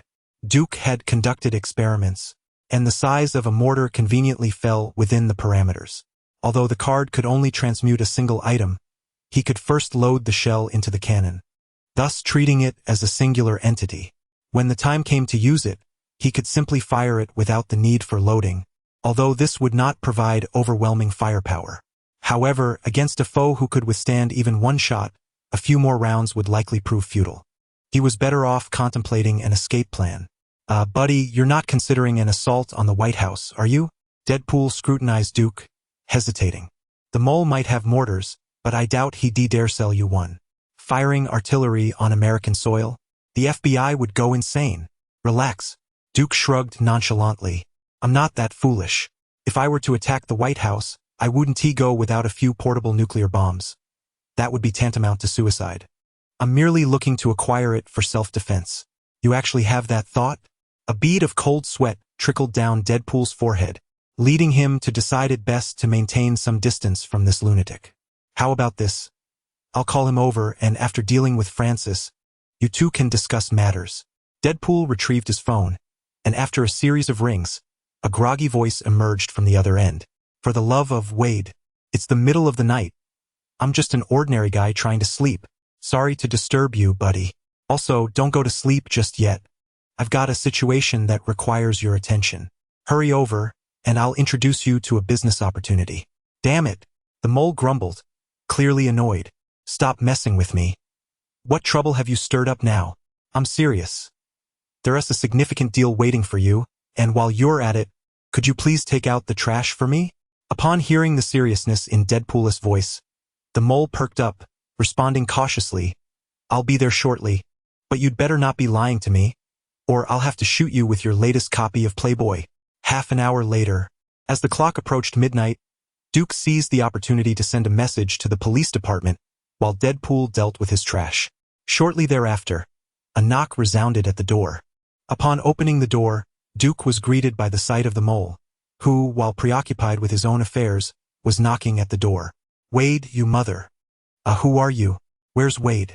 Noticing that the visitor was not Deadpool, the mole stifled his expletives and inquired. Tom, Wade's friend. We met at the bar. Remember when I competed in darts with someone? The mole suddenly comprehended, exclaiming, Oh, the flying cat magician? Yes, that's me. Come in. Wade is busy packing up trash. Duke gestured for the mole to enter, pointing to Deadpool, who was wrapping up garbage with cling film and tape. Hey buddy, you're here. This is Tom, he needs to buy something. Help me take out the trash later. Upon hearing there was business to attend to, the mole abandoned his banter with his good friend Deadpool and eagerly said, Mr. Tom, what do you need? Please allow me to serve you. A mortar. I need a mortar, Duke declared flatly. What? A mortar? You want a mortar? The mole exclaimed incredulously. Has the arms trade become so extravagant now? When did I fall behind? What on earth do you need that for? I don't believe this is a question that necessitates an answer. Do you have any in stock? Duke replied with a smile, shaking his head. Well, buddy, it's not a matter of whether I have it or not. Even if I did, I wouldn't sell it to you. I'm not keen on picking up soap in prison just yet. Wow, that was a swift rejection, Duke thought to himself. Despite the mole's resolute demeanor, he knew that with enough cash, obtaining anything, even a cannon, could be negotiated. After all, given sufficient profit, capitalists would gladly sell the rope that could hang them. Unfortunately, the only issue at present was a lack of funds. Damn it, I must find a way to secure some money. Life without cash is unbearable. Speaking of which, why hasn't T. Stark been kidnapped yet? I'd love to engage in some black market dealings. Chapter 44. The last time it was this thrilling was when Duke remained silent, leaving the mole perplexed about his thoughts. He mused to himself that something felt amiss. After all, one ought to at least attempt to place a bid to gauge the officers.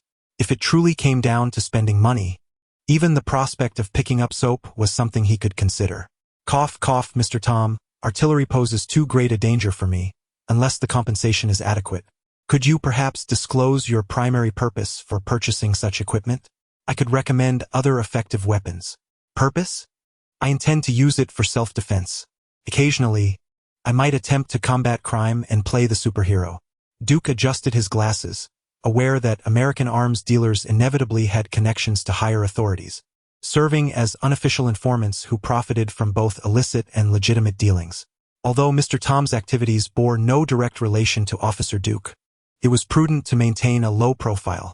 With a serious smile, Duke replied, "You see, I am constructing a base and require some defensive weaponry to fend off certain predatory beasts. Ideally, something with substantial firepower. A base? Just how much equipment do you intend to procure?" The mole, excited, raked his fingers through his slicked back hair and pondered, "Defensive? Mr. Tom, would you consider landmines or a sniper rifle?" "Landmines? I trust their potency, yet I hold little faith in my own memory. Furthermore, in this concrete jungle, what would I do with such contraptions? As for a sniper rifle, I lack the requisite skill." Duke shook his head, dismissing the suggestions, and stated directly, "What I need is something simpler to operate, yet still lethal, ideally suited for individual use. Indeed, for a base, defending against predatory beasts is quite reasonable." The mole contemplated for a moment, then swiftly retrieved his phone and said, "I believe I have just what you need, Mr. Tom. How about a machine gun? It perfectly aligns with your requirements, offering lethal power and the capability to be fixed as a defensive piece, while boasting formidable firepower." "A machine gun?" Duke admitted to being intrigued. Which boy, after all, had not dreamed of possessing a toy that could rattle off rounds? He recalled a piece he had read about the Gatling gun. Homage to the Gatling Bodhisattva, pure uranium rounds without impurities, spinning 3,600 times a breath. Great compassion to save the world. It was simply too fitting for Mr. Tom's benevolent disposition.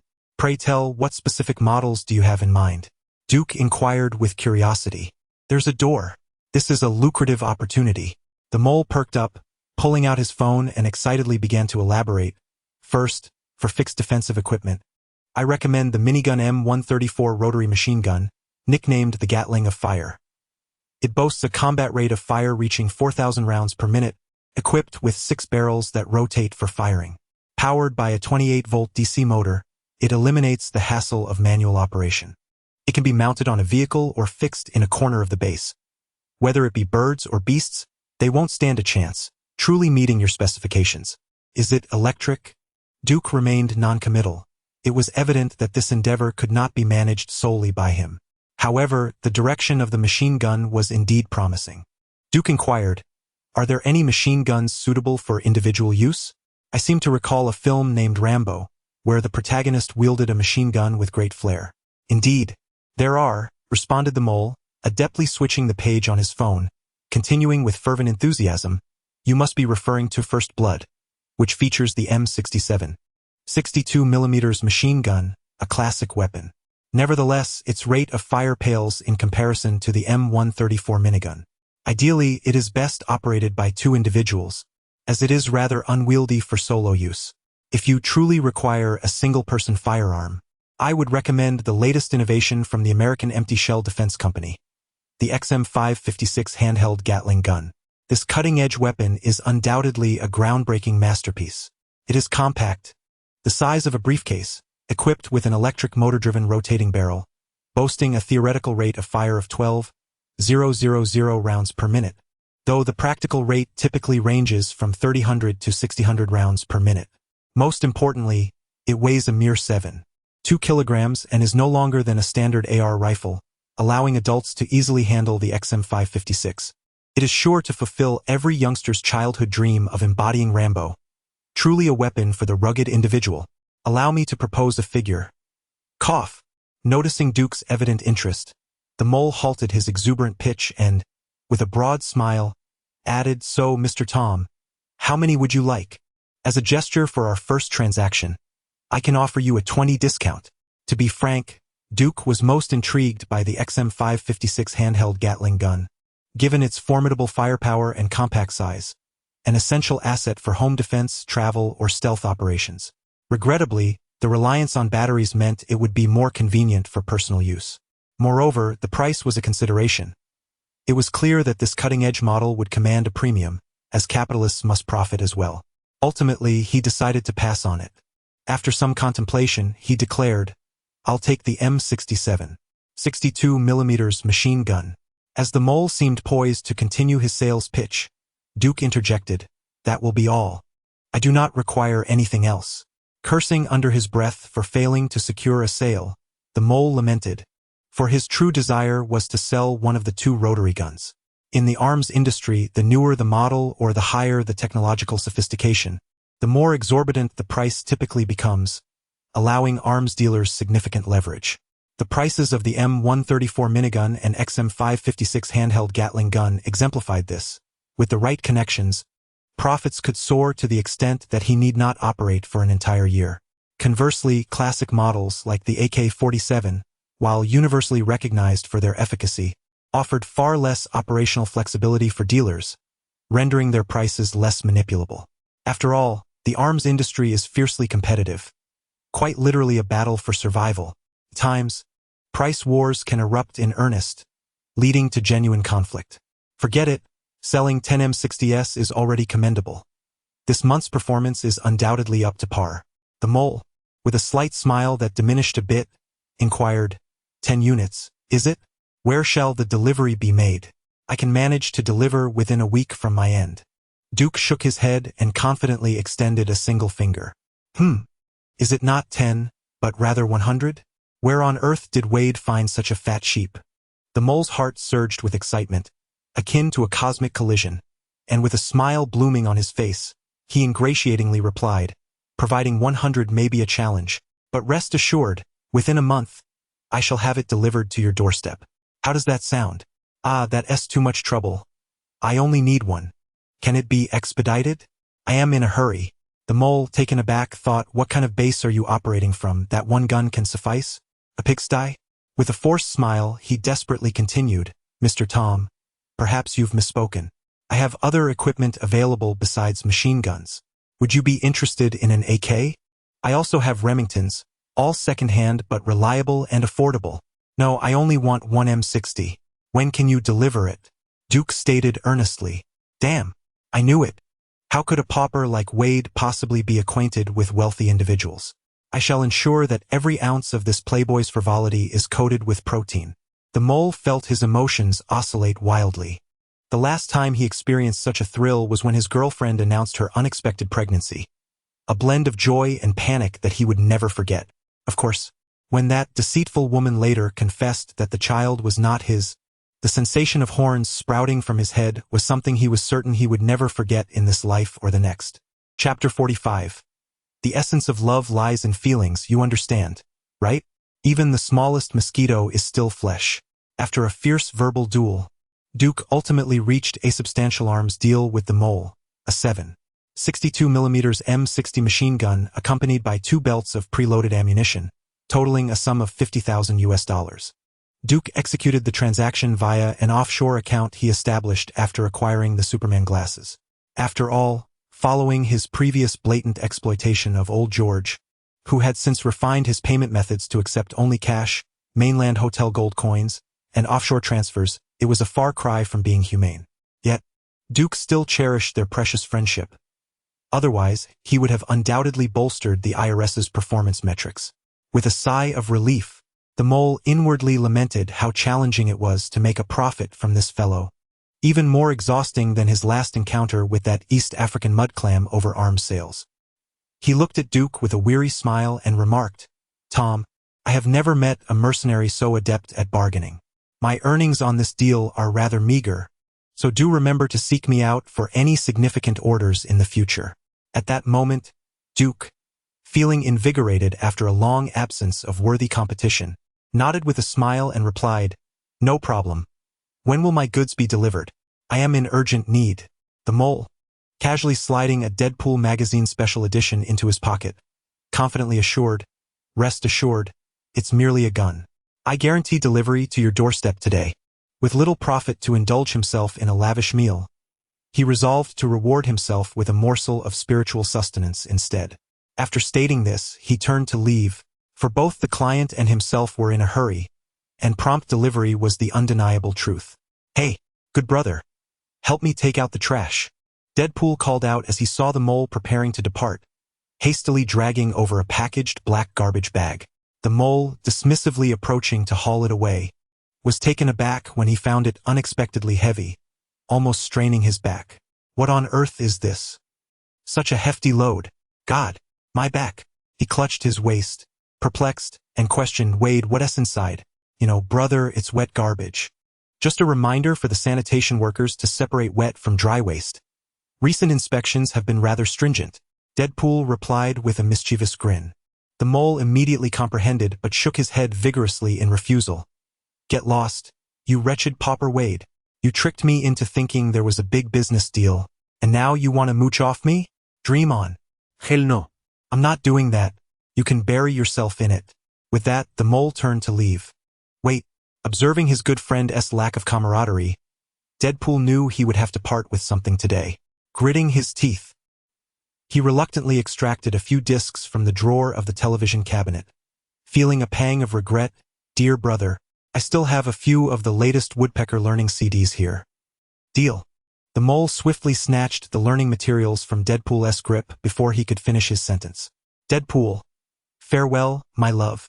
Together with Deadpool, Francis was tossed into the back seat of the truck brought by the mole, while Duke absent-mindedly fastened his seatbelt. As he turned to leave, his mind was consumed with a pressing question. Just as the engine of the truck roared to life, the mole abruptly rolled down the window and called out, "Hey, Tom!" Duke snapped back to reality, halting in his tracks to look back. "I almost forgot to mention, the last time you were at the bar, you competed against the assassin Bullseye from the underworld. He has been inquiring about you lately at the bar. I suggest you exercise caution. By the way, this information is complimentary. If you need anything in the future, feel free to contact me. Wade has my details." "Thanks," Duke replied. "Bullseye?" He stroked his chin, momentarily dismissing it, but his brow furrowed, lips pressed tight, as a singular thought spiraled through his mind. "Damn, when is that woodpecker releasing a new film?" Meanwhile, in a World War II-era air raid shelter, Francis's laboratory lay hidden within. During the Cold War, America had constructed numerous bomb shelters under the looming threat of nuclear catastrophe. With the right connections and a modest bribe, one could easily have a secure shelter deemed abandoned on paper. The overseer of this base was none other than Francis's trusted partner, Dust Angel. She gripped a genetically mutated mutant with protruding canines in one hand, her robust physique making the mutant appear as diminutive as an infant as she secured an electronic collar around its neck. With a resounding thud, Dust Angel hurled the cargo into a coffin-like transport box, all of which had been pre-ordered from around the globe. There was no immediate need for such haste in shipping. However, she had received news from her clandestine employer regarding an attack on the convoy. Although the specifics remained unclear, her employer had decided to expedite the fulfillment of their orders and swiftly relocate the base's equipment and personnel. After all, as long as the people and equipment remained intact, they could easily regroup and rise again. There was no need to endure unnecessary hardship. Yet, she pondered Francis's fate. Dust Angel admitted to harboring a slight affection for him, having spent so much time together and found him quite appealing, though he seemed oblivious to her feelings, particularly the crucial ones. Their relationship remained a delicate balance of ambiguous camaraderie. Shaking her head, Dust Angel continued to direct her subordinates in packing the cargo, while also arranging for security personnel to maintain vigilant patrols. Following the news of the convoy's attack, various security teams were already armed and on alert outside the laboratory base. As long as no complications arose today, regardless of whether the assailants were from the CIA, FBI, or any other nefarious group, they would soon make their escape. As for Francis, it was clear that the defeated held no salvational value. He could only rely on his own fortitude. "Buddy, when did you draw Bullseye's ire? That's not a wise choice. He's notoriously vindictive." Upon hearing the departing words of the mole, Deadpool hastily returned to the basement, eager to indulge in gossip. Do you also know Bullseye?" Duke inquired with curiosity. It's nothing, merely a trivial game I bested him in, Wade replied. Are you well acquainted with him? A game? I presume not the kind I am imagining, Deadpool mused. Typically, he would not misinterpret such remarks. Yet with Tom, well, his gaze flickered restlessly around Duke, and with a shrug, he declared, not particularly familiar, but we are both in the same line of work. We crossed paths during a mission for the Osborne Group, and let us just say our exchanges were rather unfriendly. Ha! So he is an adversary. Then, that simplifies matters, Duke remarked. Considering Bullseye is contracted by Kingpin to assassinate Officer Duke while simultaneously nursing a grudge, it is clear that he is more foe than friend. After a moment of contemplation, Duke raised an eyebrow and stated, Perfect. I also share some unpleasant history with him, though I dare say I enjoyed myself quite a bit. Wade, are you interested in settling the score together? Absolutely. Just hire me, and I'll dismember him into as many pieces as you desire. Deadpool replied, rubbing his fingers together with a mischievous grin. Damn it, you lack enthusiasm for revenge. There is something wrong with your mindset. Duke felt a surge of indignation, though his face bore a facade of feigned cheerfulness. Hey, speaking of money might dampen our camaraderie. Wade, I thought we were friends. Don't you wish to reminisce with Bullseye? Discuss feelings? Who would confide in someone they've known for less than 24 hours? You're not even a woman. Deadpool resolutely shook his head. No, I have no interest. I merely seek to make money. Chapter 46. Passion. A love that can withstand the lengthy years. Ultimately, Duke was unable to persuade the lion-hearted Deadpool to relinquish his heart blinded by greed until the moment the mole delivered the goods. He had to temporarily abandon the delightful notion of a mixed doubles match with Hawkeye. As for hiring Deadpool, that was an impossibility. Only the joy of freeloading could suffice. After inspecting the M60 machine gun brought by the mole and finding no issues, Duke readily settled the remaining payment. Stripped of his finances, he felt no sorrow, for money was a mere trifle. Once lost, it could always be earned again. After all, Mr. Tom was not a police officer. Mercenaries sometimes indulged in the lucrative secrets recorded in the annals of criminal law. Did not a certain gentleman, whose surname I cannot recall, once proclaim that one must love their craft? Such is the essence of professional spirit. Duke refrained from revealing his ability to conceal items in front of Deadpool, returning the weapons and ammunition to their case. The two had agreed to infiltrate the laboratory base in the evening. After exchanging a brief greeting with Deadpool, Duke dragged the case outside. Wade, do you need me to bring you something to eat? No, I'll check my gear, Deadpool replied, seemingly preoccupied with rummaging through the basement for bullets and grenades, waving his hand dismissively without lifting his head. Shrugging, Duke exited. To his surprise, he found a motorcycle miraculously untouched in the flower bed by the entrance, a rarity in the slums. He had expected it to be long gone. He started the vehicle and secured the case to the back seat. After leaving, he drove to a secluded spot to load the ammunition belt onto the M60. A complete belt consisted of 100 rounds. Once loaded, he sealed it within a blank card. Item card. A machine gun filled with bullets is sealed within this card. A certain hero named Rambo once wielded it, cutting through adversaries with unparalleled prowess, though I remain perplexed as to why he never changed the belt. As for the katana contained within the blank card, since it could only seal one item, Duke placed it along with another ammunition belt inside the case and continued to secure it in the vehicle, intending to leave it at home later. After refueling at a gas station, Duke casually sought a nearby hot dog stand to satisfy his dinner cravings. However, the stand was quite popular, with a few young men in black jerseys queuing ahead of him. After a lengthy wait, Duke finally purchased his hot dog and was about to return to his vehicle. Upon lifting his gaze, he noticed several youths, who had just been in line, wearing various styles of jerseys. They were inspecting his motorcycle, specifically the one he had inherited from his dear friend Francis, while attempting to untie the case secured to his back seat, which contained the ammunition belt and Deadpool's katana. As Duke approached with his hot dog, the young men in jerseys paused their actions, surrounding him with friendly smiles. Hey, bro, your bike is really cool. Interested in checking out our motorcycle modification shop?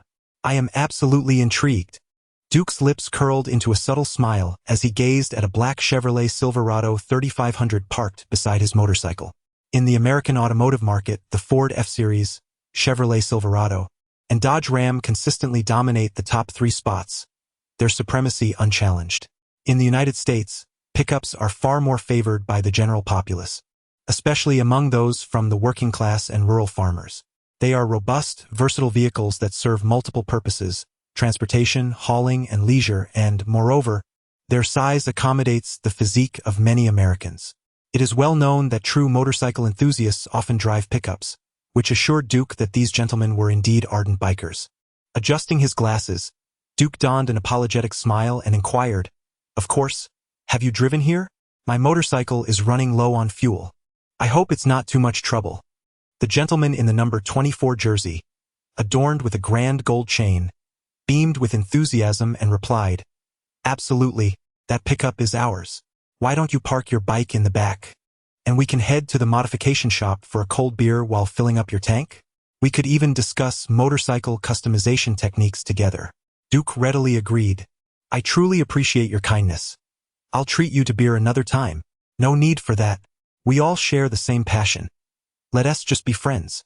The group of jovial pickup enthusiasts exchanged knowing glances, swiftly hoisting Duke's motorcycle into the truck bed.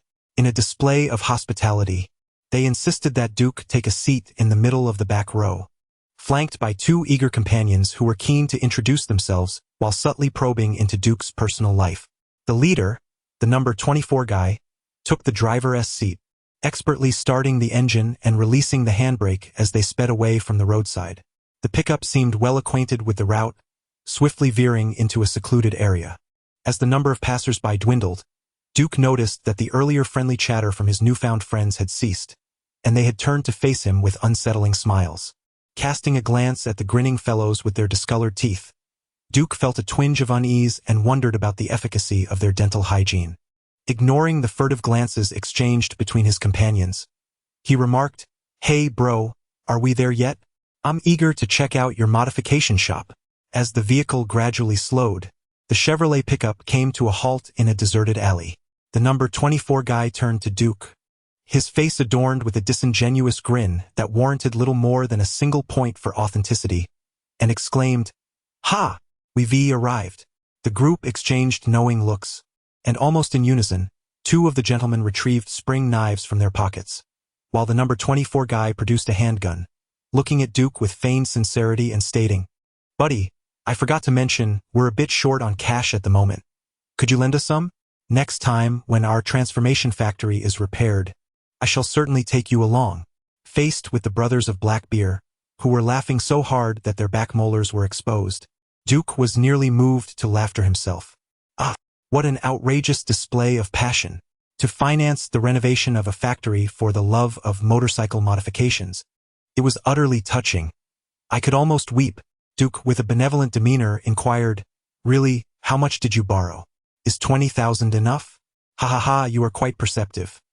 Then, "Ah, my nose!" Thud. Before the brother in the number 24 jersey of black beer could finish his sentence, Duke swiftly landed a punch squarely on his nose, accompanied by a crisp sound of fracture. The brother adorned with a golden chain instinctively dropped his gun beneath the chair. The 2 young men in the number 11 and number 5 jerseys of the Knicks, upon witnessing this, quickly brandished their switchblades, attempting to subdue this hefty lamb who had resorted to violence at the slightest provocation. This was not their first encounter with resistance. They had long since developed a tacit understanding. Although startled, they remained composed, for the advantage of a switchblade over bare fists was undeniably in their favor. The Black Beer brothers lunged at Duke's waist with their knives, employing a tactic honed through years of street fighting. The waist was a large target easily overlooked by the victim, and a strike there could be fatal. If they succeeded, a normal person might find themselves contemplating whether or not the Almighty truly was of African descent. However, despite the decisive actions of the 2 brothers, Duke's speed was astonishing. Before the switchblade could even graze his clothing, his hands seized the wrists of the 2 Knicks fans with the strength of iron, twisting effortlessly until the Black Beer associate was compelled to relinquish the knife, clutching his wrist and moaning in pain. "Damn, this fellow is formidable." Seeing Duke so swiftly incapacitate his subordinate, the brother in the number 24 jersey gritted his teeth, disregarding his still bleeding nose, and hastily bent down to retrieve the gun that had just fallen. Chapter 47. Do you think I'm a fool? In a dilapidated alley of a Manhattan slum, beneath the bright light of day, a Chevrolet pickup truck vibrated incessantly, accompanied by anguished cries from within. After 3 minutes of relentless torment, the beleaguered vehicle fell silent. A group of battered black brothers emerged from the truck, while Duke, toying with his newly acquired Browning pistol, observed his new acquaintances adeptly assuming a submissive posture, kneeling in a neat row against the far end of the alley. It was evident that such fundamental skills were essential for the black brothers venturing out into the world.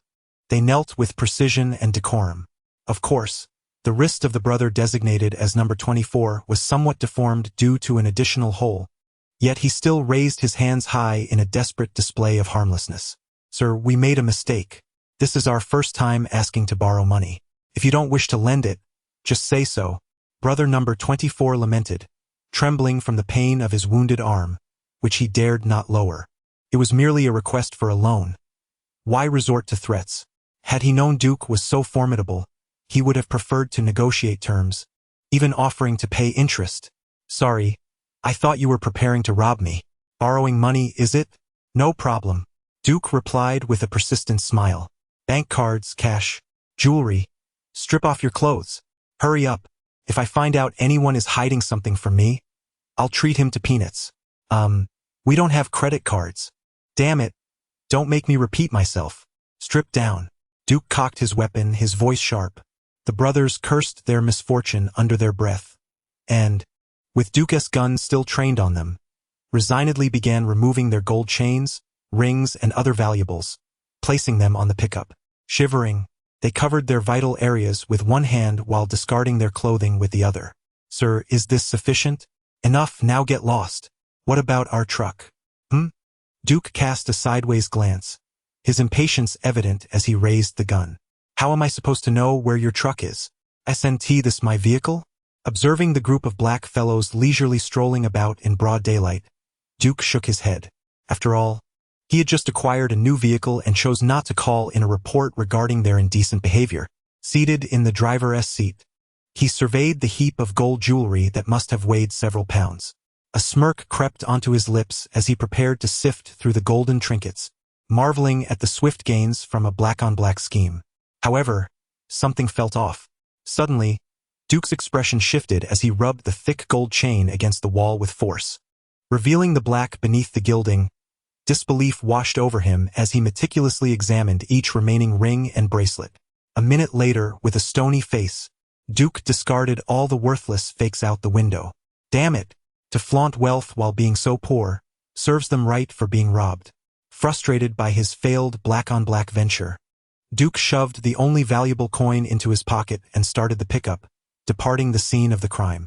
At 7 o'clock in the evening, in the northwestern part of Brooklyn, New York, near a long-abandoned air raid shelter, makeshift defensive structures had mysteriously arisen on the desolate land. Several pickup trucks were lined up in an orderly manner, while armed security personnel patrolled the vicinity in groups. Inside the air raid shelter, Dust Angel was commanding her subordinates to restrain the last few uncooperative semi-experimental subjects and pack them into boxes. For reasons unknown, as night fell, her heart grew increasingly uneasy, prompting her to urge her subordinates to hasten their movements and evacuate the area as swiftly as possible. Meanwhile, Duke had arrived near the laboratory, parking his new Chevrolet pickup in a secluded spot. Observing the countless security teams and large trucks outside, he surmised that the remaining Dust Angel had received news of an impending attack and was preparing to flee. Fortunately, he had acted quickly. Otherwise, if the laboratory had escaped, finding them again would have proven exceedingly difficult. Deadpool, clad in a red and black bodysuit and armed with twin swords. Yes, the very factory wholesale samurai swords he had stored in his basement. Casually adjusted his belt and regarded Duke with a nonchalant expression. So what's the plan? He inquired. Duke averted his gaze, adjusting his glasses with a serious demeanor. It's quite simple. We shall divide the tasks. I will undertake the most challenging mission to retrieve the experimental records, while you will engage in a frontal assault to draw attention. What? Do you take me for a fool? Deadpool tilted his head, feigning a smile. No, let us switch that. I'll handle the difficult part. Fine. You take on the challenging task of drawing attention, and I shall seek the experimental records. Duke, always open to suggestions, acquiesced. Observing Duke's shameless demeanor, Deadpool remarked, so, no matter what, I'm the one destined for demise, right? Brother, what are you talking about? Duke exclaimed, his eyes wide with surprise. Don't underestimate yourself, Wade. Didn't you say you're immortal? Do you really think getting shot doesn't hurt? Deadpool narrowed his eyes, seemingly lost in thought before erupting into laughter. No problem. Let us stick to the plan. Don't forget your promise, Mr. Tom. Rest assured I'll go in first. After 3 minutes, you launch your attack to gather the outside security teams together. I'll handle the rest. With that, Duke stepped into the shadows and vanished.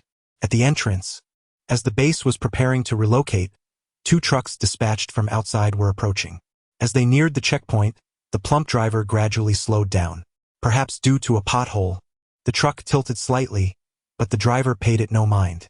After presenting his credentials, he successfully parked the vehicle, waiting to load the cargo before departing.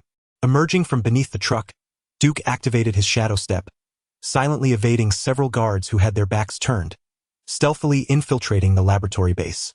The corridor lay deserted, and guided by the intelligence provided by his ally Francis, Duke effortlessly located the room containing the experimental records.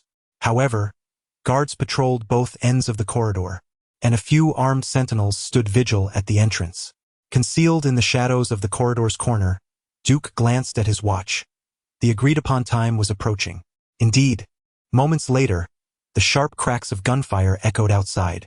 Observing the guards rush past, Duke held his breath, and once the coast was clear, he pressed himself against the wall and confidently strode down the hallway. Upon reaching the office door, he paused momentarily to listen for any sounds. Silence enveloped the room. Slowly, he turned the doorknob. The door was unlocked. He gently pushed it ajar to reveal several middle-aged individuals in lab coats diligently working at their computers. This was the very site of the experimental records. Drawing his silenced Walther P99 from his waist, he entered with stealth. Suddenly, a voice called out, "Who ah?" Duke, quick on the draw, shot the arm of a startled young researcher who was about to press the alarm button.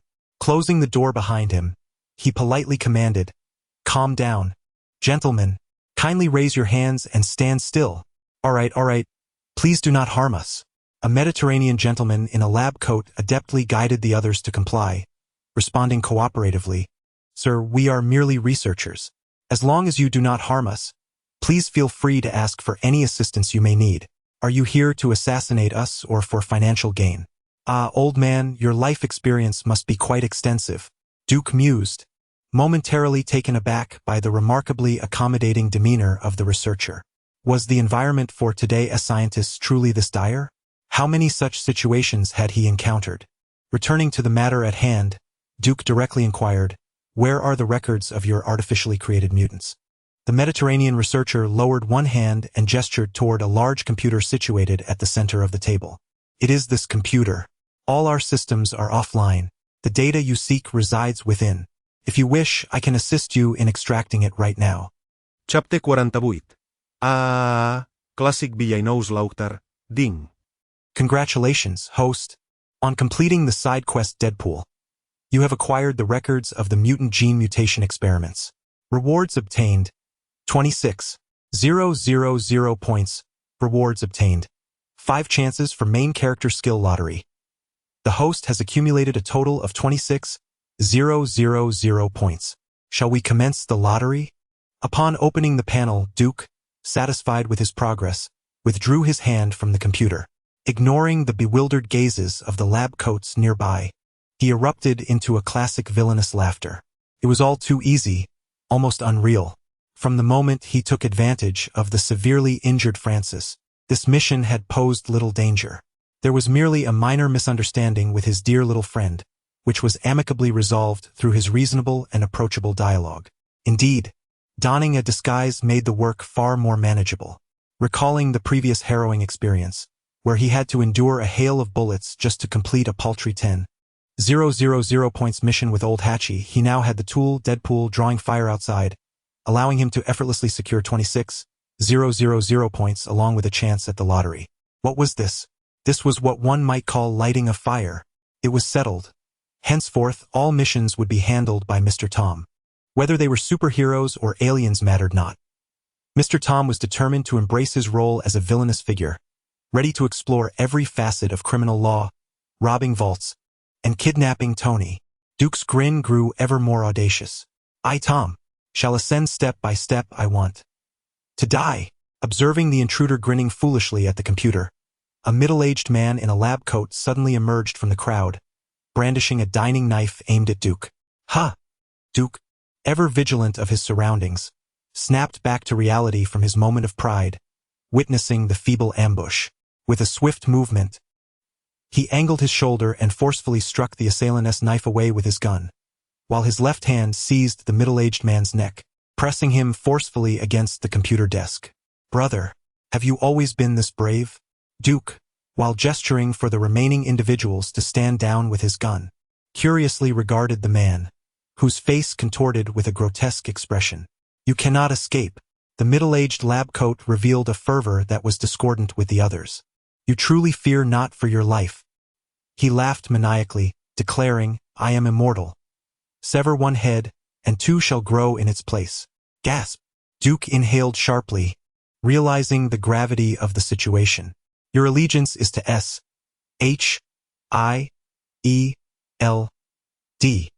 Ah, no, you serve Hydra. Duke was astonished. How had a seemingly straightforward Deadpool mission entangled itself with Hydra? And who in their right mind would so recklessly reveal their identity at the outset? Had their mind been thoroughly warped? Duke was not particularly afraid of Hydra in its purest form, but the classic villainous organization was far more complex. After all, it was widely known that S-H-I-E-L-D, also referred to as the Hydra branch, had been infiltrated from top to bottom by Hydra itself. The organization known as Hydra, alternatively referred to as the S-H-I-E-L-D Talent Development Center, has cultivated a multitude of superheroes throughout its evolution, including the likes of Winter Soldier, Scarlet Witch, Wanda, and Quicksilver. Upon closer inspection, these two entities appear more akin to inseparable brothers than mere colleagues. It would be unwise to engage in conflict with such formidable organizations at this juncture. For the time being, Duke narrowed his eyes, observing the Mediterranean man beside him, who was keenly averting his gaze to avoid detection. A surge of murderous intent welled up within him. Initially intending to seize the documents and flee, he now found himself entangled with Hydra. To preserve his identity as Tom and temporarily evade official repercussions, he must avoid attracting the attention of Hydra operatives. Hence, adhering to the highest tenets of the Assassin's Creed, if one could eliminate the target without detection, it would constitute a flawless act of stealth.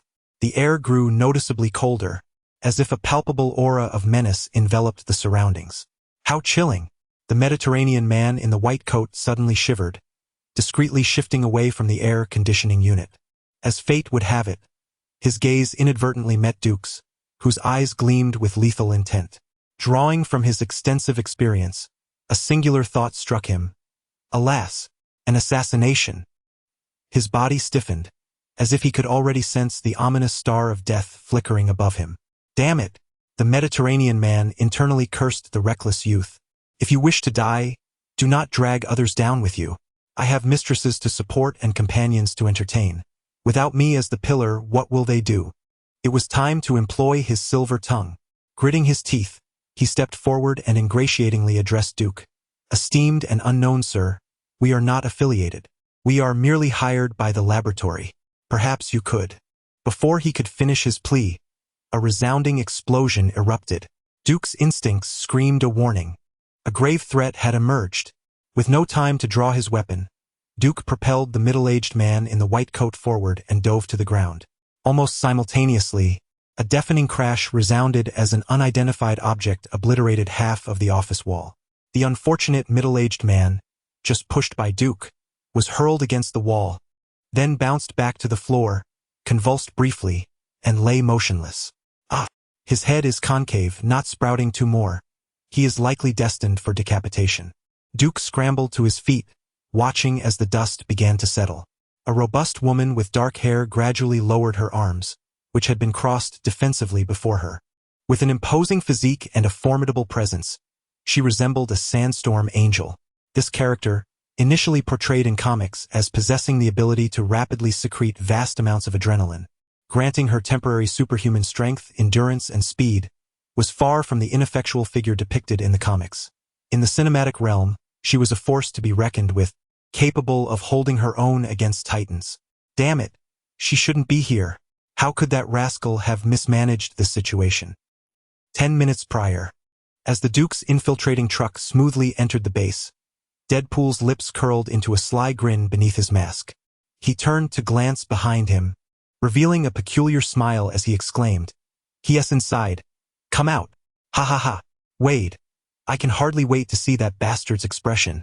No sooner had he spoken than a figure emerged from a distant corner. Clad in a long trench coat, sporting a small mustache, and adorned with the iconic forehead target mark, Bullseye. Deadpool let out a whistle, casting a cheeky smile at Bullseye, and remarked, I am certain he will be utterly surprised." Chapter 49. The unparalleled femme fatale at the appointed hour with Duke, Deadpool swaggered boldly alongside Bullseye, making their way to the entrance of the base. "Hey, halt! You are in a restricted area. Vacate this place," barked the armed guard as he spotted the two oddly dressed eccentrics approaching. "Hey, buddy, whoa there, calm down. Have you had dinner yet? Mexican or Chinese? I recommend the burritos if it's Mexican. By the way, who is in charge here? Is it that muscular woman who looks even more formidable than Schwarzenegger? I have a matter to discuss with her regarding." Buzz, buzz, buzz. The guard cut him off, pulling the trigger with an authoritative shout. "Shut your mouth. You two miscreants, get out of here at once, or I won't hesitate to fire." "Hey, there's no need for that. We could totally." Before Deadpool could continue his lengthy monologue, Bullseye, equally exasperated, stepped forward and declared, "Step aside. Let your superior come out." Bang! Without hesitation, the guard fired a shot into the ground, having received orders to prevent any strangers from approaching the base. These two oddballs were clearly suspicious. Damn it! Bullseye, already temperamental, flashed a hint of madness in his eyes and swiftly hurled a knife that struck the guard's shoulder. Almost simultaneously, a cacophony of gunfire erupted. "Under attack! Under attack! Call for backup! Call for backup!"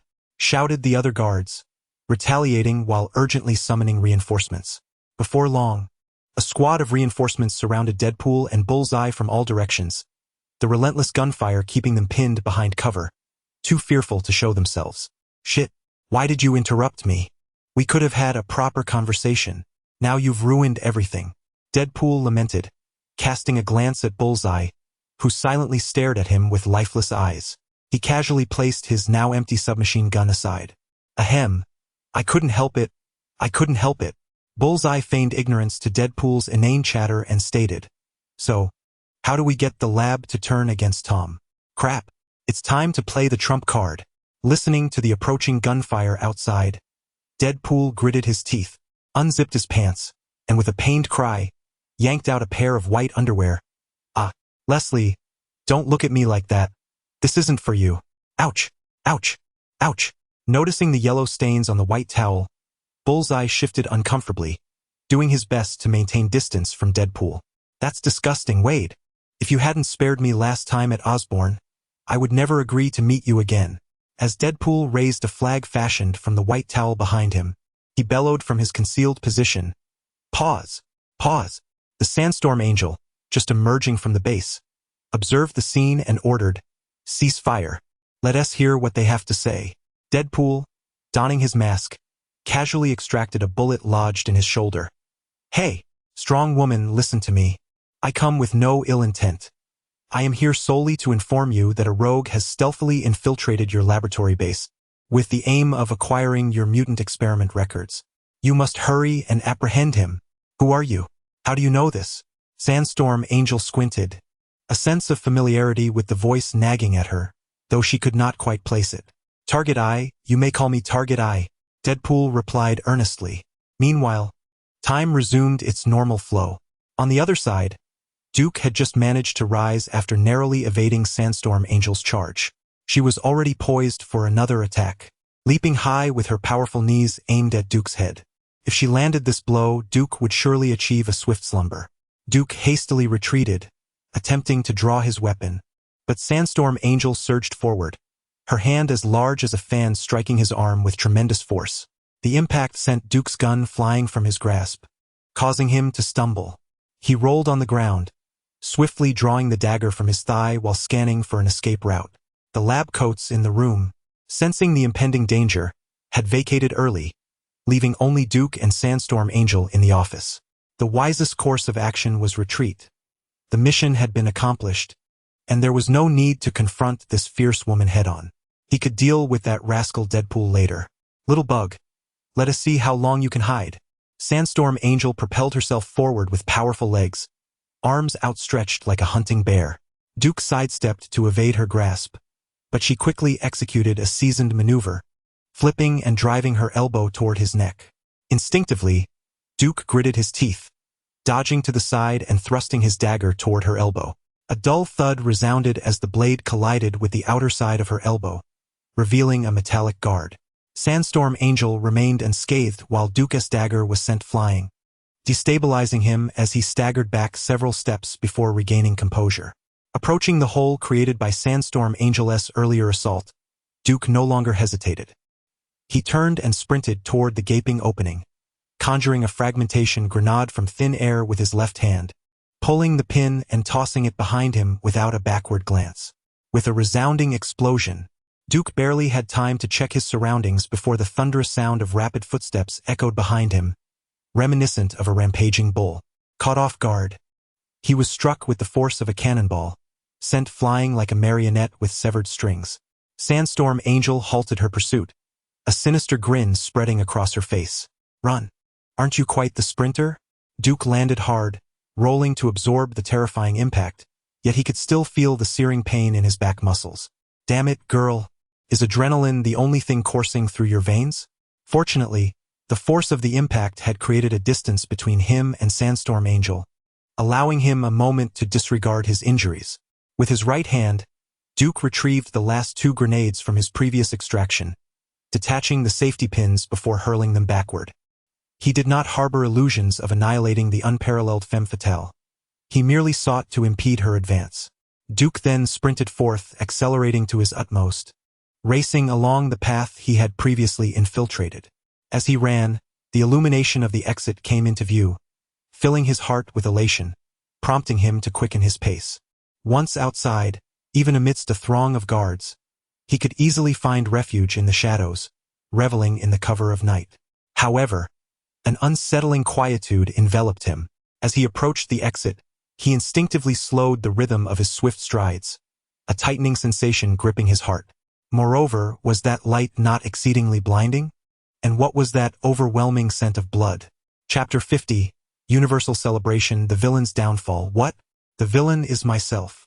Duke was bewildered by the turn of events as he cautiously stepped out of the exit. Suddenly, he froze in place, blinded by the glaring headlights of a dozen cars illuminating the night as if it were day. Good heavens! The brightness was overwhelming. He could hardly keep his eyes open, let alone use his shadowy steps.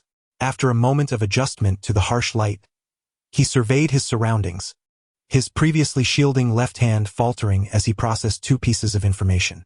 The first was encouraging. He need not worry about the guards outside, for they lay lifeless on the ground. The second, however, was disheartening. He found Deadpool and Bullseye grinning at him with malicious delight. Tom Kent. Surprise! Upon seeing Duke emerge, Deadpool exclaimed with exaggerated enthusiasm. So, my friend, did the Amazonian give you a mind-blowing service? By the way, did you obtain the information? I trust you've completed your end of the bargain. Now I can return the brainwave you lent me. Damn it! Duke's mind raced, realizing that Deadpool had undoubtedly switched sides. The real question was how he had teamed up with Bullseye.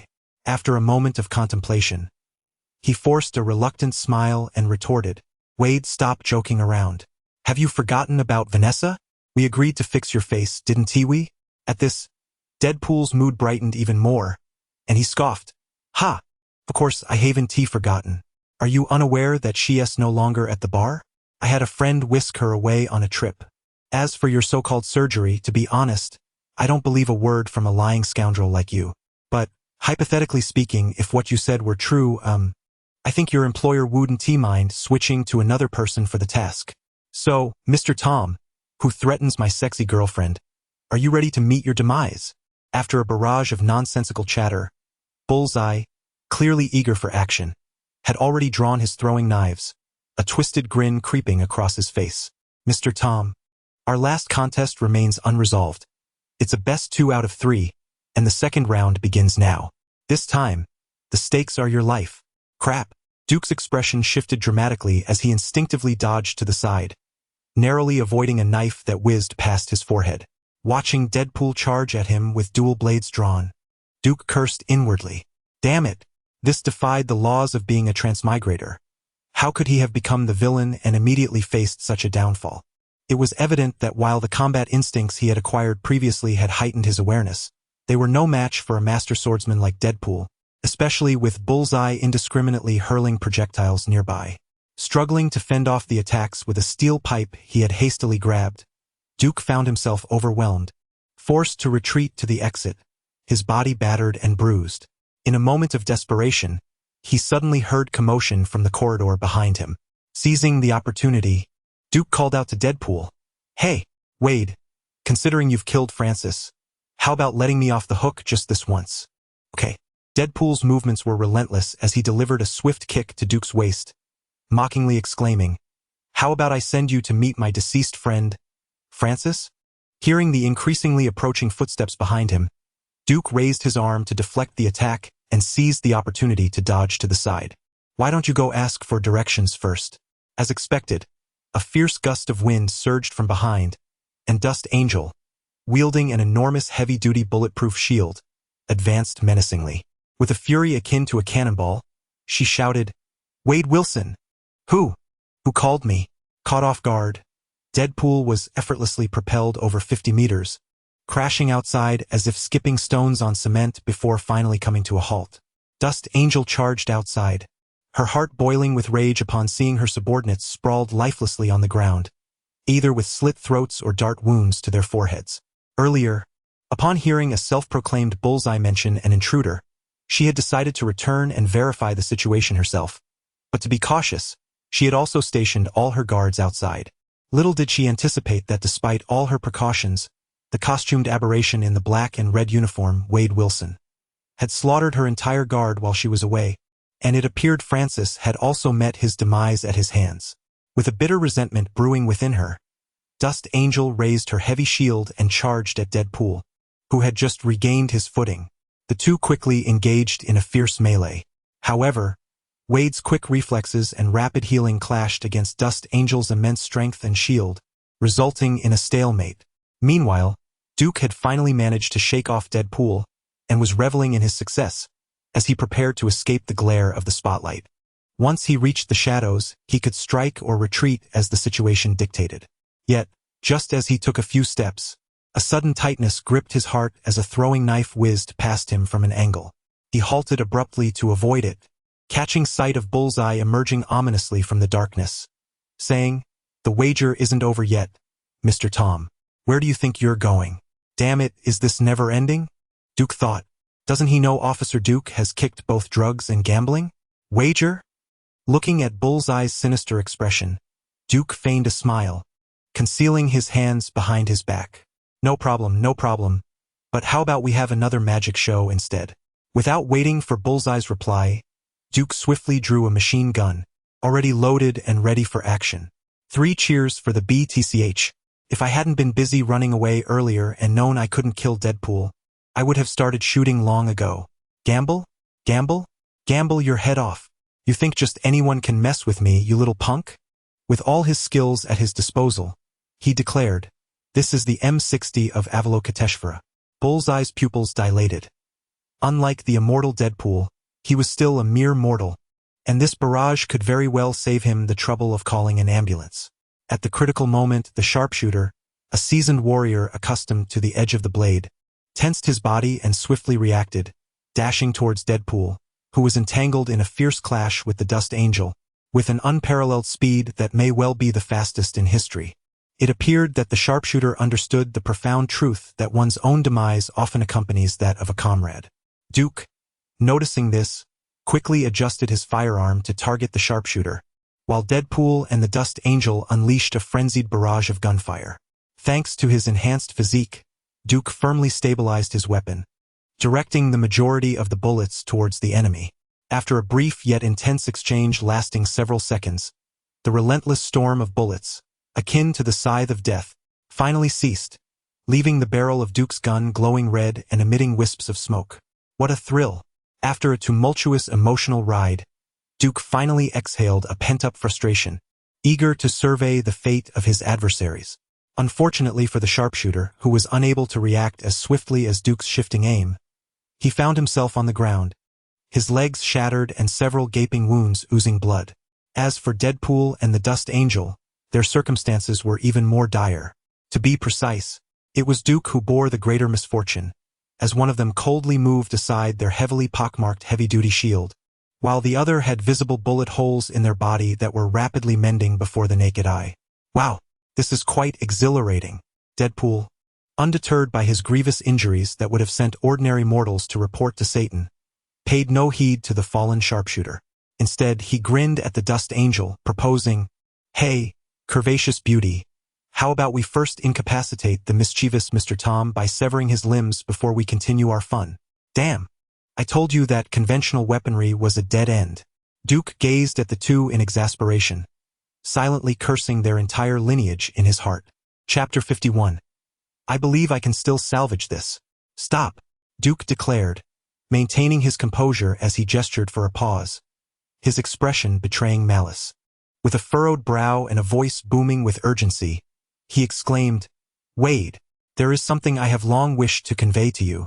I recognize you as a gentleman of elegance and charm, a true superhero, once a battle-hardened Special Forces operative, yet, alas. Ha ha ha, my friend, you are absolutely correct. I am indeed that kind of person. Please, continue." Seeing Deadpool halt in his tracks, captivated by his rambling, and the intrigued Dust Angel listening intently, Duke felt a wave of relief wash over him. He mentally urged the system panel, repeatedly whispering, "System, lottery, lottery." He fervently hoped that this time the system would not betray him. To mitigate the risks of misfortune, he resolved to opt for the golden level draw at a cost of 10,000 points each. Host has accumulated. Lottery, let us go for the highest tier. As Duke continued to ramble on, reciting encyclopedia entries from his previous life, he awaited the conclusion of the lottery. You possess superhuman strength, endurance, speed, and self-healing capabilities, mastering various weapons and excelling in martial arts. You are a lottery confirmed, deducting 26,000 points and 5 narrative draws. Host receives the following rewards. Item card. The slumbering, near-death, Godzilla. Godzilla has vanished? This world belongs to me, Ghidorah. Ha ha ha. Skill card. Master of Firearms. With a little effort, you are but a hair's breadth away from curving bullets. Item card. Then, Ultraman unleashed a long-lost technique from the martial world, parting the clouds to reveal the sun, and there stood Ghidorah, eyes glistening and exhaling a fragrant breath. What on earth are you rambling about? Duke was jolted from his reverie by a booming voice. Deadpool, donned with a perplexed expression, stared at Duke, who was unwittingly babbling nonsensically. Originally, he had taken delight in the flattering words of this scoundrel and intended to show mercy by merely interrupting his fifth limb. However, as the absurdity escalated, he could no longer contain himself. With a swift flick of his dual swords, Deadpool interrupted Duke's increasingly far-fetched discourse, exclaiming, "Dude, although I can't make sense of your nonsense, this segment was flagged for review, so let me come back and delete it. I assure you, you'll forget the pain of being interrupted when I'm done with you." Returning to reality, Duke, disregarding the lottery results, gazed earnestly at Deadpool and proposed, "Can we negotiate? Aren't we friends? What do you think about using some lubricant?" The usually silent Dust Angel paused momentarily, contemplating, should I step back? This isn't quite my style. Amidst the chaos, a menacing figure threatened with taunts. "You shall rue the day you fall into my grasp." The mercurial Deadpool, A smirk playing upon his lips, nonchalantly replied, "Apologies, Tom. I left my gear at home in my haste today. Do not worry. Wade's skills are exemplary. Just a momentary sting, and it shall pass." You misunderstand, Wade. Do you see my blade? Come, let me indulge you." Surprised by Duke's audacious retort, Deadpool hesitated, momentarily at a loss for words. What audacity! This fellow truly fears not death, brimming with bravado. Not one to ignore the onlookers, the Dust Angel, wielding twin blades, charged forth with a wicked grin. "Let us see what you've got." Loser takes a stroll in the buff at the White House. Duke, equally emboldened, roared as he leaped forward, bare-handed, embodying the essence of a true warrior. The Dust Angel, thoroughly entertained by the spectacle, set her heavy bulletproof shield at her feet, crossing her arms before her weapon, eagerly anticipating the unfolding drama. Ideally, the demise of both combatants. The ground, illuminated as if it were day, bore witness to their relentless charge, a fierce clash of wills. The Dust Angel squinted, noting the diminishing distance between them. As they closed in, Thomas' expression twisted into a ferocious grimace. Summoning all his strength, he leapt nearly 2 meters high, inadvertently soaring over Deadpool's head. By what sorcery is this? Both Deadpool and the Dust Angel pondered in unison. Suspended in midair, Duke, unperturbed by the thoughts of his adversaries, thrust a hand downward with fervor, bellowing, "Arise, spirit beast Godzilla!" A palpable sense of danger enveloped the air as both Deadpool and the Dust Angel felt an urgent warning echo within them, instinctively reacting before their minds could catch up. With resolve, Deadpool hurled his katana at Duke, while the Dust Angel raised her shield above her head, bracing for the impending calamity. In an instant, darkness enveloped them, the atmosphere thickening with foreboding heat. Seemingly out of nowhere, a colossal mountain loomed above them, pausing briefly before plummeting towards the ground. By the heavens, I must be dreaming, they both thought. With a thunderous crash, Godzilla, towering over 100 meters and weighing over 90,000 tons, descended from the sky, his massive form creating a cataclysmic impact that carved a deep chasm into the earth. The shockwave and cacophony resonated as if an entire building had collapsed. The ground trembled, and the scalding, high-pressure gusts radiated outward like a scythe, obliterating everything in their path, structures, trees, and all in their wake. Duke buried his head, desperately gripping Godzilla's dorsal fin with both hands and feet. The surrounding illuminated vehicles had long been obliterated by Godzilla's massive body, plunging the area into darkness, save for the mysterious blue-white glow emanating from the creature's fissures. Shaking his head, Duke struggled to maintain his balance. Damn, his eardrums nearly shattered. Indeed, Mr. Tom's villainous journey had a long way to go. Fortunately, this mishap occurred only after the mission's completion. He must learn from this experience. Deception and trickery were futile. If he were to proceed, it should be through kidnapping and extortion. Just imagine if he truly abducted Vanessa. Deadpool would hardly dare to rebel against him. Yes, next time. That's the plan. He patted the enormous creature beneath him, grateful for its presence this time. Yet it showed no reaction. Duke realized the behemoth had grown eerily still, as if lifeless. Moreover, he had only just noticed the mysterious blue-white luminescence on Godzilla, which seemed to be dimming gradually. Recalling the card's description of a gravely injured state, Duke leaped from Godzilla's back to ascertain whether the creature was truly deceased. Approaching the head of the bowed Godzilla, Duke discerned that the Titan was indeed in a peculiar state. While it appeared to be alive, it lay utterly motionless, its golden slit pupils barely open, exuding a sense of helplessness. After pondering, Duke recalled the description on the card, which mentioned King Ghidorah, suggesting that this was the Godzilla from the cinematic universe. He remembered that, in the film, Godzilla had been left on the brink of death after a confrontation with Ghidorah, retreating to recuperate beneath the magma radiation source in the deep sea. Of course, humans, unable to withstand the onslaught of external monsters, had launched a nuclear missile directly at Godzilla's face, successfully revitalizing him. Yet, soon after, he was nearly vanquished again by Ghidorah, who absorbed energy from a nuclear power plant. Wait, if he could endure a nuclear missile, why could he not withstand the power of a nuclear plant? Had he miscalculated his resistance? This Godzilla must indeed be the one nursing injuries in the ocean depths from the film, though there was no radiation available now to rejuvenate this colossal beast. Curiously, Duke tapped Godzilla's snout. Given the commotion, it was likely that someone would arrive shortly to investigate. He recalled possessing an item card, one-time human pillar seal scroll, which could facilitate transporting this creature away. However, he feared that sealing it would lead to its demise, leaving him unable to retrieve it. Nonetheless, according to the lore, as long as Godzilla could continuously absorb the nuclear energy from underground, it would naturally heal its wounds, rendering it nearly immortal. Worst-case scenario, he could always seek out a nuclear power station later. Without further hesitation, Duke produced the item card, one-time human pillar seal scroll, a tall scroll of unknown material adorned with bizarre symbols. Duke attempted to decipher the arcane markings, recognizing one symbol as a bagua. As the scroll materialized, he instinctively understood its usage and requirements, the foremost being that the sealed entity must not resist the sealing force. Glancing at the seemingly lifeless Godzilla, he surmised it would likely not resist. With a swift motion, Duke pierced his palm, allowing his blood to smear upon the scroll. In an instant, the scroll transformed into a swirling mass of light and shadow, hurtling directly towards his chest, ultimately coalescing into a black hole upon his heart. Now, it was merely a matter of ensnaring Godzilla within this void. Honestly, it seemed rather straightforward. Then came the age-old conundrum. How does one fit an elephant into a refrigerator? Staring at the palm-sized aperture juxtaposed with the towering figure of Godzilla, Duke scratched his head, realizing that the scientist's limitations were being pushed to their breaking point.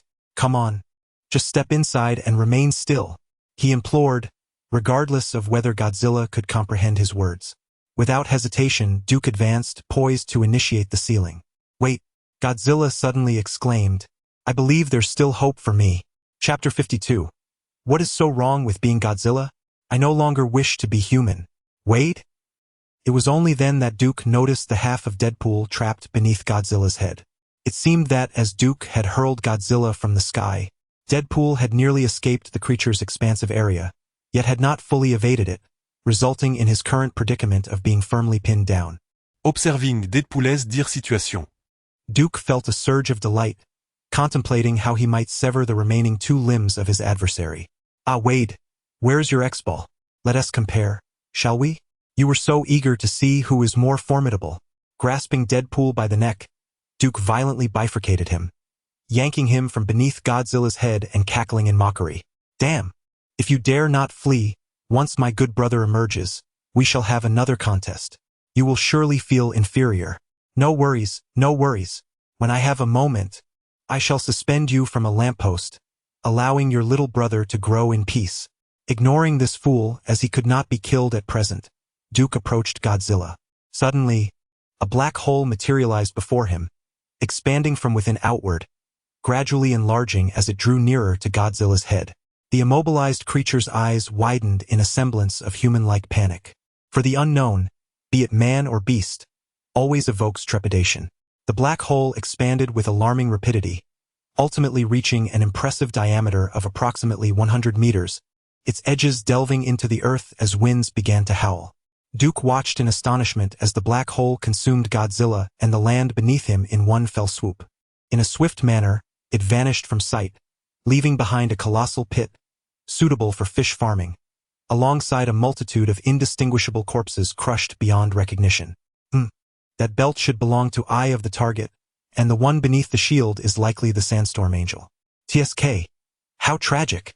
Initially, Duke had feared that the scroll would seal away other creatures.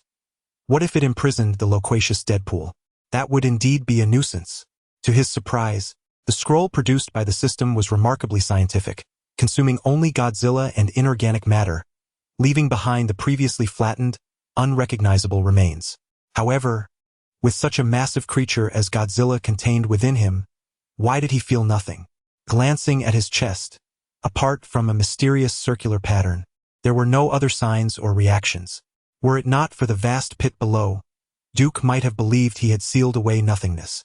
Oh well, I shall inspect it further upon my return. First, I must deal with the fool Deadpool. With such a commotion, the police and S.H.I.E. E.L.D. would likely arrive shortly. Ah, how painful! What is happening? Suddenly, Duke halted, his body trembling violently as he felt an intense fire ignite within him. No, this is not an illusion.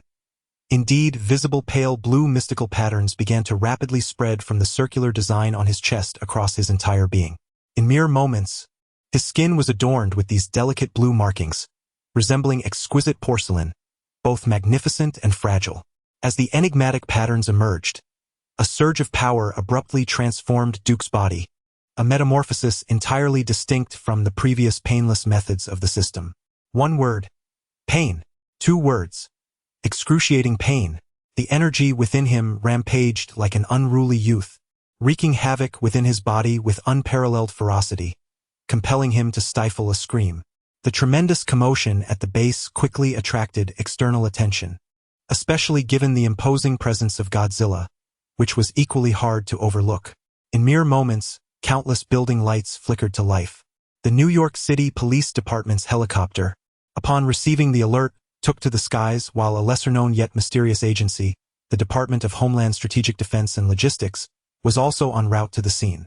Duke knelt on the ground, gasping for breath, the transformation having occurred abruptly and completed swiftly. Within seconds, the mysterious pale blue patterns retracted into the emblem on his chest, leaving behind a void and overwhelming agony. No, this was not all. There was also an insatiable hunger. He needed sustenance. Sustenance. Duke slowly raised his head, having already sensed the distant whir of helicopters and the wailing of police cars, disregarding the chatter of Deadpool beside him. He fought against the agony and thirst coursing through him, hastening his steps. His once trembling body regained control, and an inexplicable strength began to be assimilated by his form. Duke had no time to savor this newfound power. His pace quickened, and suddenly, he surged forward like a bolt of blue lightning into the encompassing darkness. A minute later, a cloaked figure suddenly appeared near the pit, unhesitatingly charging towards Deadpool, who was still prattling away. Seeing the police helicopter nearing overhead, the mysterious individual effortlessly grasped Deadpool by the neck and rapidly retreated into the shadows, heading in an entirely opposite direction from Duke. The late-arriving police and agents from the mysterious agency finally arrived at the chaotic scene. Half a month later, in the fifth-floor office of the 43rd Precinct in New York City, Duke, clad in a uniform emblematic of corporate servitude, leaned back in his boss's chair with his legs propped up on the desk, a bottle of luminescent blue soda clutched between his teeth. The once visible blue, glowing patterns had long since vanished, and the original emblem on his chest was concealed beneath the uniform, leaving only the occasional flicker of pale blue lightning in his eyes as testament to his transformation. This nuclear soda tasted utterly inhumane. Not only was it unpleasant, but it had also gone flat. Damn it, Duke muttered under his breath, begrudgingly sipping the oddly flavored nuclear soda while accessing his system panel. Host, Duke, body. You have become nearly impervious to ordinary bullets. Energy. An atomic reactor within you supplies an almost limitless source of energy. With a furrowed brow, Duke finished the last bottle of nuclear cola in one breath, casting a worried glance at the system's description. The presence of Godzilla within him should have been a blessing, yet the reality was far less enchanting. Ever since Godzilla had been sealed within him, due to the influence of the Jinchuriki scroll, Duke's body had been undergoing a subtle yet profound symbiotic transformation, strengthening each day. Without this transformation, he would have succumbed to radiation long ago. Conversely, this symbiotic evolution was mutual. Godzilla's overwhelming power enabled Duke to enhance himself even while severely injured. However, this transformation came at a price, as it would gradually drain Godzilla's energy until Duke surpassed him in strength. Moreover, Godzilla, already wounded, required energy to heal, which explained his hunger during the sealing process. In his lair, Godzilla had access to a radiation source for sustenance, but now, confined within Duke, he could only rely on slumber to conserve energy for recovery.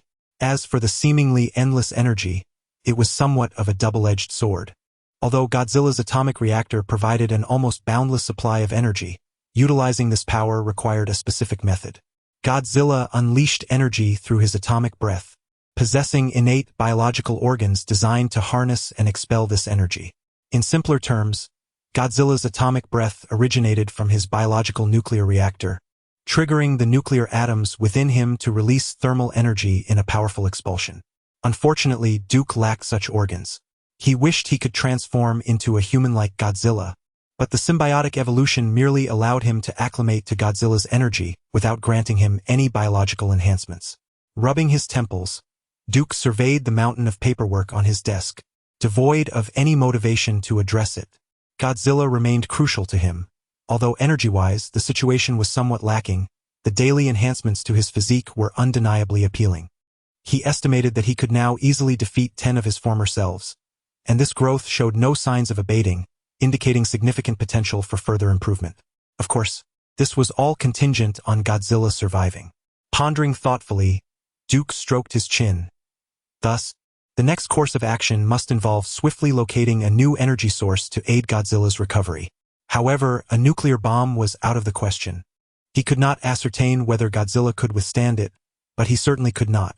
It was imperative to find a reliable and sustainable energy source.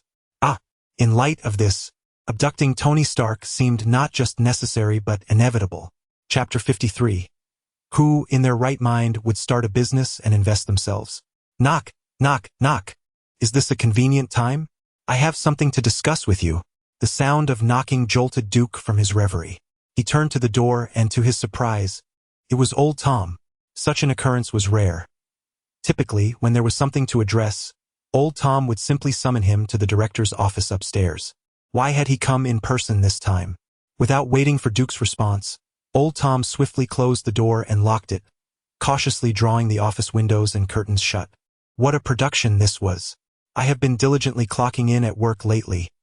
Surely, there couldn't be another pressing matter, could there?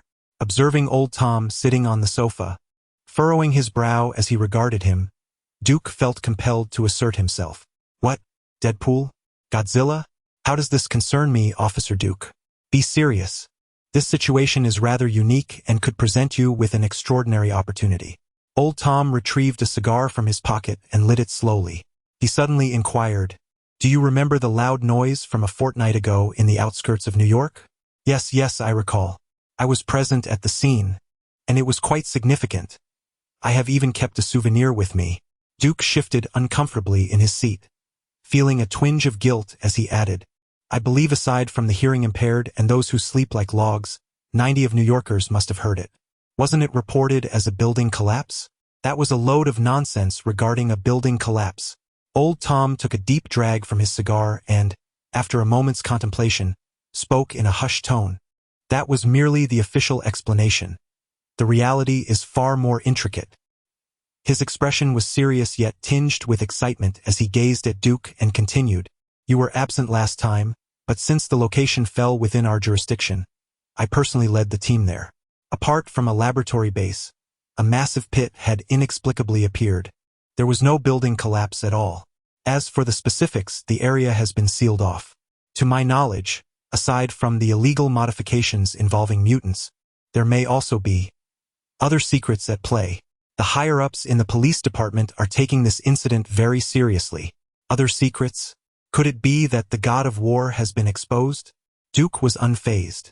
After all, as long as his identity remained intact, he was still the diligent Officer Duke of New York, clocking in on time and working earnestly. He retorted, "And what then? I mean, how does this concern me? Shouldn't the investigation proceed? That's precisely where the issue lies. This matter cannot be investigated at present." Old Tom exhaled a plume of smoke, snickering. "It is said that this laboratory base has existed for quite some time and likely involves numerous officials. Ordinarily, the Justice Department and the Department of Homeland Security would handle such matters, but by the time we arrived, a third party had already intervened. They not only cordoned off the site but also swiftly removed many items from the scene. Currently, they are refusing to share their findings with the higher-ups at the White House, citing world security concerns." Old Tom had relayed a great deal of information in one breath, and Duke scratched his head, pondering the implications. Was it possible that it was the S-H-I-E-L-D?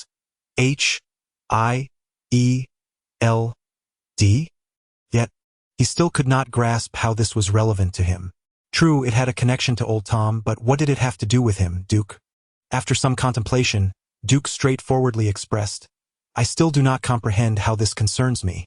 Casting a glance at Duke, Old Tom extinguished his cigar and hesitated momentarily before stating, "After numerous rounds of negotiation, various parties have reached an agreement.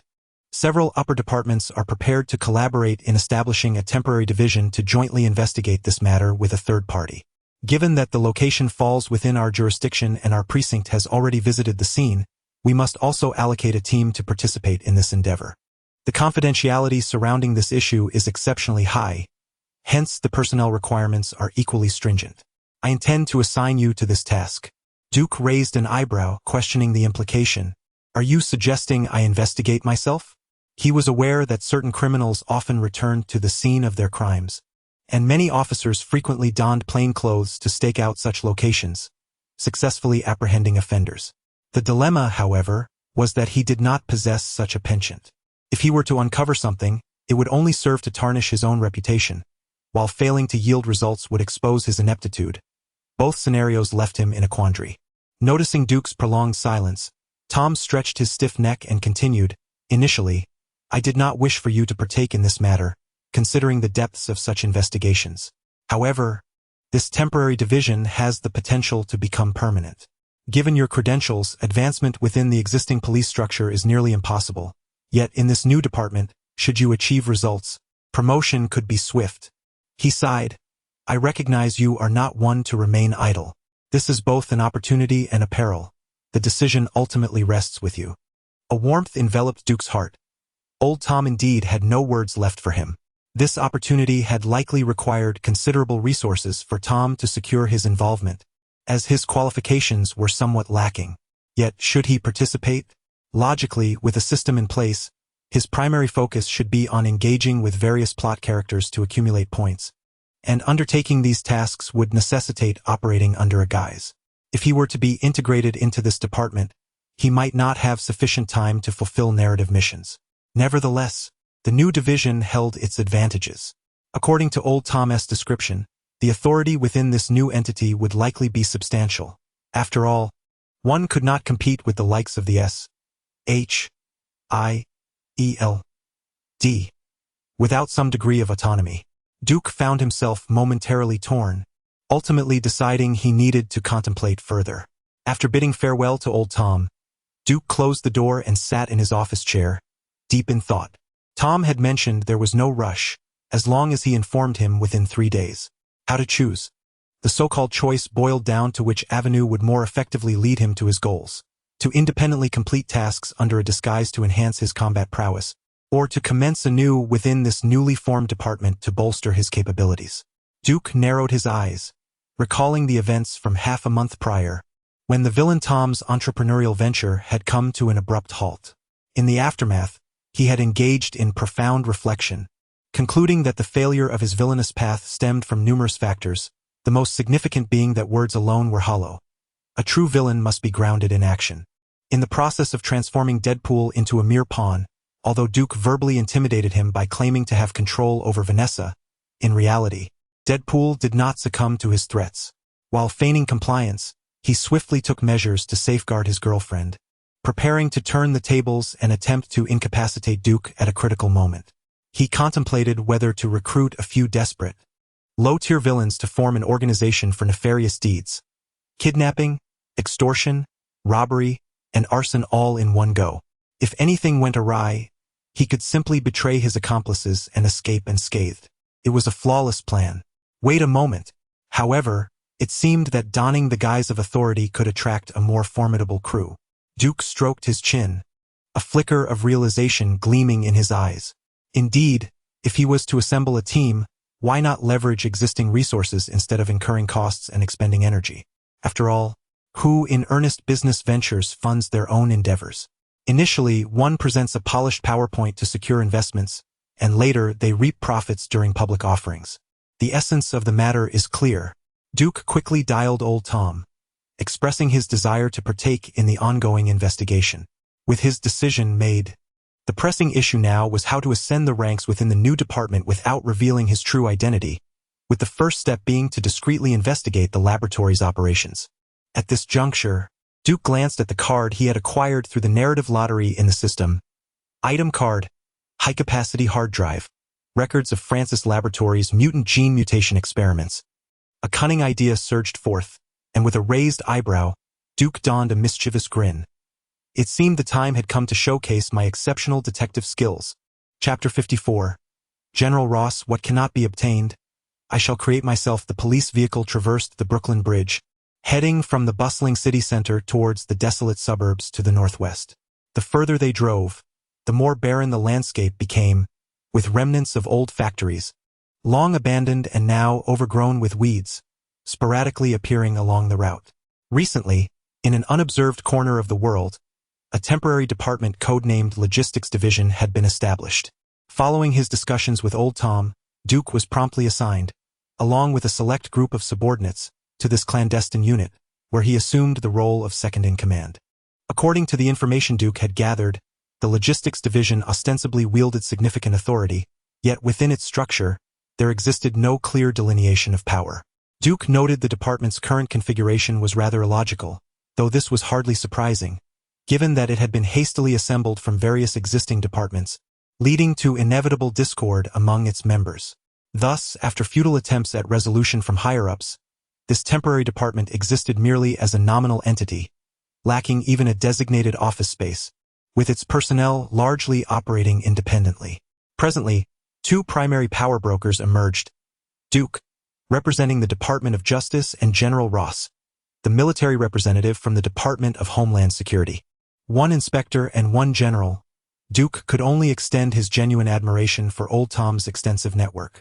As for Ross, indeed, he was the very same General Ross, whose life had been intertwined in a tumultuous dance with the Hulk. However, at this moment, he had yet to express a desire to capture the green behemoth, as Bruce Banner remained ensconced in some obscure corner, engrossed in his academic pursuits. According to Old Tom's intelligence, if the Logistics Division were to solidify its establishment, the forthcoming task would serve as a pivotal criterion for evaluation. Whichever faction produced results first would seize the upper hand. Duke sat in the back seat, his gaze vacantly fixed on the system panel, contemplating the feasibility of his plans. Besides the item card, supercapacity hard drive, in a previous emergency, he had drawn twice from the gold tier, 6 times from the silver tier, and fully utilized all 5 narrative draws. He had acquired the already expended item card, Godzilla, and skill card, Gunmaster. No need to elaborate on Godzilla. He had long since activated the Gunmaster card, which effectively replaced his earlier firearm card, yielding exceptional results. Apart from the inability to make bullets curve, he had truly transformed into a sharpshooter. Ah, no. A marksman. As for the other cards obtained through the point draw, item card, hidden blade. How can an assassin be without a hidden blade? Skill card, proficient welder, sizzle. Sizzle. Item card, power axe, for the Emperor, charge. Item card, centenary tiger whip whine. A male tiger demon from some world of journey to the west is roaring, roar. A woo. Skill card, precise throw. Your throws and shots will receive passive enhancements. Be sure to wear protection. This is not a joke. To speak candidly, the recent silver lotteries, while occasionally unreliable, have generally been quite fortuitous. For instance, the power axe and precise throwing mechanics derived from the Warhammer universe have effectively supplemented his combat capabilities and weaponry. Ahem, of course, the tiger whip-infused liquor is also splendid. However, the system has never failed to manipulate Duke's mindset. While the points lottery may lack merit, the narrative lottery promptly compensates with its disappointments. Skill card, cancer, precisely that, Deadpool's cancer. How else may I elucidate? Item card, Deadpool's belt. Please do not misconstrue. This belt will not facilitate your interdimensional travels, yet it suffices for securing your trousers. Skill card, basic regeneration. Your recuperative abilities will surpass those of the average individual, albeit only slightly. Item card, Deadpool's dual katanas. Bulk orders come with free shipping. Item card, Playboy magazine. The previous owner has already torn several pages out. These cards are nothing short of a letdown, particularly the item card, Playboy magazine, and item card, Deadpool's belt, which are so absurd that they elicit his incredulity. Sir, the site is just ahead. It is currently under complete lockdown. and vehicles are prohibited from entering, Deputy Sheriff Jill remarked as she gradually decelerated the vehicle and halted at the roadside, activating the hazard lights. Duke squinted at the scene, where a vast array of makeshift plastic greenhouses obscured the view ahead, with numerous staff clad in black uniforms busily transporting various items back and forth. Were it not for the familiar surroundings and the mere presence of a cordoned-off pit nearby, Duke would scarcely recognize this as the laboratory base he had concluded with his dear brother just 2 weeks prior. Jill remained in the vehicle as Duke alighted alone, soon approached by a staff member in a black uniform. After presenting his credentials, the staff member escorted him into a modest conference room. To refer to it as a conference room is somewhat generous. It resembled a temporary structure made of sheet metal, furnished only with a simple plastic round table and a few chairs.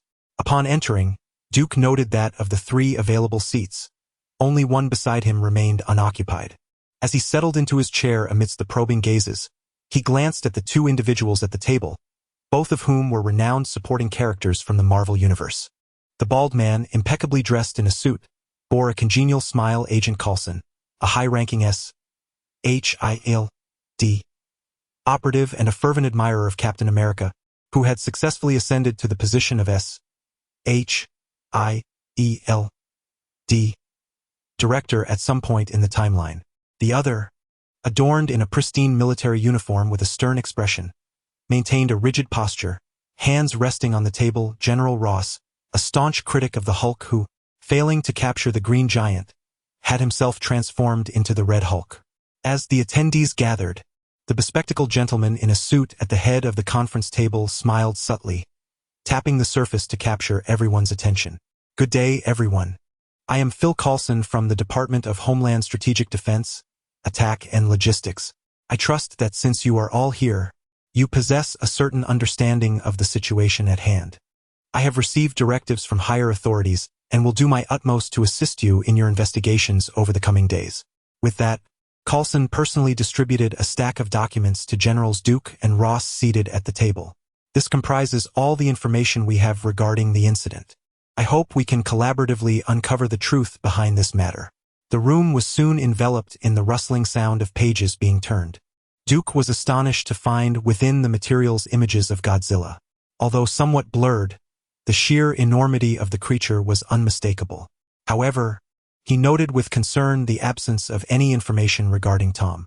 This was peculiar. After all, Tom had been in a state of transformation and had hastily fled, leaving the loquacious Deadpool behind. Logically, such an individual would not keep secrets from him. As Duke pondered the documents, he considered the implications. Either S.H.I.E.L.D. had concealed Tom's information, or perhaps that irreverent Deadpool had managed to evade capture. Could it be that he was truly that formidable? Meanwhile, in contrast to Duke, who was already familiar with the unfolding events, General Ross was encountering the specifics of the mission for the first time. Gazing at the colossal Godzilla in the images, he furrowed his brow and inquired, "What exactly is this monstrous creature? Does it have a name?" Chapter 55. Framing as the true solution to problems at this juncture, we remain uncertain. However, one fact is irrefutable. This formidable entity undoubtedly does not belong to any known species on Earth. It may very well be an extraterrestrial or a supernatural being, currently designated as biological entity number 07, Coulson intoned gravely. And what of the laboratory's records?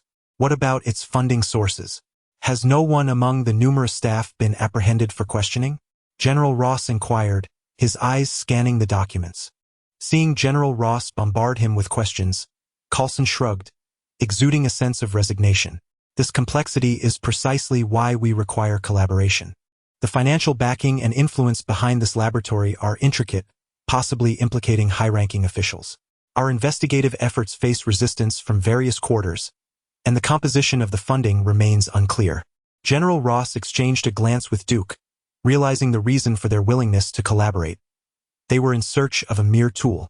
As for the original personnel of the laboratory, thus far we have only uncovered corpses. Experts are diligently working to restore experimental data and are searching the vicinity for scales or blood from this colossal beast, attempting to reconstruct its biological profile. Observing Ross, who remained silent while perusing the documents, Coulson smiled amicably. Do either of you have any further inquiries? I do, Duke interjected, raising his hand. Suddenly serious, he declared, I propose that your department henceforth be abbreviated as S-H-I-E-L-D.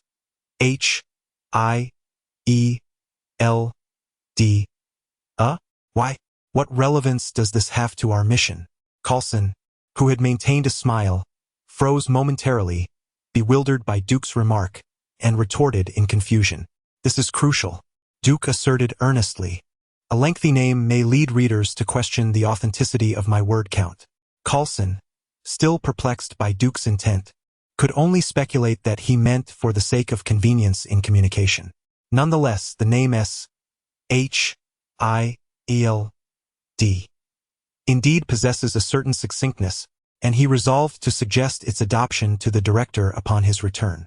After signing a confidentiality agreement, Duke and General Ross continued to accompany Coulson to inspect the deep pit left by the former leader.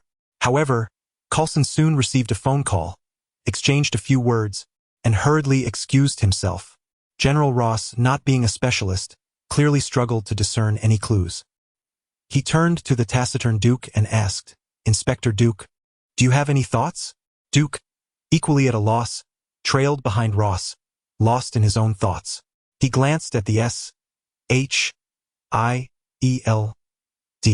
scientists around him, employing various specialized equipment for excavation and investigation.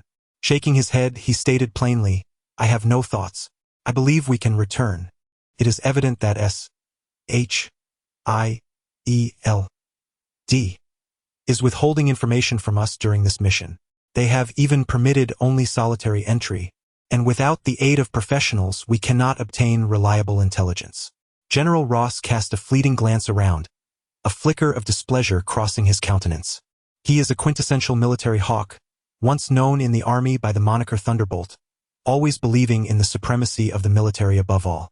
Although the reception staff for this mission exhibited a cordial demeanor, there was an unmistakable air of superiority from the outset, which left him feeling quite uncomfortable. General Ross accompanied Duke as they departed from the deep pit, conversing as they walked. At least we are now aware of the existence of a colossal beast measuring over 100 meters. Our subsequent inquiries can focus on this creature. As the saying goes, even the most cunning fox leaves tracks. A beast of such magnitude cannot vanish without a trace in New York. Regardless of its ability to fly, it must eat and drink, and once it manifests, it cannot escape. Duke nodded in agreement, affirming, You make a valid point, General. I will instruct my subordinates to monitor food processing plants and livestock farms in New York for any leads. We can certainly exchange intelligence on this matter to enhance our operational efficiency. With that, he shifted the conversation, nonchalantly adding, Additionally, should we not pursue the investigation of the laboratory? Given that this facility has been operational for such an extensive period, it is highly unlikely that all traces can be eradicated. We are bound to uncover something significant. General Ross paused momentarily at the entrance of the base, glancing back at the young man before proceeding forward. He was uncertain whether Duke was genuinely oblivious or feigning ignorance. It was evident that if investigating the beast was akin to swimming in a pool, probing the laboratory was akin to navigating the tumultuous sea. It was clear that the personnel involved in this laboratory could not be of low rank. Otherwise, how could S-H-I-E-L-D have enlisted them for this task? After a moment's contemplation, General Ross nodded and replied gravely, Of course we must investigate. How about we divide our responsibilities? I will focus on the beast and you can take charge of the laboratory. Ross deftly turned the tables, as he had no intention of wading into murky waters. Since Duke had proposed it, he would bear the responsibility. Duke, seemingly unaware of the pitfalls ahead, readily acquiesced, No problem, let us divide the tasks. Noticing Duke's swift agreement, Ross remarked with a hint of depth, Inspector Duke, your decisiveness is commendable. Let us see who can accomplish their task first. I trust that the one ultimately in charge will be the most capable. Old fox, Duke smiled in response, thinking, It is merely a matter of those who fail the task surrendering automatically. Whether he would succeed remained uncertain, but he was certain that Ross would lose. He held the upper hand in this game. After parting ways with General Ross, Duke, armed with the materials provided by Coulson, made his way alone towards the police car outside. He opened the door and settled into the back seat, casually placing the documents aside as he leaned back in contemplation. In the driver's seat, Sheriff Jill, who had been waiting in the car, promptly discarded his cigarette upon seeing him and inquired, "Sir, where to now?" Duke replied, "Back to the precinct." Throughout the journey, Duke pondered the strategy for investigating the laboratory, realizing that a genuine inquiry was, in fact, an impossibility. Although the background of the laboratory has not been elucidated in the previous Deadpool films, it is evident from the misfortunes faced by SHIELD that the situation is deeply complex, particularly with the potential involvement of Hydra, the notorious instigator. A mere inspector like Duke may find it challenging to navigate these murky waters. Moreover, it is apparent that certain officials are providing protection for the laboratory, making it impossible for Duke to investigate each one thoroughly. Even if he were to apprehend someone, the factions behind them would likely intervene to cover up the truth. As the political landscape of America is characterized by unwavering support for one's own party and staunch opposition to rival factions. Thus, if Duke wishes to probe into the laboratory, he must confront these pervasive adversaries, leading him into a cul-de-sac. Even if he were to uncover something, it would likely prove to be a Pyrrhic victory. Furthermore, with the enemy concealed in the shadows while he remains exposed, any rash actions would be unwise. However, it is sometimes the case that resolving an issue does not necessarily require addressing the issue itself. Rather, finding an answer that satisfies all parties involved may suffice. Therefore, from the outset, Duke had no intention of genuinely investigating the laboratory or the situation with the esteemed leader. He is not the darling of America, lacking the allure and charisma for such a role. What he seeks is merely a ladder for upward mobility. The actual truth is of little consequence. What matters is whether the truth he uncovers can convince those in power that it is the truth they require. Consequently, the first step in solving the problem is to find a scapegoat. Someone who possesses sufficient funds to support the laboratory and has a questionable background, for without some dirt on them, how could anyone believe the narrative? Framing an innocent party requires a fundamental understanding of the rules. In his mind, he envisions a perfect candidate in New York, a dear brother who meets all these criteria. Chapter 56. Breaking Promises as an Asset for an Assassin Simultaneously. In a luxurious hillside mansion located in the affluent area of Long Island, New York, Gene was engrossed in scrutinizing the company's financial statements alongside the monetary flows of the underworld. As a high IQ criminal, he had long since self-educated in accounting and finance, consistently overseeing the financial affairs of his enterprise. After all, one must never delegate one's reputation and power to others. Many underground overlords have succumbed to their downfall due to financial mismanagement. Particularly regarding taxation, it is said that a predecessor from Chicago, despite living a life of utmost caution and eluding law enforcement after committing dozens of murders, ultimately fell victim to an oversight in his ledger, leading to his arrest by the IRS for tax evasion.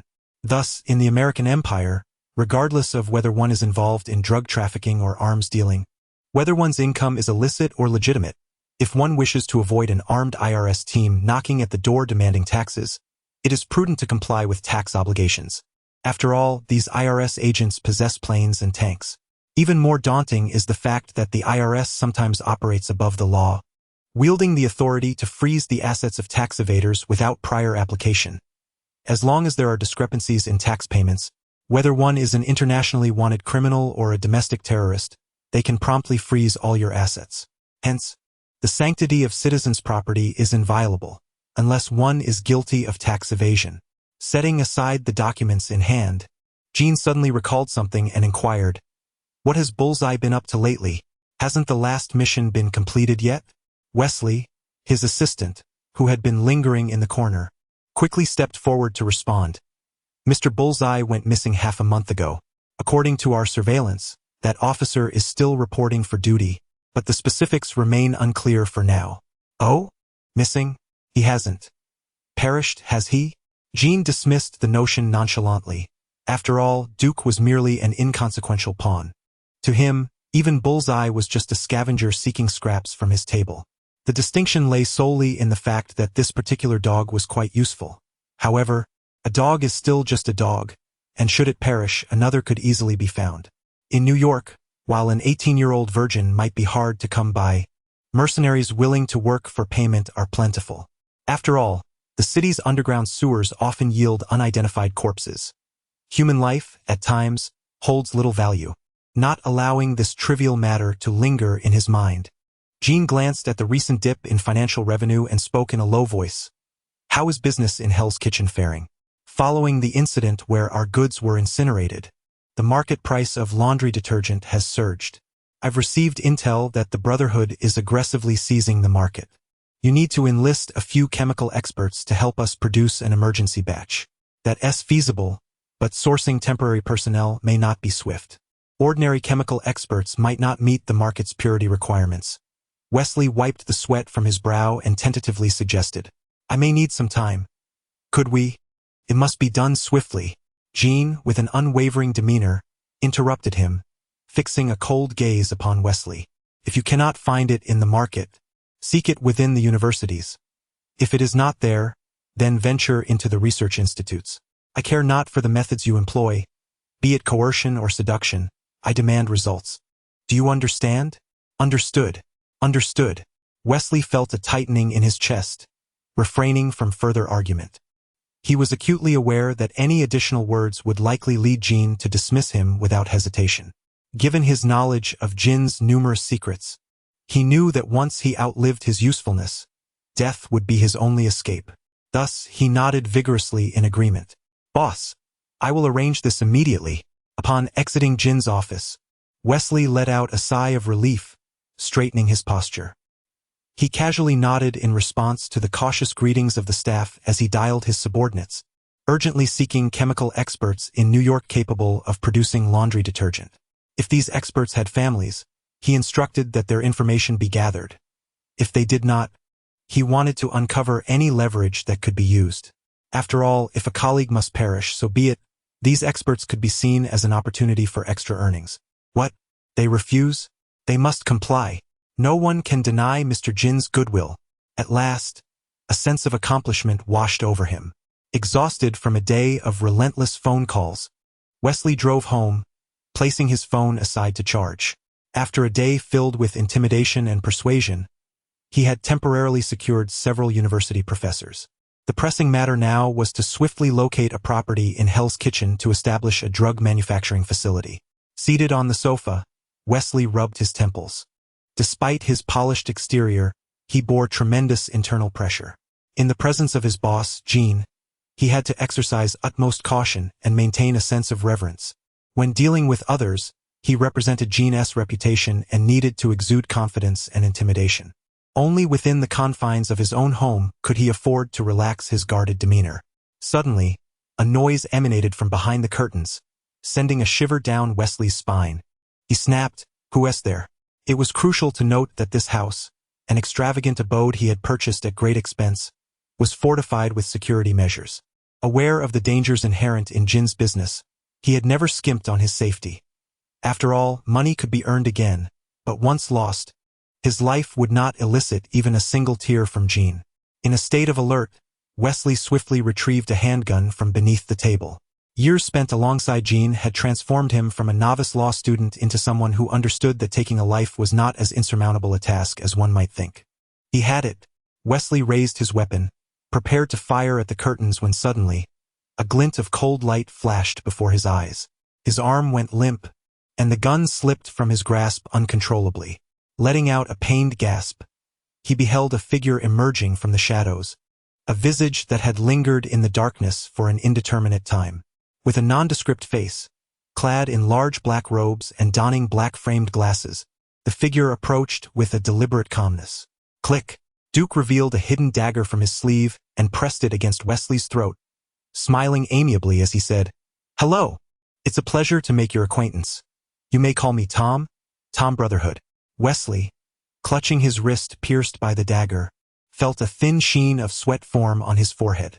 Struggling to maintain his composure, he replied, "Good day, Mr. Tom. My money is securely locked in the safe. The code is 965823. Please do not harm me. I promise to cooperate." No. Mr. James Wesley, Please do not misunderstand. I am not here for your wealth. Duke withdrew the dagger from his arm, disregarding Wesley's pained groan, and declared, "Now we shall play a little game. I will ask you questions and you shall answer. You have merely 2 seconds to respond. Exceed that time or provide an incorrect answer, and I shall sever one of your fingers. Of course, if you run out of fingers, I will gladly perform a little surgery to remove some of your protruding friends." Duke waved the dagger menacingly, his gaze filled with malice as he looked into Wesley's eyes. "Sir, please feel free to express your desires directly. I assure you I will respond truthfully," Wesley gritted out. Duke shook his head dismissively, stroking his chin with a cheerful demeanor. "Tension. The game begins now. What is your name?" "James Wesley." "Who is your boss?" "Wilson Grant Fisk." "When was the last time you—" Sir, that seems to—" "Ah." Duke swiftly severed Wesley's left pinky finger, apologetically grabbing a nearby tablecloth to staunch the bleeding. "Sorry about that. You exceeded 3 seconds." Wesley, his face darkened with anger yet unable to voice it, pressed down on the wound, forcing a strained smile as he said, "I understand the rules now. Could we perhaps move a bit faster? My hand may require bandaging." "Not a problem. Who is your boss?" "Wilson Grant Fisk." Duke, ever attentive to feedback, quickened his pace. "What is his nickname?" "Kingpin." "Where is the evidence of his crimes?" "In my—" Wesley suddenly regained his senses, hastily shaking his head. "I do not know that, sir. I misspoke. Boss Fisk has no nickname. TSK. No worries. "I completely understand." Duke observed Wesley's panicked expression, soothing his nerves as he narrowed his eyes and smiled. "Human memory is notoriously unreliable. I shall grant you 20 seconds to respond again. Is that agreeable?" A flicker of panic crossed Wesley's eyes, and he promptly sealed his lips, refusing to speak. Not waiting for the 20 seconds to elapse, Duke's dagger gleamed ominously in the air, and only Wesley's lonely thumb remained on his left hand. "Ah, you madman!" Wesley's body trembled in agony, his hands shaking as he expressed his indignation laced with fury. "Did you not say 20 seconds? Chapter 57. Darkness. Utter darkness. Your silence speaks volumes. Does it not? Duke cast a bewildered glance at Wesley, astonished as he remarked, "I presumed you were prepared to resist to the bitter end. Have I misjudged you? Ah, my hand. Please, I beg you. Spare me, sir. I still have some funds in my bank account, which I can offer you. I genuinely do not comprehend the questions you pose." Wesley gritted his teeth, his heart aching with despair. Duke shook his head. "You are not being forthright, Mr. Wesley. A little honesty would benefit us all." With a sly smile, he added, "So, I shall grant you another opportunity to divulge what I wish to know. Otherwise, I assure you, you will find yourself purchasing diapers every day in your next life." Wesley, in a state of distress, pressed his hand against the wound while contemplating the grim fates of those who had betrayed Jean Bing. Gazing at the seemingly demonic figure before him, he steeled himself and murmured, "Sir, you must believe me. I truly do not." "Ah!" Before he could finish, Duke plunged a knife directly into Wesley's thigh. With his free hand, he swiftly seized Wesley's neck. Bang! Bang! Bang! Without further ado, he violently slammed Wesley's head against the wooden table, the sound echoing loudly. "Damn it! How much do you earn, you little darling, to risk your life like this? Must you compel me to resort to violence?" Observing Wesley's bloodied visage, Duke grasped his chin, forcing him to look up. With a menacing glare, he stated, "This is your final chance. Refuse to speak, and I shall sever your manhood." Wesley remained silent, prompting Duke to smirk as he withdrew the dagger from Wesley's thigh. With a swift motion, he made a cut, revealing the pitiable state of Wesley's manhood. "Excellent. You brought this upon yourself. This is my first time performing such a procedure, but I shall endeavor to be gentle, allowing you to savor the last moments with your little friend." As Wesley beheld the bloodied blade, a chill ran down his spine, and goosebumps formed on his skin. He could no longer endure it. He understood that the price for betraying Jean Bing was undoubtedly dreadful, but the man before him was far more terrifying. "You fiend! I shall speak! I shall speak! In another safe beneath my ceiling, there lies evidence of Fisk's crimes. Splendid! Duke withdrew the dagger, gesturing for Wesley to retrieve it. 3 minutes later, as Duke beheld the bag containing numerous images and a USB drive, he regarded Wesley with admiration. Well, Wesley, you are quite the talent. Can you imagine what Jean Bing would do to you if he discovered you had amassed such materials behind his back? He would reduce you to a mere pulp. Wesley, incredulous, gazed at Duke's beaming face and exclaimed, "No, please, do not do this. I swear I will never disclose your information. Spare me."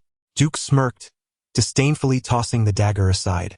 He approached Wesley amicably, offering him assistance. "Do not fear. I merely wish to convey that we are now on the same side. Are we not?"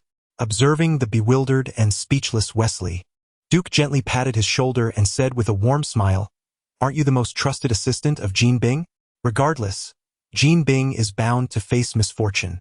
I merely require your assistance in gathering some additional information." Consequently, whispers began to circulate around the table. An hour later, Duke produced a black USB drive and patted Wesley's shoulder, who was nodding repeatedly, saying, "By the way, there will be officials arriving to address this matter shortly. Wesley, I have a few friends at the police station. They will assist you when the time comes. You should know what to say and what to withhold, correct?" Wesley hesitated for a moment, then took the USB drive and firmly placed it into a file bag, affirming, "I understand." The following day, the sun rose as usual. Due to the new department lacking a proper workspace, Duke, who had arrived at the police station early, found himself idly passing the time in his office. Suddenly, the phone rang. After checking his fully loaded Glock pistol and securing it in its holster, he calmly answered the desk phone. The voice of the receptionist from downstairs came through. "Chief, there is a man downstairs who refuses to disclose his name but insists on seeing you regarding an urgent matter. Do you wish to meet with him?" Finally, the moment had arrived. Duke stood up. "Send him to the conference room. I will be there shortly." He descended to the police station's conference room and, upon entering, spotted Wesley, clad in a black hoodie, anxiously glancing around. "Hello, I am Duke. How can I assist you?"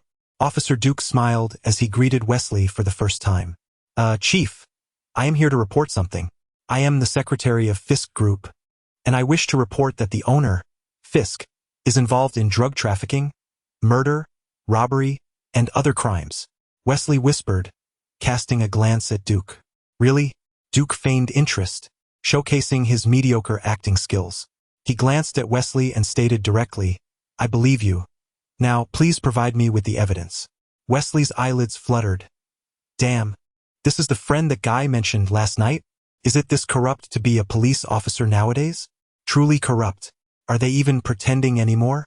Aware that he was merely a pawn in this game, he chose to remain oblivious, pulling a file bag from his pocket. "Chief, Fisk is currently in the top office of the corporate building, and he is none other than the notorious crime lord, Jean Bing. I am willing to testify against Fisk, but I hope the police can guarantee my safety." "Safety?" Duke took the file bag without even glancing at it and began to walk towards the exit, stating without looking back, "No problem. Once this is over, we will arrange for you to enter the witness protection program." Chief, what about me?" Wesley felt a twinge of anxiety as he watched Duke complete the process and prepare to leave. "Stay here. Someone will ensure your safety." Duke waved his hand dismissively. He had acquired what he needed and could now proceed with the next phase of his plan. Duke, while conversing on the phone with Sheriff Jill, commanded a gathering, insisting on heavy artillery. Indeed, one of the advantages of being transferred to a new department was that Duke's authority to deploy firepower had significantly increased. Given the possibility of facing non-human adversaries, only substantial firepower could ensure safety. 5 minutes later, a contingent of officers, fully armed and prepared for action, assembled downstairs. Duke himself, however, carried no long firearm. He donned a bulletproof vest and symbolically wielded a Glock handgun. Approaching the police vehicle, he wasted no time and stated directly, "Our target is Wilson Grant Fisk, the chairman of the Fisk Group, a profoundly dangerous and violent individual. If possible, apprehend him alive. If necessary, lethal force may be employed. I repeat, lethal force may be employed." With a swift gesture, he climbed into Sheriff Jill's police car, exclaiming, "Let us depart." Chapter 58. Greetings and farewells to Fisk, New York. the largest metropolis in the world and the financial and political epicenter of the United States, has faced countless calamities, often depicted in various cinematic portrayals of its destruction. A long line of police vehicles, sirens blaring, traversed the city, crossing over the expansive bridge to arrive at Fisk Tower. Upon their arrival, Duke led a contingent of officers resembling elite anti-terror units into the lair of the notorious Kingpin. At this hour, many individuals were already engaged in their daily tasks, and it was evident that even in the land of the free, where gunfights are a daily reality, such a formidable display of force was a rare sight. While they were accustomed to the routine presence of armed officers, the appearance of someone wielding a rocket launcher at the back of the formation raised eyebrows. Numerous employees, startled by the spectacle, hurriedly vacated the area, allowing Duke and his team to slice through the bustling crowd like a well-aimed arrow, heading straight for the penthouse office of Fisk. Inside, the opulent office was adorned with a massive aquarium crafted from transparent special glass, a floor laid with moon-white marble, extravagant crystal chandeliers, handcrafted leather chairs from renowned artisans, and an exquisite ebony desk. The entire space exuded an aura of wealth and power. As Duke and his cohort entered, they were met by a corpulent middle-aged African-American man awaiting their arrival. His enormous bald head appeared almost necklace, seamlessly merging with his robust physique, and he leaned on a golden cane. Merely sitting there with his eyes slightly squinted made it clear that he was a profoundly dangerous and ruthless individual, akin to a tyrant awaiting the audience of his subjects. Flanking him were two imposing African-American bodyguards, their expressions vigilant as they scrutinized Duke and his colleagues. Yet, in comparison to their master, they appeared more like those in need of protection. Duke approached the hefty man and, with a commanding presence, took a seat opposite him, meticulously observing the infamous underground king of New York, Fisk. Fisk opened his eyes and offered a slight smile, presenting himself as just an ordinary stout man. "Good morning, officer. What brings such a significant display to my office at this early hour? Is there something I can assist you with?" "Good day. The precinct received reports suggesting your potential involvement in serious criminal activities, and we may need you to accompany us to the station," Duke replied, a smile playing at the corners of his mouth. "Mr. Fisk." Fisk shrugged indifferently, clearly recognizing Duke. Although he was unsure why this individual, whom he believed he had long since dealt with, was now seeking trouble, decades of navigating through peril had cultivated a resilient mindset within him. Maintaining a calm demeanor, he responded, "Sir, I believe you are mistaken. I am Wilson Grant Fisk, not some kingpin. May I inquire about the nature of my alleged crimes? If you intend to arrest me, please present the appropriate documentation, as I require my lawyer to be present." Furthermore, according to Duke, appearing relaxed, nodded in agreement as Fisk rambled on about his rights and legal entitlements. "Indeed, Mr. Fisk, you possess a commendable understanding of the law. It is Fisk. Please refrain from misnaming me again." Fisk sternly corrected him. "Very well, if you say Fisk is indeed Fisk, Mr. Jean," Duke remarked, a dismissive expression crossing his face. "As for the paperwork, according to current case law in the United States, an arrest warrant is only necessary for apprehending a suspect at their residence. However, you are at your place of employment, so I would kindly ask for your cooperation. We have reason to believe that your involvement in this crime pertains to a felony exceeding 1 year. Otherwise, we shall take necessary measures." "I am not entirely certain, officer," Jean replied, "but as a good citizen of New York, I am more than willing to assist the police department." Jin's previously cheerful demeanor faltered slightly as he added, "However, please allow me to make a call to my private attorney. Until he arrives, I shall refrain from making any statements." To Gina's surprise, Duke nodded in agreement, an understanding expression on his face. Of course. This is a right granted to every individual by law, and as a protector of the people, I shall staunchly defend this sacred right." Jean raised an eyebrow in skepticism. The day's events were shrouded in strangeness. From the sudden appearance of the police to the unreasonable heavy weaponry possessed by the officers, and the smug grin of this insufferable officer, his unease grew.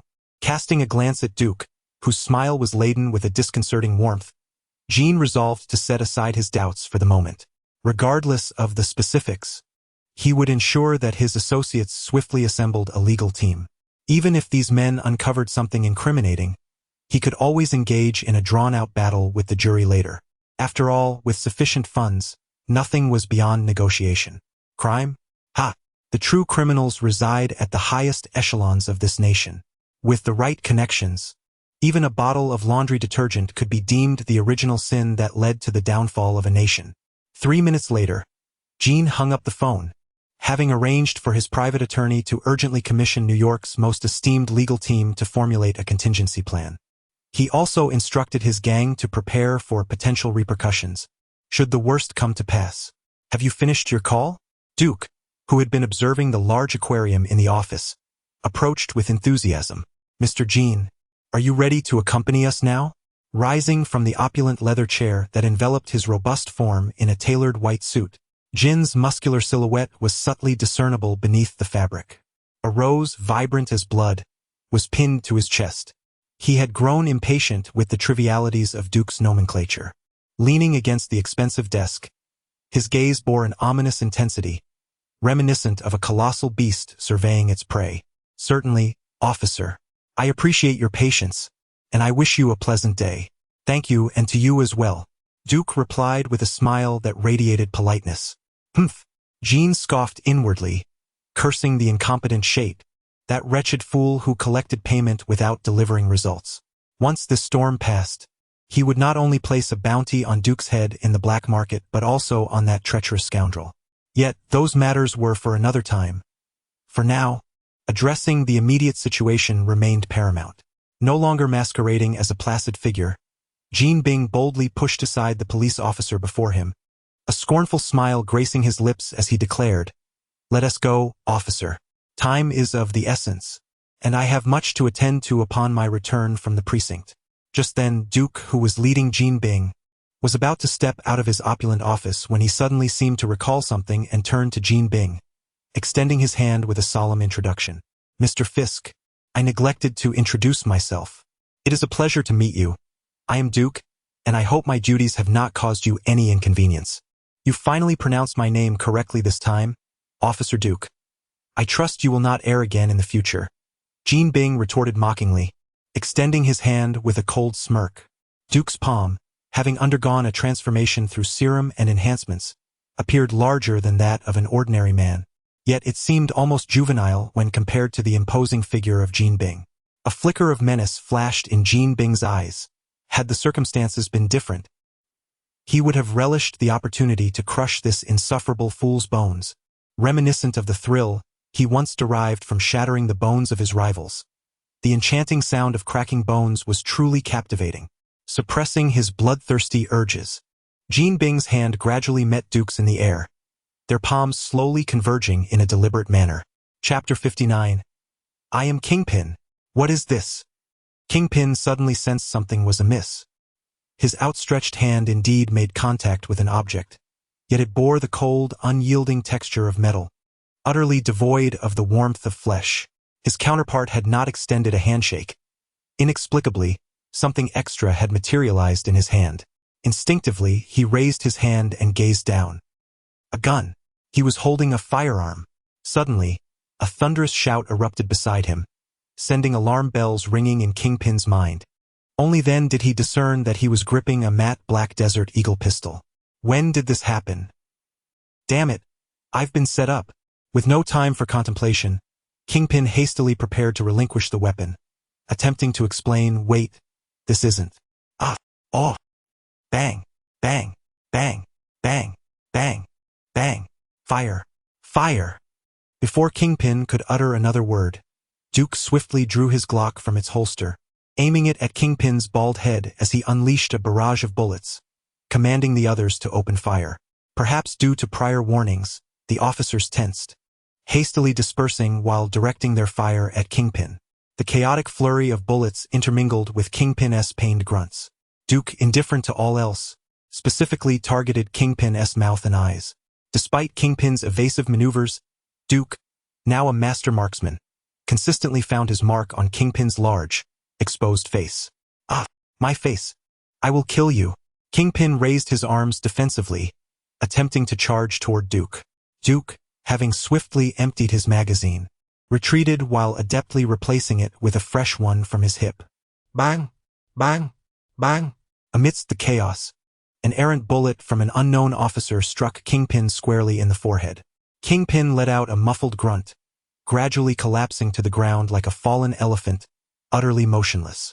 Cease fire! Cease fire! Duke signaled the others to approach for inspection. One officer cautiously advanced, reaching out to check Kingpin's pulse. Roar! Suddenly, the seemingly lifeless Kingpin seized the officer by the throat, bellowing as he hurled him toward the armed contingent. Faced with a comrade in peril, the officers hesitated to fire, instinctively rushing to catch their thrown colleague. The force was tremendous, toppling several officers to the ground, plunging the office into momentary chaos. Seizing the opportunity, Kingpin propelled himself forward with his powerful legs, his hands clawed like a tiger, lunging toward Duke. What? Duke was taken aback. He had heard no mention of Kingpin possessing any superhuman abilities. Was he truly unkillable? Duke sidestepped Kingpin's ferocious leap, casting a fleeting glance at him. Astonishingly, Kingpin's suit remained intact. All the bullets that struck him barely penetrated, halting their advance without leaving a trace of blood. The only wounds he bore were the ones inflicted on his face and a bullet lodged in his forehead that had not penetrated. Kingpin's massive hand swung toward Duke, attempting to grasp his arm. Although well-versed in various martial arts from around the globe, he excelled most in the ancient art of sumo from the East.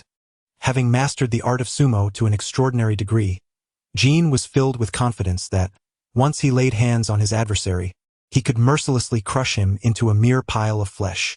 Confrontation, Duke, undeterred by the imminent danger, advanced with a smirk curling at the corners of his mouth. Prior to receiving the serum, engaging in a brawl with Jean would have likely left him severely battered, but now, after the serum, a contest between them might yield a tenuous equilibrium. However, with the seal on his powers currently in place, Duke was treading on perilous ground. Witnessing Duke's reckless determination, Jin's lips twisted into a sinister grin, his eyes gleaming with a predatory ferocity. His rise to prominence had not been merely the result of cunning schemes. He relished in shattering his foes' bones as a favored pastime. As for the consequences of killing a police officer, that was a concern for another time. At this moment, his sole desire was to eliminate the scoundrel who had dared to betray him.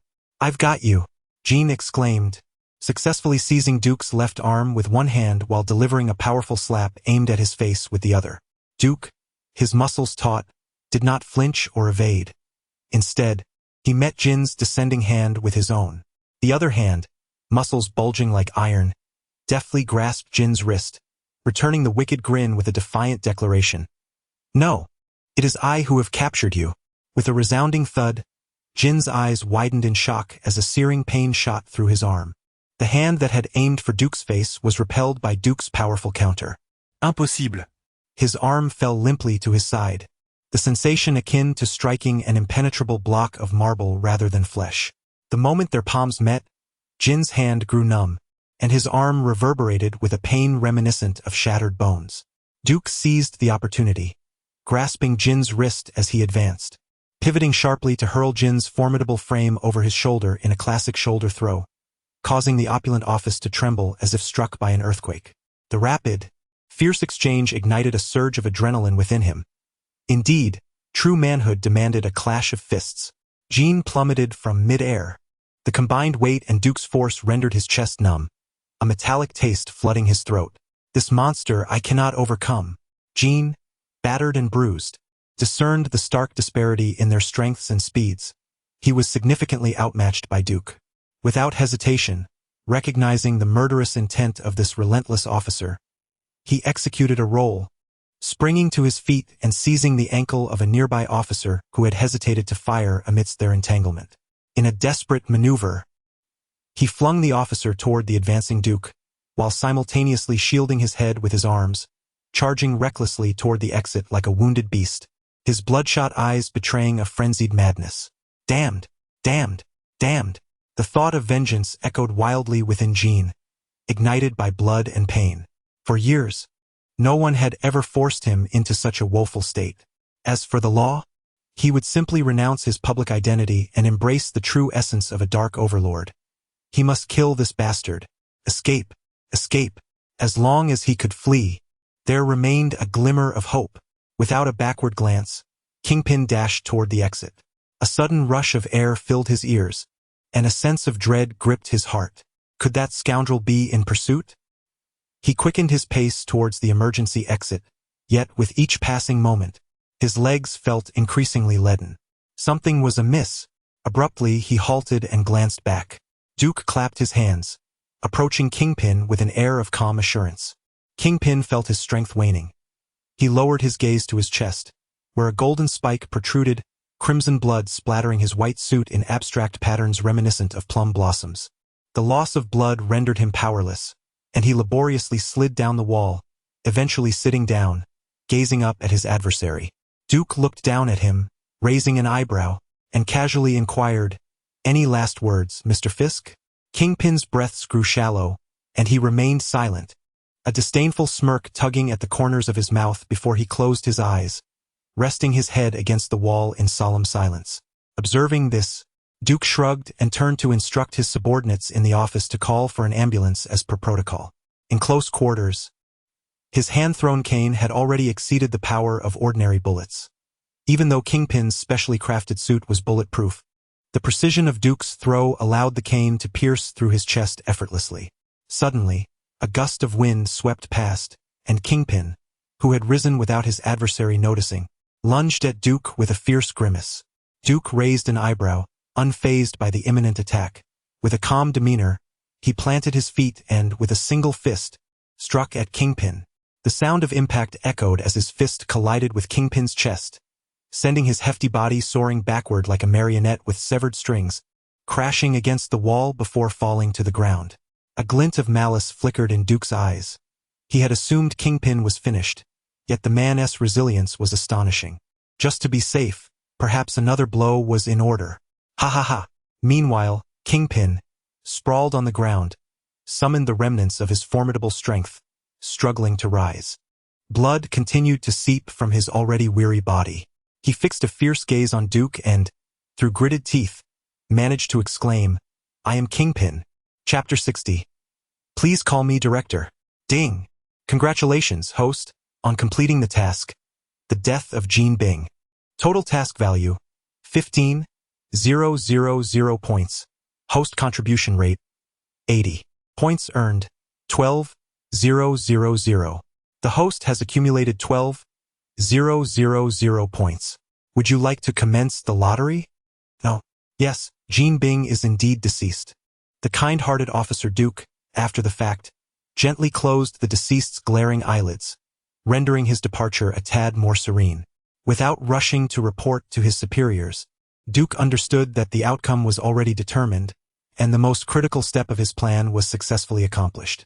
Ignoring the officers beside him, who were swiftly initiating rescue protocols, Duke silently retreated to a secluded area, extracting his phone to send a text to a contact saved as Good Brother. The operation is commencing.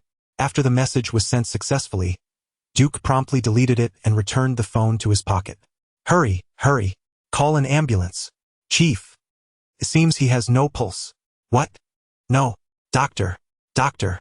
Screaming in panic.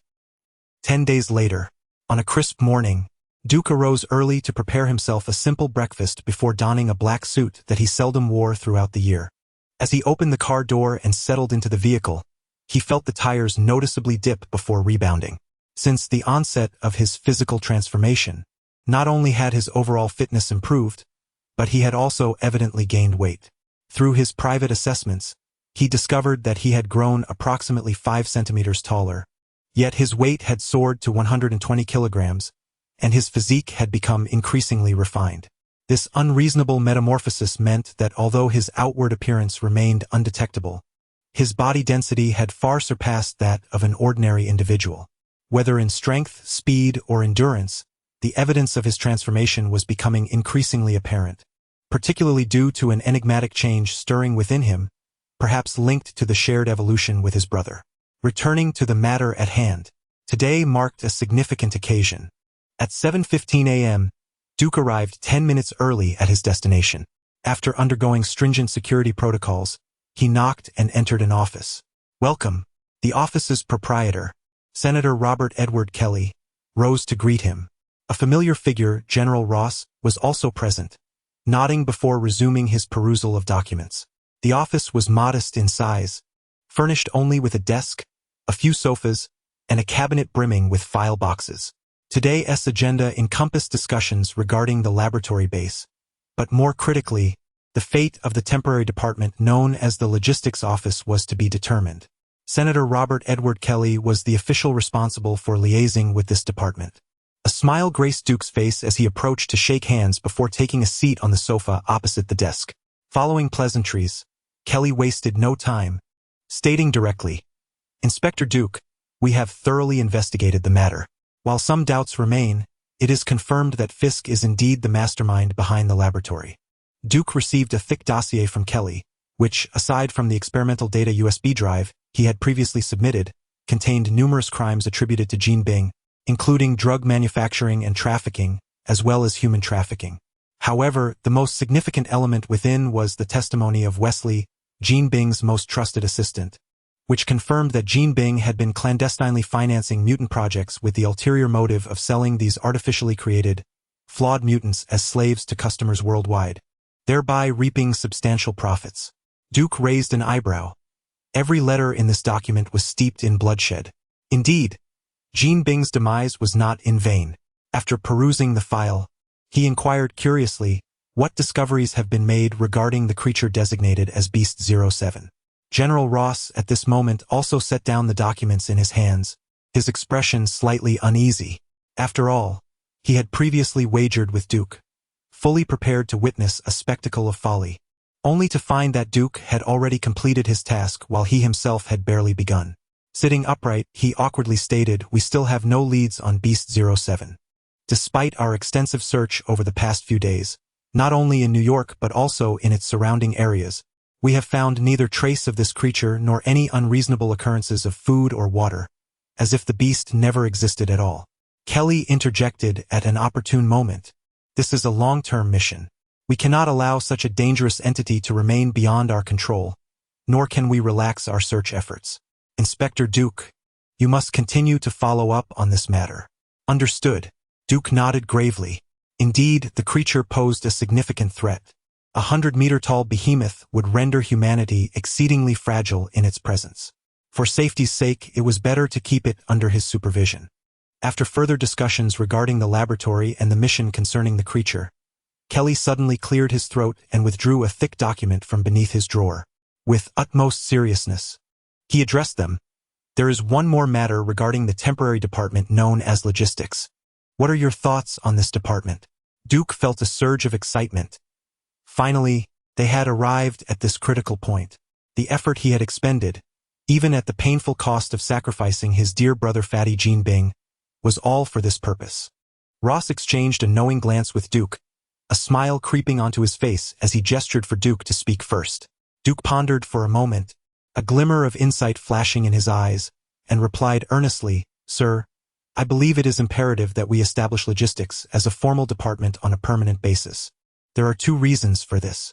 Firstly, the world has become increasingly perilous, with mutants and terrorists emerging incessantly. Our current security system is becoming increasingly inadequate, and we urgently require a specialized unit to address such malignant incidents that ordinary security forces cannot handle." "Wait a moment," Kelly interjected, interrupting Duke's train of thought. "In fact, we already have a department dedicated to such matters, known as SHIALD. Isn't the positioning of logistics somewhat redundant?" "No, on the contrary, SHIELD is precisely the second reason I wish to present." Duke shook his head, his face etched with a solemn expression of concern for the nation and its people. He declared, "As far as I understand, SHIELD operates under the auspices of the World Security Council, functioning as a global entity. Any member nation is entitled to request assistance from it, which underscores the paramount necessity for the establishment of a logistics division." As he spoke with increasing fervor, his countenance illuminated with zeal, he fixed his gaze on Kelly and asserted, "SHIELD does not belong to America. Rather, America must possess its own. HIELD. Well said, Inspector. Kelly nodded in agreement, relishing such rhetoric as a prominent hawk among the legislators. He paused before turning to Ross, inquiring, General Ross, do you have any thoughts on this matter? I concur with Inspector Duke's assertion that SHIELD does not serve as an American department. As this investigation has revealed, Ross replied, his brow furrowed. Not only did he express support for Duke's perspective, but he further added, moreover, I suspect that SHIELD has concealed critical intelligence regarding the behemoth number 07 from us. Otherwise, I should not be unable to trace any leads on behemoth number 07. Their demeanor is excessively arrogant. We must establish our own department, if only to stand on equal footing with SHIELD. Duke cast a surprised glance at Ross, impressed by his insightful retort. Kelly, after a moment of silence, found his expression unwittingly turning grave. The initial purpose for the establishment of this temporary department was a response to the overwhelming dominance of SHIELD, leading various departments to coalesce into this nominal division for coordination. As time progressed, the higher-ups increasingly recognized the necessity of formalizing this temporary division. Merely considering the experimental USB drive obtained from Gene, had this matter been under SHIELD's purview, they would certainly have declined to share such valuable information on grounds of security. However, with the advent of this new department, they would possess their own capabilities, affording them the opportunity to partake in the spoils that SHIELD had previously monopolized. Reflecting on the sentiments expressed in the earlier meeting, Kelly glanced past Ross. This mission represented not only the inaugural undertaking of the new department, but also served as a test for the department head selection, with the victor now revealed. He extended the documents in his hand to Duke, conveying with deliberate significance, it is indeed imperative for us to have our own HIELD. The Logistics Division has now been officially designated as a permanent department. Congratulations, Mr. Duke. You are appointed as its head. Chapter 61. Portly Fellow. You'd best not raise a flag. A new volume begins. Time swiftly passes, marking a year since the establishment of the Logistics Department's temporary unit, officially designated as Department 0. The head of this department is Duke, who has been entrusted with the solemn duty of safeguarding the security of American soil. Duke has been authorized to assemble a specialized team dedicated to addressing superhuman incidents within the United States. The headquarters of Department 0 is located in a clandestine military base on the outskirts of New York, comprising personnel brought in by Duke, including officers like Jill, alongside a contingent from the military base itself and agents reassigned from other departments. Throughout the year, Duke has largely refrained from engaging in external narrative missions, as his elevated status as the Minister of Department 0 allows him to rely on the efforts of his subordinates. Even with his primary role being one of command, various side missions have accumulated a total of 30,000 points. However, the world does not halt its course for any individual will. Each day in New York remains bustling with activity. In Duke's absence, numerous villains and superheroes continue to thrive in this unfortunate city. Among the myriad of villainous appearances, the most significant news of the year was the emergence of a colossal green giant from a secret military laboratory, a formidable figure known as the Hulk, who wreaked havoc before swiftly vanishing into the tropical rainforests of Africa. It is rumored that General Ross has vowed to capture this terrifying giant, even reallocating the investigation of other matters to others. As Christmas approaches, the skies over New York are dark and foreboding, heavy clouds obscuring the rising sun. The T Laboratory, a nuclear fusion facility established this year, is a collaborative venture funded by Duke's Department 0 and his close associate, Donald. As for the source of the funds, well, a year prior, when Duke was preparing to take action against Fisk, he had intended to allow Donald to seize some assets amidst the turmoil of the Fisk Group as a form of compensation. Unexpectedly, Donald, demonstrating his commendable family values, managed to reap $300 million from this endeavor. Thereafter, it was said that many Wall Street elites had taken to practicing the leap of faith, prompting cleaning staff to collectively demand pay raises. Following the resolution of the matter, Donald successfully extricated himself from scrutiny by the exchange after settling $50 million of the proceeds. Subsequently, Duke invested his entire share of $100 million into the establishment of the laboratory, which is officially under Donald's name, with Donald generously contributing an additional $50 million. Duke's other persona, Tom Kent, serves as the actual overseer. Returning to the matter at hand, 50 meters beneath the surface in a dimly lit chamber, Duke gradually awakens from meditation, his gaze flickering with a hint of blue arcane energy. He slowly dons a specially crafted lead-lined overcoat and effortlessly pushes open the custom solid mechanical door, weighing 5 tons. Duke adjusted his glasses as he strode into the private elevator. The reflection in the smooth metallic surface revealed a face slightly pallid. Gazing at his own image, Duke found himself ensnared in memories from the past year. A year ago, his body began to undergo profound changes. He sensed something deep within him was gestating. Then, one day, he abruptly realized that the metamorphosis had concluded. He could no longer feel the energy transmitted from Godzilla. Instead, he was overwhelmed by an intensifying hunger emanating from the creature.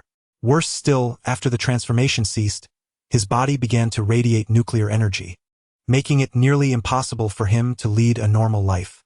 Even his weekly recreational activities had to be suspended, as being in close proximity to ordinary people for extended periods was tantamount to courting death. LSP was certainly not to be trifled with. Ding! The elevator arrived. Duke stepped into a spacious laboratory brimming with intricate experimental apparatus. The centerpiece was a towering metallic machine, supported by a hefty metallic base and four slightly curved pillars arranged around it. "Dr. Otto, how goes the experiment?" Duke inquired. "Everything is prepared, but there remains one issue," replied the rotund figure adorned with 4 metallic appendages, who turned to face Duke while manipulating the machine's codes with 2 of his mechanical limbs. Dr. Otto's expression turned grave. "According to your suggestion, I recalculated the data for the nuclear fusion experiment. However, even if we achieve success, we lack the means to maintain a stable fusion state with the current materials. The artificial sun is not yet capable of generating power." Over the past year, Duke had dedicated considerable time and effort to constructing this laboratory, primarily for Dr. Otto, or rather, Dr. Octopus's Artificial Sun Initiative. Within the Marvel Universe, aside from the Infinity Stones, the only reliable source of stable energy for Godzilla, aside from Iron Man's arc reactor, was Dr. Octopus's project. Meanwhile, that damned playboy Tony Stark was preoccupied with his romantic escapades, leaving Duke uncertain of when the arc reactor would be completed.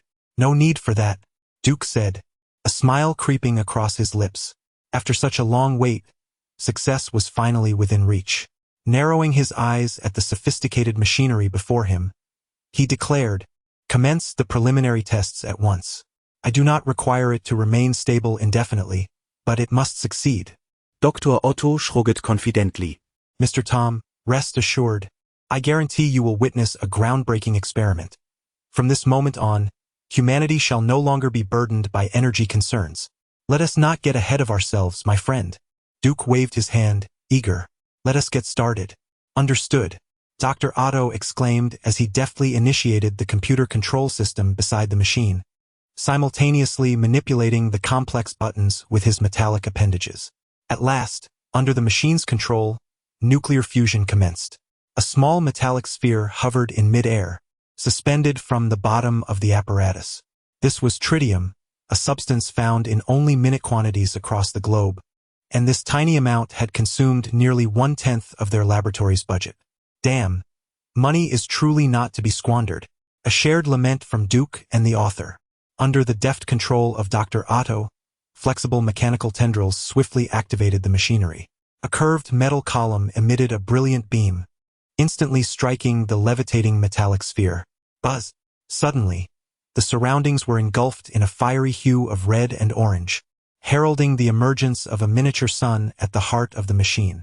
Encased within the magnetic field shield meticulously prepared by Dr. Otto, the surface of the miniature sun flowed like molten lava, while the intense heat was effectively insulated by his protective barrier. Dr. Otto's face flushed with excitement as he gazed.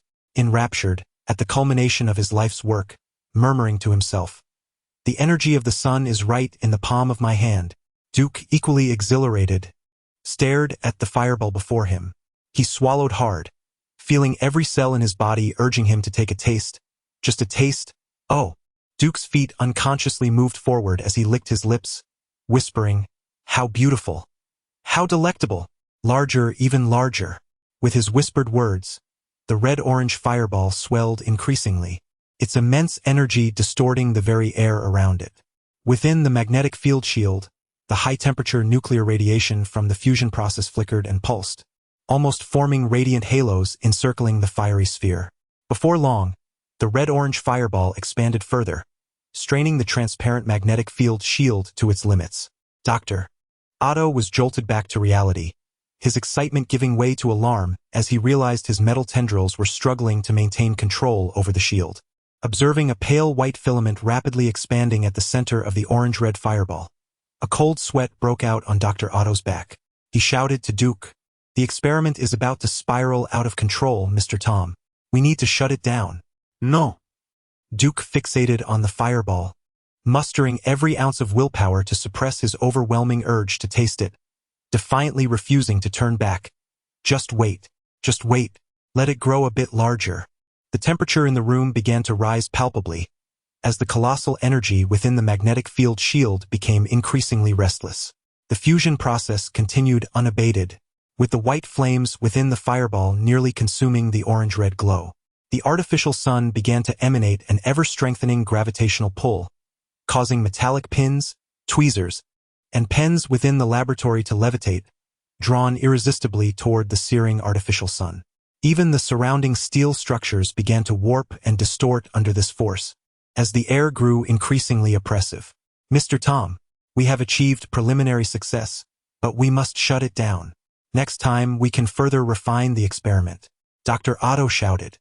The immense energy and heat were gradually forcing him away from the machine, but fortunately, his mechanical tendrils retained a telescopic function, still laboriously compressing the magnetic field shield around the artificial sun. "Wait, just wait. No, I must shut it down." Seeing Duke's continued refusal, Otto no longer hesitated. A mechanical tentacle swiftly retracted and darted straight towards the cables on the wall. Chapter 62. The affordable and versatile tool, Dr. Octopus.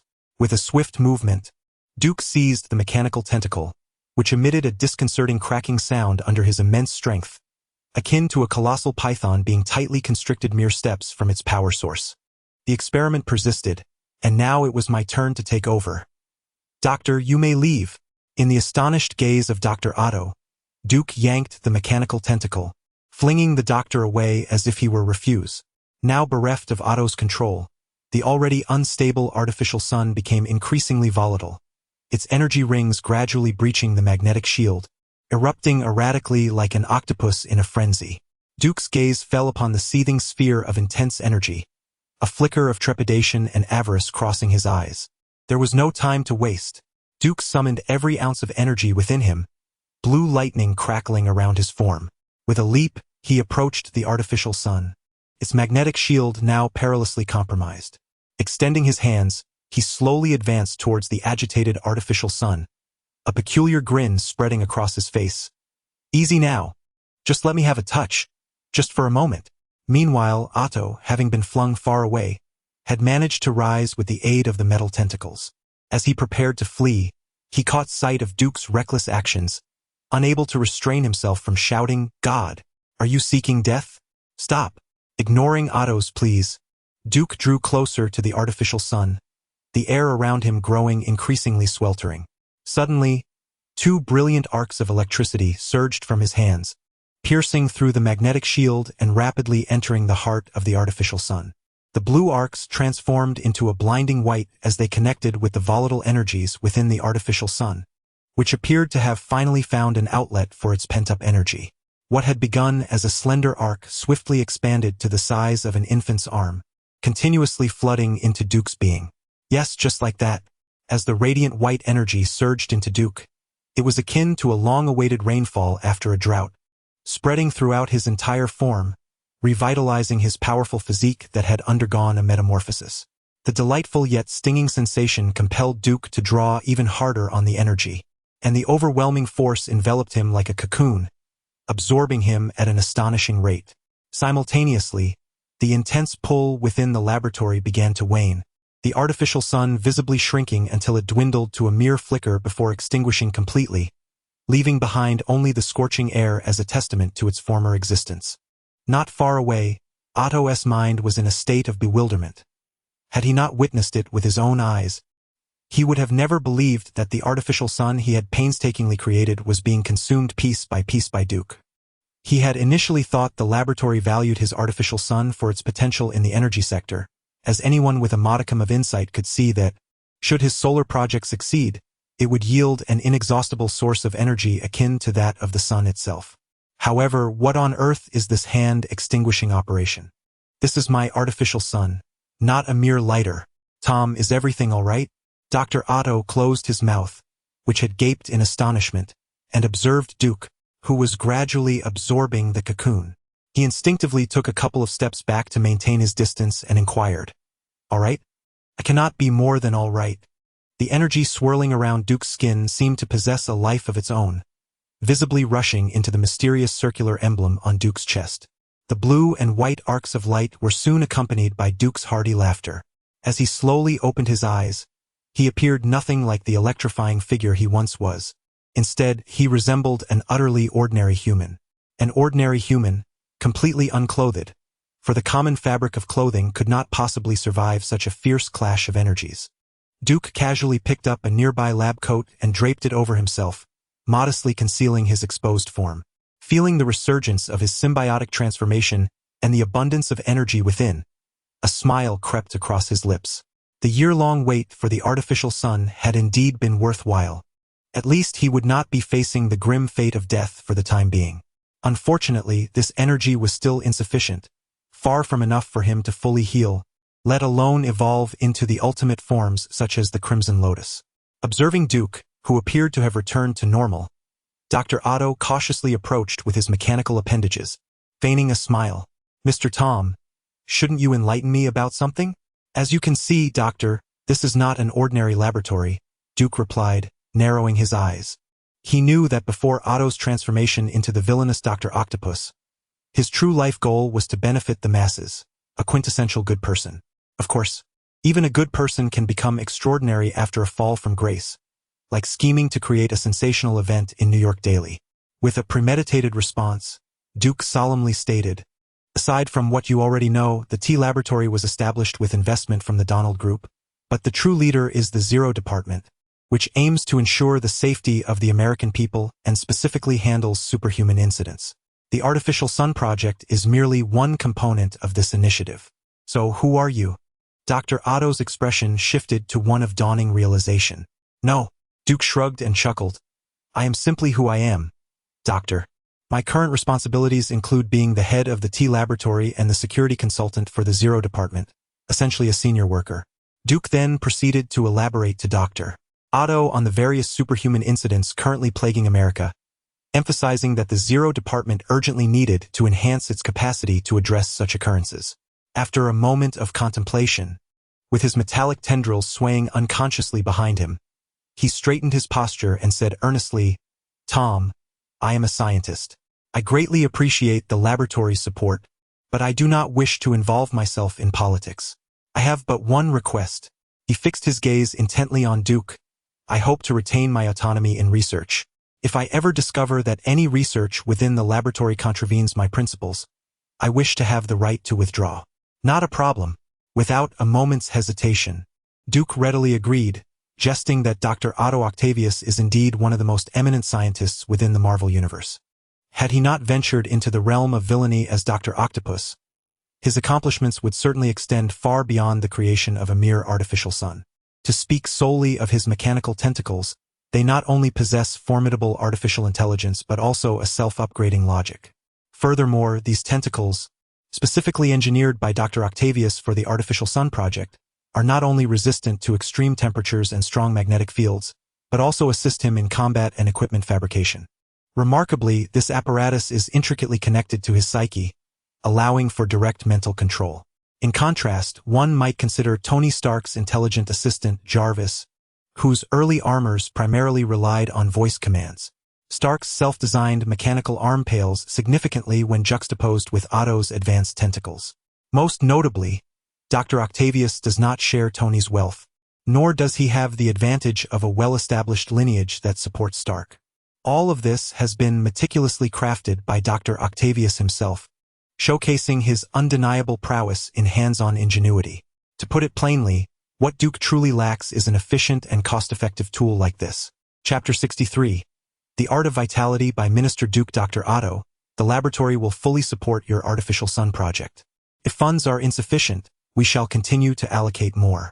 Our singular objective is to expedite the production of the artificial sun.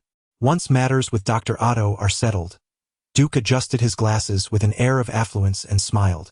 It must be said, the artificial sun project is undoubtedly a brilliant idea, and the genius behind it, Dr. Otto, who can almost conjure this blazing orb by himself, is truly remarkable.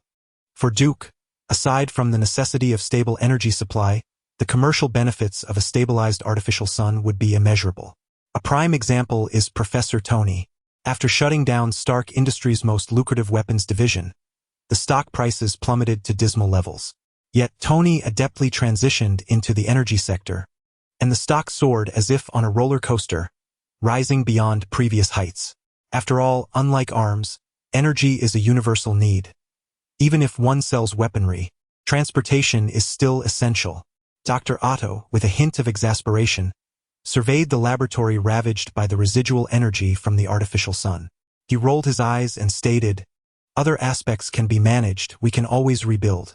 However, the tritium, the most crucial element for the artificial sun, was just the last piece available for purchase, and the experiment is currently at a standstill. Moreover, I suspect relying solely on a magnetic field for protection is inadequate. If we aim to commercialize this in the future, a solid metallic shell is imperative. Yet, as far as I know, existing materials do not meet my requirements. Isn't tritium exceedingly rare? Duke pondered, feeling somewhat bewildered. This seemed illogical. If tritium is scarce, how could they ever commercialize it? Given the current appetite for the project, a mere artificial sun would barely suffice as a mere appetizer. If materials are insufficient, how could he sustain the project and reap substantial profits? It is common knowledge that tritium is indeed rare, with the actual global stock purportedly being less than 25 pounds. However, tritium can be artificially synthesized, so there is no need for concern. Dr. Otto rolled his eyes but, recognizing Duke as the major financier, contemplated before elaborating. Tritium can be produced from lithium, which primarily exists in two isotopes, lithium-6 and lithium-7. Lithium-6 absorbs a thermal neutron and can transform into tritium while releasing energy. Lithium-7 requires a fast neutron for conversion to tritium. Thus, just tell me where I can buy it, Duke interrupted, shoulders shrugged in frustration. The barrage of technical jargon was akin to reading a foreign language for him, a law student. He could handle schemes and deceptions, but the intricacies of crafting a miniature sun were beyond his comprehension. Even a manual would be indecipherable. Currently, it is simply unavailable, Dr. Otto concluded, reluctantly halting his impromptu lesson. The culmination of his life's work, the artificial sun, was a topic from which he found it hard to divert his attention. Dr. Otto manipulated a metallic tentacle to draw a chair closer, settling down to elucidate. The artificial production of tritium is rather cumbersome, and this element is typically required in limited quantities, with the entities that do require it having fixed procurement amounts. The tritium in our laboratory was procured through my previous affiliation with the New York Empire State University, and it seems we shall have to wait some time for more, as they currently have no stock and require a new order, which will undoubtedly take a while. Therefore, while this element is indeed available, the procurement channels pose a challenge. Correct? Duke stroked his chin, a sense of satisfaction blossoming within him. Thus, the resolution appeared more attainable. He was not concerned about the difficulty of acquisition, but rather the possibility of scarcity. Noticing Dr. Otto's nod, Duke raised an eyebrow and confidently declared, "I shall address the tritium issue. All you need to do, Doctor, is expedite the repair of the machinery. As for the material for the metallic casing," Duke pondered, recalling that within the Marvel universe, there are several materials that could potentially meet the standards, whether it be adamantium or vibranium, both of which undoubtedly surpass the properties of conventional materials on the market. Alas, they are prohibitively expensive, and the quantities available are minimal. While one or two might be within Duke's financial reach, launching a commercially viable model would render the costs exorbitant. Observing Duke's hesitation, Dr. Otto elaborated. If we do not pursue a miniaturized model, we can maintain the energy fluctuations of the artificial sun within the tolerances of the magnetic shield. However, this would necessitate expanding the base of the artificial sun, requiring more machinery to generate the shield and control the fluctuations of the sun. Let us stabilize the project first and set aside miniaturization for the moment. Once we acquire the materials, we can advance that initiative. After a brief contemplation, Duke reached a decision. The artificial sun was not merely a sweet indulgence for Mr. Gao. It was also a crucial asset for financial gain. As long as it could be operationalized, profitability would undoubtedly follow, and with funds secured, further research into miniaturization would pose no issue. After discussing matters with Dr. Otto, Duke reiterated his commitment to ensure funding and equipment, hopeful for the swift advancement of the project. Upon leaving the laboratory, Duke removed his Superman glasses, reverting once more to Minister Duke. As twilight descended, he stood before the window of the Zero Department's military base, his countenance grave as he gazed into the distance, his lips taut, his body seemingly trembling slightly. Cough. Ever since absorbing the energy from the artificial sun at the T laboratory, he had finally returned to a state of normalcy. Not only was his body continuing its transformation, but more importantly, he could now control the energy within him. Although much of the energy from Otto's artificial sun had been consumed by Mr. Gao, it was, after all, mediated through his own body, and a portion of that energy remained, continuing to nurture and alter his bodily organs. As for what to prioritize upon his return to normalcy, naturally it was work. Duke's thoughts immediately turned to his responsibilities within the Zero Department. Since his physical issues had arisen, most of his duties had been delegated to Secretary Natasha, who had been assigned from above. Upon his recovery, he immediately dashed back to the base from the laboratory, eager to alleviate the workload of his esteemed secretary, Natasha. As for Natasha, or rather the Black Widow, she had been assigned to him following the establishment of Department Zero. The moment Duke laid eyes on her visage, cough, her countenance, he recognized her instantly, for she was none other than Scarlett Johansson. Although he was uncertain about the purpose of this SHIELD agent's undercover mission, given that his fledgling Department Zero harbored no clandestine secrets, it was plausible that the enigmatic Black Widow had merely been sent to learn, considering they were both sister units, and mutual learning fosters progress. How did the two of them end up in such a situation? Nonsense. It was merely a means to relieve work-related stress. I, Minister Duke, have always been considerate of my subordinates. It is common knowledge that prolonged hours at the office are detrimental to one's vitality. Moreover, I, Minister Duke, am particularly adept at promoting circulation and invigorating energy. With a righteous expression. Chapter 64. The Black Cloak Squad Scheme. After a considerable time, Natasha's languid and weary body gradually regained some vitality, still exuding a captivating allure with her rosy complexion. Accepting the warm water handed to her by Duke, Natasha leaned against the sofa, sipping the soothing liquid while her mind was still enraptured by the fireworks of her thoughts. As a senior agent of SHIELD, her initial mission was rather straightforward: to assess the situation of Department Zero and, if possible, acquire records pertaining to mutant experiments. The agency had long harbored suspicions regarding the laboratory's background, believing there were too many coincidences at play. Although the evidence appeared innocuous, the only concrete proof linking Jean Bin to the conspiracy was a solitary USB drive and some testimonies. Following their covert interrogations of several gang members, it became evident that Jean Bin's associates were entirely oblivious to the laboratory's operations, which was undeniably intriguing. According to the principle of the one who profits is the most suspicious, Duke, who had recently ascended to the head of Department Zero, naturally drew the attention of SHIELD.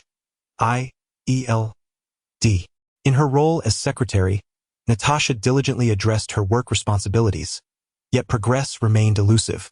One fateful day, she instinctively sensed something amiss in Duke's gaze, an all-too-familiar glint that most men exhibited when captivated. Thus, she resolved to employ a few subtle tactics in hopes of extracting some intelligence. Without hesitation, that evening after work, she exchanged her conventional black suit for a low-cut, form-fitting gown, adorned her lips with lipstick, and donned lace-trimmed black stockings that peeked beneath her dress. As for what transpired thereafter, in all honesty, she would swear on Nick Fury's bald head that her intentions were merely to cultivate a bit of flirtation. After all, even a green tea girl knows that a devoted admirer must be kept at bay to maintain interest. However, to her astonishment, the moment Duke's hand brushed against hers, she sensed an undeniable shift. The ensuing turmoil in the office that day was nothing short of intense, with fervent exchanges echoing throughout. To her dismay, she had initially planned to seize the moment and extract some information from Duke, believing that while the experience was pleasurable, her professional duties should not be neglected. Yet, unexpectedly, he began to maintain his distance, appearing sporadically and delegating all tasks to her, leaving her bereft of opportunities to whisper sweet nothings. How infuriating! Returning to the matter at hand, tossing the tissue into the wastebasket, Duke sat upright in his executive chair, adopting a demeanor of propriety as he initiated the workday. Natasha, I appreciate your hard work. Are there any urgent matters in the department? Natasha skillfully fastened the clasp of her black lace bra behind her, unable to suppress an exaggerated eye roll. Hard work? Indeed, I have endured quite a bit in more ways than one. Nevertheless, being a senior agent of S.H.I.E.L.D., she composed herself, straightened her attire, and retrieved a stack of reports as if nothing had transpired. Natasha regained her composed demeanor and remarked, "The department is on the right track now. However, there are considerable doubts from above regarding our equipment and personnel capabilities. This is primarily due to the lack of external weaponry procurement, and Kelly has sent multiple letters, particularly concerning the funding issues." At this juncture, Natasha discreetly cast a glance at Duke. As his secretary, who managed most of his daily tasks, she was well aware that her superior was adept at extracting as much funding as possible from higher-ups. Yet, despite the influx of substantial funds, this department head had not allocated resources towards the development of Zero Department S equipment or personnel, indicating a significant issue. Turning a page of the document, Natasha lowered her head, a smirk playing at the corners of her mouth, her tone laced with an undisclosed schadenfreude as she continued. The higher-ups require you to submit an explanation regarding the use of funds, especially concerning their allocation. Duke, receiving the document, casually set it aside. Most of the Zero Department's funds had been invested in Laboratory T, a matter he had neither reported to nor intended to report to the upper management. Regardless of his own strength or profitability, Laboratory T was his true focus. As for the Zero Department, he could easily reimburse them once profits were realized. Furthermore, he understood that the root of the issue likely stemmed not from equipment upgrades but from his failure to procure new weaponry after receiving the funds, which was the real source of discontent from above. This was merely an unspoken rule. The reason why they so readily allocated funds and even retained a military base for him was precisely to facilitate arms purchases. Although he was unaware of which arms company was behind the scenes, Duke knew that should he decide to initiate a bidding process for military supplies, there would undoubtedly be recommended companies that would secure the contract. As for the division of interests, that was beyond Duke's concern. I understand. There's no need to submit that explanation. Please refine this plan's wording and send it up the chain, Duke said, raising an eyebrow as he produced a document from his drawer and handed it to Natasha with a nonchalant tone. Also, prepare a report requesting $200 million under the pretext of developmental needs. Are you still daring to request more funds? What gives you such confidence? Natasha felt a flicker of curiosity, skimming through the document as she explained. There has already been considerable dissent regarding our funding issues, and now you wish to apply for. This plan. As Natasha flipped halfway through, a tempest of emotions surged within her, and she couldn't help but lift her gaze to inquire, "Boss, have you already initiated this?" Shrugging lightly, Duke allowed a faint smile to grace his lips. "Of course, I have already recruited a member. I have dubbed this initiative the Black Cloak Enforcement Plan. Indeed, She had suspected he harbored secrets. Having briefly reviewed the plan, Natasha discerned that this intelligence was undoubtedly invaluable, her legs still trembling from the revelation. From this document, she could already perceive Duke's ambition. In essence, the sole purpose of this plan was to recruit various superhuman heroes and villains to form an enforcement team tasked with addressing superhuman incidents. This is the strategy Duke employs to address the aforementioned plan. After all, to genuinely manage events involving superhumans, it is imperative to establish a specialized team dedicated to such matters.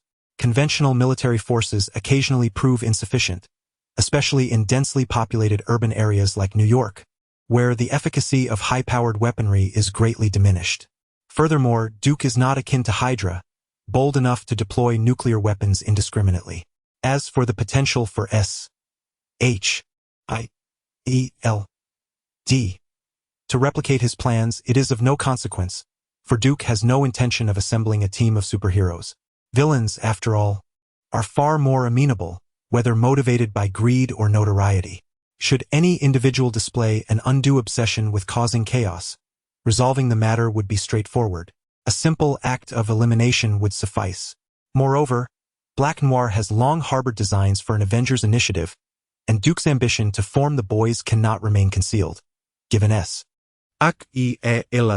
esa formidable capabilities. Observing Natasha's awkward gait as she hastily departed, Duke retracted his gaze, fully aware that even if his proposal were submitted, funding would not materialize swiftly.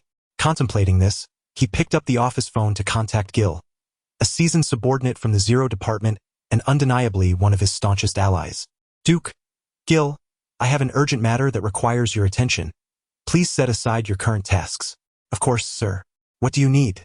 I require immediate information on the original location of Captain America's boot camp, specifically the one he attended after enlisting. Understood, sir. I will commence the investigation right away. Should this remain confidential? Indeed, this intelligence should be communicated solely to me. A smile crept onto Duke's lips, satisfied with Gil's response. The reason for not entrusting this task to Natasha was the need for discretion. Although Gil may not possess Natasha's prowess, his loyalty is unwavering. Now, all that remains is to await the intelligence. As Duke's eyes glimmered with a flicker of intrigue, contemplating the plans that lie ahead. Chapter 65. Am I really so insignificant? In the blink of an eye, several days had passed, and the sky over New York, shrouded in leaden clouds, began to release a few scattered snowflakes. Upon receiving intelligence from Gil, Duke promptly donned his spectacles and, alone amidst the falling snow, drove his Chevrolet pickup truck towards Missouri. As he traversed the road, a sudden thought struck him, prompting him to multitask by activating the system interface. Ding! Story mission. Capture the Russian mob boss, Vigo. Failure. Punishment. Deduction of the theoretical maximum reward of 10,000 points, leaving a balance of 20,000 points. What? This system has penalties? Duke was utterly bewildered. The fast-paced narrative of the mission had long been forgotten amidst a year consumed by laboratory and base projects. After all, apprehending Vigo was exceedingly troublesome, and he had already transferred departments, making him even less inclined to undertake this task. Moreover, the rewards were calculated based on actual achievements, yet penalties were assessed at the maximum rate. Who on earth designed this system? Could they not provide a manual before issuing the system next time? The rigid system, seemingly oblivious to Duke's complaints, continued to emit its monotonous alerts. Ding! Host has triggered the side story fast pursuit. Story mission. Eliminate one of the high table members, the Kimura family. Reward. 30,000 points. Skill lottery for the main character. Duke adjusted his glasses, thoroughly perplexed. This shouldn't be happening. His confusion did not stem from the mission itself, but rather from the astonishingly high reward. Based on the system's established norms, the higher the points, the greater the peril of the task. Yet, according to his recollections, the Kimura family was merely one of the 12 members of the high table in the Fast and Furious film series and did not seem particularly formidable. After all, no matter how powerful, they could hardly compare to the formidable Jean Bing. How could the reward for this task surpass that of Jean Bing's demise? Gene Bing's total mission points were only 15,000, indicating that the Kimura organization must be worth at least 2 Gene Bings. Am I truly this inconsequential? Never mind. Pondering the incomprehensible was futile for the moment. However, Duke was resolute in his determination to complete this mission. Not for any other reason, but because if he failed this task again, he would incur a penalty of 100,000 points. With the 20,000 already deducted, he would be left with a debt of 80,000 points. After muttering a few curses under his breath, Duke closed the system interface and refocused his thoughts on driving. Missouri, situated in the heart of America, was not densely populated. As Duke gazed out at the endless stretches of desolate land and the dilapidated remnants of barbed wire, he glanced at the coordinates on his phone. He was nearing his destination. With a sudden jerk of the steering wheel, the Chevrolet pickup veered off the road and plunged into a field overrun with dry, withered grass. Duke, adorned with his superhero spectacles, retrieved a black V-shaped mask from the back of the truck and donned it. When engaging in nefarious activities, it is always prudent to don an additional layer of disguise. He then drew a Glock pistol from its concealed compartment and secured it at his waist, striding towards the site that would alter the fate of Captain America. Observing the overgrown weeds outside the military base, it was evident that this relic from the last century had long been abandoned. A rusted barbed wire fence bore a sign that read Caspian Camp, Military Restricted Area, No Entry.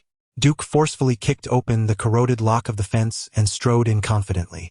Not far ahead, a series of low, dilapidated factory buildings came into view, their walls mottled and their windows shattered, overrun by wild, desiccated grass. Raising an eyebrow, Duke recognized this as the training camp for new recruits of Captain America from the last century. Approaching a distinctly different low warehouse, built entirely of concrete and thus more intact than the surrounding ruins, he made his way to the entrance. With a swift motion, Duke snapped the rusted latch and pushed the door open. The creaking iron door, long untouched, emitted a dry groan as it swung inward, revealing a dark, expansive space beyond a descending staircase. Duke casually pressed a button on the wall, and with a buzz, the darkness was swiftly illuminated by antiquated incandescent bulbs. The dusty room contained only empty filing cabinets and a few black and white photographs adorning the walls, clearly indicating that no one had worked here in ages. Using his keen hearing, Duke moved aside a bookshelf that emitted a faint breeze, revealing an operational elevator. He stepped into the basement's secret base that had likely not seen a visitor in countless years. As Duke advanced, the lights in this concealed underground facility flickered on automatically, revealing a silent space filled with dense rows of antiquated machinery and computer screens from the last century, which began to whir to life with the presence of an intruder. Before him, a substantial screen displaying a stream of data began to flow, and Duke, anticipating this, spoke directly. "Dr. Zola, I have come to discuss. Ahem, I am here to propose a transaction. Data retrieval in progress." Duke's computer screen flashed a cascade of green data before forming a chubby, round face, none other than Dr. Zola himself. "Unfamiliar visitor. Who are you?" "That is of little consequence, Dr. Zola. You may call me mercenary. What truly matters is the item I have brought with me." The overhead camera rotated like a human eye, and the emotionless, mechanical synthesized voice emanating from the screen replied, "Mercenary, what is it that you desire?" "I possess a record of an artificial mutant experiment. According to my intelligence, this documentation appears to have previously leaked from your laboratory.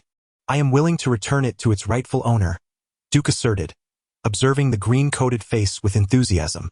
"Where did you acquire this information?" "Never mind. Just tell me what you want," Dr. Zola replied confidently. "Money or power?" As the negotiation phase commenced, a professional smile appeared on Duke's face as he truthfully stated, "I seek adamantium or vibranium, along with some tritium." "Very well, I need to see the documents first." Dr. Zola, without inquiring about the particulars of the transaction, readily acquiesced to the deal. Duke raised an eyebrow and withdrew a prepared USB drive from his pocket, containing a portion of the experimental data, and promptly connected it to the antiquated computer. As the machine processed the information, 2 seconds later, Dr. Zola, represented by green code, nodded in satisfaction and declared, "The data is authentic. We shall formalize the transaction in 10 days. Furthermore, it is a pleasure to make your acquaintance, Mr. Mercenary. Farewell. Following the final words transmitted through the loudspeaker, silence enveloped the base once more, reminiscent of decades past. Duke narrowed his eyes at the slowly shutting down computer and the flickering overhead lights, as if signaling that the master of this domain had departed and urging him to leave expeditiously. As he turned towards the elevator, he was acutely aware that this was merely the initial step in the negotiation. Hydra was not one to honor the spirit of a contract. The more readily Dr. Zola agreed, the less sincere his intent appeared, and Duke was certain that once the transaction was concluded, Dr. Zola would not willingly relinquish the materials he sought. Ding! The crisp chime of the elevator announcing its arrival echoed, and suddenly, Duke drew his handgun from its holster. Someone awaited him outside the elevator. Mr. Mercenary, my apologies. I almost forgot that we have yet to discuss the price of our transaction. A group of fully armed soldiers stood outside, brandishing an array of weapons, encircling Duke with their firearms trained on him as he emerged from the elevator. The voice emanated from a purple robot, standing at human height behind the soldiers, its center adorned with a large screen displaying a rotund, malevolent face that mockingly sneered. So, what do you believe your life is worth? Chapter 66. The standard French military salute. I hold a deep disdain for these nefarious individuals, lacking any semblance of skill. Beneath the mask, Duke's expression was not only devoid of emotion but also seemed to harbor a desire to scoff. Indeed, I had overestimated the integrity of Hydra.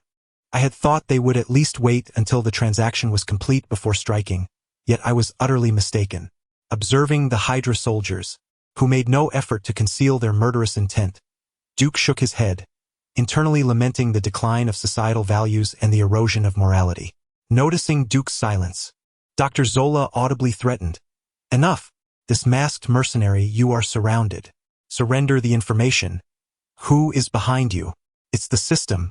The system compelled me to act." Duke stammered, but then realized that this time it was not a system task and he could not deflect blame.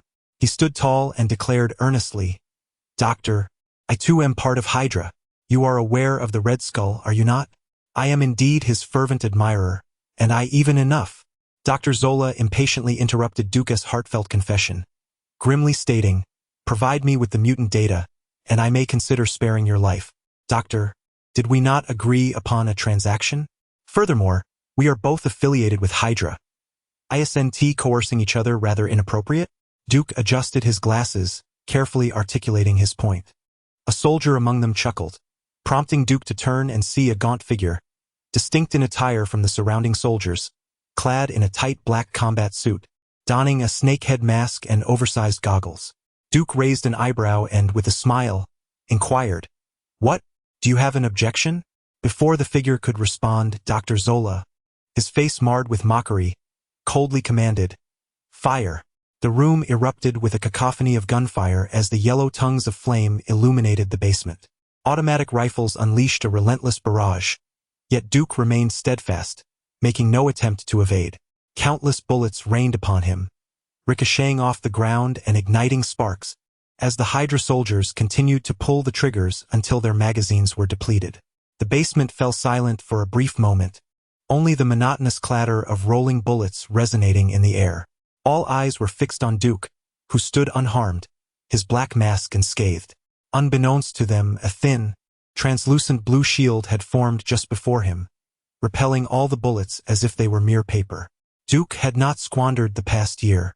Although his symbiotic transformation had temporarily halted, through extensive practice, he had finally harnessed the energy within his body for his own use, the energy shield being one of his achievements. Regrettably, his physical strength was still insufficient to fully wield the energy of Godzilla within him.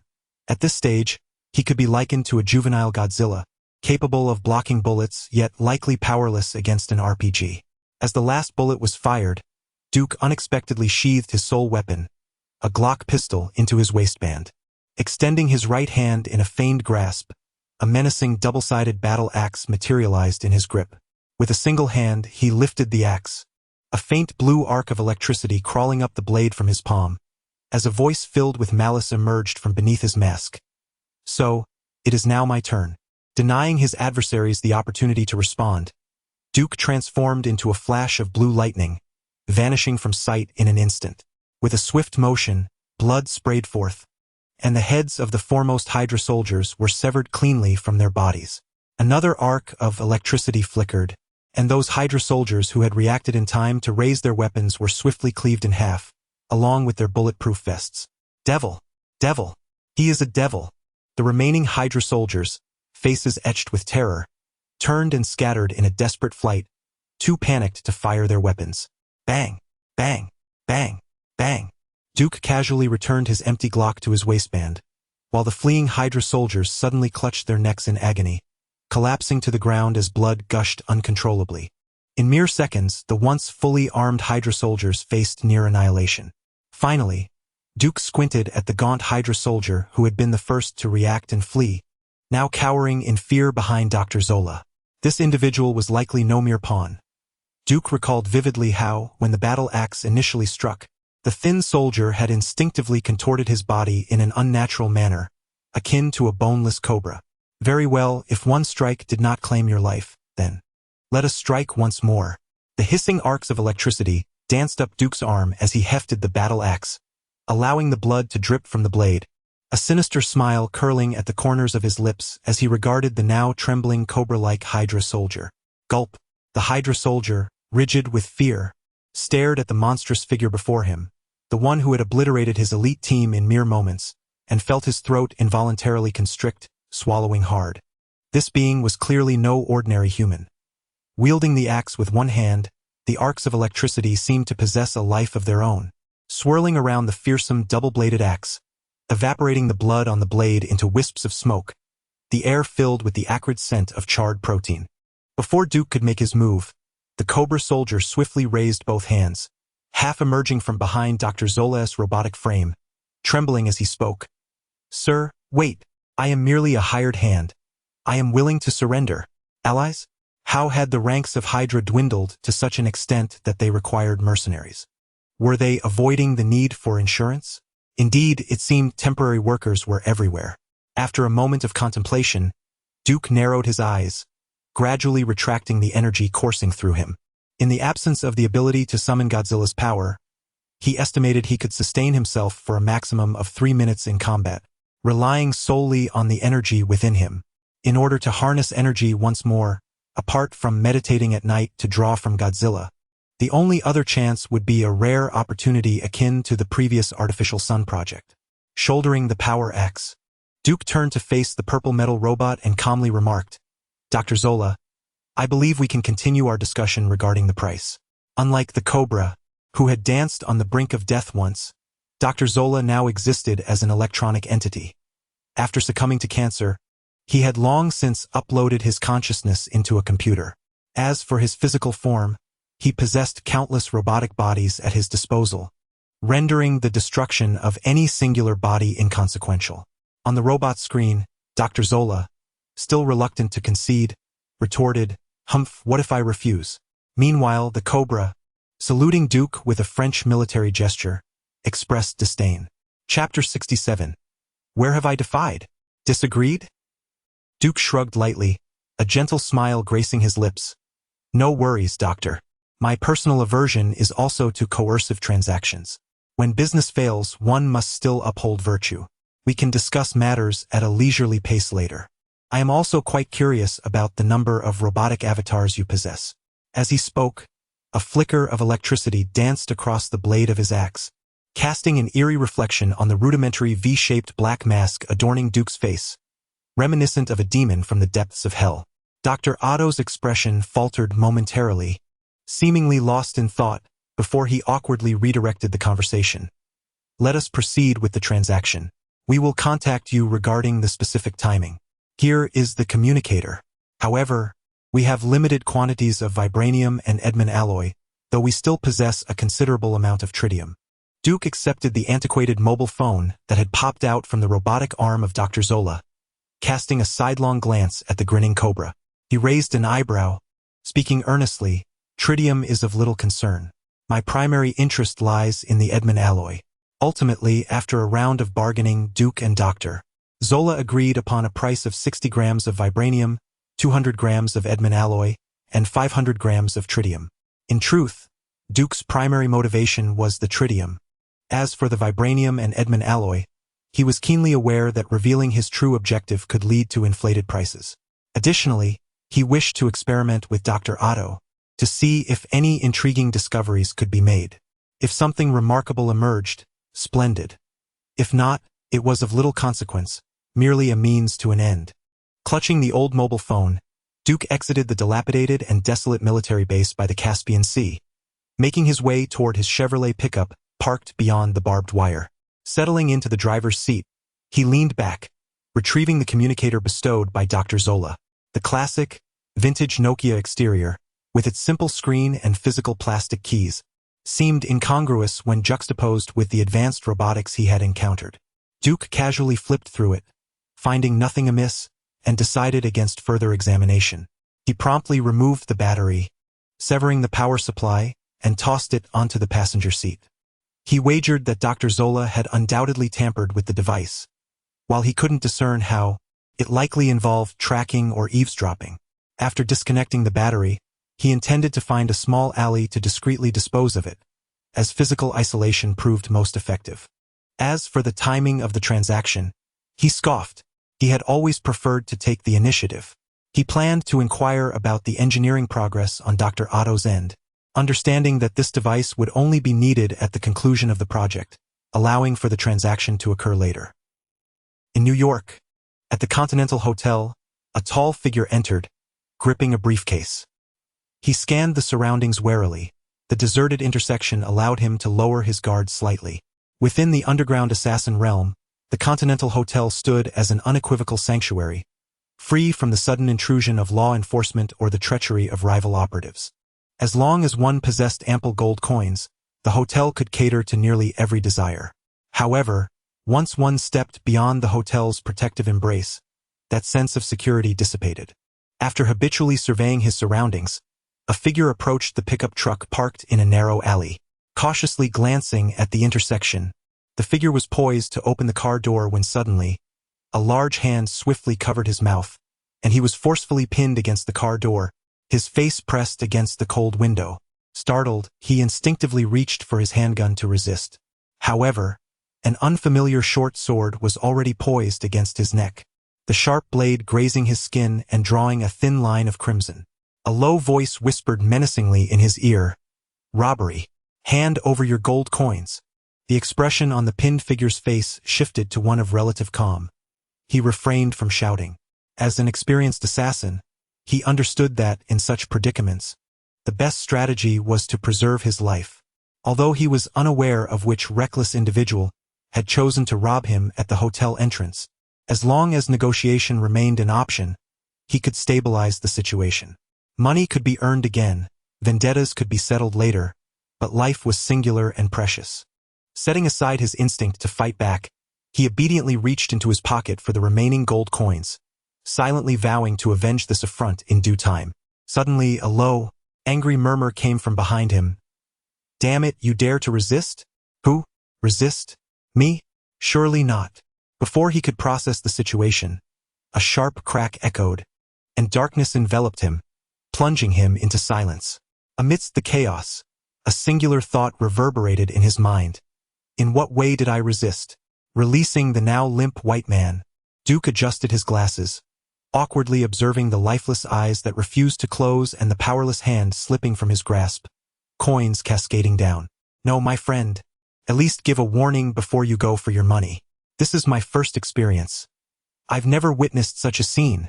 Shaking his head, Duke sighed, hoping his unfortunate counterpart would learn from this lesson. "Next time you're being robbed and reach for your money, don't forget to say something." It puts everyone in a rather uncomfortable position. With a heavy heart, Duke tearfully closed the assassin's eyes and collected his spoils. 7 gold coins, 1 identification card, and 47 Malawian Kwacha's assault rifle, and several rounds of ammunition. Other details could be set aside for now. Duke was satisfied as he examined the classic gold coins in his hand. Although there was a minor hiccup in the process, the objective had been accomplished.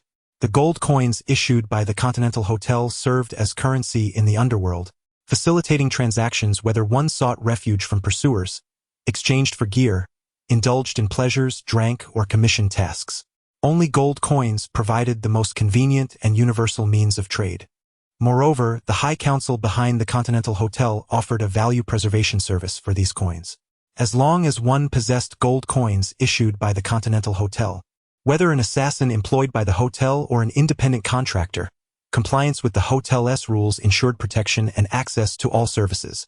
Duke's target, the Kimura family, was one of the council members, and although he was uncertain why the system had assigned such a high reward for the task, he deemed it prudent to gather intelligence at the Continental Hotel first.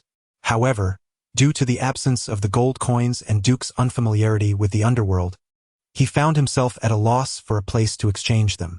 After much contemplation, he resolved to wait at the entrance for a fortuitous encounter.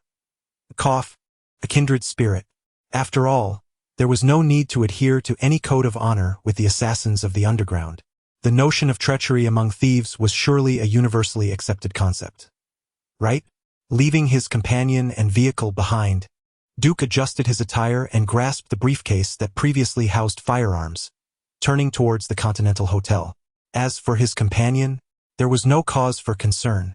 The nocturnal wanderers of New York, this bustling metropolis, served as scavengers, diligently gathering every morsel of valuable items. Moreover, in the underworld, even a corpse could command a substantial price. Chapter 68. Tom. Call me Tom, mercenary and intelligence trader in the lobby of the Continental Hotel. Under the warm glow of orange lights, several assassins leisurely sipped their coffee, oblivious to the treacherous schemes they were plotting against one another outside. Here, within the confines of the Continental Hotel, no matter the depth of their enmity, they could sit together and toast with a cup of sacrificial wine. The sound of footsteps echoed as Duke pushed open the grand doors of the Continental Hotel, surveying his surroundings. Elegantly dressed men and women, clad in suits, sat at the tables with coffee in hand, their laughter and banter betraying no hint of the sinister underbelly typically associated with a den of killers. Instead, the classical and opulent decor gave the place an air reminiscent of a noble castle from the last century. At the front desk, a few patrons were engaged in their business, and Duke found himself standing behind a woman in a black fur coat. Ms. Bergen, room 717, enjoy your stay. The hotel manager, a middle-aged black man in a sharply tailored suit, handed the key card to the fur-clad lady before turning to Duke with a welcoming smile. Welcome to the New York Continental Hotel. How may I assist you, sir? The woman in the fur coat winked at Duke as she passed by, and he nodded slightly in acknowledgement before approaching the front desk. He retrieved a gold coin and, mimicking the previous exchange, said, "A room for one night, please. Room 414. Enjoy your stay." The hotel manager maintained his polite, formulaic smile as he handed Duke a key card. "Would you like me to inform you of the hotel rules?" Duke picked up his bag and turned away, saying, "Thank you, but I am aware that the hotel does not provide such services." Not entering a room at the Continental Hotel, Duke walked to the elevator and pressed the button for the basement level. Upon entering the underground bar, the sounds of blues music from the last century filled the air. Duke glanced around and spotted a voluptuous black woman in a snug, crimson outfit passionately belting out a song on stage. Her ample figure and wild, curly hair swayed to the rhythm, while in the dim light, scattered booths held impeccably dressed assassins engaged in animated conversations over their drinks. Damn, not even a swimsuit-clad blonde in sight. I might as well leave a bad review. Shaking his head to dispel the unhealthy imagery, Duke approached the bar and ordered, "Whiskey, please." The bartender, Addie, leaned casually against the bar. In the dim light of the bar, her lips glistened dark red from the lipstick, and her form-fitting black skirt accentuated her silhouette exquisitely. Most striking of all was the mysterious tattoo on her arm. A thorny black rose that spiraled from her wrist and gracefully coiled around her arm, culminating amidst her alabaster curves, exuding both allure and danger. As Addie placed the whiskey glass before him, a hint of a sultry smile graced her lips. "Welcome to the Continental Hotel, sir. This drink is on the house, and you may call me Addie." "Thank you, Tom." Duke raised an eyebrow, accepting the glass and taking a seat at the bar. His curiosity piqued, he found himself wondering just how long that tattoo truly was. As he engaged in casual conversation with the bartender, he keenly observed his surroundings. The patrons of the bar were scattered in small groups, and although the crowd was sparse, every seemingly engaged guest was subtly directing their attention towards the dimly lit southeastern corner of Duke's bar. John Wick. Duke narrowed his eyes. In the corner on a crimson sofa sat a middle-aged man with a center-parted hairstyle, face to face with an elderly gentleman with graying hair. It appeared that the assassins within the bar had collectively chosen to distance themselves from the two. John Wick and Winston, the manager of the Continental Hotel. This must be the plot of the second installment of the John Wick series. Recalling the storyline, Duke remembered that in the first film, John Wick sought vengeance after the son of a Russian mobster killed his puppy. Thus began his quest for retribution, culminating in the demise of the mobster's progeny and subsequently the mobster himself, a tale of vengeance for the lost pup. The second installment saw John, after avenging his loss, attempting to resume a mundane life, only to be embroiled in a power struggle within the Kimura family, instigated by Santino D'Antonio, the second-in-line heir. Santino invoked a blood oath John had made in his quest for retirement, compelling him to return to the underworld to eliminate the primary heir, his sister Gianna D'Antonio. However, when John initially resisted fulfilling the blood oath, Santino retaliated by destroying John's home, thus forcing him back into the fray. Wait, this must indeed be the plot of the second installment. Duke recalled that when John sought to eliminate Gianna, he traveled to Rome. Since John was still in New York at the Continental, could it be that the narrative was just beginning? For Duke, the most pressing concern was gathering intelligence on the D'Antonio family, as the mission required the elimination of a member of the High Table, specifically from the Kimura family. Hold on. Something seems amiss. Duke was perplexed. The system's target was the Kimura family, yet he distinctly remembered Santino belonging to the D'Antonio family. Where did the Kimura come from? This was certainly a complication. Squinting, he observed the surrounding assassins, who were inattentively sipping their drinks while keeping an eye on the corner's commotion.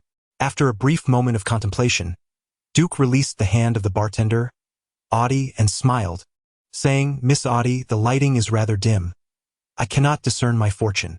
Let us continue our discussion another time." Audie chuckled softly, retracting her hand as she replied, "Then I shall trouble you next time. I must attend to my duties now." As Audie departed, Duke turned his gaze back to the corner of the bar, adjusted his glasses, and shortly thereafter took his drink and strode towards the shadows. Winston, the hotel manager, inquired, "Jonathan, what does Santino want from you?" John replied, "I did not ask. I simply said no. However, he burned down my house." Winston cautioned, "A blood oath is a matter of honor, and rejection is not an option. Otherwise, the High Table." Suddenly, Winston's words faltered as an unfamiliar Asian individual took a seat directly opposite the two. In the Continental Hotel, no one was unaware of Winston, and it was utterly disrespectful for anyone to intrude upon the manager's conversation. Gazing at the unfamiliar visage before him, he was momentarily taken aback before turning to Duke and saying, "I beg your pardon, sir, but this is a private conversation." "Who might you be?" "Tom. Simply call me Tom. I am a mercenary and intelligence broker," he replied. Duke settled onto the crimson sofa, raising his glass with a smile. "I had no intention of interrupting the discourse between the manager and the night demon. However, I overheard your discussion regarding Santino Antonio, and if you do not mind, I possess some information I would like to share with both of you." Winston interjected, "No, we do not require it. Please leave." "Wait." John suddenly interrupted Winston, casting his gaze downward as he addressed Duke in a low tone. "Mr. Tom, what is the price of your intelligence?" "Mr. Wick, the value is determined by you." Duke replied with a slight smirk, foregoing further pleasantries to state, "Concerning Santino's motives for approaching you, my intelligence indicates that the head of the Antonio family recently passed away, and his dying wish was to bequeath the seat at the High Table to his eldest daughter, Gianna Antonio. However, his only son, Santino, is quite displeased with this arrangement and has been relentlessly attempting to reclaim the position within the Kimura." With a sidelong glance at the pensive John, Duke continued, "The most straightforward method to achieve this would be to eliminate Gianna Antonio." "Eliminate Gianna Antonio." Duke and John echoed almost in unison. A spark of understanding flickered in John's eyes. He had finally grasped Santino's request. After Gianna's demise, Santino would ascend as the primary heir, and he would be the instrument of that assassination. Chapter 69. Beneath my garments lie many secrets. Jonathan, as you are aware, the high table is governed by two unbreakable rules. Winston raised his goblet, casting a glance at John, and declared, "First, the Continental Hotel prohibits any form of slaying. Second, every blood oath must be honored with the glory it deserves. I have no choice, do I?" John's visage, adorned with a bushy beard, remained expressionless. Refusing a blood oath means death. To slay the bearer of a blood oath means death. Winston shook his head, speaking softly.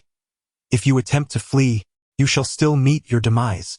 The only course available to you is to fulfill the demands of the blood oath bearer, and then you shall be free." The atmosphere fell into a profound silence. "I understand, Mr. Tom. Your intelligence is of great significance to me." John broke the silence, retrieving a stack of gold coins from his pocket and sliding them towards Duke. "This is the fee for the information." "Thank you." A smirk crept upon Duke's lips as he deftly returned the coins to Winston. "Mr. Winston, I too wish to inquire about certain information. Might it be convenient?" "Certainly. Please proceed." Winston set down his goblet, intrigued. "Yet, Mr. Tom, as an information broker, you seek to acquire intelligence from the Continental Hotel? At times, the strength of the individual is limited. My client desires information regarding the Camorra and the Antonio family. I wonder if the Continental Hotel could provide such details? The Camorra and the Antonio family?" Winston's demeanor shifted, his wrinkled face growing notably serious. "Tom, this mere sum of gold is insufficient for the value of the information you seek, and your inquiry is rather broad.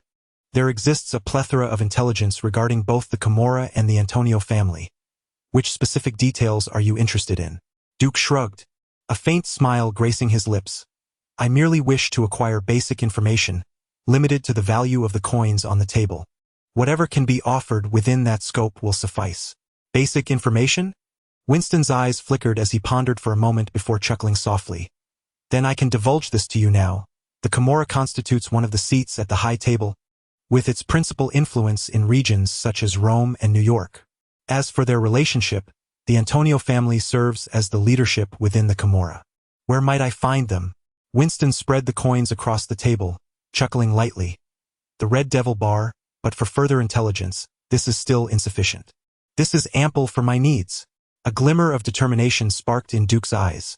The target was the Camorra, and the Antonio family represented the upper echelons of the Camorra. The logical connection was thus simplified.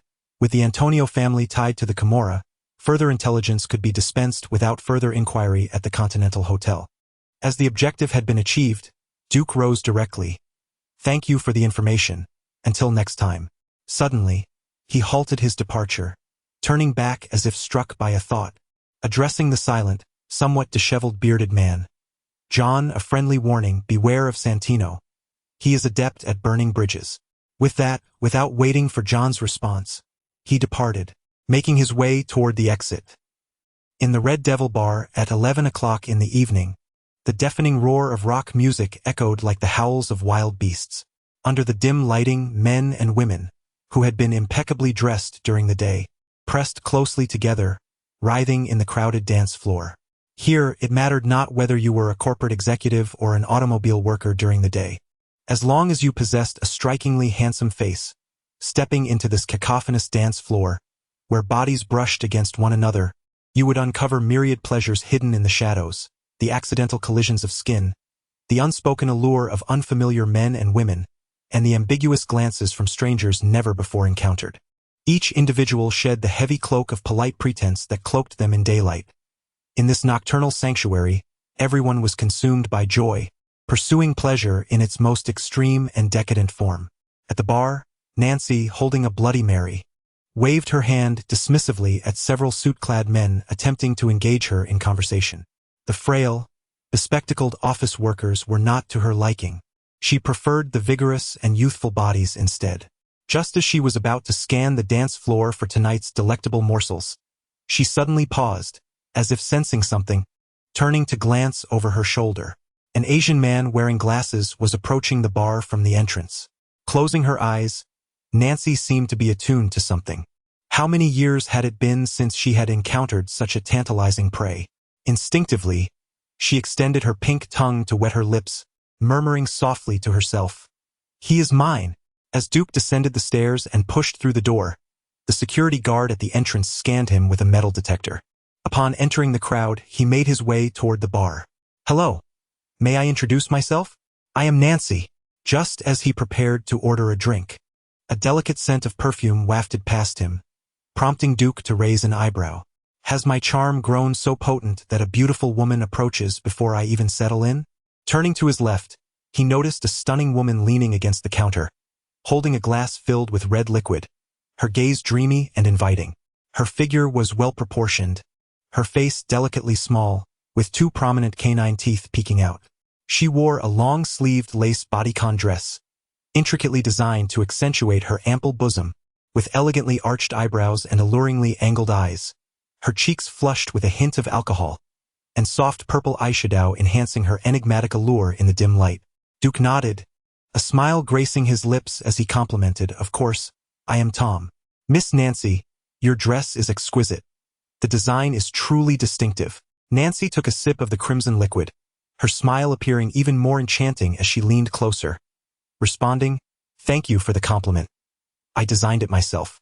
Observing her, Duke's lips curled into a faint smile as he leaned closer to her ear, asking, "As it is my first visit to this bar, do you have any drink recommendations, Miss Nancy?" As Duke drew nearer, Nancy felt the warm, moist breath against her ear, and despite being seasoned in such encounters, a flush crept across her face. Sensing the man's presence, distinct from her previous prey, he exuded an aura reminiscent of a beast, dangerous yet irresistibly intriguing. Especially as she drew closer, her keen hearing allowed her to discern the powerful rhythm of his heartbeat, akin to a drum resonating against her chest. This sensation compelled her to squeeze her long legs beneath her form-fitting skirt as she stifled her inner impulses. With a glimmer in her eyes, Nancy inquired, "What type of wine do you typically enjoy?" "I am not particular, but this evening, the drink I desire most is right before me. I wonder if Miss Nancy would be so kind as to indulge me?" "TSK, that insufferable man. I shall ensure he drinks his fill shortly," she thought, cursing inwardly. In a moment of unsteady intoxication, her arm inadvertently brushed against Duke's thigh. As she felt the taut muscles beneath his attire, her gaze ignited with fervor. She licked her alluring red lips and softly replied, "Certainly, Mr. Tom. We could find a quiet spot to enjoy our drinks while discussing the nuances of clothing design." Leaning in closer, her lips nearly grazing Duke's ear, she whispered, "There are many secrets hidden beneath my garments." Chapter 70. Alas, even monsters face discrimination in these times. "Wait, what am I doing here? The task. Damn it. I almost forgot." As Duke gazed at the enchanting beauty before him, he silently berated his wavering resolve. How could he be so easily swayed by allure? He made up his mind. One must focus on the task at hand, so he decided to act first and think later. As a late-night bar, the Red Demon Pub was never short of couples shyly exchanging glances. In the dim corners of the bar, various sofas provided secluded spots for those eager lovers. Duke supported Nancy, who appeared to be drunk, leading her to a spacious sofa in the corner, his arm sinking deeply into the cushions. In just a few meters, Nancy, seemingly overwhelmed by the effects of alcohol, leaned her entire weight against Duke, allowing him to wrap his arm around her waist. As soon as they settled, Nancy, her eagerness palpable, perched herself on Duke's lap, wrapping her arms around his neck, playfully murmuring, "Would you like a drink? Ah, your taste is exquisite." Their eyes locked, the atmosphere suddenly ignited with heat. Moments later, Nancy found herself breathless from the kiss, her flushed cheeks heaving as she gazed at Duke with fiery intensity. Licking her lips, she trembled, whispering, "I want to savor you for a lifetime." "Woman, you are dreaming," Duke thought, rolling his eyes inwardly. Indeed, a man must protect himself. His hand moved once more. Suddenly, Nancy let out a soft hum, inhaling deeply. Yes, that scent, what is it? She had never encountered such an intoxicating aroma before. The closer she pressed to Duke, the more she sensed every cell within her stirring, urging her to consume him entirely. "Ah, I cannot wait." Nancy's eyes flickered as she lowered her head, and before Duke could react, she leaned in to kiss his neck. Unbeknownst to Duke in the dim bar, her once soft blue eyes transformed into a deep crimson, her small fangs slowly elongating. Such a delectable prey must be savored. A glint of hunger crossed Nancy's gaze as she lunged for Duke's neck, exclaiming, "Become my slave." Ah, wait, why can't I bite? Boom! Suddenly, Nancy felt herself soaring through the air. Real, genuine flight. Time rewound 3 seconds, just as her sharp fangs almost grazed Duke's neck. He tensed up, every muscle in his body instinctively tightening.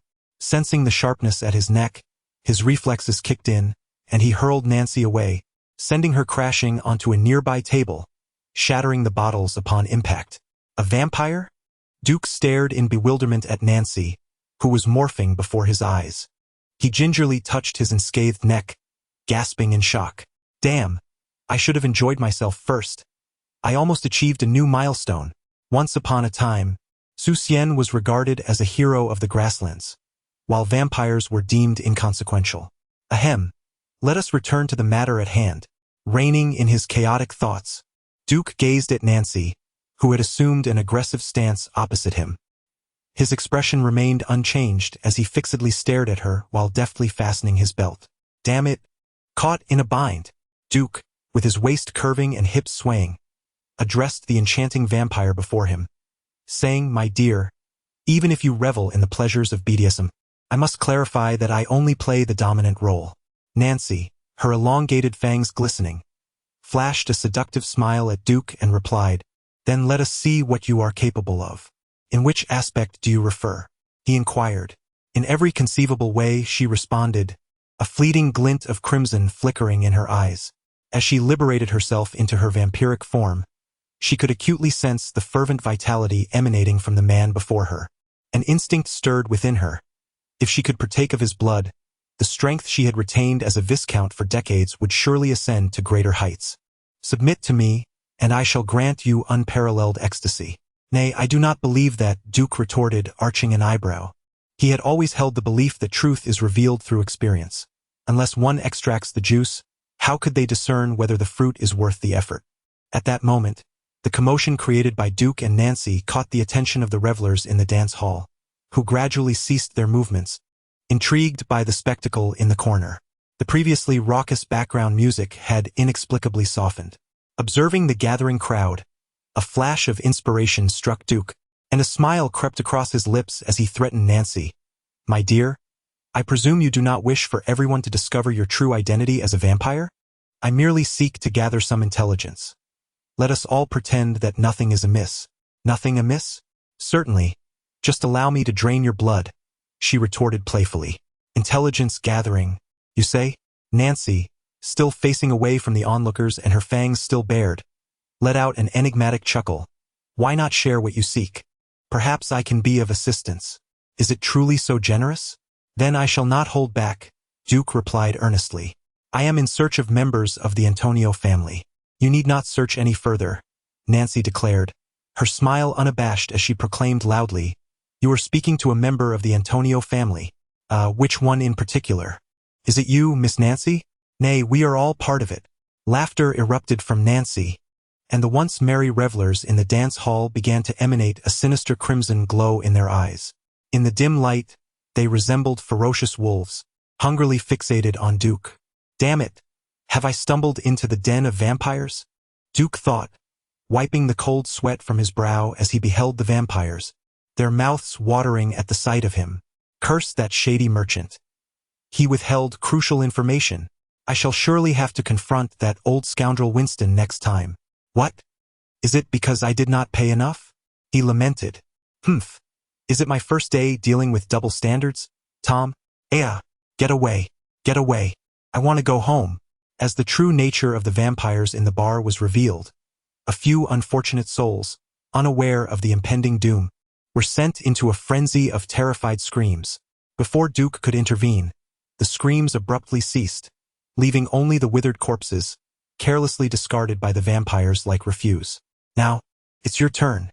The vampires, having caught the scent of blood, grew increasingly ravenous, as the few unfortunate souls were hardly sufficient to satisfy the multitude present in the bar.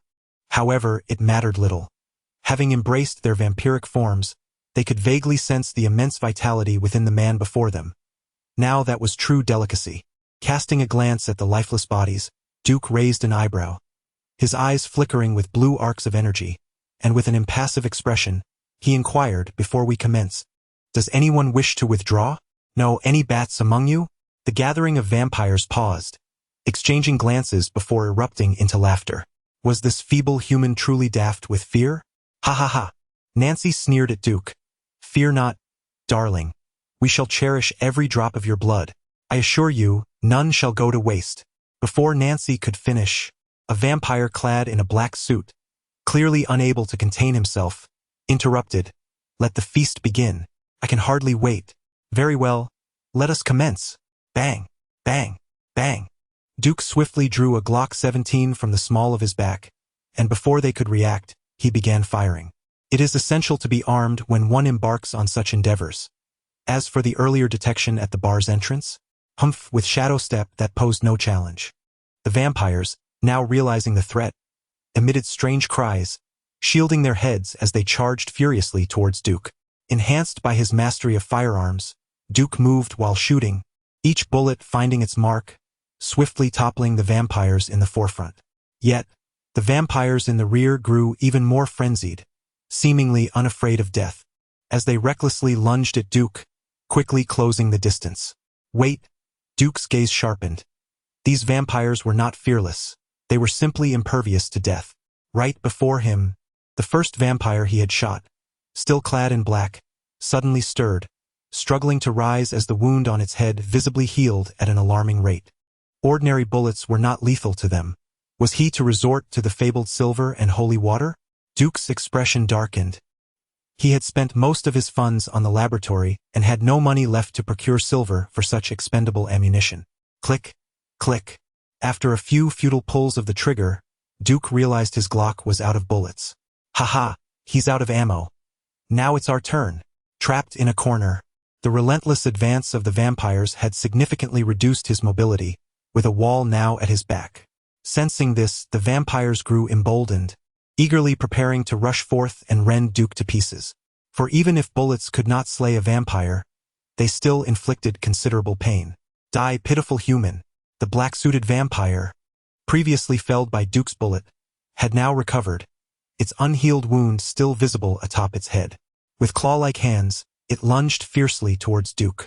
Alas, even monsters face discrimination in this era.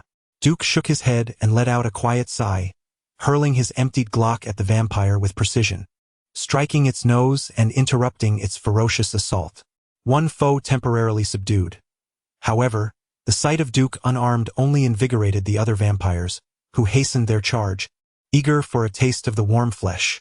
As the tide of vampires surged forward, Duke maintained a stoic expression, clasping his hands behind his back, choosing to forego evasion as the creatures closed in. In a place unseen, a faint blue energy arc began to flicker on his right arm. As the vampires approached within mere inches, a sinister smile crept across Duke's lips. His right hand, now enveloped in the ethereal blue energy, clenched into a fist, and a fearsome double-headed battle axe materialized from the void. Surprise! My turn is far from over. Chapter 71. Let us call it the chaotic wind axe technique. In New York, at the Crimson Demon Bar, a figure abruptly smashed through a transparent glass table, sending shards scattering across the floor. The individual swiftly regained their footing. Yet before they could stabilize, another figure soared through the air, crashing into them with tremendous force. In an instant, the tumbling figure was sent hurtling like a bowling ball, colliding with numerous bottles of liquor, which shattered and spilled their contents, mingling the scent of alcohol with that of blood throughout the bar. Duke, undeterred, continued his advance. After sending the last vampire charging at him flying with a kick, he pressed forward, wielding his powered axe with one hand, rushing towards the vampires who hesitated in their steps. The enormous axe descended with ferocity, and the towering vampire at the forefront, unable to evade, clenched his jaw and, forsaking defense, lunged with his claws aimed at Duke's eyes. A trade of injuries, a glint of ferocity flashed in the vampire's eyes. Emboldened by their superior regenerative abilities, they harbored no fear of close-quarters combat with most opponents. With lightning speed, the towering vampire lunged. Yet Duke was swifter still. Before the vampire's claws could make contact, Duke's formidable axe had already struck the grotesque visage. With a resounding crack, the vampire was cleaved in two, achieving a new milestone in passive split techniques. With a casual flick, Duke shook off the blood from his weapon and raised the axe to parry another vampire's baseball bat. Seizing the initiative, he leaped forward, the axe blade slicing diagonally towards the vampire's waist. The creature was caught off guard, severed in half. However, due to their species' vitality, they remained alive, writhing on the ground in inhuman agony. At times, an excessive vitality can be a curse, as the inability to die can be the greatest torment. Dispatching several more daring vampires with ease, Duke glanced back to find the one he had bisected utterly still, its blood rapidly draining away, the body beginning to dry and darken. Raising an eyebrow, Duke swung his powered axe once more, cleaving into the neck of the unfortunate vampire still moaning in distress, severing the spinal cord. The head, mouth agape, rolled away. The blood pooling around the remaining corpse quickly evaporated, leaving it desiccated and blackened. So decapitation leads to death? How unmagical! With a powerful kick, Duke sent the shriveled head flying, then regarded the vampires before him, who had ceased their assault, their demeanor cautious as they observed him wielding the dual-sided axe upon his shoulder. As a young man clad in a somber purple suit emerged from the shadows, the vampires who had just been questioning their existence bowed their heads, parting to make way for the figure, akin to servants welcoming their master. Pitiful human, you have slain a servant of the noble Count Paul. The youth's pallid complexion and piercing blue eyes betrayed his inhuman nature.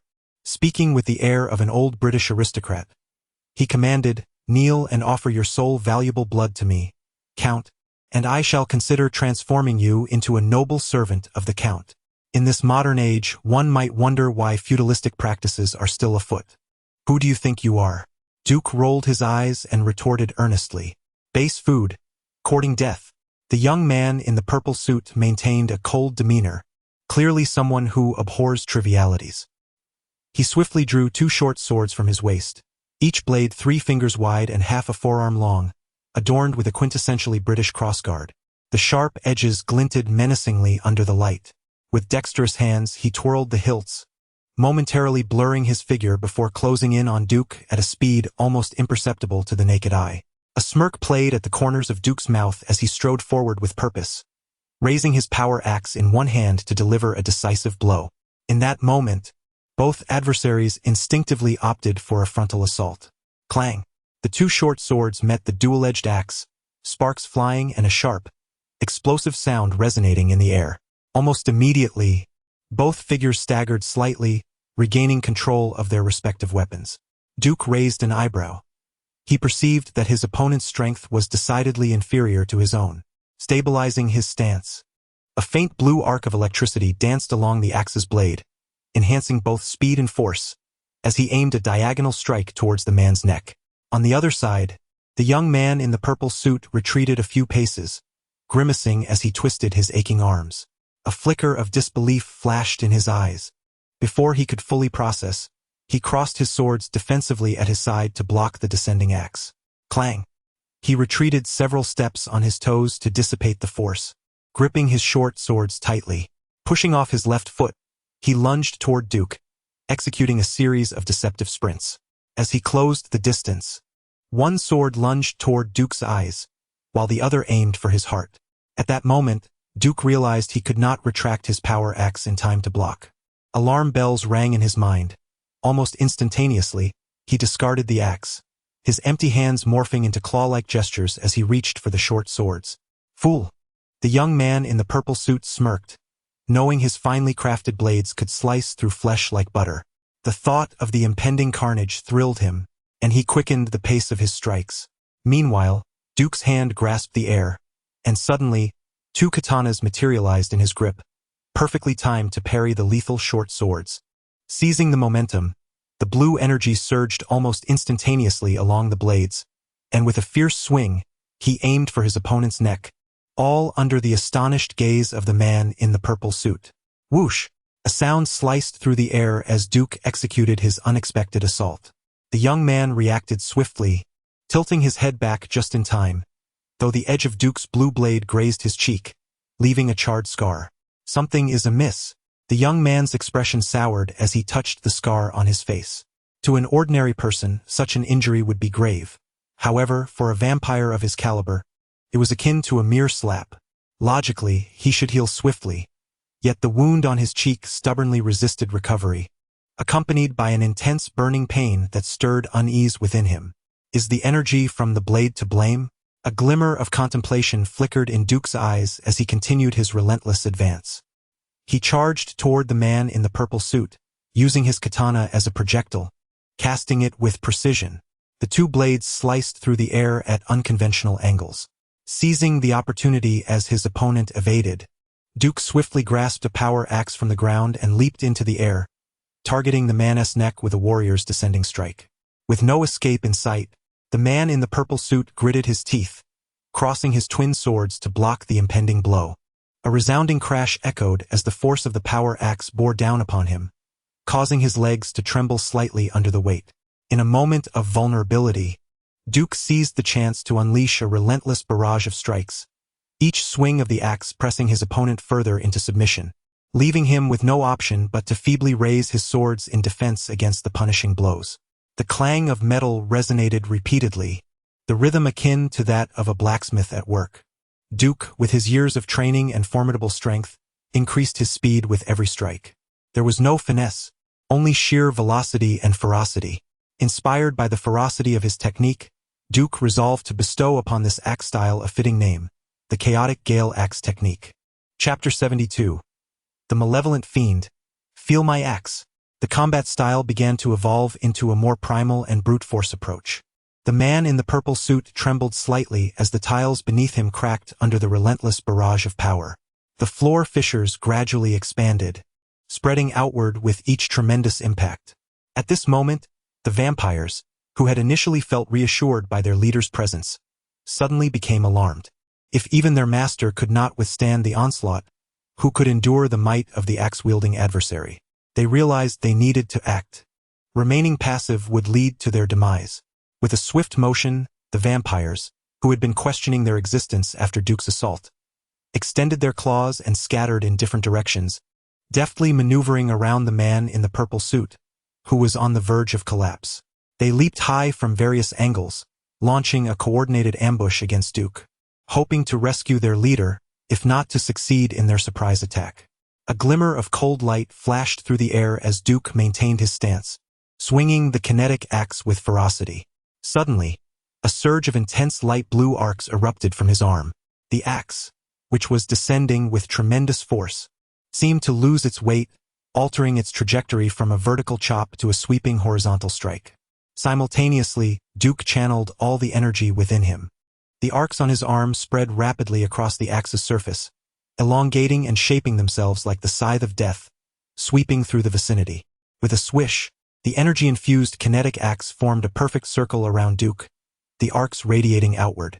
The expressions of the airborne vampires froze for a moment before they were cleaved in two or had their chests gored, falling to the ground with anguished cries. A few resolute vampires, despite their grievous injuries, clawed at the ground, struggling to drag their upper bodies along, desperately trying to reassemble their severed forms. Yet, the charred wounds revealed a grim reality. No matter how fervently they urged their blood to heal, their bodies would not mend. The anguished vampires could only watch helplessly as their lifeblood drained away, leaving several desiccated corpses sprawled across the ground. Through these encounters, Duke had discerned the fatal vulnerabilities of vampires. Decapitation was certain death, and significant blood loss was equally lethal. Moreover, Duke's atomic energy appeared to possess a lethal quality as well.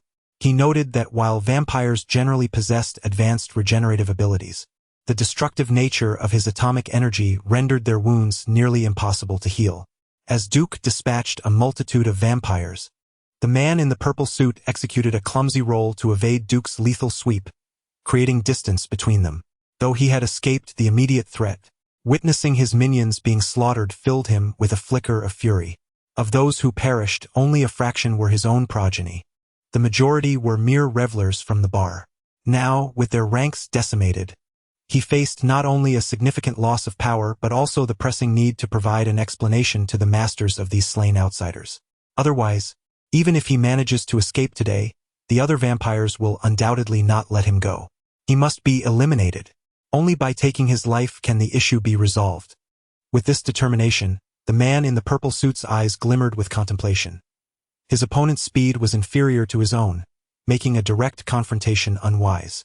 Veins erupted across the man's face as he deftly dodged Duke's downward swing, his form shifting like shadows, while Duke's power axe often merely struck against the remnants of his adversary's afterimage.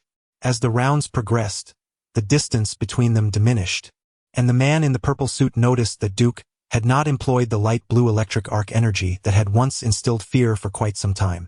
An opportunity arose. The man's gaze flickered as he anticipated Duke's repetitive horizontal and vertical strikes, choosing to advance rather than retreat. With a resounding thud, the man in the purple suit's body disintegrated just as Duke's axe blade was about to connect, and a swarm of bats erupted from the bar, their mouths agape in a chorus of shrieks, lunging toward Duke. Blast! There was this tactic as well. While Duke evaded, he continued swinging the power axe. Over a dozen unfortunate bats collided with the blade, plummeting to the ground and transforming into pools of blood that quickly darkened. The sheer number of bats overwhelmed Duke's efforts to fend them off completely. They circled past the power axe and converged before him, instantly coalescing into a humanoid form. The man in the purple suit materialized, an unnatural flush creeping onto his pallid face, wielding a pair of short swords that had seemingly appeared from nowhere, striking toward Duke's heart with the ferocity of a viper.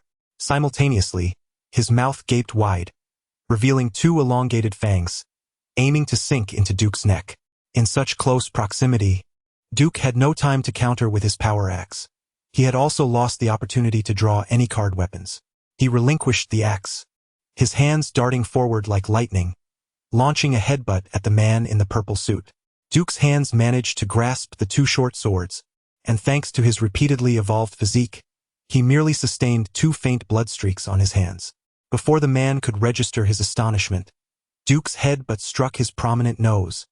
With a resounding thwack, the man's head snapped back violently. Seizing the moment of his disorientation, Duke clawed away the man's weapons, transforming his grip into a fist that crashed into the pale visage of the man in the purple suit. With the strength that continued to surge post his symbiotic transformation, Duke's iron fist struck harder than any ordinary hammer. The man's fangs flew uncontrollably from his mouth. Taking advantage of the situation, Duke unleashed a relentless barrage of punches upon the downed man, executing a decidedly unorthodox sequence of Wing Chun strikes that rendered the man in the purple suit unrecognizable. In pain, the man finally regained his senses, hastily raising his arms to shield his head, attempting a roll to dissolve into bats and escape the onslaught.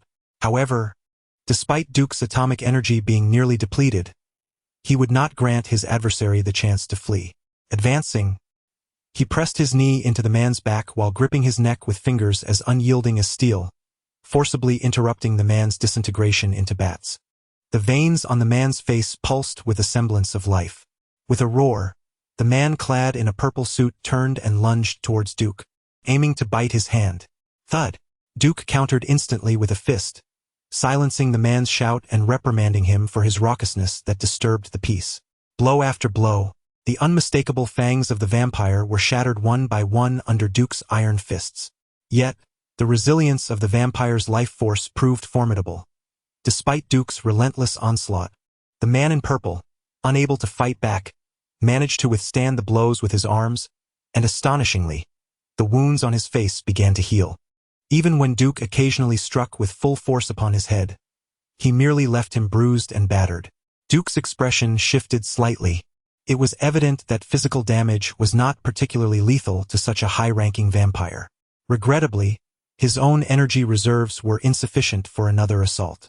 At this moment, the man in purple, gradually acclimating to Duke's aggression, swallowed the blood pooling in his mouth and allowed a smug smile to grace his features. Pitiful human, the noble bloodline is immortal. You shall perish. I can regenerate indefinitely until your strength wanes. Thud! Without a moment's hesitation, Duke delivered a punch to the man's jaw, physically interrupting his speech. seizing the fleeting opportunity when his opponent was momentarily dazed. He swiftly grasped the power axe from the ground, raising it high to bring it crashing down upon the head of the man in purple. How dare you question my unwavering endurance? Duke, evil fiend, taste my axe. Chapter 73. This size of position seems rather improper. With a resounding thud, the man in the violet suit found his arms, which were shielding his head, crushed by Duke's relentless assault, causing the tiled floor beneath him to shatter into fragments. Without allowing his adversary a moment to retaliate, Duke spoke not a word and swung his power axe once more with vigor, striking down upon the still quivering head of the man in the violet suit. It must be said, high-ranking vampires not only possess remarkable vitality, but their skulls seem unnaturally resilient. Despite the force of Duke's power axe, which was momentarily deflected by an arm, the man's head remained intact, refusing to succumb to the impending decapitation. Duke, raising an eyebrow, swung the axe with renewed ferocity. No matter what creature you may be, withstand my mighty axe if you can. Finally, after several brutal strikes, the man's arm grotesquely twisted at a right angle, his consciousness fading under the impact, leaving him to instinctively shield his head, immobile. A sinister smile crept across Duke's lips as he focused his strike, gripping the axe handle tightly, muscles rippling, and aimed a decisive blow at the man's head. The axe cleaved through his arms, crashing down upon his skull, which shattered like a rotten watermelon. Upon decapitation, the remaining body of the man in the violet suit convulsed briefly before gushing forth a torrent of blood, ultimately lying still. Observing the pool of blood and the lifeless form, Duke casually flicked the blood from his power axe, sealing it back into its card, and strode towards the two katana blades that had been previously hurled into the ground. Task completed. Drawing the twin swords, Duke suddenly halted, a mischievous grin spreading across his face. Ha! Caught you! Whoosh! The sound of slicing air echoed as Duke hurled one of the katana blades like a dart towards a corpse sprawled on the bar floor. Cursed! Cursed! Cursed! Nancy, in a desperate roll amidst the blood-soaked ground, narrowly evaded Duke's deadly projectile, her heart racing with a mixture of fear and fury. She lamented her misfortune while internally cursing the ancestral lineage of the man in the violet suit. After all, you are a count among vampires, yet you fell so swiftly. Useless, utterly useless. Having survived for centuries as a vampire, she understood the wisdom of self-preservation. From the moment the battle commenced, Nancy discerned that the bespectacled adversary was no ordinary foe. His ferocity was unmatched. Not only had numerous vampires of her own rank succumbed to him as easily as one would slice through vegetables, but even the bar's owner, a count himself, had been unable to best him. Thus, when other vampires attempted to engage in the fray, Nancy, well versed in such scenarios, cleverly chose to retreat behind the bar, feigning death amidst the chaos. Ultimately, her decision proved wise. Every vampire around her met a grim fate at Duke's hands, leaving her as the sole survivor once more. Yet, in a cruel twist of fate, she was ultimately discovered, and it was unmistakably clear that her ruthless adversary would not let her escape unscathed. Must one truly engage in a life-or-death struggle? No, she certainly did not wish to meet a fate as grim as those lying prostrate on the ground. Nancy clenched her jaw, striving to steady her tumultuous emotions. At this juncture, she had no choice but to employ her final gambit. Surrender! Surrender! I surrender! With a composed expression, Nancy knelt with her knees together, lifted her chin, and placed her hands neatly on her thighs in a formal seated position. She then bent forward, positioning her hands in an inward angle against the ground, and lowered her upper body until her forehead touched the earth, proclaiming in a loud voice, "My lord, I am willing to cease all resistance. Grant me mercy." Duke, observing the kneeling Nancy, instinctively cast a glance at her. It was not out of any particular interest, but rather a sense that her posture for such a submission seemed somewhat lacking in authenticity. As an aficionado of various stances, Duke, ever the teacher, felt an innate desire to step forward and correct her form. Ahem, never mind, never mind. The setting was not quite appropriate. After all, Duke had always favored a more avant-garde style, and this raw display was not to his taste. Returning to the matter at hand, after conceding to a battle that could not pass scrutiny, Duke reluctantly diverted his gaze back to the still cowering Nancy. After a moment's contemplation, he stated directly, "I could spare your life, but that will depend on your value to me." Hearing this, Nancy felt a flicker of hope. Regardless of the circumstances, preserving her life was paramount. Everything else paled in comparison to the prospect of survival. Cautiously lifting her head, she inquired, "My lord, did you not wish to learn about the Antonio family? What specific information do you seek about them? All that you know, share it freely. Additionally, I require intelligence on the Continental Hotel. I have heard that the Antonio family is one of the forces behind it." At this, Nancy exhaled softly in relief and pondered for a moment before responding. "Let us begin with the Continental Hotel. The Continental Hotel is established by the highest authority in the underworld, the High Table. Each Continental Hotel serves as a sanctuary within the underworld, guaranteed by the High Table's authority. The Antonio family, in turn, is the leading family of the Camorra, one of the 12 seats of the High Table. Particularly in recent decades, their influence has absorbed other families that were once part of the Camorra, to the extent that the Antonio family has essentially become synonymous with it. The seats of the Camorra are now predominantly inherited by direct descendants of the Antonio family. However, I have heard that their patriarch was recently slain by the Blade Warrior. So now Wait, the Blade Warrior? Duke arched an eyebrow, astonished. The Blade Warrior? That half-blood vampire? Yes, my lord may not be aware, but he is a notorious vampire hunter in the underworld, having claimed the lives of many vampires. Sensing that Duke might be unfamiliar with the intelligence of the underworld, Nancy discreetly adjusted her disheveled hair. Revealing his more attractive left side, Duke pondered the implications of the Antonio family, one of the most formidable factions within the vampire lineage. The Blade Runner had consistently sought to confront them, yet the specifics of the current conflict remained elusive to him. The Antonio family was indeed a clan of vampires. A sudden realization struck Duke. If the Antonio family were vampires, did that mean the 12 factions, which were ostensibly on equal footing with them, were merely ordinary gangs? If that were the case, could it be that the High Table was a council formed by a congregation of vampires? Damn. Duke finally grasped why the reward points for this mission were so exorbitantly high. This was no mere adaptation akin to the cinematic version of John Wick. The narrative had undoubtedly undergone considerable alteration. With this thought in mind, Duke waved his hand and interjected, "What about the Continental Hotel? Is that comprised of vampires as well?" "Certainly not. How could the Continental Hotel possibly be a vampire establishment?" Nancy replied, casting a puzzled glance at Duke, as his inquiry seemed baffling to her. Such matters were common knowledge within the underworld. One could easily inquire and receive answers from almost anyone. As thoughts swirled in his mind, Nancy maintained her composure and continued, "The precise origins of the Continental Hotel are shrouded in various tales within the underworld. However, a popular narrative suggests that due to the brutal and frequent conflicts in the underworld, coupled with the rapid changes in the human realm, the dark beings concealed in the shadows gradually found themselves unable to adapt to the evolving times. Consequently, the leaders of various dark factions decided to set aside their animosities and collaboratively establish the High Table. Initially, the prominent dark forces were among the founding members of this council. As for the specific members, my knowledge is somewhat limited. I only know that the more active participants include the vampires represented by the Antonio family, Lucian's werewolf clan, and the gypsies. The rest are not well known in the underworld, thus remaining rather enigmatic. Duke hardly absorbed the latter part of Nancy's discourse. His mind instinctively arranged several keywords. Werewolves, vampires, gypsies, High Table. What on earth? Damn!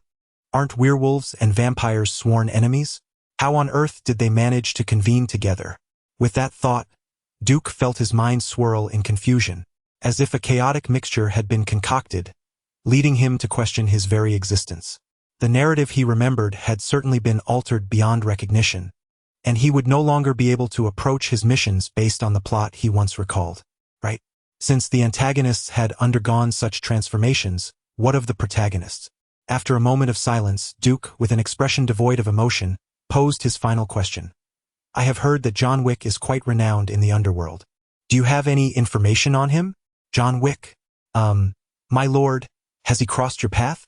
Nancy appeared to have recalled something, her expression shifting to one of unease.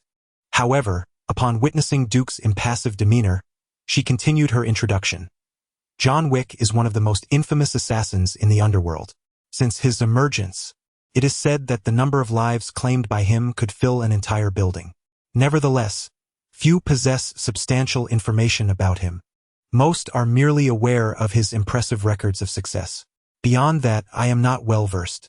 By the way, perhaps feeling that her information was overly simplistic, Nancy interjected. Rumor has it that his true name is not John Wick. Rather, it is believed to be John Constantine, Duke. Chapter 74. No one would dare oppose money, not even vampires. What a mess. What are you doing, Jacques? Just because we share the name John does not mean we are the same person. Has the author gone mad, concocting such a chaotic narrative? Duke stifled his urge to voice his criticisms. What on earth had the plot been altered into? If this continues, even Superman might make an appearance. Darn it. I haven't heard of any kryptonite on Earth. My lord. My lord? Nancy cautiously observed Duke, whose mouth hung agape and whose astonishment had frozen on his face. My lord, that is all I know. Is there anything else you wish to inquire about? Duke regained his composure, suppressing his wandering thoughts, and narrowed his eyes to survey Nancy, the female vampire, who wore a smile as she endeavored to accentuate her alluring figure. It seemed that the original plan of seduction could not be executed. With the plot twisted into this absurdity, he urgently needed to find someone well-versed in the underground world. The pressing question remained: how could he exert control over her? Duke adjusted his glasses, a glimmer of cold light flashing across the lenses. This is it. The position is right. It can be inserted. Quick. Harder. Continue. Don't stop. As Nancy held her phone aimed at him, she gritted her teeth, tightening her grip on the katana, striking a pose before plunging the blade into the chest of the vampire in the purple suit. Duke had left her with only two choices: either pledge her loyalty or embrace death. Not wishing to meet her end, Nancy reluctantly sacrificed yet again the bodies of her fellow vampires, demonstrating her unwavering commitment to this dark path. Sacrifice the many, save the few. Surely, her kin who knew they could still be of use would be pleased. From now on, call me boss. Duke, satisfied, uploaded and saved the image, smiling as he reassured her, rest assured, our company is reputable, with numerous collaborations with the government. Seeing Nancy's bewildered expression, Duke adjusted his glasses and kindly elaborated. What I mean is, even if you run off to Ukraine to model, I can still find you. Nancy's countenance stiffened, as if she had been struck by an arrow in her heart. But a genuine smile soon graced her face, through gritted teeth, as she replied, Boss, you worry too much. Time will prove my loyalty. Duke waved his hand, nodding indifferently. Your first task: help me identify the locations of the Antonio family's influence, as detailed as possible. Understood, boss. Having accepted her new reality, Nancy quickly adapted, adding, the Antonio family's influence still partially resides in Rome, but I might not be able to gather intelligence from there. That's fine, don't worry about Rome. I only need information on New York, as swiftly as possible. Duke squinted, recalling the man in the suit who might be the reincarnation of an ancient deity. He figured that this vampire John would likely head to Rome, but first, he needed to resolve matters in New York. If the Roman vampires proved difficult to deal with, he would seek another opportunity to visit. I shall take my leave now. Once the intelligence is confirmed, please contact me directly. With a raised eyebrow, Duke prepared to depart, only to suddenly remember something. He turned to Nancy and said, Do not forget to collect the spoils. We shall split them 70-30. Spoils? Nancy's eyes sparkled with excitement as she glanced at the fallen vampires, her lips curling into the most genuine smile she had worn all day, joyfully exclaiming, Of course, boss! No one would turn away from money, not even vampires. In the days that followed, Duke took the initiative to reach out to Dr. Zola of Hydra, armed with a USB drive containing pertinent data. Perhaps due to their prior display of strength, Zola was displeased when Duke carelessly tossed his communicator into a crevice beside the trash can. Nevertheless, they ultimately concluded their transaction as previously agreed. A hand exchanged for payment, and Duke successfully acquired 60 grams of vibranium, 200 grams of adamantium, and 500 grams of tritium. In New York at the T Laboratory, Duke surveyed the unmistakably hastily repaired walls, patches of black cement scattered across the laboratory, which was brimming with intricate scientific instruments. Upon entering, he spotted a stout figure clad in a white lab coat, busily manipulating several mechanical tendrils. Dr. Otto, is the machine repaired? The sudden sound startled Dr. Otto, causing a glass filled with some unknown substance to emit a plume of white smoke. Without the chance to roll his eyes at Duke, the mechanical tendrils behind him swiftly disposed of the smoking glass according to the experimental protocol. Mr. Tom, I hope you will refrain from interrupting my work in the future, Dr. Otto said, multitasking as he addressed Duke while deftly maneuvering the tendrils to organize his equipment. Clearing his throat, Duke, aware of his fault, adjusted his glasses and, noting the animated mechanical tendrils, decisively shifted the conversation. What are you working on? Are you still repairing the machine? Regarding the machine, Dr. Otto rubbed his eyes and replied in a somber tone. No, the machine was repaired long ago. It can be activated as soon as the tritium arrives. He then cast a weary glance at the mechanical tendrils still processing discarded experimental materials. The issue lies with the materials. I am attempting to create a metal capable of housing an artificial sun. My recent calculations suggest that the previous magnetic field shield may not sustain itself for an extended duration. Regrettably, developing a new high-strength material from scratch is exceedingly complex. This marks my 76th failure. Noticing the glass that had transformed from white smoke to black, Duke raised an eyebrow. He turned and produced a secure case, inputting the code before handing it to Dr. Otto. Can this material meet the requirements? You found the material? A mechanical tendril extended to receive the secure case, and Otto's voice brimmed with surprise tinged with a hint of skepticism. After all, he had already tested the materials available on the market. It was precisely due to the inability to find suitable materials that he resolved to independently develop a new type of material specifically designed to support the artificial sun. His expertise and passion lie within the realm of energy. Although he could design high-strength, intelligent mechanical tentacles, the essence of this endeavor was still to enhance the development of his artificial sun project. However, this does not imply that he was unaware of the formidable challenges involved in discovering a material capable of supporting the artificial sun. Upon opening the locked case, he was taken aback by the sight of several glass bottles of varying sizes embedded in a high-strength foam base. This time, he refrained from utilizing the mechanical tentacles and, disregarding the tritium glass bottle he instantly recognized, he instead carefully extracted two other glass bottles containing peculiar metals, examining them meticulously. Lifting his gaze, he looked at Duke with a blend of astonishment and uncertainty, exclaiming, "Is this Edmund alloy and vibranium? Where did you procure them?" Chapter 75. Hulk, wait for me. Our game is not yet over. Oh, Doctor, have you encountered these materials? Accepting a magnifying glass handed over by a mechanical appendage, Dr. Otto gazed longingly at the metallic substance before him and softly remarked, I have only seen the data on vibranium, but I once encountered adamantium during my time at school. It is scarcely available on the market. Alas, what you possess here appears to be inferior adamantium. How I wish it were true adamantium. There are grades for this material. Duke raised an eyebrow, puzzled. Dr. Otto, maneuvering the mechanical appendage to securely stow the tritium elements, fixated intently on the adamantium. Indeed, there are three types of adamantium. The first is the original adamantium, synthesized fortuitously by Dr. Mike during World War II. However, there exists no formula.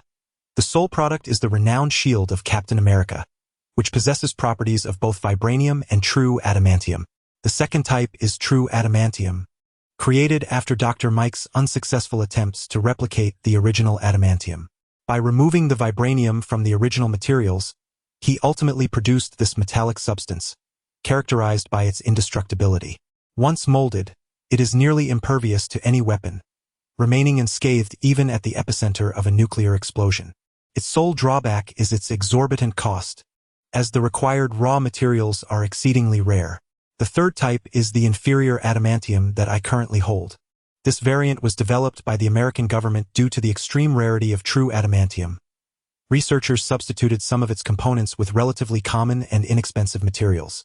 Consequently, while inferior adamantium remains remarkably durable, it cannot be deemed indestructible. Nonetheless, it surpasses the ordinary alloys available in the market by a considerable margin. Intrigued by Dr. Otto's exposition, Duke directly inquired about his most pressing curiosity. Can inferior adamantium and vibranium be utilized in the creation of an artificial sun?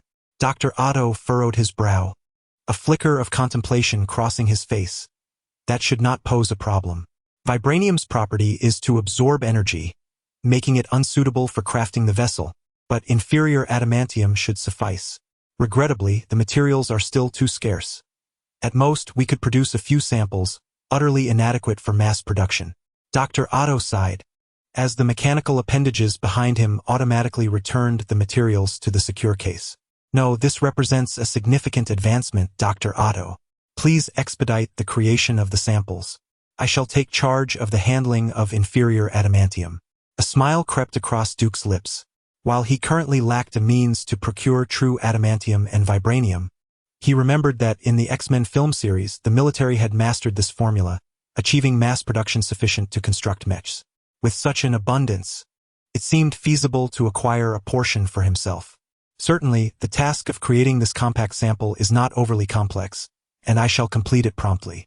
However, casting a glance at Duke and recalling the previous occasion when this man extinguished his artificial sun with his bare hands, Dr. Otto contemplated before stating directly, Mr. Tom, will the purpose of this sample remain the same as last time?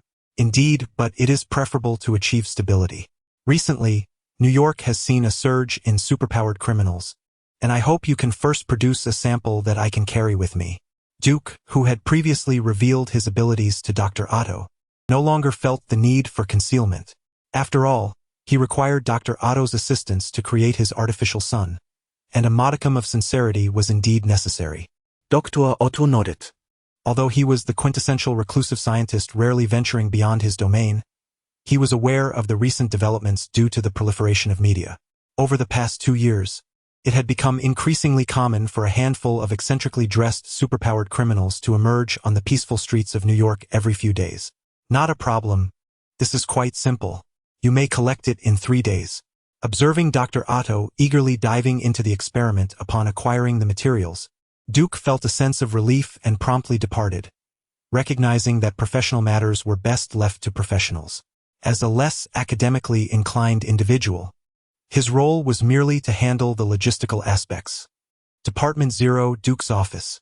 Picking up the white landline phone, Duke dialed a number he had scarcely contacted before.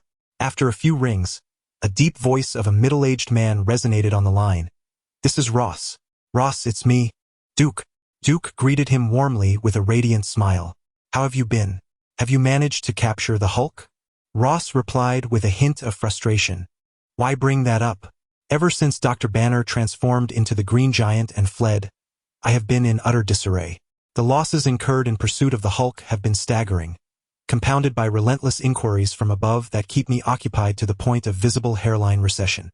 Particularly during the recent chase, despite deploying machine guns, tanks, and even ultrasonic weaponry, everything was obliterated by the Hulk, resulting in severe casualties that left him still overwhelmed with work today. Moreover, he and Duke did not share any personal rapport. Thus, Ross wondered why Duke had suddenly called him. Pulling his thoughts back into focus, his voice remained devoid of emotion as he stated, I cannot disclose any information. Is there something you require, Minister Duke? Clearing his throat, Duke responded, I have heard that the military possesses a significant amount of secondary adamantium alloy, and I was wondering if you could facilitate an introduction. Secondary adamantium alloy? Ross furrowed his brow.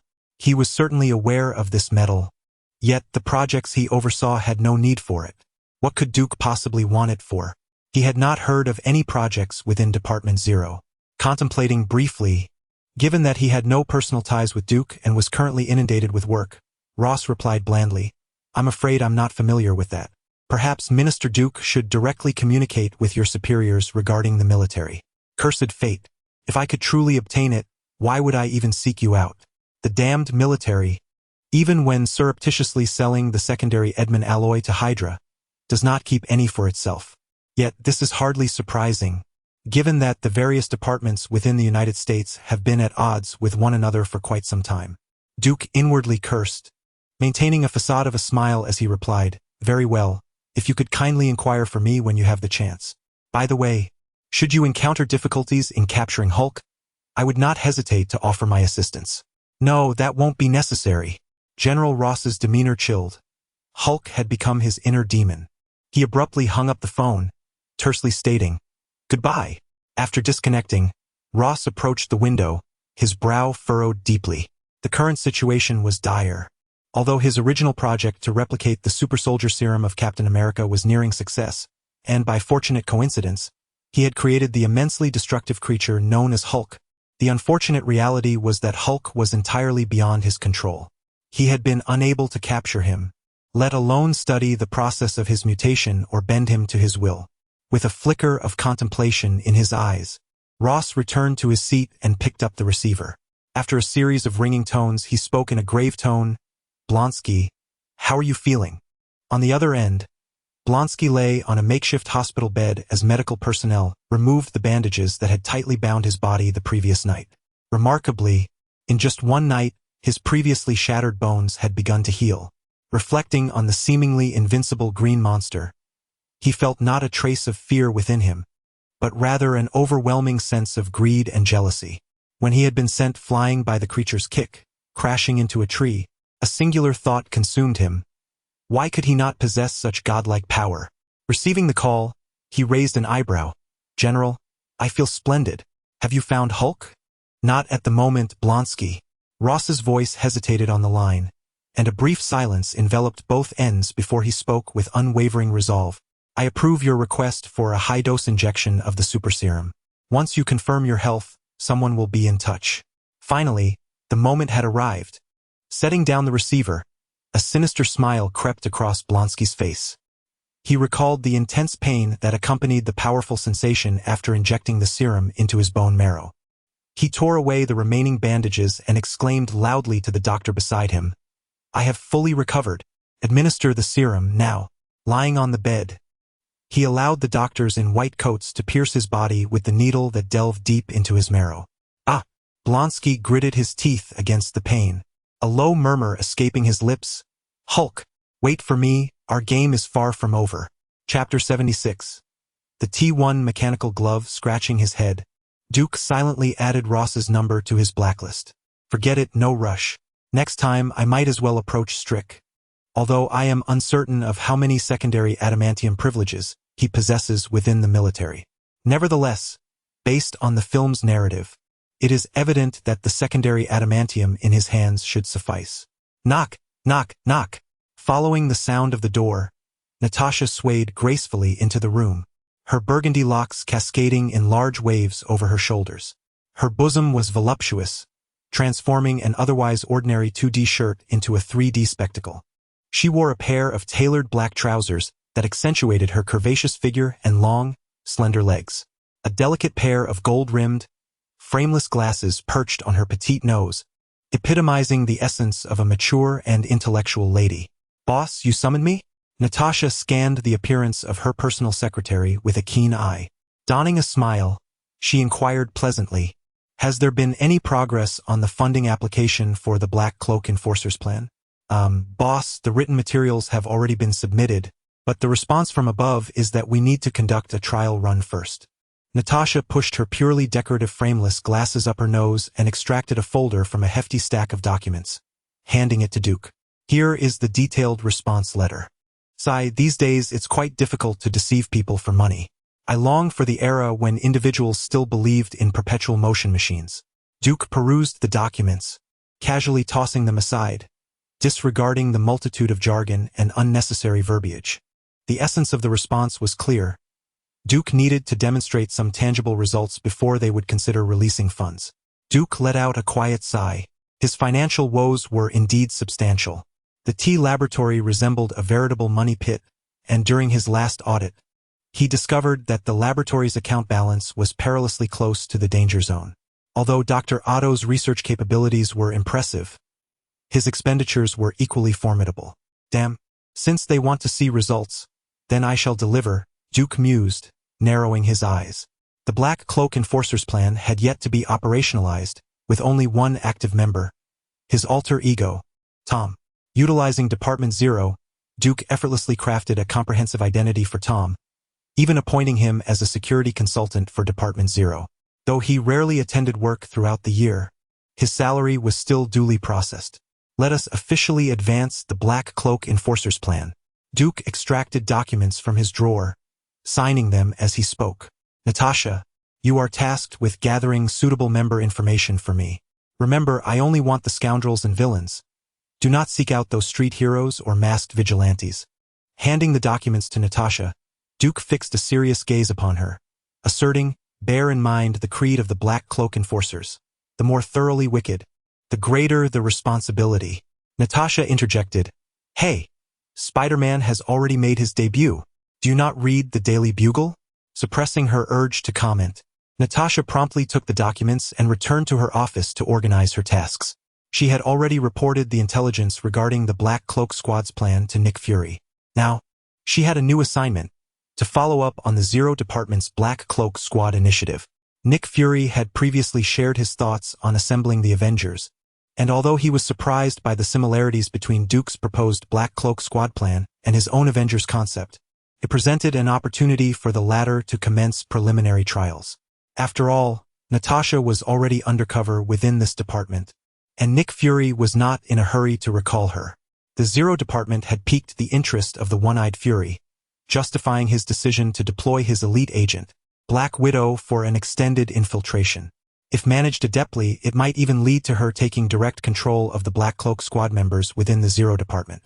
As time passed, the day of Duke's meeting with Dr. Otto arrived. In the T Laboratory's underground garage, Duke grimaced as he forced open the dented car door, a result of his lack of control over his strength. From early morning, he had felt unwell. Ever since his symbiotic transformation with Godzilla, he sensed the continuous alteration of his physical form. His skin, muscles, and bones had undergone a remarkable transformation compared to his state before sealing Godzilla. This sensation had intensified since he had fed Godzilla an artificial sun, and he could feel something stirring within him, reaching a near fever pitch by that morning. Unfortunately, for reasons unknown, he was unable to bring this internal tumult to fruition. Glancing at the car's rearview mirror, a flicker of pale blue electricity danced in Duke's eyes as he forcefully quelled his inner restlessness. Exercising caution over his somewhat unruly strength that day, he stepped into the elevator and pressed the button for Otto's laboratory floor. Ding! Upon entering, he noticed the laboratory had undergone significant changes. The previously damaged instruments were not only fully repaired, but several new silver machines had also appeared in the corners. Dr. Otto was engrossed at his workbench, oblivious to Duke's presence, with sparks crackling in the background. Learning from past experiences, Duke quickened his pace slightly to announce his arrival. Dr. Otto, are the materials ready? Turning around, a mechanical tentacle deftly removed the black goggles from the bridge of Otto's nose. He nodded with a smile, perfect timing. Come over and give it a try. If it doesn't fit, I can modify it on the spot. As Otto stepped aside, Duke's attention was immediately drawn to a metallic mechanical glove resting on the workbench. Its deep black body was accented with gilded edges and adorned with vivid red patterns, the trio of black, gold, and red composing the glove's primary color scheme. Lying there quietly, observing Duke's eagerness to grasp the metallic glove, Otto's face broke into a smile. This time, I used all the metallic materials you provided for this glove. How does it feel? Duke extended his accustomed right hand, and as soon as he donned the mechanical glove, the initially somewhat cumbersome device began to automatically adjust its size to fit the contours of his hand. The plates of the glove moved with an almost lifelike agility, snapping into place and eventually solidifying into a perfect fit. Raising his hand, Duke noted that the tactile sensation of the glove was noticeably lighter than expected. Once it conformed flawlessly to his hand, it transformed his forearm and hand into a mechanical appendage seemingly forged from steel. He flexed his fingers, made a fist, and extended his palm. The entire glove responded with the same dexterity as his natural hand. Satisfied, Duke nodded appreciatively while examining the glove, exclaiming, "Doctor, hiring you is undoubtedly one of my wisest decisions. What is the name of this remarkable glove?" Seeing that Duke was using it without any issues, Dr. Otto felt a sense of relief. After all, Duke was his benefactor, and a failure could have dire implications for future funding. With success secured, he felt emboldened for future endeavors. Dr. Otto removed his goggles and eagerly introduced, "I have named it the T1 mechanical glove. You have long desired a portable, compact artificial sun, and fortuitously, I have access to rare vibranium and secondary Edmond alloy. This glove features a vibranium lining, with an exterior composed of the same alloy as my mechanical appendages, and it houses a small, activated artificial sun. Moreover, the T1 mechanical glove is equipped with a chip that can adjust its size according to your needs. Considering portability, I have also incorporated a clever design." With a proud gesture, Dr. Otto indicated for Duke to twist the second joint of his ring finger. A series of mechanical sounds ensued, and to Duke's astonishment, the entire glove began to automatically reshape and retract, its plates shifting and overlapping until it transformed into a black and gold wristband adorning his arm. "Wow! This device bears an uncanny resemblance to Iron Man's armor." A spark of inspiration flickered in Duke's mind as Dr. Otto's enthusiastic explanation brought him back to reality. The exterior of the T1 mechanical glove has been treated with a matte finish, and additionally, Chapter 77, Rebirth in Marvel. Fortunately, I am a citizen of my country. Regrettably, the materials are still insufficient. Otherwise, my original design was for a breastplate. The blueprints are meticulously crafted, intending to embed a miniature artificial sun directly into the chest, with the potential to accommodate various technological equipment thereafter. Whether for weaponry or other devices, it would be exceedingly convenient. As Dr. Otto activated his computer, a look of wistfulness adorned his face. Duke, adjusting his mechanical gloves, approached to glance at the intricate 3D blueprints on the screen. Indeed, Dr. Otto was a technological prodigy. The inspiration for the entire design could be traced back to his own mechanical appendages. The core of the breastplate was ingeniously constructed around the spinal column, forming a complex mechanical armor. The more he scrutinized it, the more envious he became. Alas, a skilled artisan cannot work with insufficient materials. Without vibranium and secondary adamantium, even if it were to materialize, it would merely be an oversized toy, offering no substantial enhancement to his abilities. Gazing at the intricately designed breastplate blueprint, Duke reluctantly withdrew his longing gaze. It seemed imperative to expedite contacting Stark to procure the secondary adamantium. After reviewing the blueprints, a thought struck Duke. "Doctor, where is the miniature artificial sun embedded in the mechanical gloves? How do I activate it?" A smile graced Dr. Otto's face. "Another minor design. The portable miniature artificial sun is already embedded in the palm of the mechanical gloves. The activation method aligns with your personal needs and safety requirements. It can only be initiated when you actively draw energy. You may try it now." Active extraction? Curiosity sparked within Duke. While he was not overly concerned with the glove's offensive capabilities, the paramount feature was indeed the portable miniature artificial sun. Sensing the inner restlessness that had been brewing since morning, Duke was eager to experiment with energy extraction, hoping to alleviate his inner turmoil. Channeling energy within his body, a faint blue arc began to dance between the fingers of his right hand, clad in the mechanical glove. The palm emitted mechanical whirring sounds as a circular core, radiating an orange-red glow, rapidly illuminated in Duke's grasp. Instantly, he could perceive the immense radiative waves emanating from this energy core, causing the energy within him to become even more agitated, as if yearning to surge forth. Stabilizing his mind with determination, Duke maneuvered the electric arc in his hand, cautiously approaching the energy core nestled in his palm.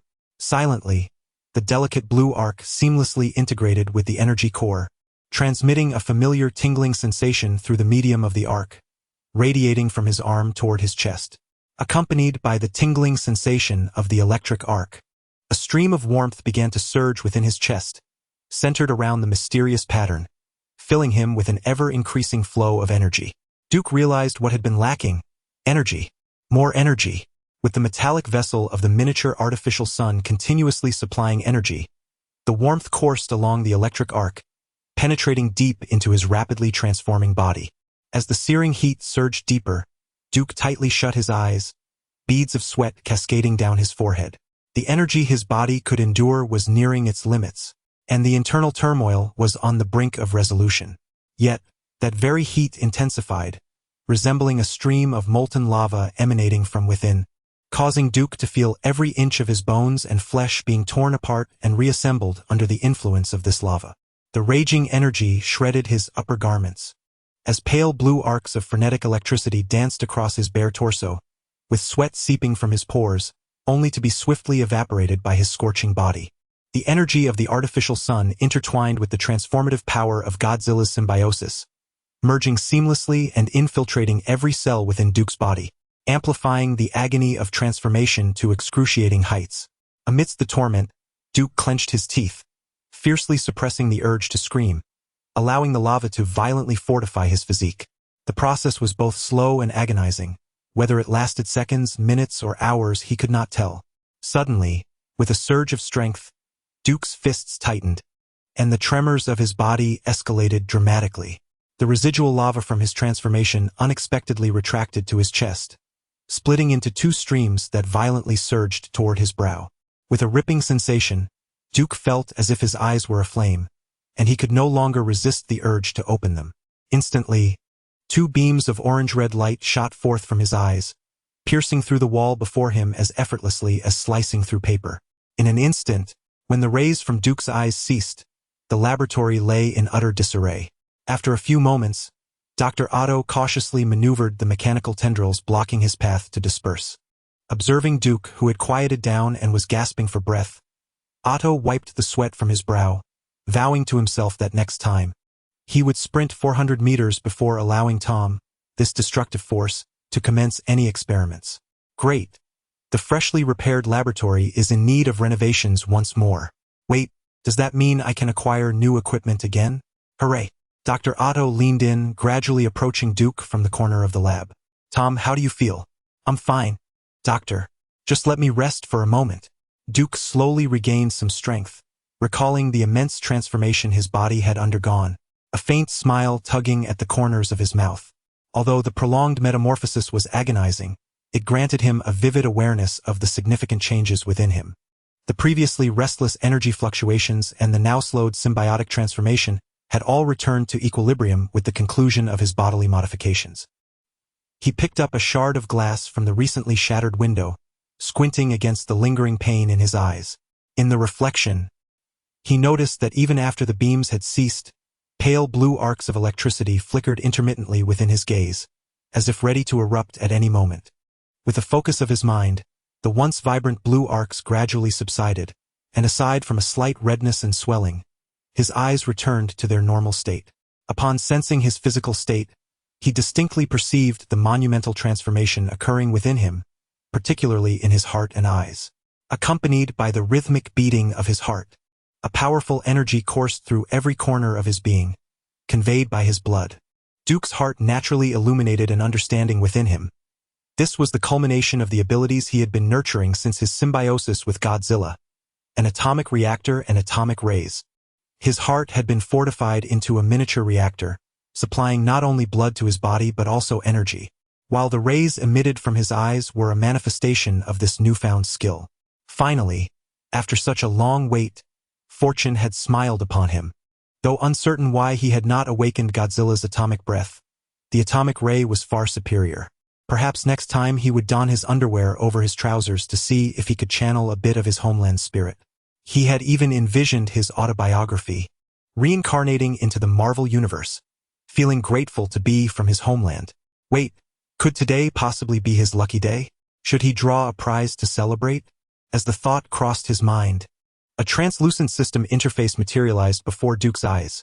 Host, Duke, Physique, Infant Godzilla, Energy. Your body is equipped with a miniature atomic reactor, skills. Shadow Step, Master of Firearms, Precision Throwing, 36 Techniques of the Cave Profound, Basic Self-Healing, Radiation Vision, Item Card.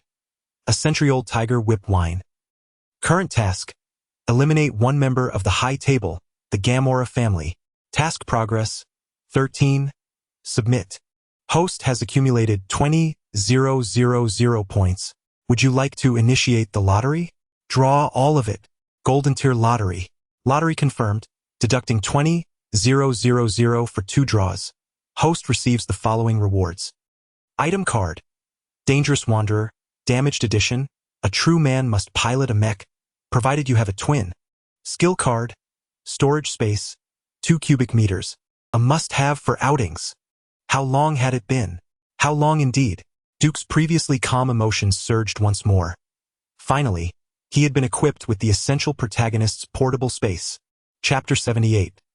The dinner party at the Beverly Hills Hotel, Santino, clad in an exquisite bespoke black suit, exuded an air of aristocratic restraint as he delicately held a glass of red wine. His face was adorned with a professional smile, nodding to those he encountered while navigating through the bustling soiree. Departing from the raucous gathering, Santino waved his hand and took the phone from a nearby attendant, his smile vanishing as he retreated to an empty balcony. "It's me. How are things progressing?" A woman's voice, deliberately lowered, emanated from the receiver. "Boss, John Wick has arrived in Rome. Our operatives have observed him entering the Roman Continental Hotel. He is likely preparing his equipment." A faint smile crept upon Santino's lips as he glanced around. With a calm demeanor, he replied, "Maintain surveillance. Once he makes his move, eliminate him at any cost." "Understood. Our operatives are already positioned along his escape route." After returning the phone to the attendant, Santino downed the red wine, tainted with the blood of a young girl, a flush of crimson appearing on his pale face. "It won't be long now. Once John Wick dispatches his sister in Rome, he will seize the entirety of the Antonio family and the Camorra, ascending as the new king of this dark underworld." As he envisioned a future seemingly within reach, a surge of warmth ignited within Santino. He cast a glance at the revelers still dancing in the banquet hall, his emotions causing his previously normal black pupils to dilate and constrict in an instant, moistening his seemingly parched lips. He donned a practiced gentleman's smile and approached the aristocratic lady he had encountered earlier. "Beautiful lady, may I have the honor of dancing with you this evening?" On the streets of New York at night, the colorful lights dazzled amidst the chaos. Filthy vagabonds, regardless of gender, clad themselves in an array of garments that ensured their survival against the cold night, huddled in groups around makeshift fire barrels, attempting to endure the harsh, empty, and frigid darkness. A few motorcycles roared by, the pulsating music intertwined with the howling wind, scattering the newspapers that the curled-up homeless had painstakingly gathered for warmth. The flamboyant riders, adorned in vibrant attire, became even more frenzied upon witnessing the chaos, laughing uproariously or performing daring motorcycle stunts, their cries piercing the night air. A dilapidated pickup truck weaved through the traffic, maintaining a respectful distance behind them. After a 10-minute chase, the pickup followed the motorcycles into the depths of an underground tunnel. One of the riders approached a nearly imperceptible heavy iron door embedded in the wall and knocked. A small aperture opened above the door, revealing a tall, muscular security guard who cautiously peered outside. "Proof?" The knocking rider turned his back to the crowd and revealed 2 sharp canine teeth as he smiled. Observing the gathering behind him, the guard's face displayed a hint of envy as he whispered to the rider, "Looks like you had a good haul tonight, brother. Don't forget to share some with me. Rest assured, I've saved some for you." A distinct creaking of iron gates resonated as a throng of exuberant hippies was ushered inside. Nancy halted her dilapidated pickup truck, casting a glance at Duke, who was incessantly loading his magazine in the passenger seat. She blinked and inquired, "Boss, we have arrived. This is one of the Antonio family's establishments. Shall we proceed inside? Weapons may not be permitted once we enter." With deft hands, Duke continued to press the bullets into the magazine. The DP-12 double-barrel pump-action shotgun boasted a single-chamber capacity of 7 rounds, with a total potential of 142. Given the formidable vampire encountered last time at the bar, Duke had specially equipped it with custom heavy rounds to ensure devastating close-range lethality. Once the last bullet was secured, he casually stowed the DP-12 shotgun in the storage compartment, shrugged, and opened the car door, saying, "Rest assured, I am always one to abide by the rules." Nancy responded with a nonverbal expression of skepticism. A dilapidated fluorescent tube flickered with a dim white light along the tunnel walls, barely illuminating the large iron door camouflaged as part of the wall. As Duke exited the vehicle, Nancy frowned, hastening to his side. "Boss, only vampires are allowed in here. Let me handle this." Taking the initiative, Nancy approached the iron door and knocked. The burly security guard, his demeanor cold and businesslike, appraised Nancy's alluring appearance and asked, "Identification?" Upon revealing her fangs, Nancy prompted the guard to prepare to open the door. However, he inadvertently glanced outside and caught sight of Duke not far behind her. His heart skipped a beat, and his brow furrowed. Momentarily pausing, the guard's expression remained neutral as he subtly scrutinized Duke's appearance. "Welcome," he announced as he permitted both Duke and Nancy entry. After their figures disappeared, the guard's gaze remained fixed on Duke, and once they were out of sight, he turned to retrieve his walkie-talkie, a faint smirk playing on his lips. "Boys, a female of our kind just escorted a male human inside. Be vigilant, there is something peculiar about that man. Copy that. What seems to be the issue?" Came the response. "Understood. Should we take action?" The guard's eyes narrowed as he recalled that fleeting glimpse and the inexplicable sensation. A flush creeping up his face as he spoke shyly. "He must be a thief. My heart has just been stolen." A silence enveloped the walkie-talkie, leaving his colleagues on the other end momentarily stunned. The guard wiped the corner of his mouth with a determined expression, declaring, "Tonight's party, he shall be mine." Inside the iron door lay a lengthy corridor, markedly different from the insufficient lighting of the outside fluorescent tubes. As Duke ventured deeper, the illumination transformed into a vivid array of colors. As his footsteps echoed, Duke suddenly questioned, "Nancy, why must humans be accompanied by vampires to gain entry here?" Since their arrival, Nancy had maintained a distance of one step behind Duke, enveloped in silence. Upon hearing Duke's inquiry, she lifted her head and hesitated momentarily before speaking. "According to my intelligence, this is the weekly dinner party of the Antonio family. Every vampire attending must bring at least one human as a meal ticket, and by the end of the festivities, all vampires are free to hunt. The one who feeds the most and brings the most meal tickets will receive the ultimate prize of the evening. Of course, I have merely heard this. I have never partaken myself." Casting a cautious glance at the impassive Duke, Nancy added delicately. After a brief pause, Duke raised an eyebrow, his expression cold, and continued deeper down the corridor. Upon reaching the end of the hallway, Duke pushed open the grand door, and a pulsating rhythm of music erupted, the immense sound waves even causing the ground beneath him to tremble slightly. Vibrant neon lights swung wildly, illuminating a crowd clad in scant attire, swaying with abandon, while a few intoxicated revelers had reverted to their primal instincts, frantically rubbing against one another for warmth. Observing the scene that resembled a different realm compared to the outside, Duke's lips curled slightly, a hint of derision crossing his face. "A dinner party?" Chapter 79. "I am a serious person. Please do not insult me." In the basement, a rock band adorned with smoky eye makeup performed an energetic heavy metal death rock, while the mingling scents of alcohol and indescribable aromas assaulted the senses. Seated on the sofas by the dance floor, two hippies embraced each other for warmth, their heads bowed as the air filled with the distinctive stench of tobacco. After their escapades, a peculiar smile crept across the faces of several individuals, their eyes tinged with an unsettling redness. Shaking his head, Duke could only lament that city dwellers certainly knew how to revel. At the bar, Duke accepted a glass of red wine, scrunching his brow. Even without tasting it, he could detect the metallic tang of blood within. He handed the blood-tinged glass to Nancy, who stood nearby.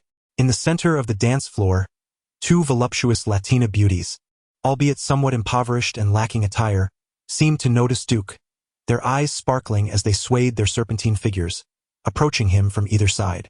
Waving his hand, Nancy instinctively stepped aside, holding her glass of wine to grant the trio some space. Duke naturally wrapped his arms around the slender waists of the two beauties, seamlessly blending into the frenzied atmosphere of the dance floor. After showcasing half of his impressive dance moves, the Latina beauties soon found themselves breathless. Whispering into Duke's ear, one of them suggested, "It's too crowded here. Would you like to find a quieter place with us?" Frowning slightly, Duke glanced at the two women, who seemed to harbor no secrets. Weighing the choice between two trees and an entire forest posed a dilemma.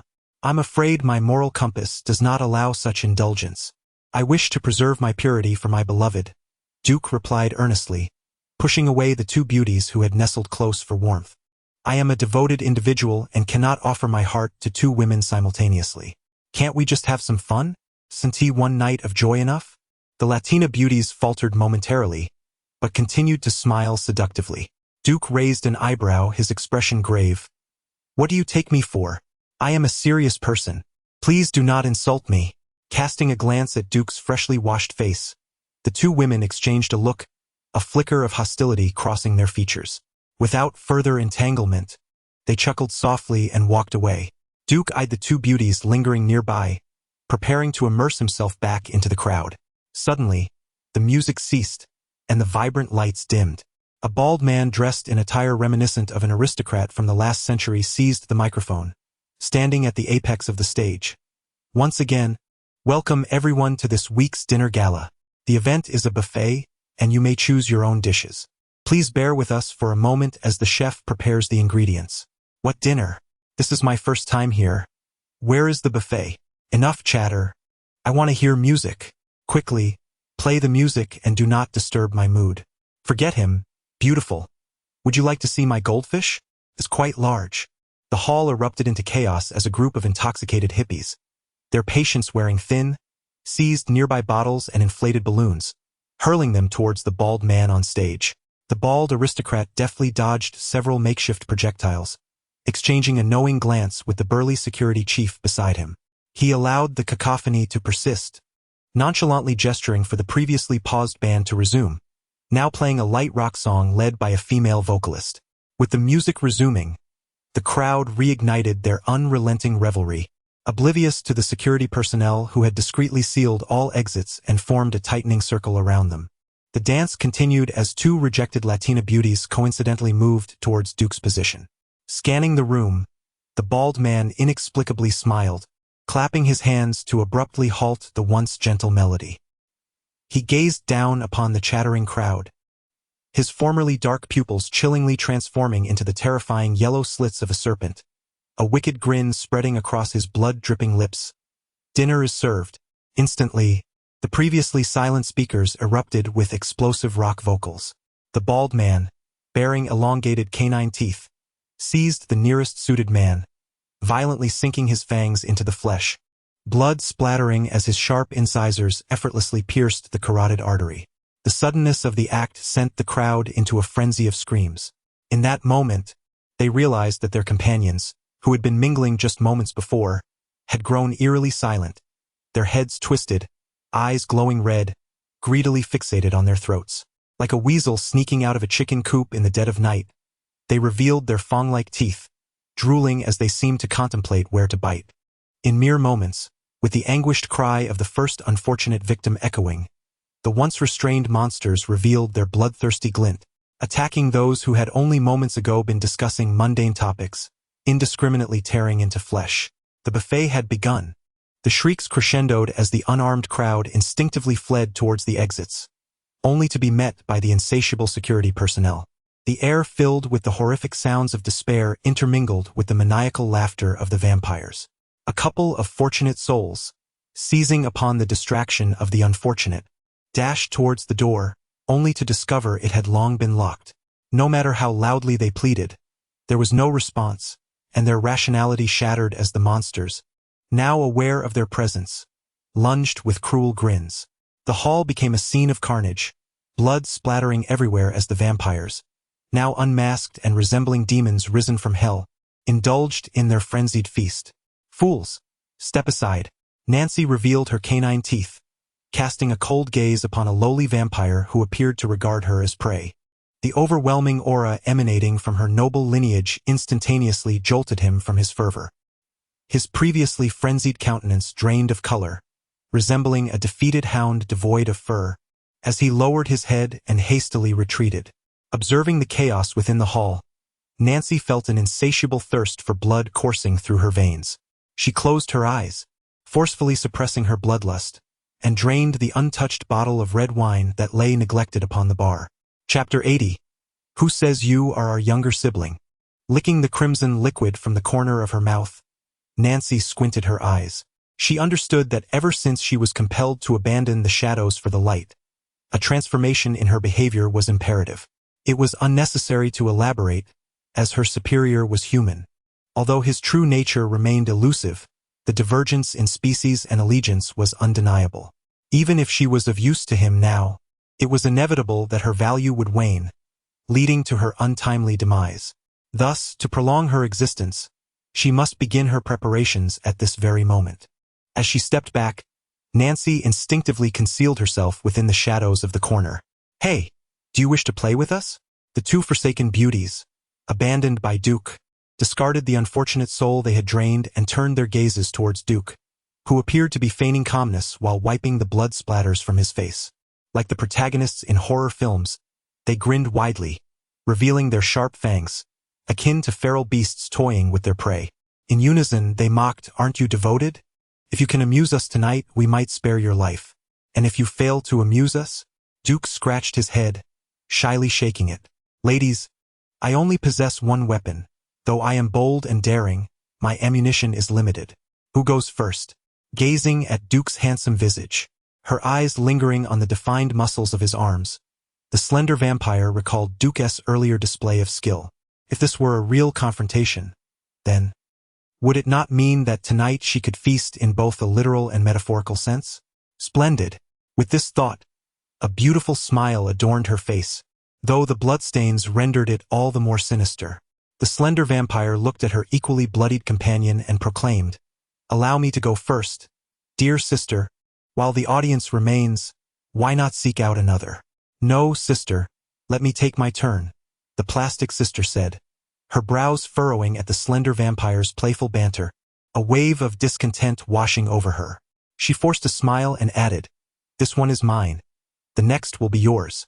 Observing the cold exchange and the silent battle of glares between the two vampire sisters, Duke produced a bag of spiced sunflower seeds from seemingly nowhere, perched upon the sofa, munching contentedly while watching them intently, curious to see if a real fight would ensue. "Ah, my damn charm." While Duke settled down, ready to enjoy the spectacle, the two vampire beauties did not comply with his wishes. Although he could faintly hear them exchanging low remarks, moments later, it appeared they had set aside their dispute. The slender vampire gazed hungrily at Duke's physique, lamenting, "Forget it. Let us prioritize satisfying our hunger. We shall dispatch him directly. There is no need to sacrifice an entire forest for the sake of a single tree. Let us see whose prowess prevails." Sister's reasoning is sound. Upon finishing her words, the two approached Duke, one on the left and the other on the right, their intentions far from innocent, resembling spider demons eyeing their prey, ready to bare their teeth and commence their feast. "Duke, why does that sound so familiar?" Shaking his head, Duke cast aside the fleeting question that had crossed his mind. He gazed disappointedly at the vampire sisters, cursing under his breath. He had hoped for a thrilling spectacle of hair-pulling and bra-snatching. After all, he had yet to witness a live confrontation in his life. What a letdown. At that moment, the vampire sisters were already eager to proceed. Although they had agreed to rely on their own abilities, the one who acted first would undoubtedly gain the upper hand. They exchanged a glance, their eyes gleaming with bloodlust, and opened their mouths wide, ready to pounce and drain the very essence from their prey. Duke narrowed his eyes, watching the two as they lunged forward, remaining still, a hint of a smile playing at the corners of his mouth. He tucked his left hand behind his back, fingers slightly curled, as if a spark of electricity flickered in the air, signaling that a fierce battle was imminent. Suddenly, a loud shout interrupted the vampire sisters' advance. "Wait, we want this one." Duke's previously raised arm froze mid-air, confusion etched on his face as he turned his head. He didn't recall knowing anyone in this vicinity. From the side, several burly security guards dressed in uniforms charged in like guerrillas, forming a wall between Duke and the vampire sisters, declaring in an assertive tone, "Find someone else. This one is ours." "On what grounds? We were here first." The slender vampire's expression soured at this turn of events. Though she felt intimidated by their numbers, she was reluctant to abandon the irresistible charm she had been eyeing since their first encounter. The lead security guard's face registered surprise, seemingly unprepared for someone to challenge their claim over a meal ticket. The corners of his mouth curled upward as he raised his voice, addressing his equally robust colleagues with a laugh. "This little bat asks us on what grounds. Brothers, what grounds do we have?" Ha ha ha ha ha. On what grounds? Of course, on this. As the words left his mouth, the guard's shirts seemed to explode open, revealing bulging muscles, striking poses reminiscent of bodybuilders, some resembling graceful cranes taking flight, others pointing the way like celestial beings, their physiques chiseled like statues. With his back turned to his flexing subordinates, the lead guard stood bare-chested, arms crossed, his chest muscles quivering slightly as he tilted his head, nostrils flaring towards the vampire sisters. Is this sufficient? Duke adjusted his glasses, feeling an air of philosophical profundity enveloping the space. He couldn't help but divert his gaze. The spectacle was so surreal that he nearly succumbed to the temptation of donning some shorts and joining in a game of basketball. Ahem, never mind. A warning letter might suffice. Ultimately, perhaps deterred by the overwhelming force of numbers, the vampire sisters bit their lips and silently retreated to another location. Humph! Those wretches. The next time we meet, I shall ensure they witness the true prowess of my brothers. As the vampire sisters disappeared into the distance, the stout security guards finally relaxed, dropping their poses and exchanging triumphant thumps on their chests. Amidst a group of imposing figures, one stood out, an exceptionally dark, robust, and formidable gorilla who seemed to assume the role of leader. Observing Duke's silence, he presumed the young man was intimidated. After a brief pause, he forced a smile that was more grotesque than reassuring and said, "Rest assured, we are not vampires. We do not feed on blood. You will be safe tonight." At that moment, Duke realized that this band of dark figures was indeed distinct from the other creatures in the arena. Their glossy ebony skin bore no traces of blood. Unlike several security personnel he had seen who had been driven into a frenzy by the sight of gore. Conversely, these imposing figures appeared clear-minded and, rather than partaking in the chaos, subtly shielded Duke while repelling several vampires who regarded him as prey. With his back against the wall, Duke scratched his head in confusion. What was happening? Regardless of whether he was Duke or Tom, he seemed to have no connection to these formidable allies. Were they perhaps planning to capture him for dessert? Unable to make sense of it all, Duke pondered briefly before placing his left hand behind him. Squinting at the imposing figures before him, he tentatively inquired, "Thank you all for your assistance. Is there anything I can do in return?" The group exchanged glances, suppressing laughter and remaining silent, their eyes communicating what seemed to be encrypted messages. The leader, the darkest, most muscular gorilla, scratched his head and, with a gentle demeanor, reassured Duke, "Why say such things? We are all family here. In our club, we must support one another. Wouldn't you agree?" Duke looked on, bewildered. "What are you talking about?" he thought, his expression one of utter perplexity. The security chief paused, his expression softening even further. "Brother." Duke's eyes widened in disbelief. "What on earth are you saying?" Chapter 81. Name your price. I am willing to pay in the hall. The dinner party was drawing to a close. The humans, with nowhere to escape, exhibited no resistance, swiftly devoured by the monsters, leaving only mangled corpses scattered across the dance floor. The monsters gradually ceased their feasting, discarding the remnants of their meals, creating a ghastly scene. Duke, preoccupied with the trivialities of these societal detritus, listened with irritation as the muscular club president stammered affectionately to the entrance guard. Subconsciously rubbing his fingers together, a spark of electricity danced between them, sending shivers down Duke's spine. Damn it, I, Minister Duke, have always traversed the waterways. The dry paths? Ugh, how repulsive. Before Duke could utter a word, the death metal music in the hall came to an abrupt halt, and beams of light illuminated the center stage. A balding, middle-aged noble stood in the spotlight, carefully wiping the corner of his mouth with a white handkerchief, as if after a meal, erasing the traces of blood. Moments later, he casually discarded the now crimson handkerchief, a satisfied smile gracing his lips as he surveyed the gradually quieting crowd of his kind. Esteemed guests, as per tradition, the first prize goes to the kin who brings the most prey, while the second prize is awarded to the one who has consumed the most blood, he announced, only to be interrupted by a sudden pause. Sniffing the air, he furrowed his brow in confusion. What is this? There is still the scent of a living human? At this revelation, the vampires in attendance erupted into a cacophony of chatter. A sharp female voice, laced with malice, rang out from a corner. I know. There is still a living human right here. As the mocking laughter of the slender vampire echoed, all eyes turned toward Duke, the palpable malice converging upon him, marking him as the most conspicuous target in the room.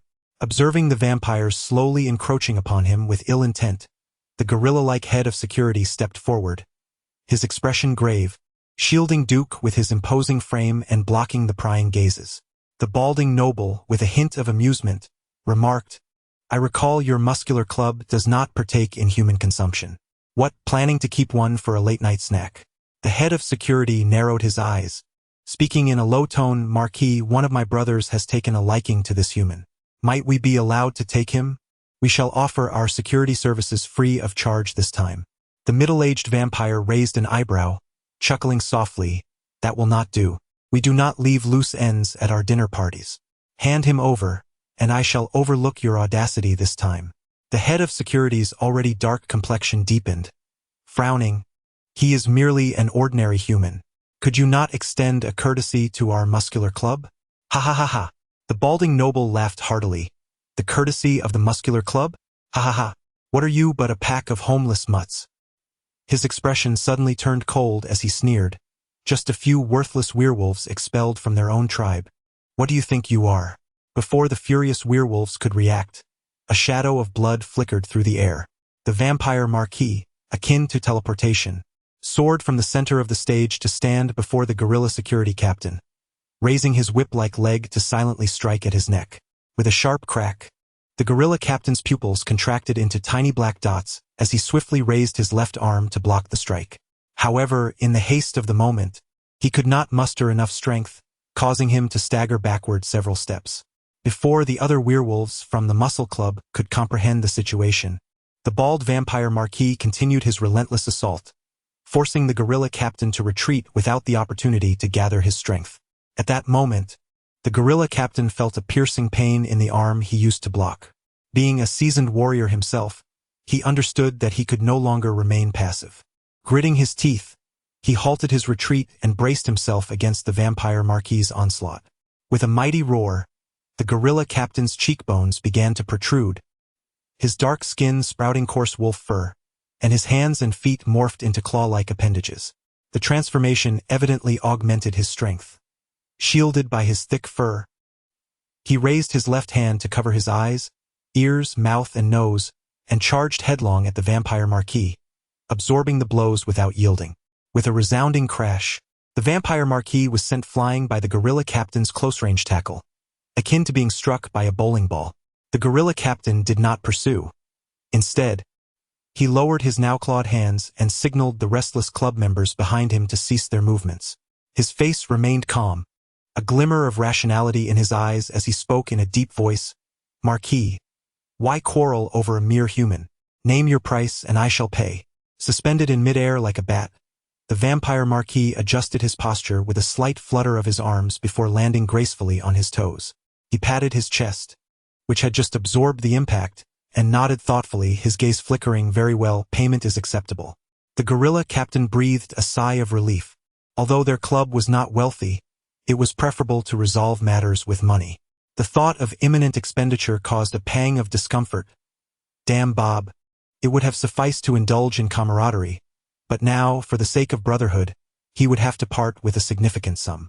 Unlike traditional werewolf families, the members of the Muscle Club were outcasts from their own clans, often leaving with nothing. Their income was meager, relying on odd jobs for powerful entities in the underground world. Their current role as security was merely one of their part-time endeavors. While termed security, their function was more akin to sentinels. The werewolves of the Muscle Club had long abandoned the consumption of human flesh, managing to control their primal instincts, making them less prone to losing control. As a result, being cost-effective, they were highly sought after in the underground realm. Suppressing his financial discomfort, the gorilla captain relaxed his vigilance and turned to the vampire Marquis, asking, "Thank you, Marquis. How much?" As the words flowed, a sudden rush of air announced the arrival of the vampire Marquis, who dashed towards the gorilla security captain like a specter. Before the captain could comprehend the situation, a short sword appeared seemingly from nowhere, piercing through his chest in an instant. The gorilla captain felt a sharp pain in his chest, awakening the ferocity within him. He bared his fangs and lunged at the vampire Marquis. The Marquis merely raised an eyebrow, withdrawing the short sword with one hand while the other, clenched into a fist, struck upward towards the captain's jaw, leaving a blurring afterimage in its wake. The impact sent the captain towering nearly 5 meters after his transformation, soaring off the ground, crashing against the wall before collapsing onto the floor. Trouble loomed. Before he could grit his teeth and rise, a handcrafted crocodile leather shoe pressed down upon his chest.